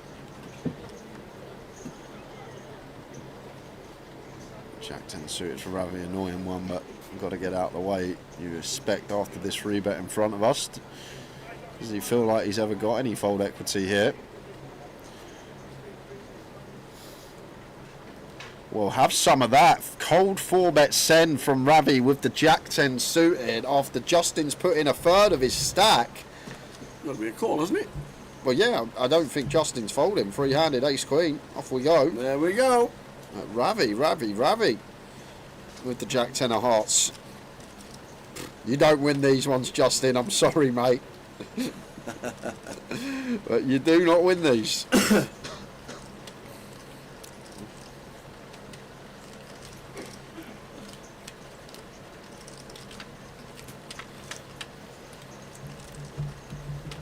666, the number of the beast. What an album that was. 9 of clubs turn.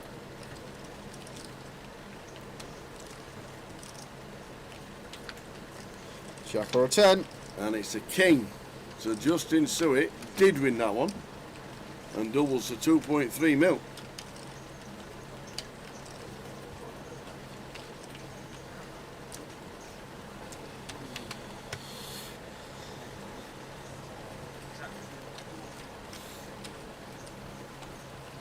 What changes things? As the blinds go up 30k, 60k.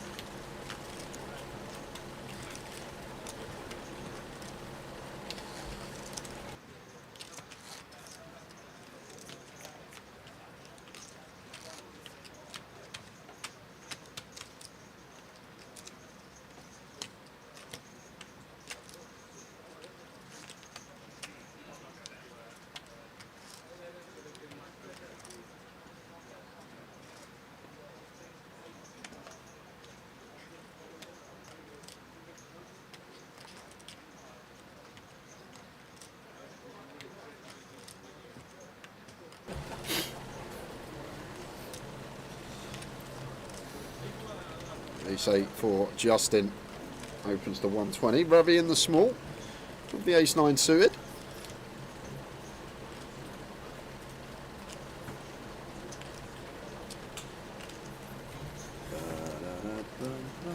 Just going to play cool here, like one of these don't really fold out worse, and Kev's got a lovely squeeze jam here with the Queen 10 of hearts. Love to see Kev all in. Perfect hand to do it with. We love the squeeze jams with the suited Broadways.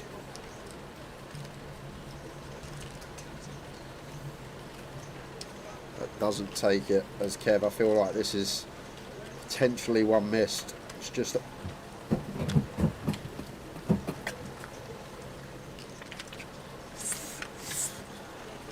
Here's a Kev shouts, goal! Goal in the chat. Goal indeed. What is it? Forest? Man United?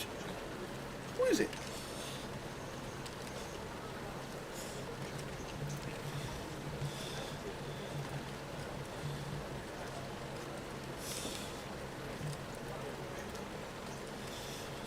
Four, 6, 8. 2, 4, 6, 8. Never too late. I'm surprised player of Kev's caliber's missed this one pre. It may not work, but he may have called off ace 9 suited, expecting Kev to maybe free bet, not all in like ace jack, ace queen, ace king, but I feel like pre-flop, a hand that goes for a jam after it goes open call, maybe more flat in when it's just heads up, but now we get to the flop. Justin going for some value with his top pair.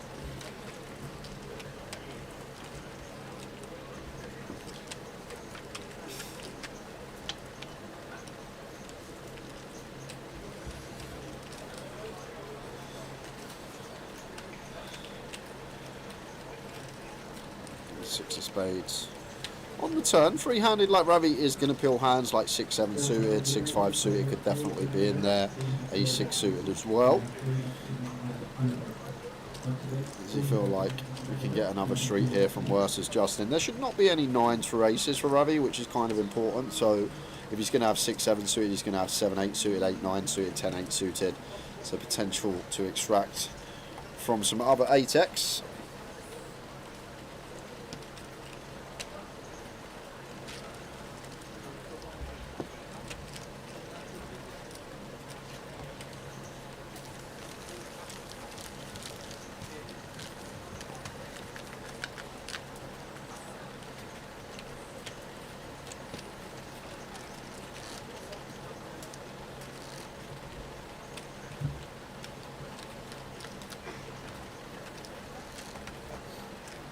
Three left in the high roller. Kev Allen on the left, Justin Suet in the middle, and Ravi Chef on the right.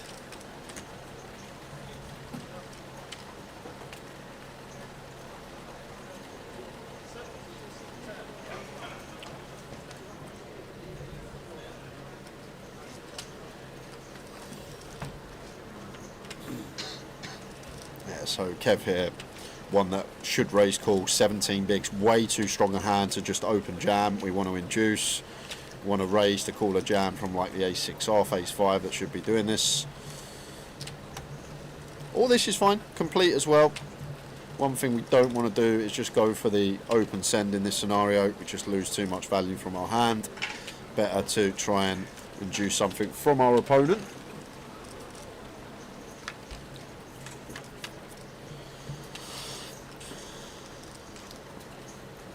Seven, 5 deuce on the flop. Just going to start betting.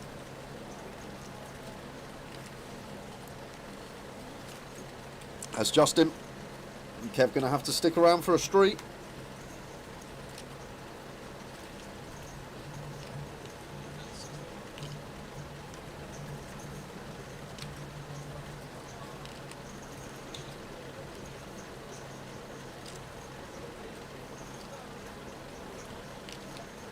There's the check call.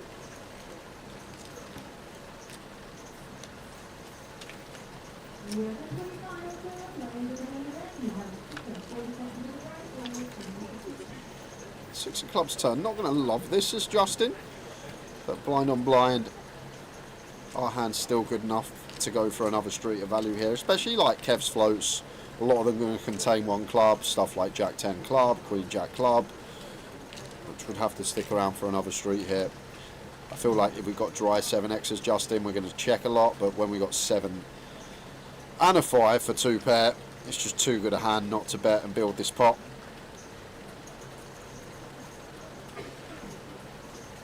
And now this is where we should be losing Kev with the ace jack. Some of the semi bluffs Justin now completing, stuff like 8-9 club draws, 4 threes up and down. Yes, I'm not good on this board. 2 red cards. I know that much.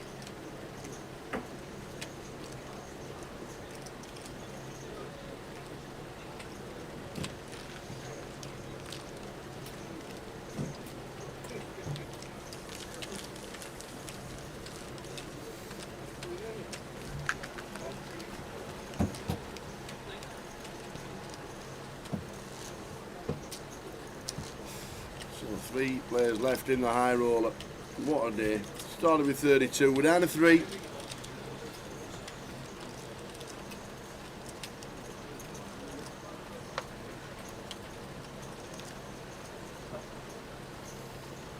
Kev Allen. Over 15 bigs.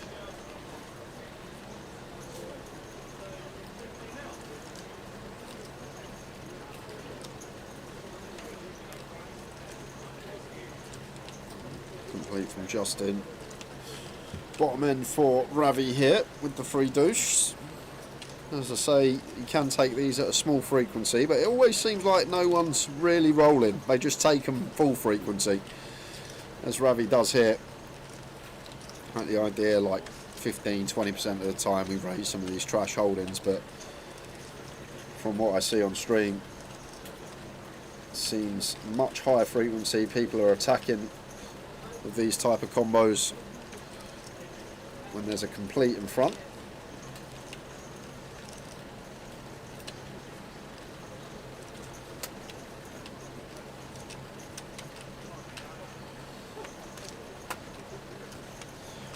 No, all bagged up last night, Dean Clay.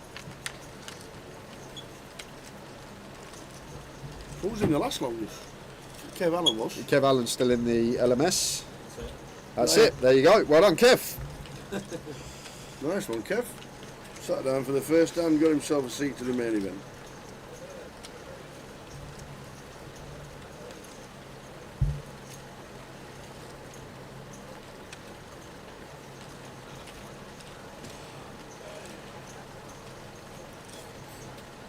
Ravi with the stab. I'm surprised Justin didn't stick around for one there. Queen high, free to straight, through to flush.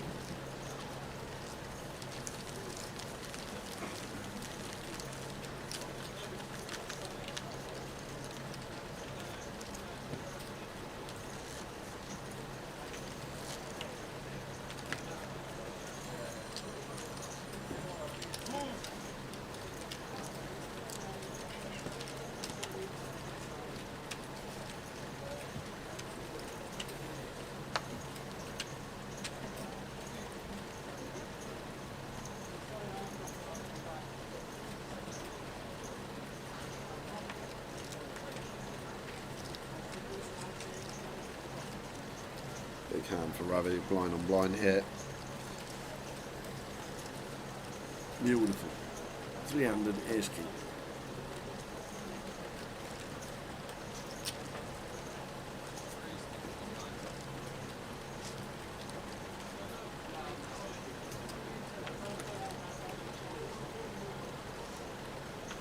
Jack 7 off for Kev here. In the big blind. He'd be like right on the line. Jack 8 off, gonna have to get in. Jack 6 off, probably fold. Jack 7 suited calling? Yeah, Jack 7 suited. Anything gapped and suited, we have to call. Like even stuff like 5-3 suited, we got to get in with position against 3 bigs.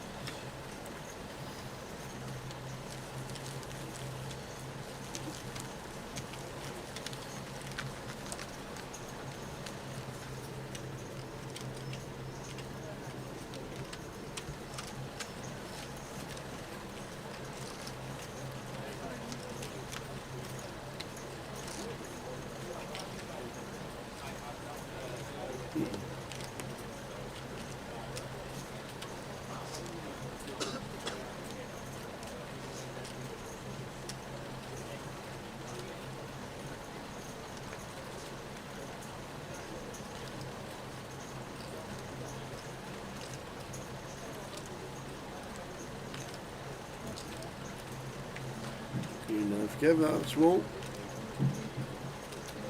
I think this one potentially jams. What we got here? 13 as Kev. Gonna go for complete.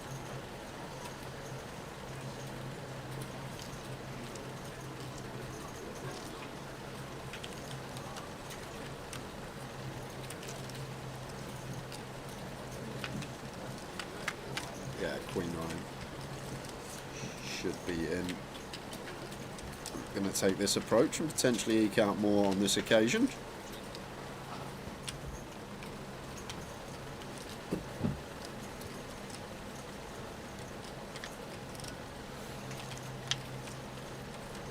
Eight pairs. Kev's going to stick it a bit. No, he decides to check. Is he waiting for Justin?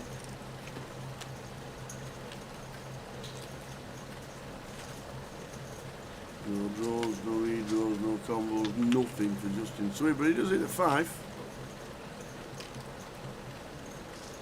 There's a Kev choosing to play it in this manner. Yeah. May actually get us the max. We'll go about a third.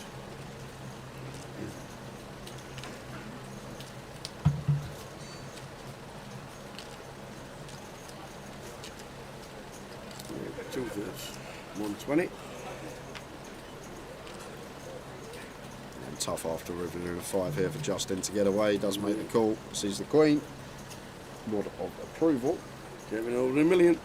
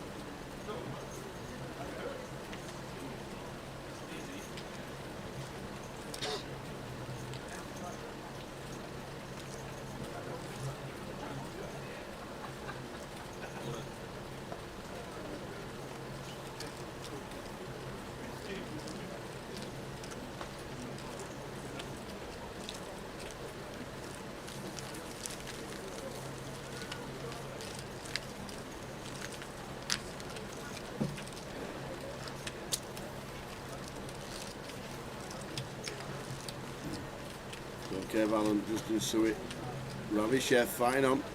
300 in the high roller. Another cracking turnout.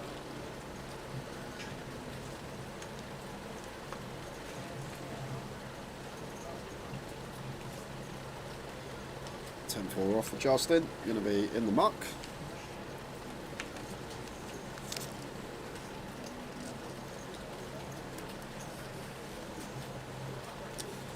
Looks like Ravi going to complete the Queen 6. Kev 7-4 off. Probably just going to be checking.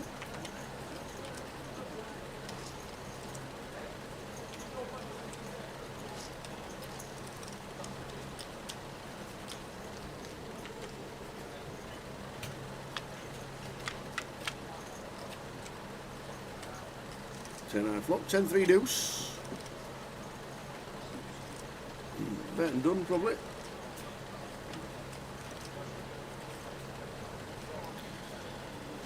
Yeah, Kev's got a nice combo to stab here. 7 high, 3 to a straight. Once again, folding out 8 highs, 9 highs, jack highs, all this type of stuff. Doesn't go for the stab. There's the 10 on the turn.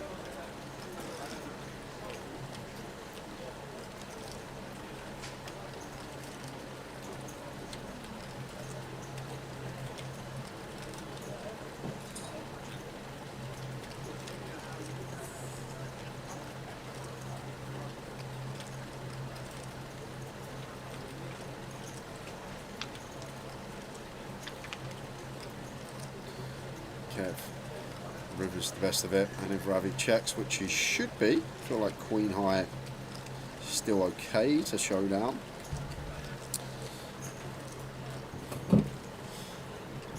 Kev going to have a clear value bet. Ravi is going to bluff the Queen High. I don't think we're folding out Ace Highs here. Maybe just trying to dislodge some King Highs, better Queen High stuff. 90k on the end, and with a 4, pretty clear call for Kev. Don't think anything else to say about this one.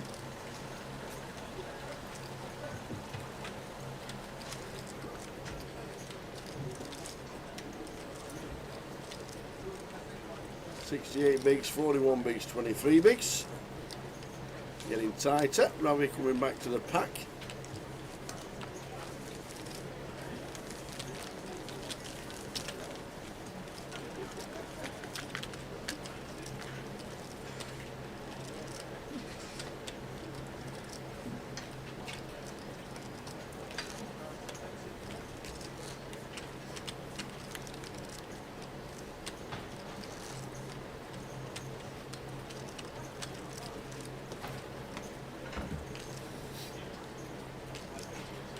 Come the cards, 3-handed.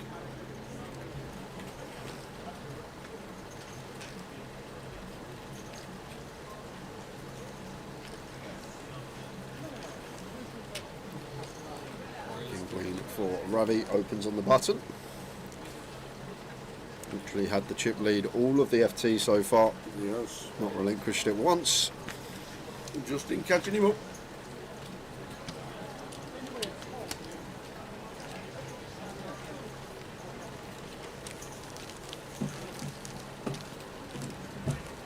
Ghost, grab it, 10.6, Marta 7.8, Constantine 5.8. We're playing for 15,200 for third, 23,300 for second place, and the winner, £35,400.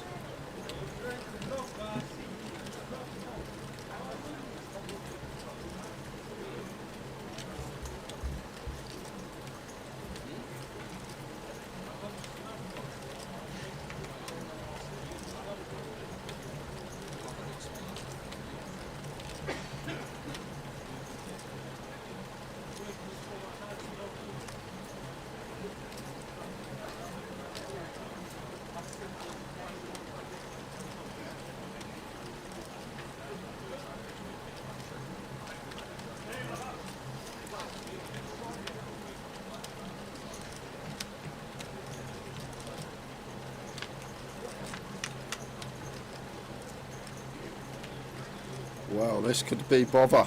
Uh-oh, top 2 for Justin, top pair for Ravi.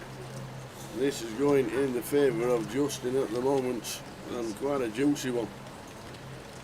Yeah, and blind on blind like can potentially raise some of our top pairs for value as Ravi.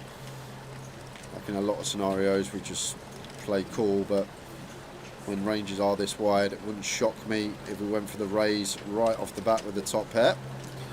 And there it comes.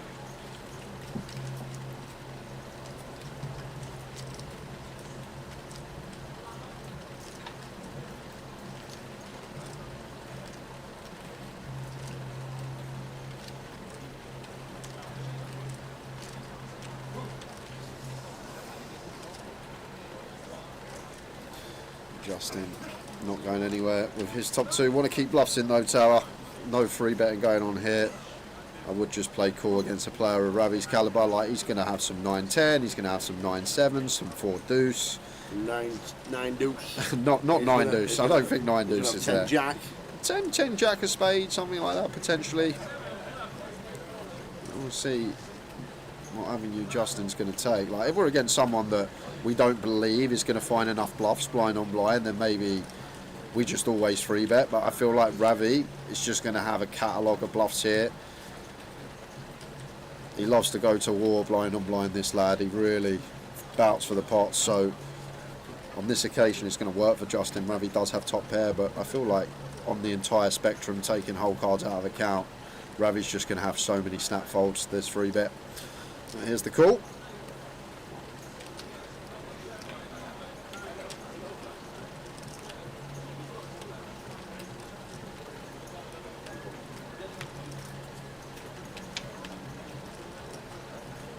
Ten of spades on the turn. And kind of a nice one for Justin to see. Well, 9-7 does complete, but some of Ravi's bluffs now, the 10-7, the 10-9, snag top pair. So they're going to be calling another street. Like if Ravi's got 10-7 suited, 10-9 suited against that price, always continuing with position. So we'll have some 10x here, the turn top pair for sure.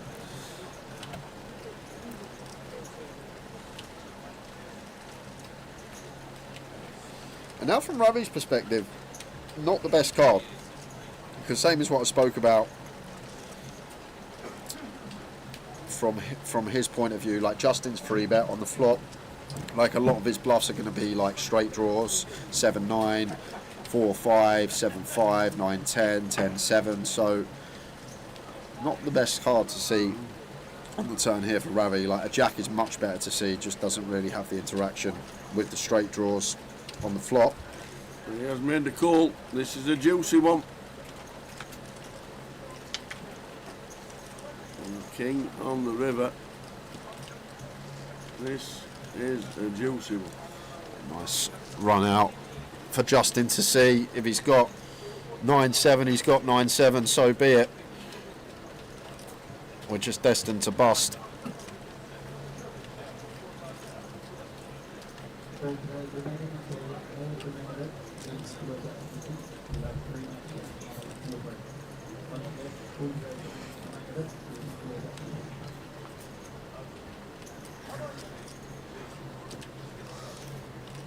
Bankety bank.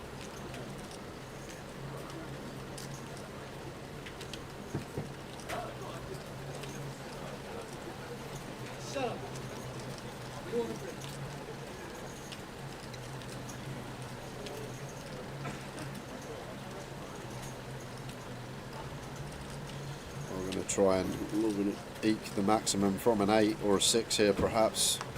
The idea from Justin, we still credibly have some bluffs, some 7-5, some 4-5, some 4-7. Now Ravi in a bit of a spot, because getting nearly 5-1 tower, we don't have to be right too often here, like 17-18% of the time. The problem is, if Justin did have one of these 4-5, 7-5, 7-4 bluff combos, you probably expect him to go larger, to really try and get rid of the 8x, get rid of the 6x. It just seems like he's really trying to milk us here with quarter pot on the end.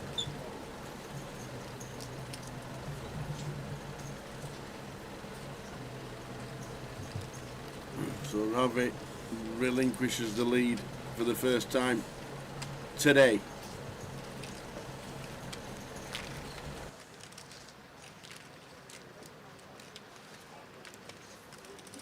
He's great.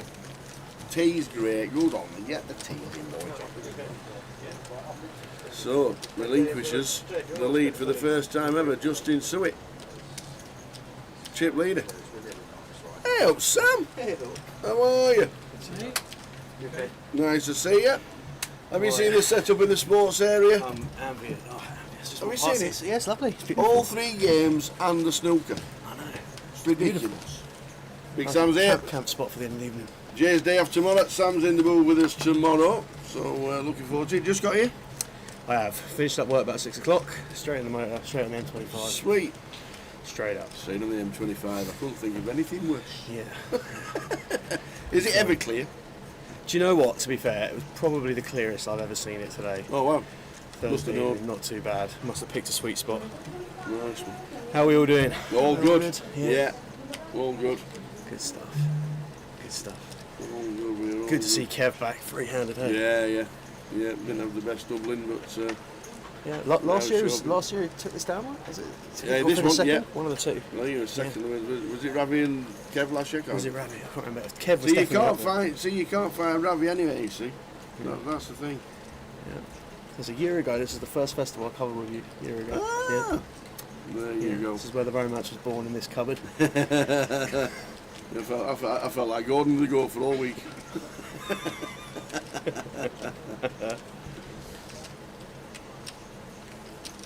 Yep, indeed he was. Second in the main he was Kev. Yeah, that's the main. Sir Chris Johnson. Yeah, I remember. He has had some good results. He does play well.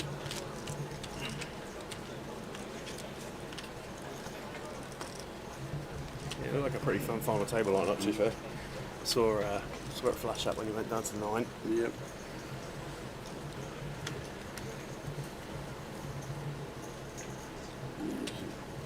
It's his deepest run in 12 months as well. Lovely. He was 5th in the high roller. I'll tell you what, though, hang on a second, we're talking about the sports lounge. The setup we got going on in here. Yeah, beautiful. So yeah, it's his deepest run since he came second last year at this event, in the main event. Yeah. Really nice guy, Kev.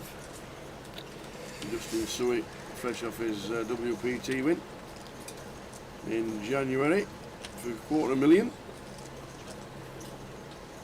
in Marrakesh.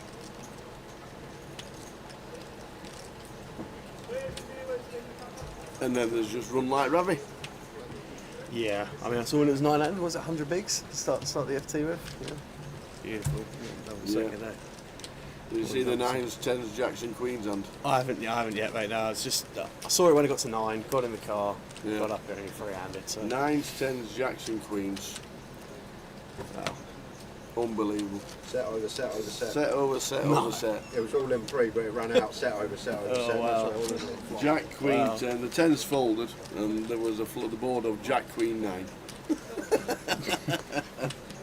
Alright, leave you to it. See you afterwards for a couple of minutes. Nice one, Sam. We will see you soon. He's off to watch the footy.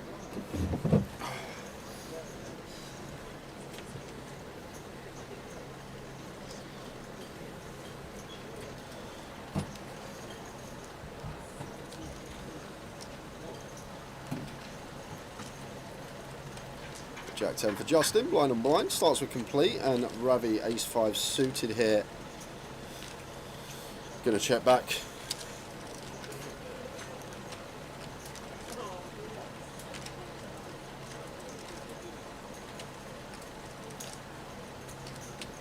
King, Jack, 5 flop.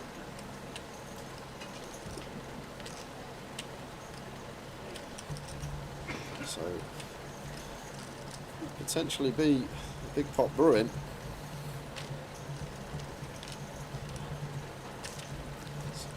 There's the Jack on the turn after the flop's checked.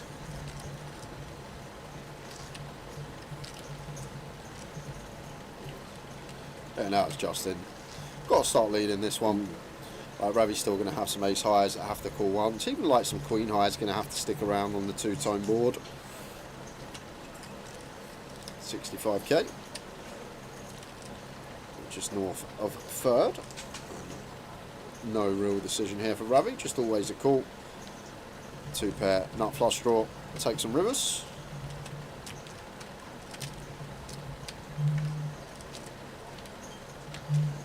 Oh my word. The 4 of clubs, the nut flush. And the only saving grace for Justin is the size of this pot. Now, I'd be going for some value, yeah, here. Flush does complete, but Ravi, blind on blind, just going to have so much here. He's going to have some 5x, going to have some check back king x on the flop. He's going to have some ace highs. So I have to go for value as Justin. But the bad news, going to be incoming, 85k, just north of quarter. Now it comes down to the size that Ravi wants to make this here. And quarter pot, very indicative of a king on this run out. So I don't think we're going to see like extortion from Ravi. I don't think he's going to go for like a 600k. I feel like he's really going to try and eke some value from some king x. Does go fairly large either or. Goes for 450. And Justin going to struggle to let this one go. He is indeed. Especially against Ravi, who's capable, may turn a 5 into a bluff, like an ace 5, ace of clubs, something like that.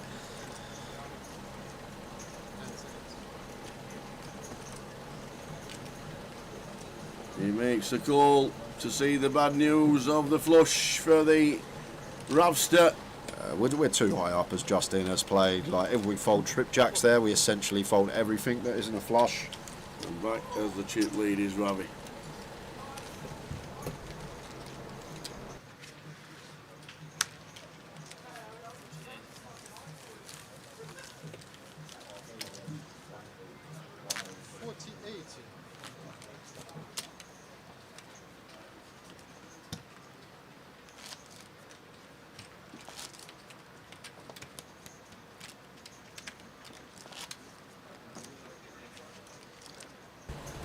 So Ravi takes the chip lead back.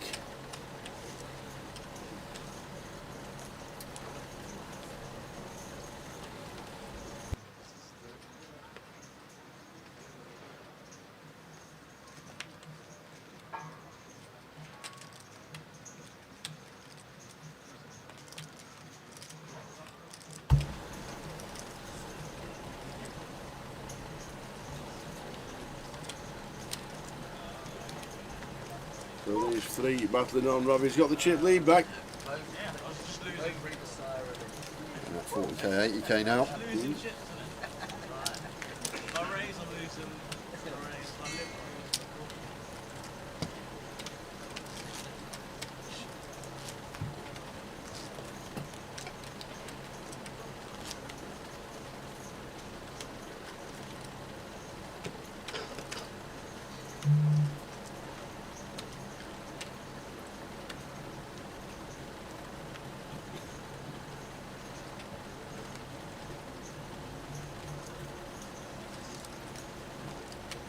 Ace queen suited for Kev.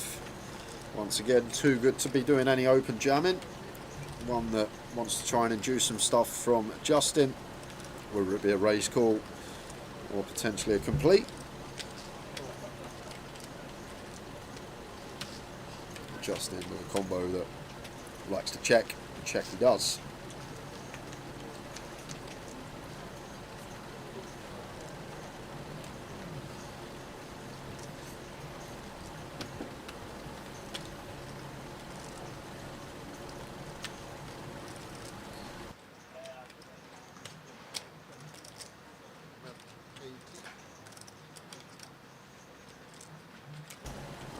Bit of problems here for Justin. Top pair versus middle pair, blind on blind. Going to do 1 street at least, potentially 2 here.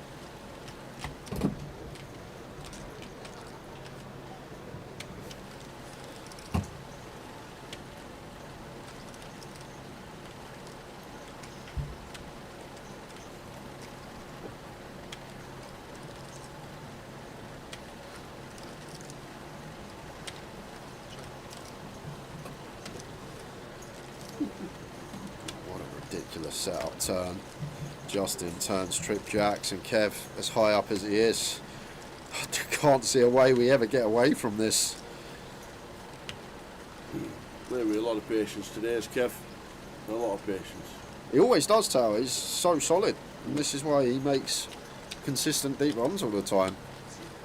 The chips aren't going in light.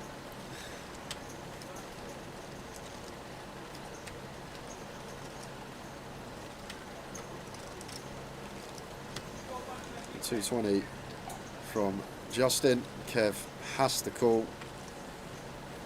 And we're going to be in a grim river spot.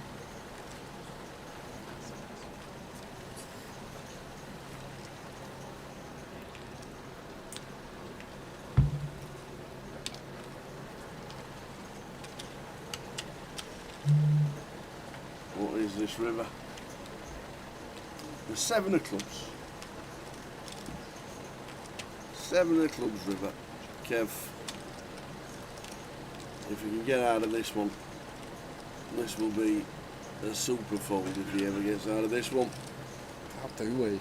Tower is two-tone on the turn, like we unblock the spades, we unblock the hearts. How on earth can we get away from this one? Like, we just basically think that Justin has to have a jack, and if we fold ace queen, we essentially fold everything, right? Mm-hmm.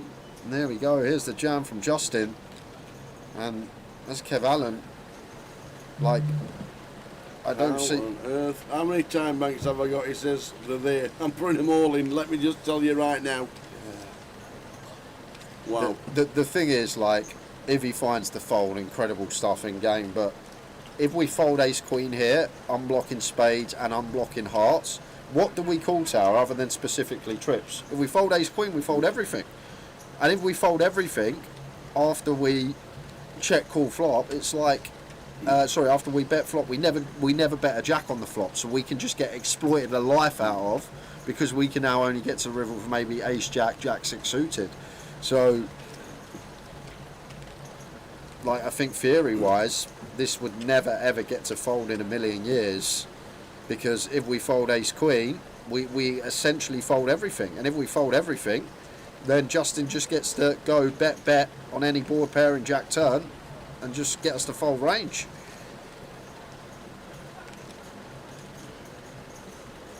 Well, he is certainly in the tank. It's jack X and probably jack X only. Rosser says if anyone gets away from this, it's Kev. I'm sure you've played a fair amount with Kev over the years at the table, Rosser. You'll know better than me, but it would be the most heroic fold in a three-handed situation. And the other problem we got is Kev. Is there where Justin has worse value? Would he do this with an ace of his own? Probably not for the overbet, actually, even it being blind on blind. He's never checking ace 10 pre, is he? Ace 9, maybe the one hand we might eke into, ace 9 suited that might check back. Kevin, the blend up, rightly so. I feel like a lot of players have already called here. The fact that Kev's even thinking this long about it's incredible.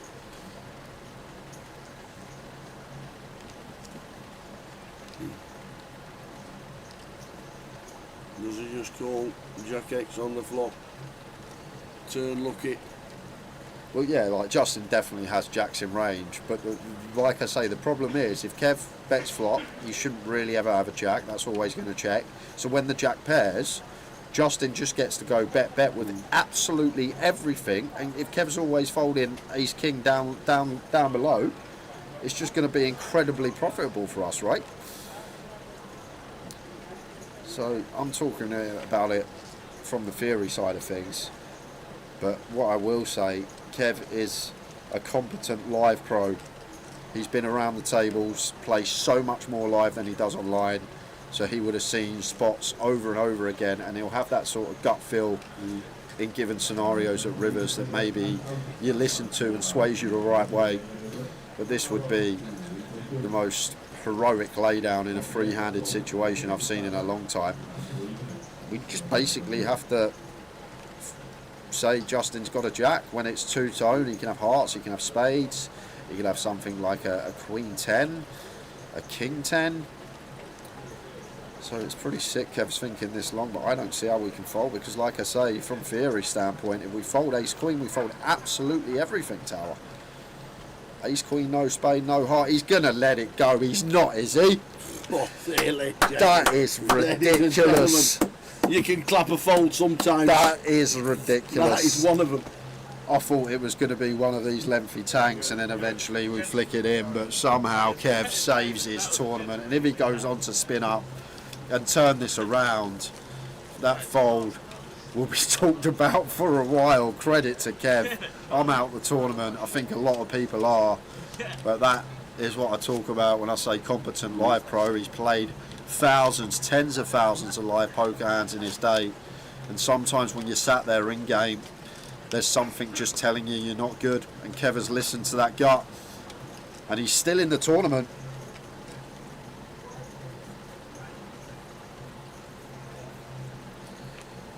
Top-notch stuff we just saw.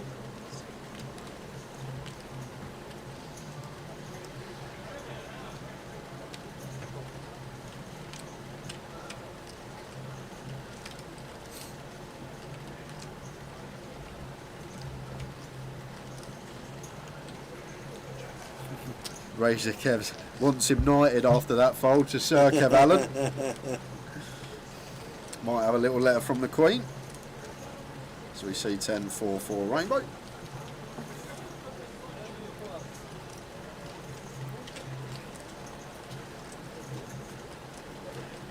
Sorry, the King. Penny just dropped.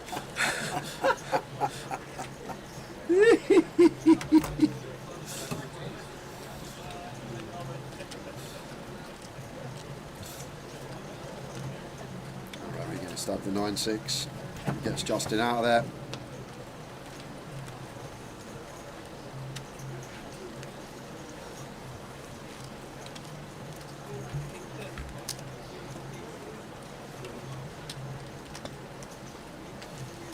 Is this a better fold than Dean's earlier if he makes it? I actually have no idea. They're different scenarios. Dean improved on the river and still folded. Kev was like check calling the whole way with his hand because he's as high up as he can be, I guess, but I think they're both as good as each other for different reasons, so Gully.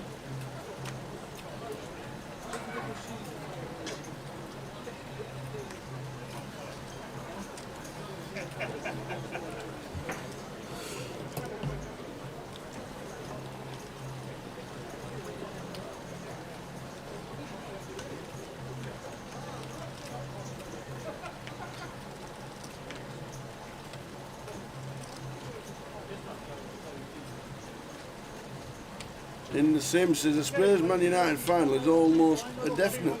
Don't say that in the Sim. What you doing? You've just bocked it. Bodo glimped Atletico now.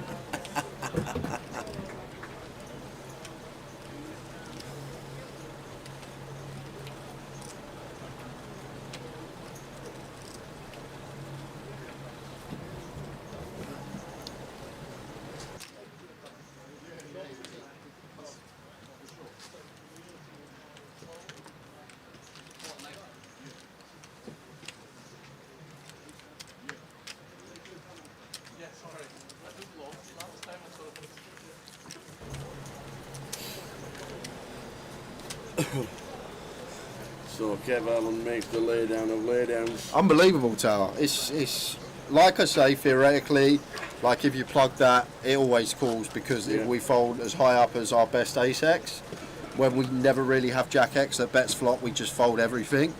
But then you flip that and you say people that have been in the live field for years, and when you get to the river, the old white magic, as Helmuth call it, only people that played a lot of poker would tell you about this. When you sat there and your gut's trying to tell you you've not got the goods here, but your head knows you can't fold this hand because if you fold this, you fold everything, but your gut's telling you you got to fold it because, mate, he's got you beat.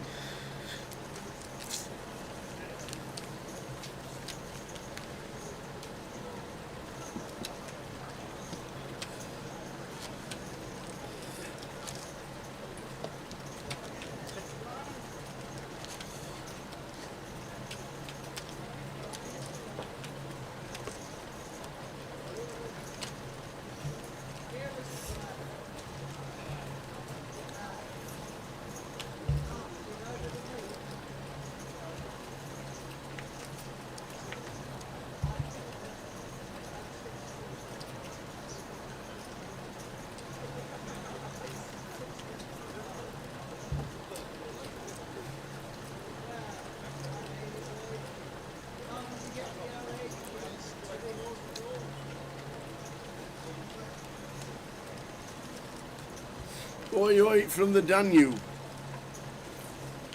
Beautiful. Saudi Arabia.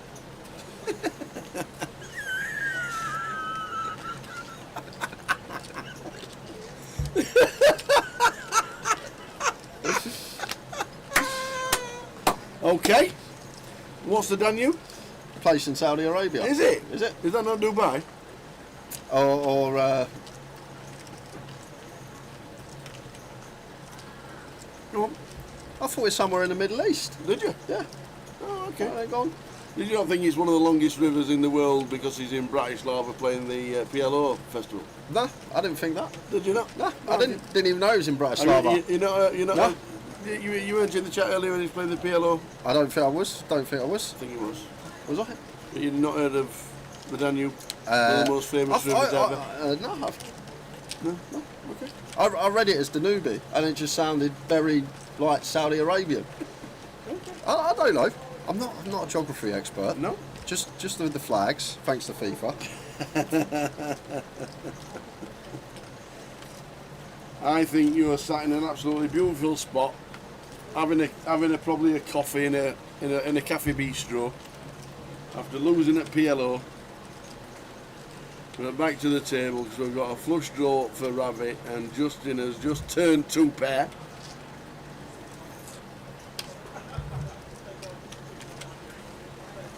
Yeah, these two men back and forth with the jabs. Justin had the chip lead for a bit, Ravi getting it back. You're speaking to a bloke that thought Gillingham was near Newcastle. No, this is true. This is absolutely true.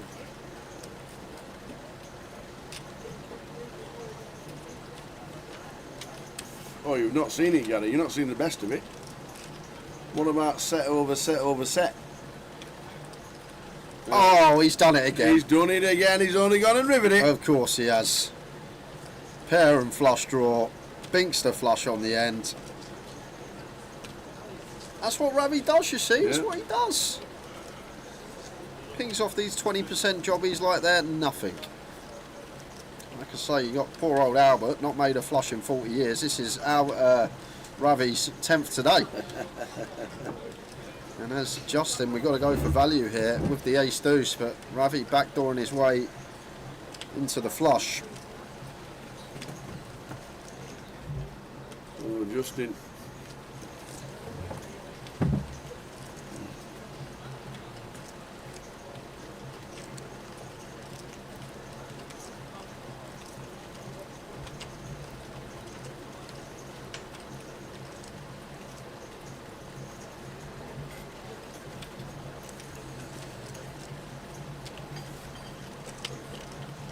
So the bet from Justin. Now, this is 690,000. Don't we have a bigger flush, so we just call? No, Ravi has to jam this spot tower. It's a backdoor flush as well, so like if Justin has somehow got here in the form of the backdoor flush, it's going to have to be something like Queen Jack of clubs, Jack 10 of clubs, something that's barreling on this ace turn. Like the 6x and deuce x of clubs probably going to check at some point. They're not going to go bet, so well, 6x of clubs is in Ravi's hand from his standpoint, but like deuce x of clubs shouldn't be a thing. I guess he can have a few select combos, some Jack 10 suited, probably 4 combos here. But then he's also going to have set of deuces, set of sixes, ace, queen, ace, jack with a club, ace, king, ace 7, king 6 suited, king deuce suited. So like loads of little 2 pairs, potentially sets to get called by. And there is the jam from Ravi, and going to put Justin in a horrible spot against a capable opponent. But where is Ravi going to find a bluff from here? Well, the 3-bet ace king pre. So not just call. Yeah, well, Ravi's repping a flush tower. That's his value, so we know that. We need to ask where's the bluff's going to come from. Something like king queen, king jack with the queen or jack of clubs would be a pretty naughty one to choose. 6x, yeah, we're not going to call like queen 6, jack 6 with the jack of clubs or queen of clubs, so that's not a thing. So Ravi's not going to get here in the form of like a 6 that's now turned itself into a bluff, because we're probably going to need the queen, jack or 10 of clubs in our hand as Ravi to use as a bluff candidate.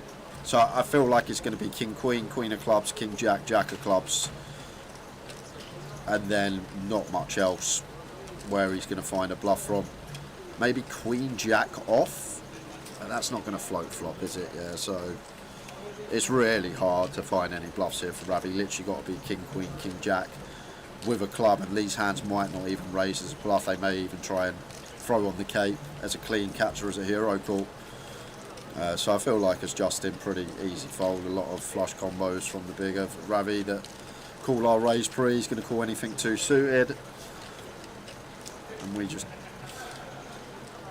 only be, in my eyes, king queen, king jack, specifically with that club. So what, two combos of each, 3 combos of each, so 6 combos of bluffs, and then plenty of value. And when you're adding calculating combos and the bluffs are massively outweighed by the value, these are usually the spots we want to fold. And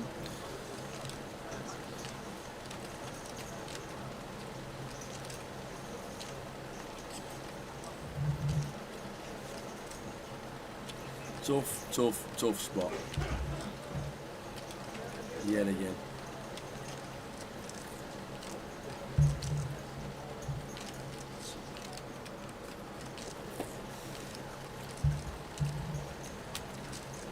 We can have flushes, Tom, as Justin for sure. He can get to the river with some flushes himself, so he's obviously going to call flushes, probably going to call sixes club, probably going to call deuces club. So I don't think we fold everything. I just think the 2 pairs are the hands we're going to be letting go. And obviously maybe like let go 2 pairs and then call like ace queen, queen of clubs, ace jack, jack of clubs as the 1 pair catches.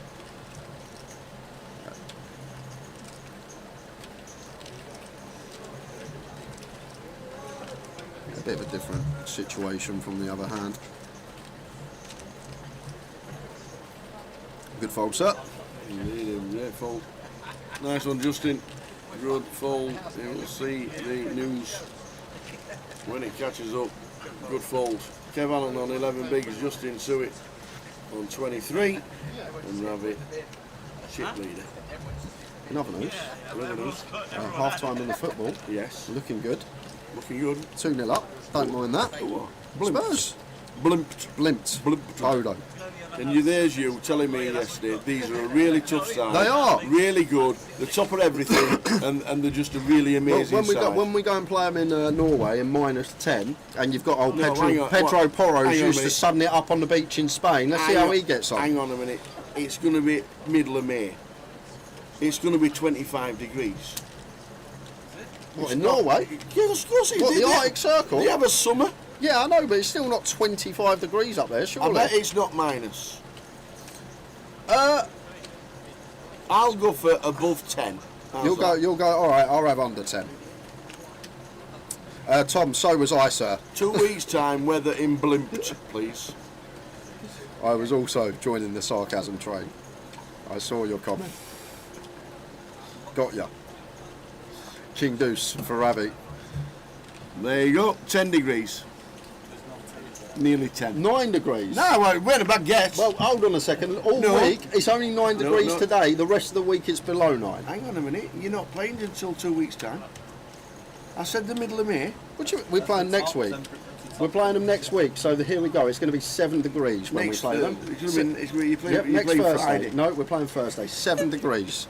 Back to the action. We got an all-in and a call. Kev, ace-9 suited. Ravi, king deuce. Here we go. Here we go. Needs a 10. Yeah. There's a heart as well.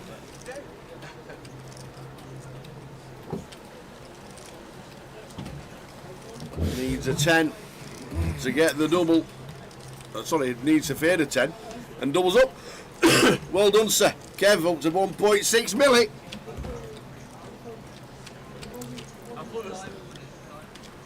Right, did it say heart?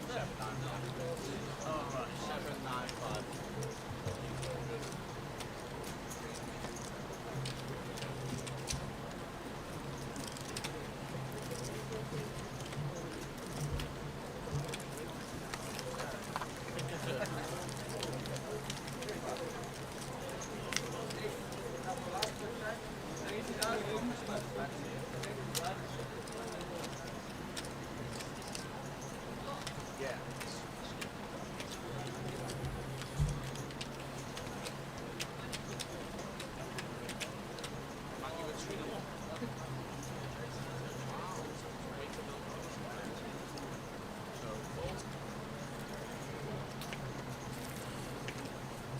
6-7 suited for Kev 20 BBs. Seems like a nice one to just complete in the small. King Queen of Hearts for Justin.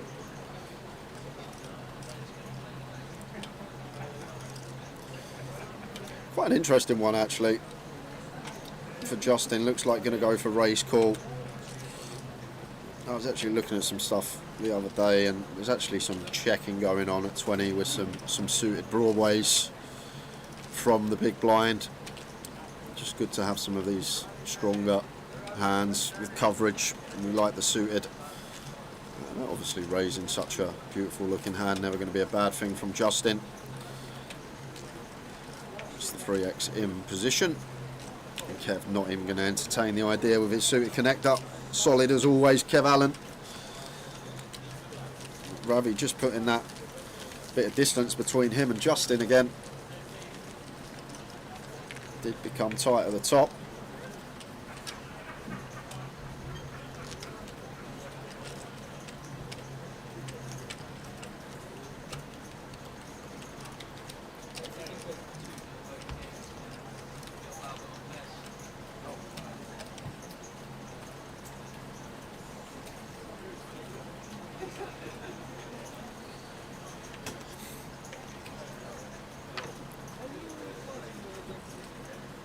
King Queen for Justin, this time offsuit, blind on blind against Ravi.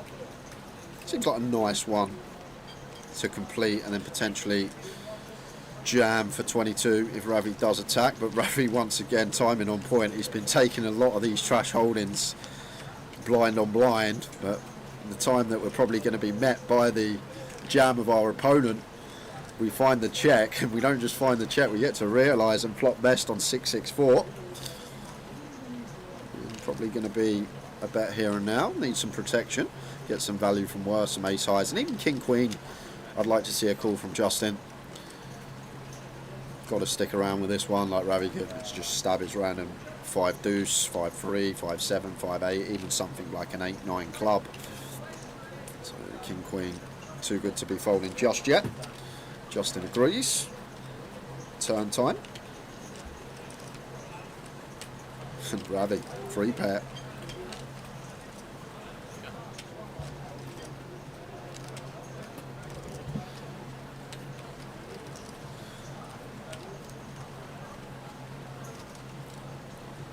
Interesting one for Ravi, whether to go for a street or the 10. We do jump in front of hands like some Jack 4 through Ace 4. Two-tone out there as well. We can incredibly rep a lot of bluffs. 7-8 now, double gutted.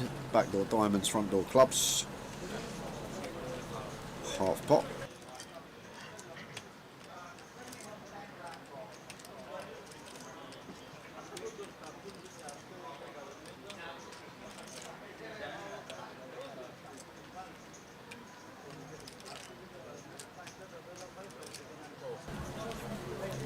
King Queen just not able to withstand the second barrel.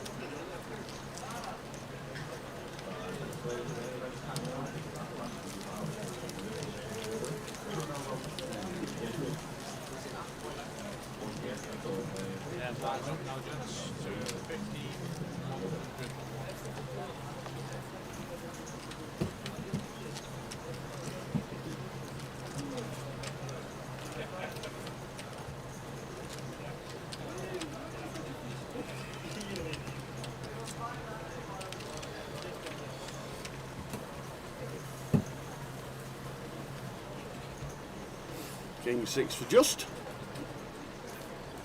Yeah, so the king on the button, even off a 17, fine to just open.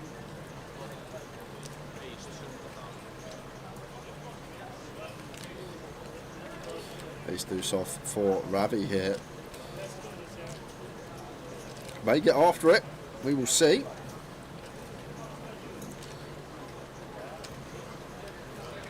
There it is.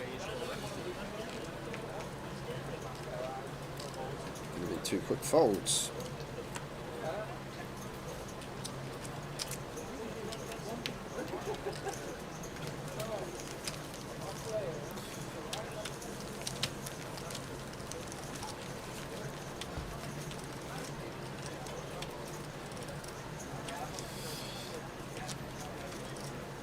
sport tonight. FPL, might. Oh, did you put your team in? I've only got Sells. Did you have to put your team in today? Did you? No, but this was from last weekend. Oh, is it? But I've only got Sells and Milenkovic in my. Oh, this counts for last week. My team. Yeah, because it was a one-off game. Right.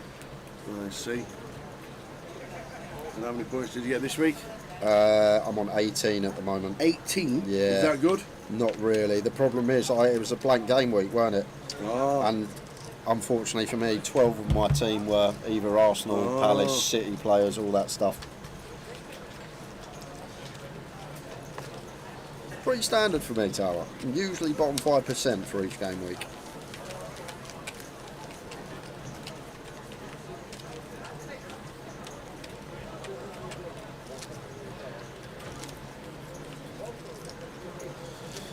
I didn't claim to be a geography expert, Dean. Absolutely not. I thought, like, Danube, I'm sure it's somewhere from, like, Middle East.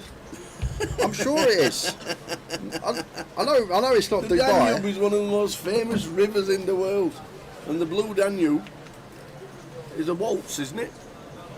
Just type in Blue Danube. I'm seeing if there's any. No. Absolutely not. You're going to come up with something that it'll be a bank on the high street somewhere. Or it's somebody's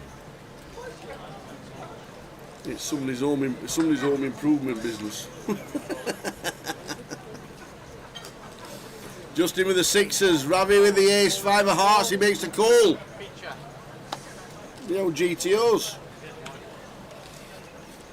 Is that still a thing, or has it gone by the wayside, the GTOs? No, it's still a thing. Still one of our prime 4-bet bluff combos, especially in the form of all-in at between around 20 and 35 bigs, LP versus LP.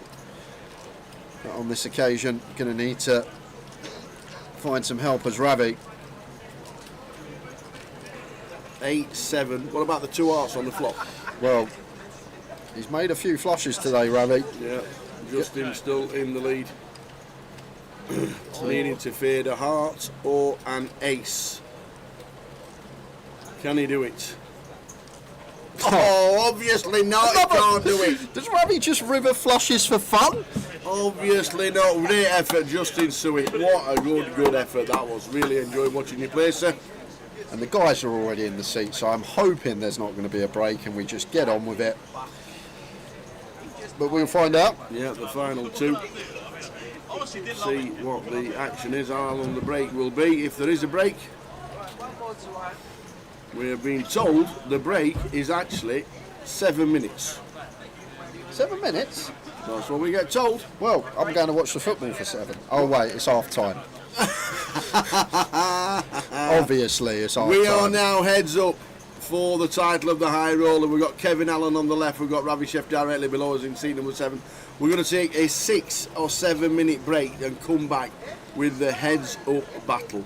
It's going to be a cracker. Can Kevin overturn the Ravster? Imagine if he does after that foul. Like, that was tough that was spot. Some fold. Yep. Some fold. So heads up. We'll see you back in 6 minutes time.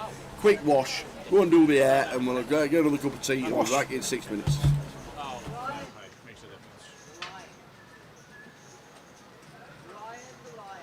So 7 not changing anything at all here, and with everything bricking out, Dan unblocking the bluffs as well, the King Queen, the King 10, the Queen 10, the King X of hearts. Like, we're going to have a tough time getting away from this, especially when it's half pot back.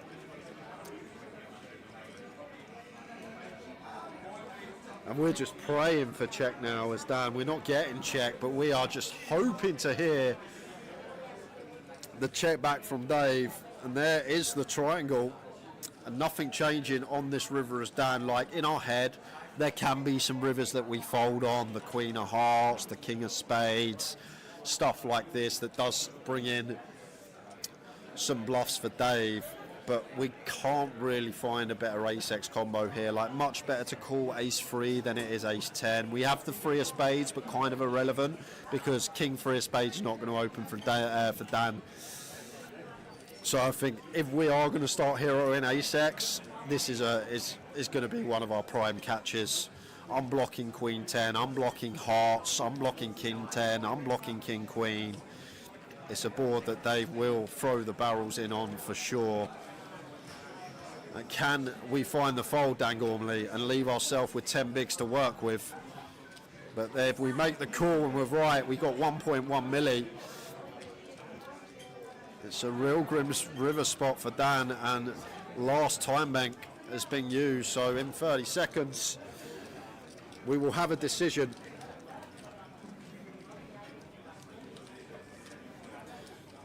But like, so much better to call this ace than like an ace 10 with a 10 of spades or an ace 10 with a 10 of hearts. We're just unblocking all the bluffs here as Dan. And I guess we do need to call some top pairs, so maybe this one could be the one.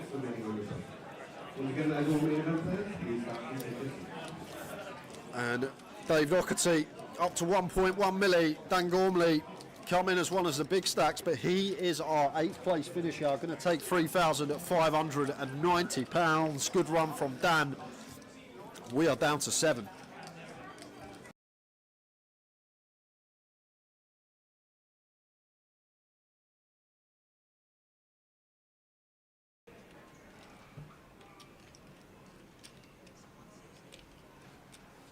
Sorry, Matty. Half of us are on snide fire sticks. He might miss. He might be offside. I'll try and remember that. 8's for Hamza. Dean with ace queen. Just under, well, 28 bigs for Hamza. Raises to 160. Dean's 3-bet to 400. If he jams, it's going to be super interesting because of how tight the stacks are with each other. This is jumbo, isn't it? 8's for 28? Things get funny in ICM. Like, a lot of the time you want to have the sort of hand that Tom had. Like a high-low with a blocker. Because of just what Dean's range is going to look like. He's going to be very, like, very strong at the top. Yeah, well, he makes a call. Dean's basically going to, like, 3-bet suited aces and his value combos. 2, 4, 10. So 10, 4, deuce, flop. Probably just a small bet, 250. And then the 8's will have a decision. 200. Yeah, well, even smaller. Yep.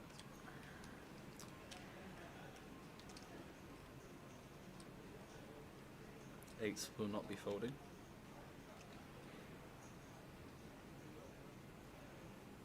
You can't do that. Raising chips, that's all of it. That's basically it. Oh no, they're yellows though, right? Ah.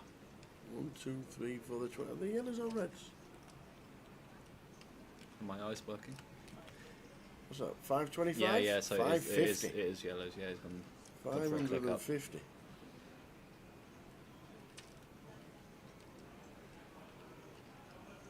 Really awkward spot for Dean now. Just ASI on a 10 Yeah, eye board. you're getting 5 to 1 with some overcards, but then again, it's just like you're putting in loads of chips in a dicey ICM spot. It's very awkward. I definitely do not fault him for calling, but you're not happy. Bit of a huge pot brewing. 2.1 Yeah, million. out of nowhere. This is. Yeah, absolutely. On a 10 eye board. They both got less than pot on the turn. If the card comes higher than a 10, Dean wins. Oh, Dean's. Well, that is any of them, but that's the best one. The second best card's here, the Queen of Hearts. Yeah. So, and then Hamza. He said all in and a snap. Wow. Oh, the 8s, baby. Yeah, that's a punt. Oh, Hamza. Hamza. Ugh. Needs an 8, and there's only one left in the deck. You just got to realise in this spot, any high card is so favourable for Dean's range. Oh, man. He's saying he's already got over pairs or over cards when he peels the flop check raise. And the 10 means we lose Hamza in 6th place.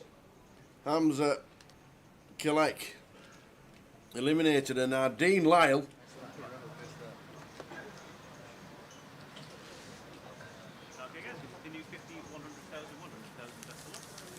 and shaking a cuddle to kick things off before the battle commences. Nice, weren't it? That was nice. A big kiss and a cuddle for each of them. Kev Allen on the left. Last time, this is the highest podium finish since exactly 12 months ago when we were in this building, and he came second in the main event for 36,000, and now he's heads up to Ravi Chef, who's looking for back-to-back Luton High Rollers. Not bad, is it? Not bad at all. Some people like certain card rooms.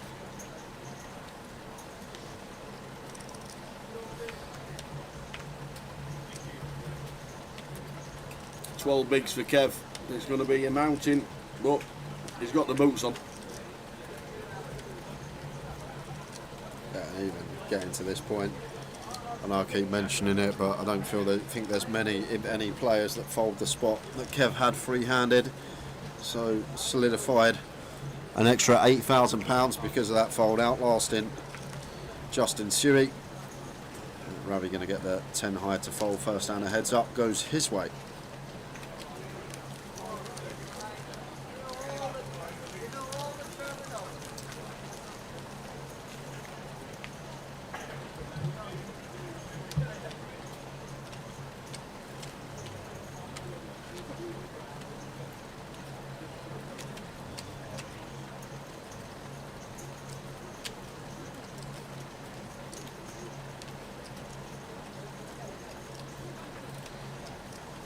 These 4 off 4. Kev 12 big should be a jam. Just sub 12 and an ace, heads up. There's the jam. And he gets it through. 4-3. Probably the only 2 cards Ravi's not calling with. There's probably a few more, but 12 bigs. Slim pickings. Ah, like he has to fold King 4, he has to fold Queen 7 suited.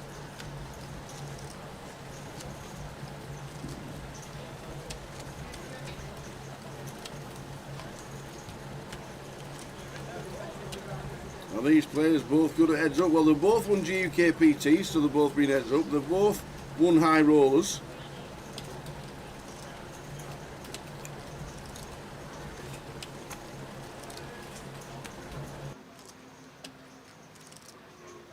Raise all left.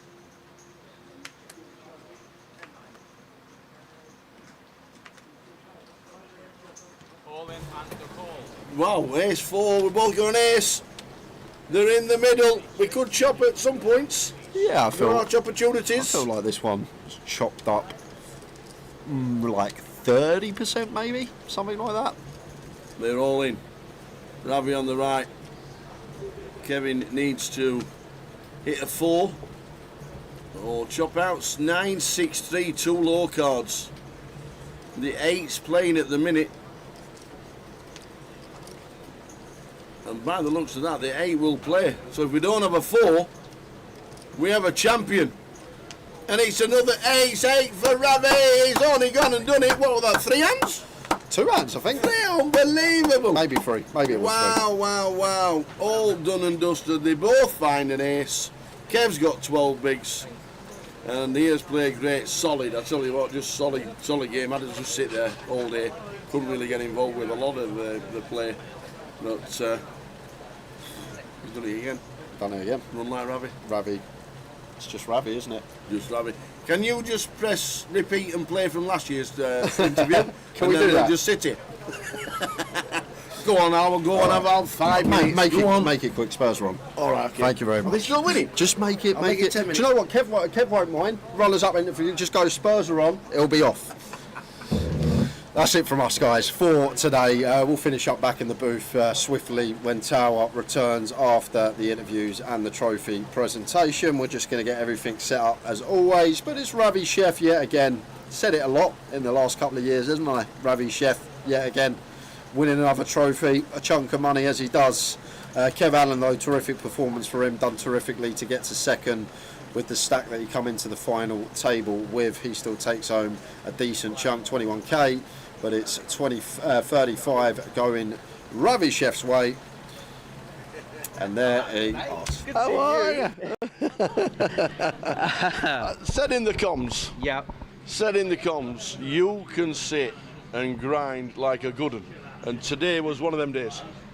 You just have to sometimes. Sometimes it's like day one was a cruise, everything went well, and day two it was just like you're on the you got the second best hand all day long. So you just have to dig in, and you get onto a final, and it's like. I mean, it was tough. It was good. Everyone played well. It was a good final. But I mean, you need some card distribution no matter what you do in this game. You need a little bit of luck here and there. But the final played out brilliant. It was like I say, freehand. It could be anyone's game. It was just, it was good. Good standard. It was actually fun. It was enjoyable to play. Yeah. And highest finish since exactly 12 months ago in Luton. In Luton. There's something with this place. I know. It's like. I think it's since I've now started staying outside of Luton, going to the Luton Airport Hotel. I think I've changed the luck, going away from the plane. No, don't get me wrong, this venue's amazing. Obviously, every setup here is great, but it was tough today because I woke up this morning, 10 o'clock this morning. My mum gave me a message. She said my nan passed away today. So, bless you, Mum. 94 years of age, bless her. So, yeah, my beautiful nan Barbara. So that was for her anyway. So yeah, it was tough. It was tough. So we got through it somehow. We shall raise one for Barbara. Yep. Kev, second place. Thanks for speaking under difficult circumstances, man. Thank you as always. Man. Cheers. Kevin Allen, second, difficult circumstances. But they do say, run like Ravi. We're doing it again, son. Doing it again. We are doing it again. We know we're not going to say too much about the run like Ravi, but can you just run me through the 9s, the 10s, the jacks and the queens? I know, that's the best flat of queens I've ever made in my life. He come queen 9-4 and he said all in. I was just like, yep, cool. I was just like... I know poor old Turk sat there with the jacks drawing dead. Like, it's just like unbelievable. No. But we know you have to get in these spots, and we know it's tough to. You only relinquished the chip lead once, but instantly got it back. They both class acts, played well, really fun three-handed, and I'm just again happy to win. Yeah, we've watched a great final table. It's been good sitting here watching all the other players. It's sometimes it's just not easy. No, it was tough. It was actually tough. Yeah, just really happy to win. Yeah. Done it again. Done it again, yeah. Done it again. Many congratulations. Back-to-back Luton High Rollers. Not bad, is it? Not bad at all. We've got a GUKPT. We've got 2 high rollers. We're loving Luton. Yeah. Just said to Kev, it was his highest finish since last year's Luton when he finished second. Yeah. So it's a great place for a lot of people, and some people run good in some spots. Exactly. And you like Luton? Yeah, I like Luton. Yeah. No, but thanks, Howard. We are going to get Mike with the trophy. Ladies and gentlemen, can I have a big round of applause, please, for Mr. Ravi Chef, the champion of the high roller. He has done it again. He is a star. Absolutely brilliant. Well played. Thank you. And it's nice to see that smile on your face. Thank you. Top man. Thank you. Jay, please finish us off. Nice couple of interviews from both there. Great to grab Kev. Great to grab Ravi. Did you see me then sprinting back? Because Spurs are on telly. You're quick. I still think you got a twin. He says, "Get back, Spurs are on telly." There we go. That was it. Thanks to Kev for speaking. Obviously, I had no idea that Nan and Barbara had passed away, so that one's for you, Barbs. Well done to Kev for still even speaking to us, because he's got himself off straight away, as you would. But second in the high roller, and well done to Ravi yet again. Just put these in the can when I want a day off. He's won a lot of tournaments the last 2 years. I think maybe approaching 10 trophies, and maybe not that much, but he's won a fair amount of tournaments the last 2 years. Yeah, and it was a great effort. Well done to everybody that cashed in the in the final itself. It was a good watch. Really enjoyed that, and a couple of people impressed us. Nice to see Justin Suey running deep for one of our live streams. So well done, one and all. We are back tomorrow, 12:20, as it's just said on there. It's now concentrating on the main event. Sam is with us tomorrow. Jay's off for a round of golf. 2, I think. I think potentially might even be having a couple of rounds tomorrow. A little 36 for me. Don't injure yourself. Don't. If anybody can injure themselves creaming a putter, it's you. Okay. All right? Yeah. Enjoy your day off. Thank you. Thanks for the comms. Amazing as always. Yet again, Sam's with us tomorrow for day 1B of the main event, and then Jay's back for Saturday and Sunday. Thanks to you guys, as always. Class in the chat. We've loved every minute of it. But again, Ravi Chef, champion in the high roller in Luton, back to back. It's an impressive effort from Mr. Ravi Chef. Well done to him. And we will see you tomorrow, 12:20. The main event, $250,000 guarantee, is now on the stream for the next 3 days. Well done, Ravi. We'll see you tomorrow. See you Saturday. Let us know when you get an all-in-one. I will. Won't be tomorrow. See you tomorrow at 12:20. Ta-ta. Good night.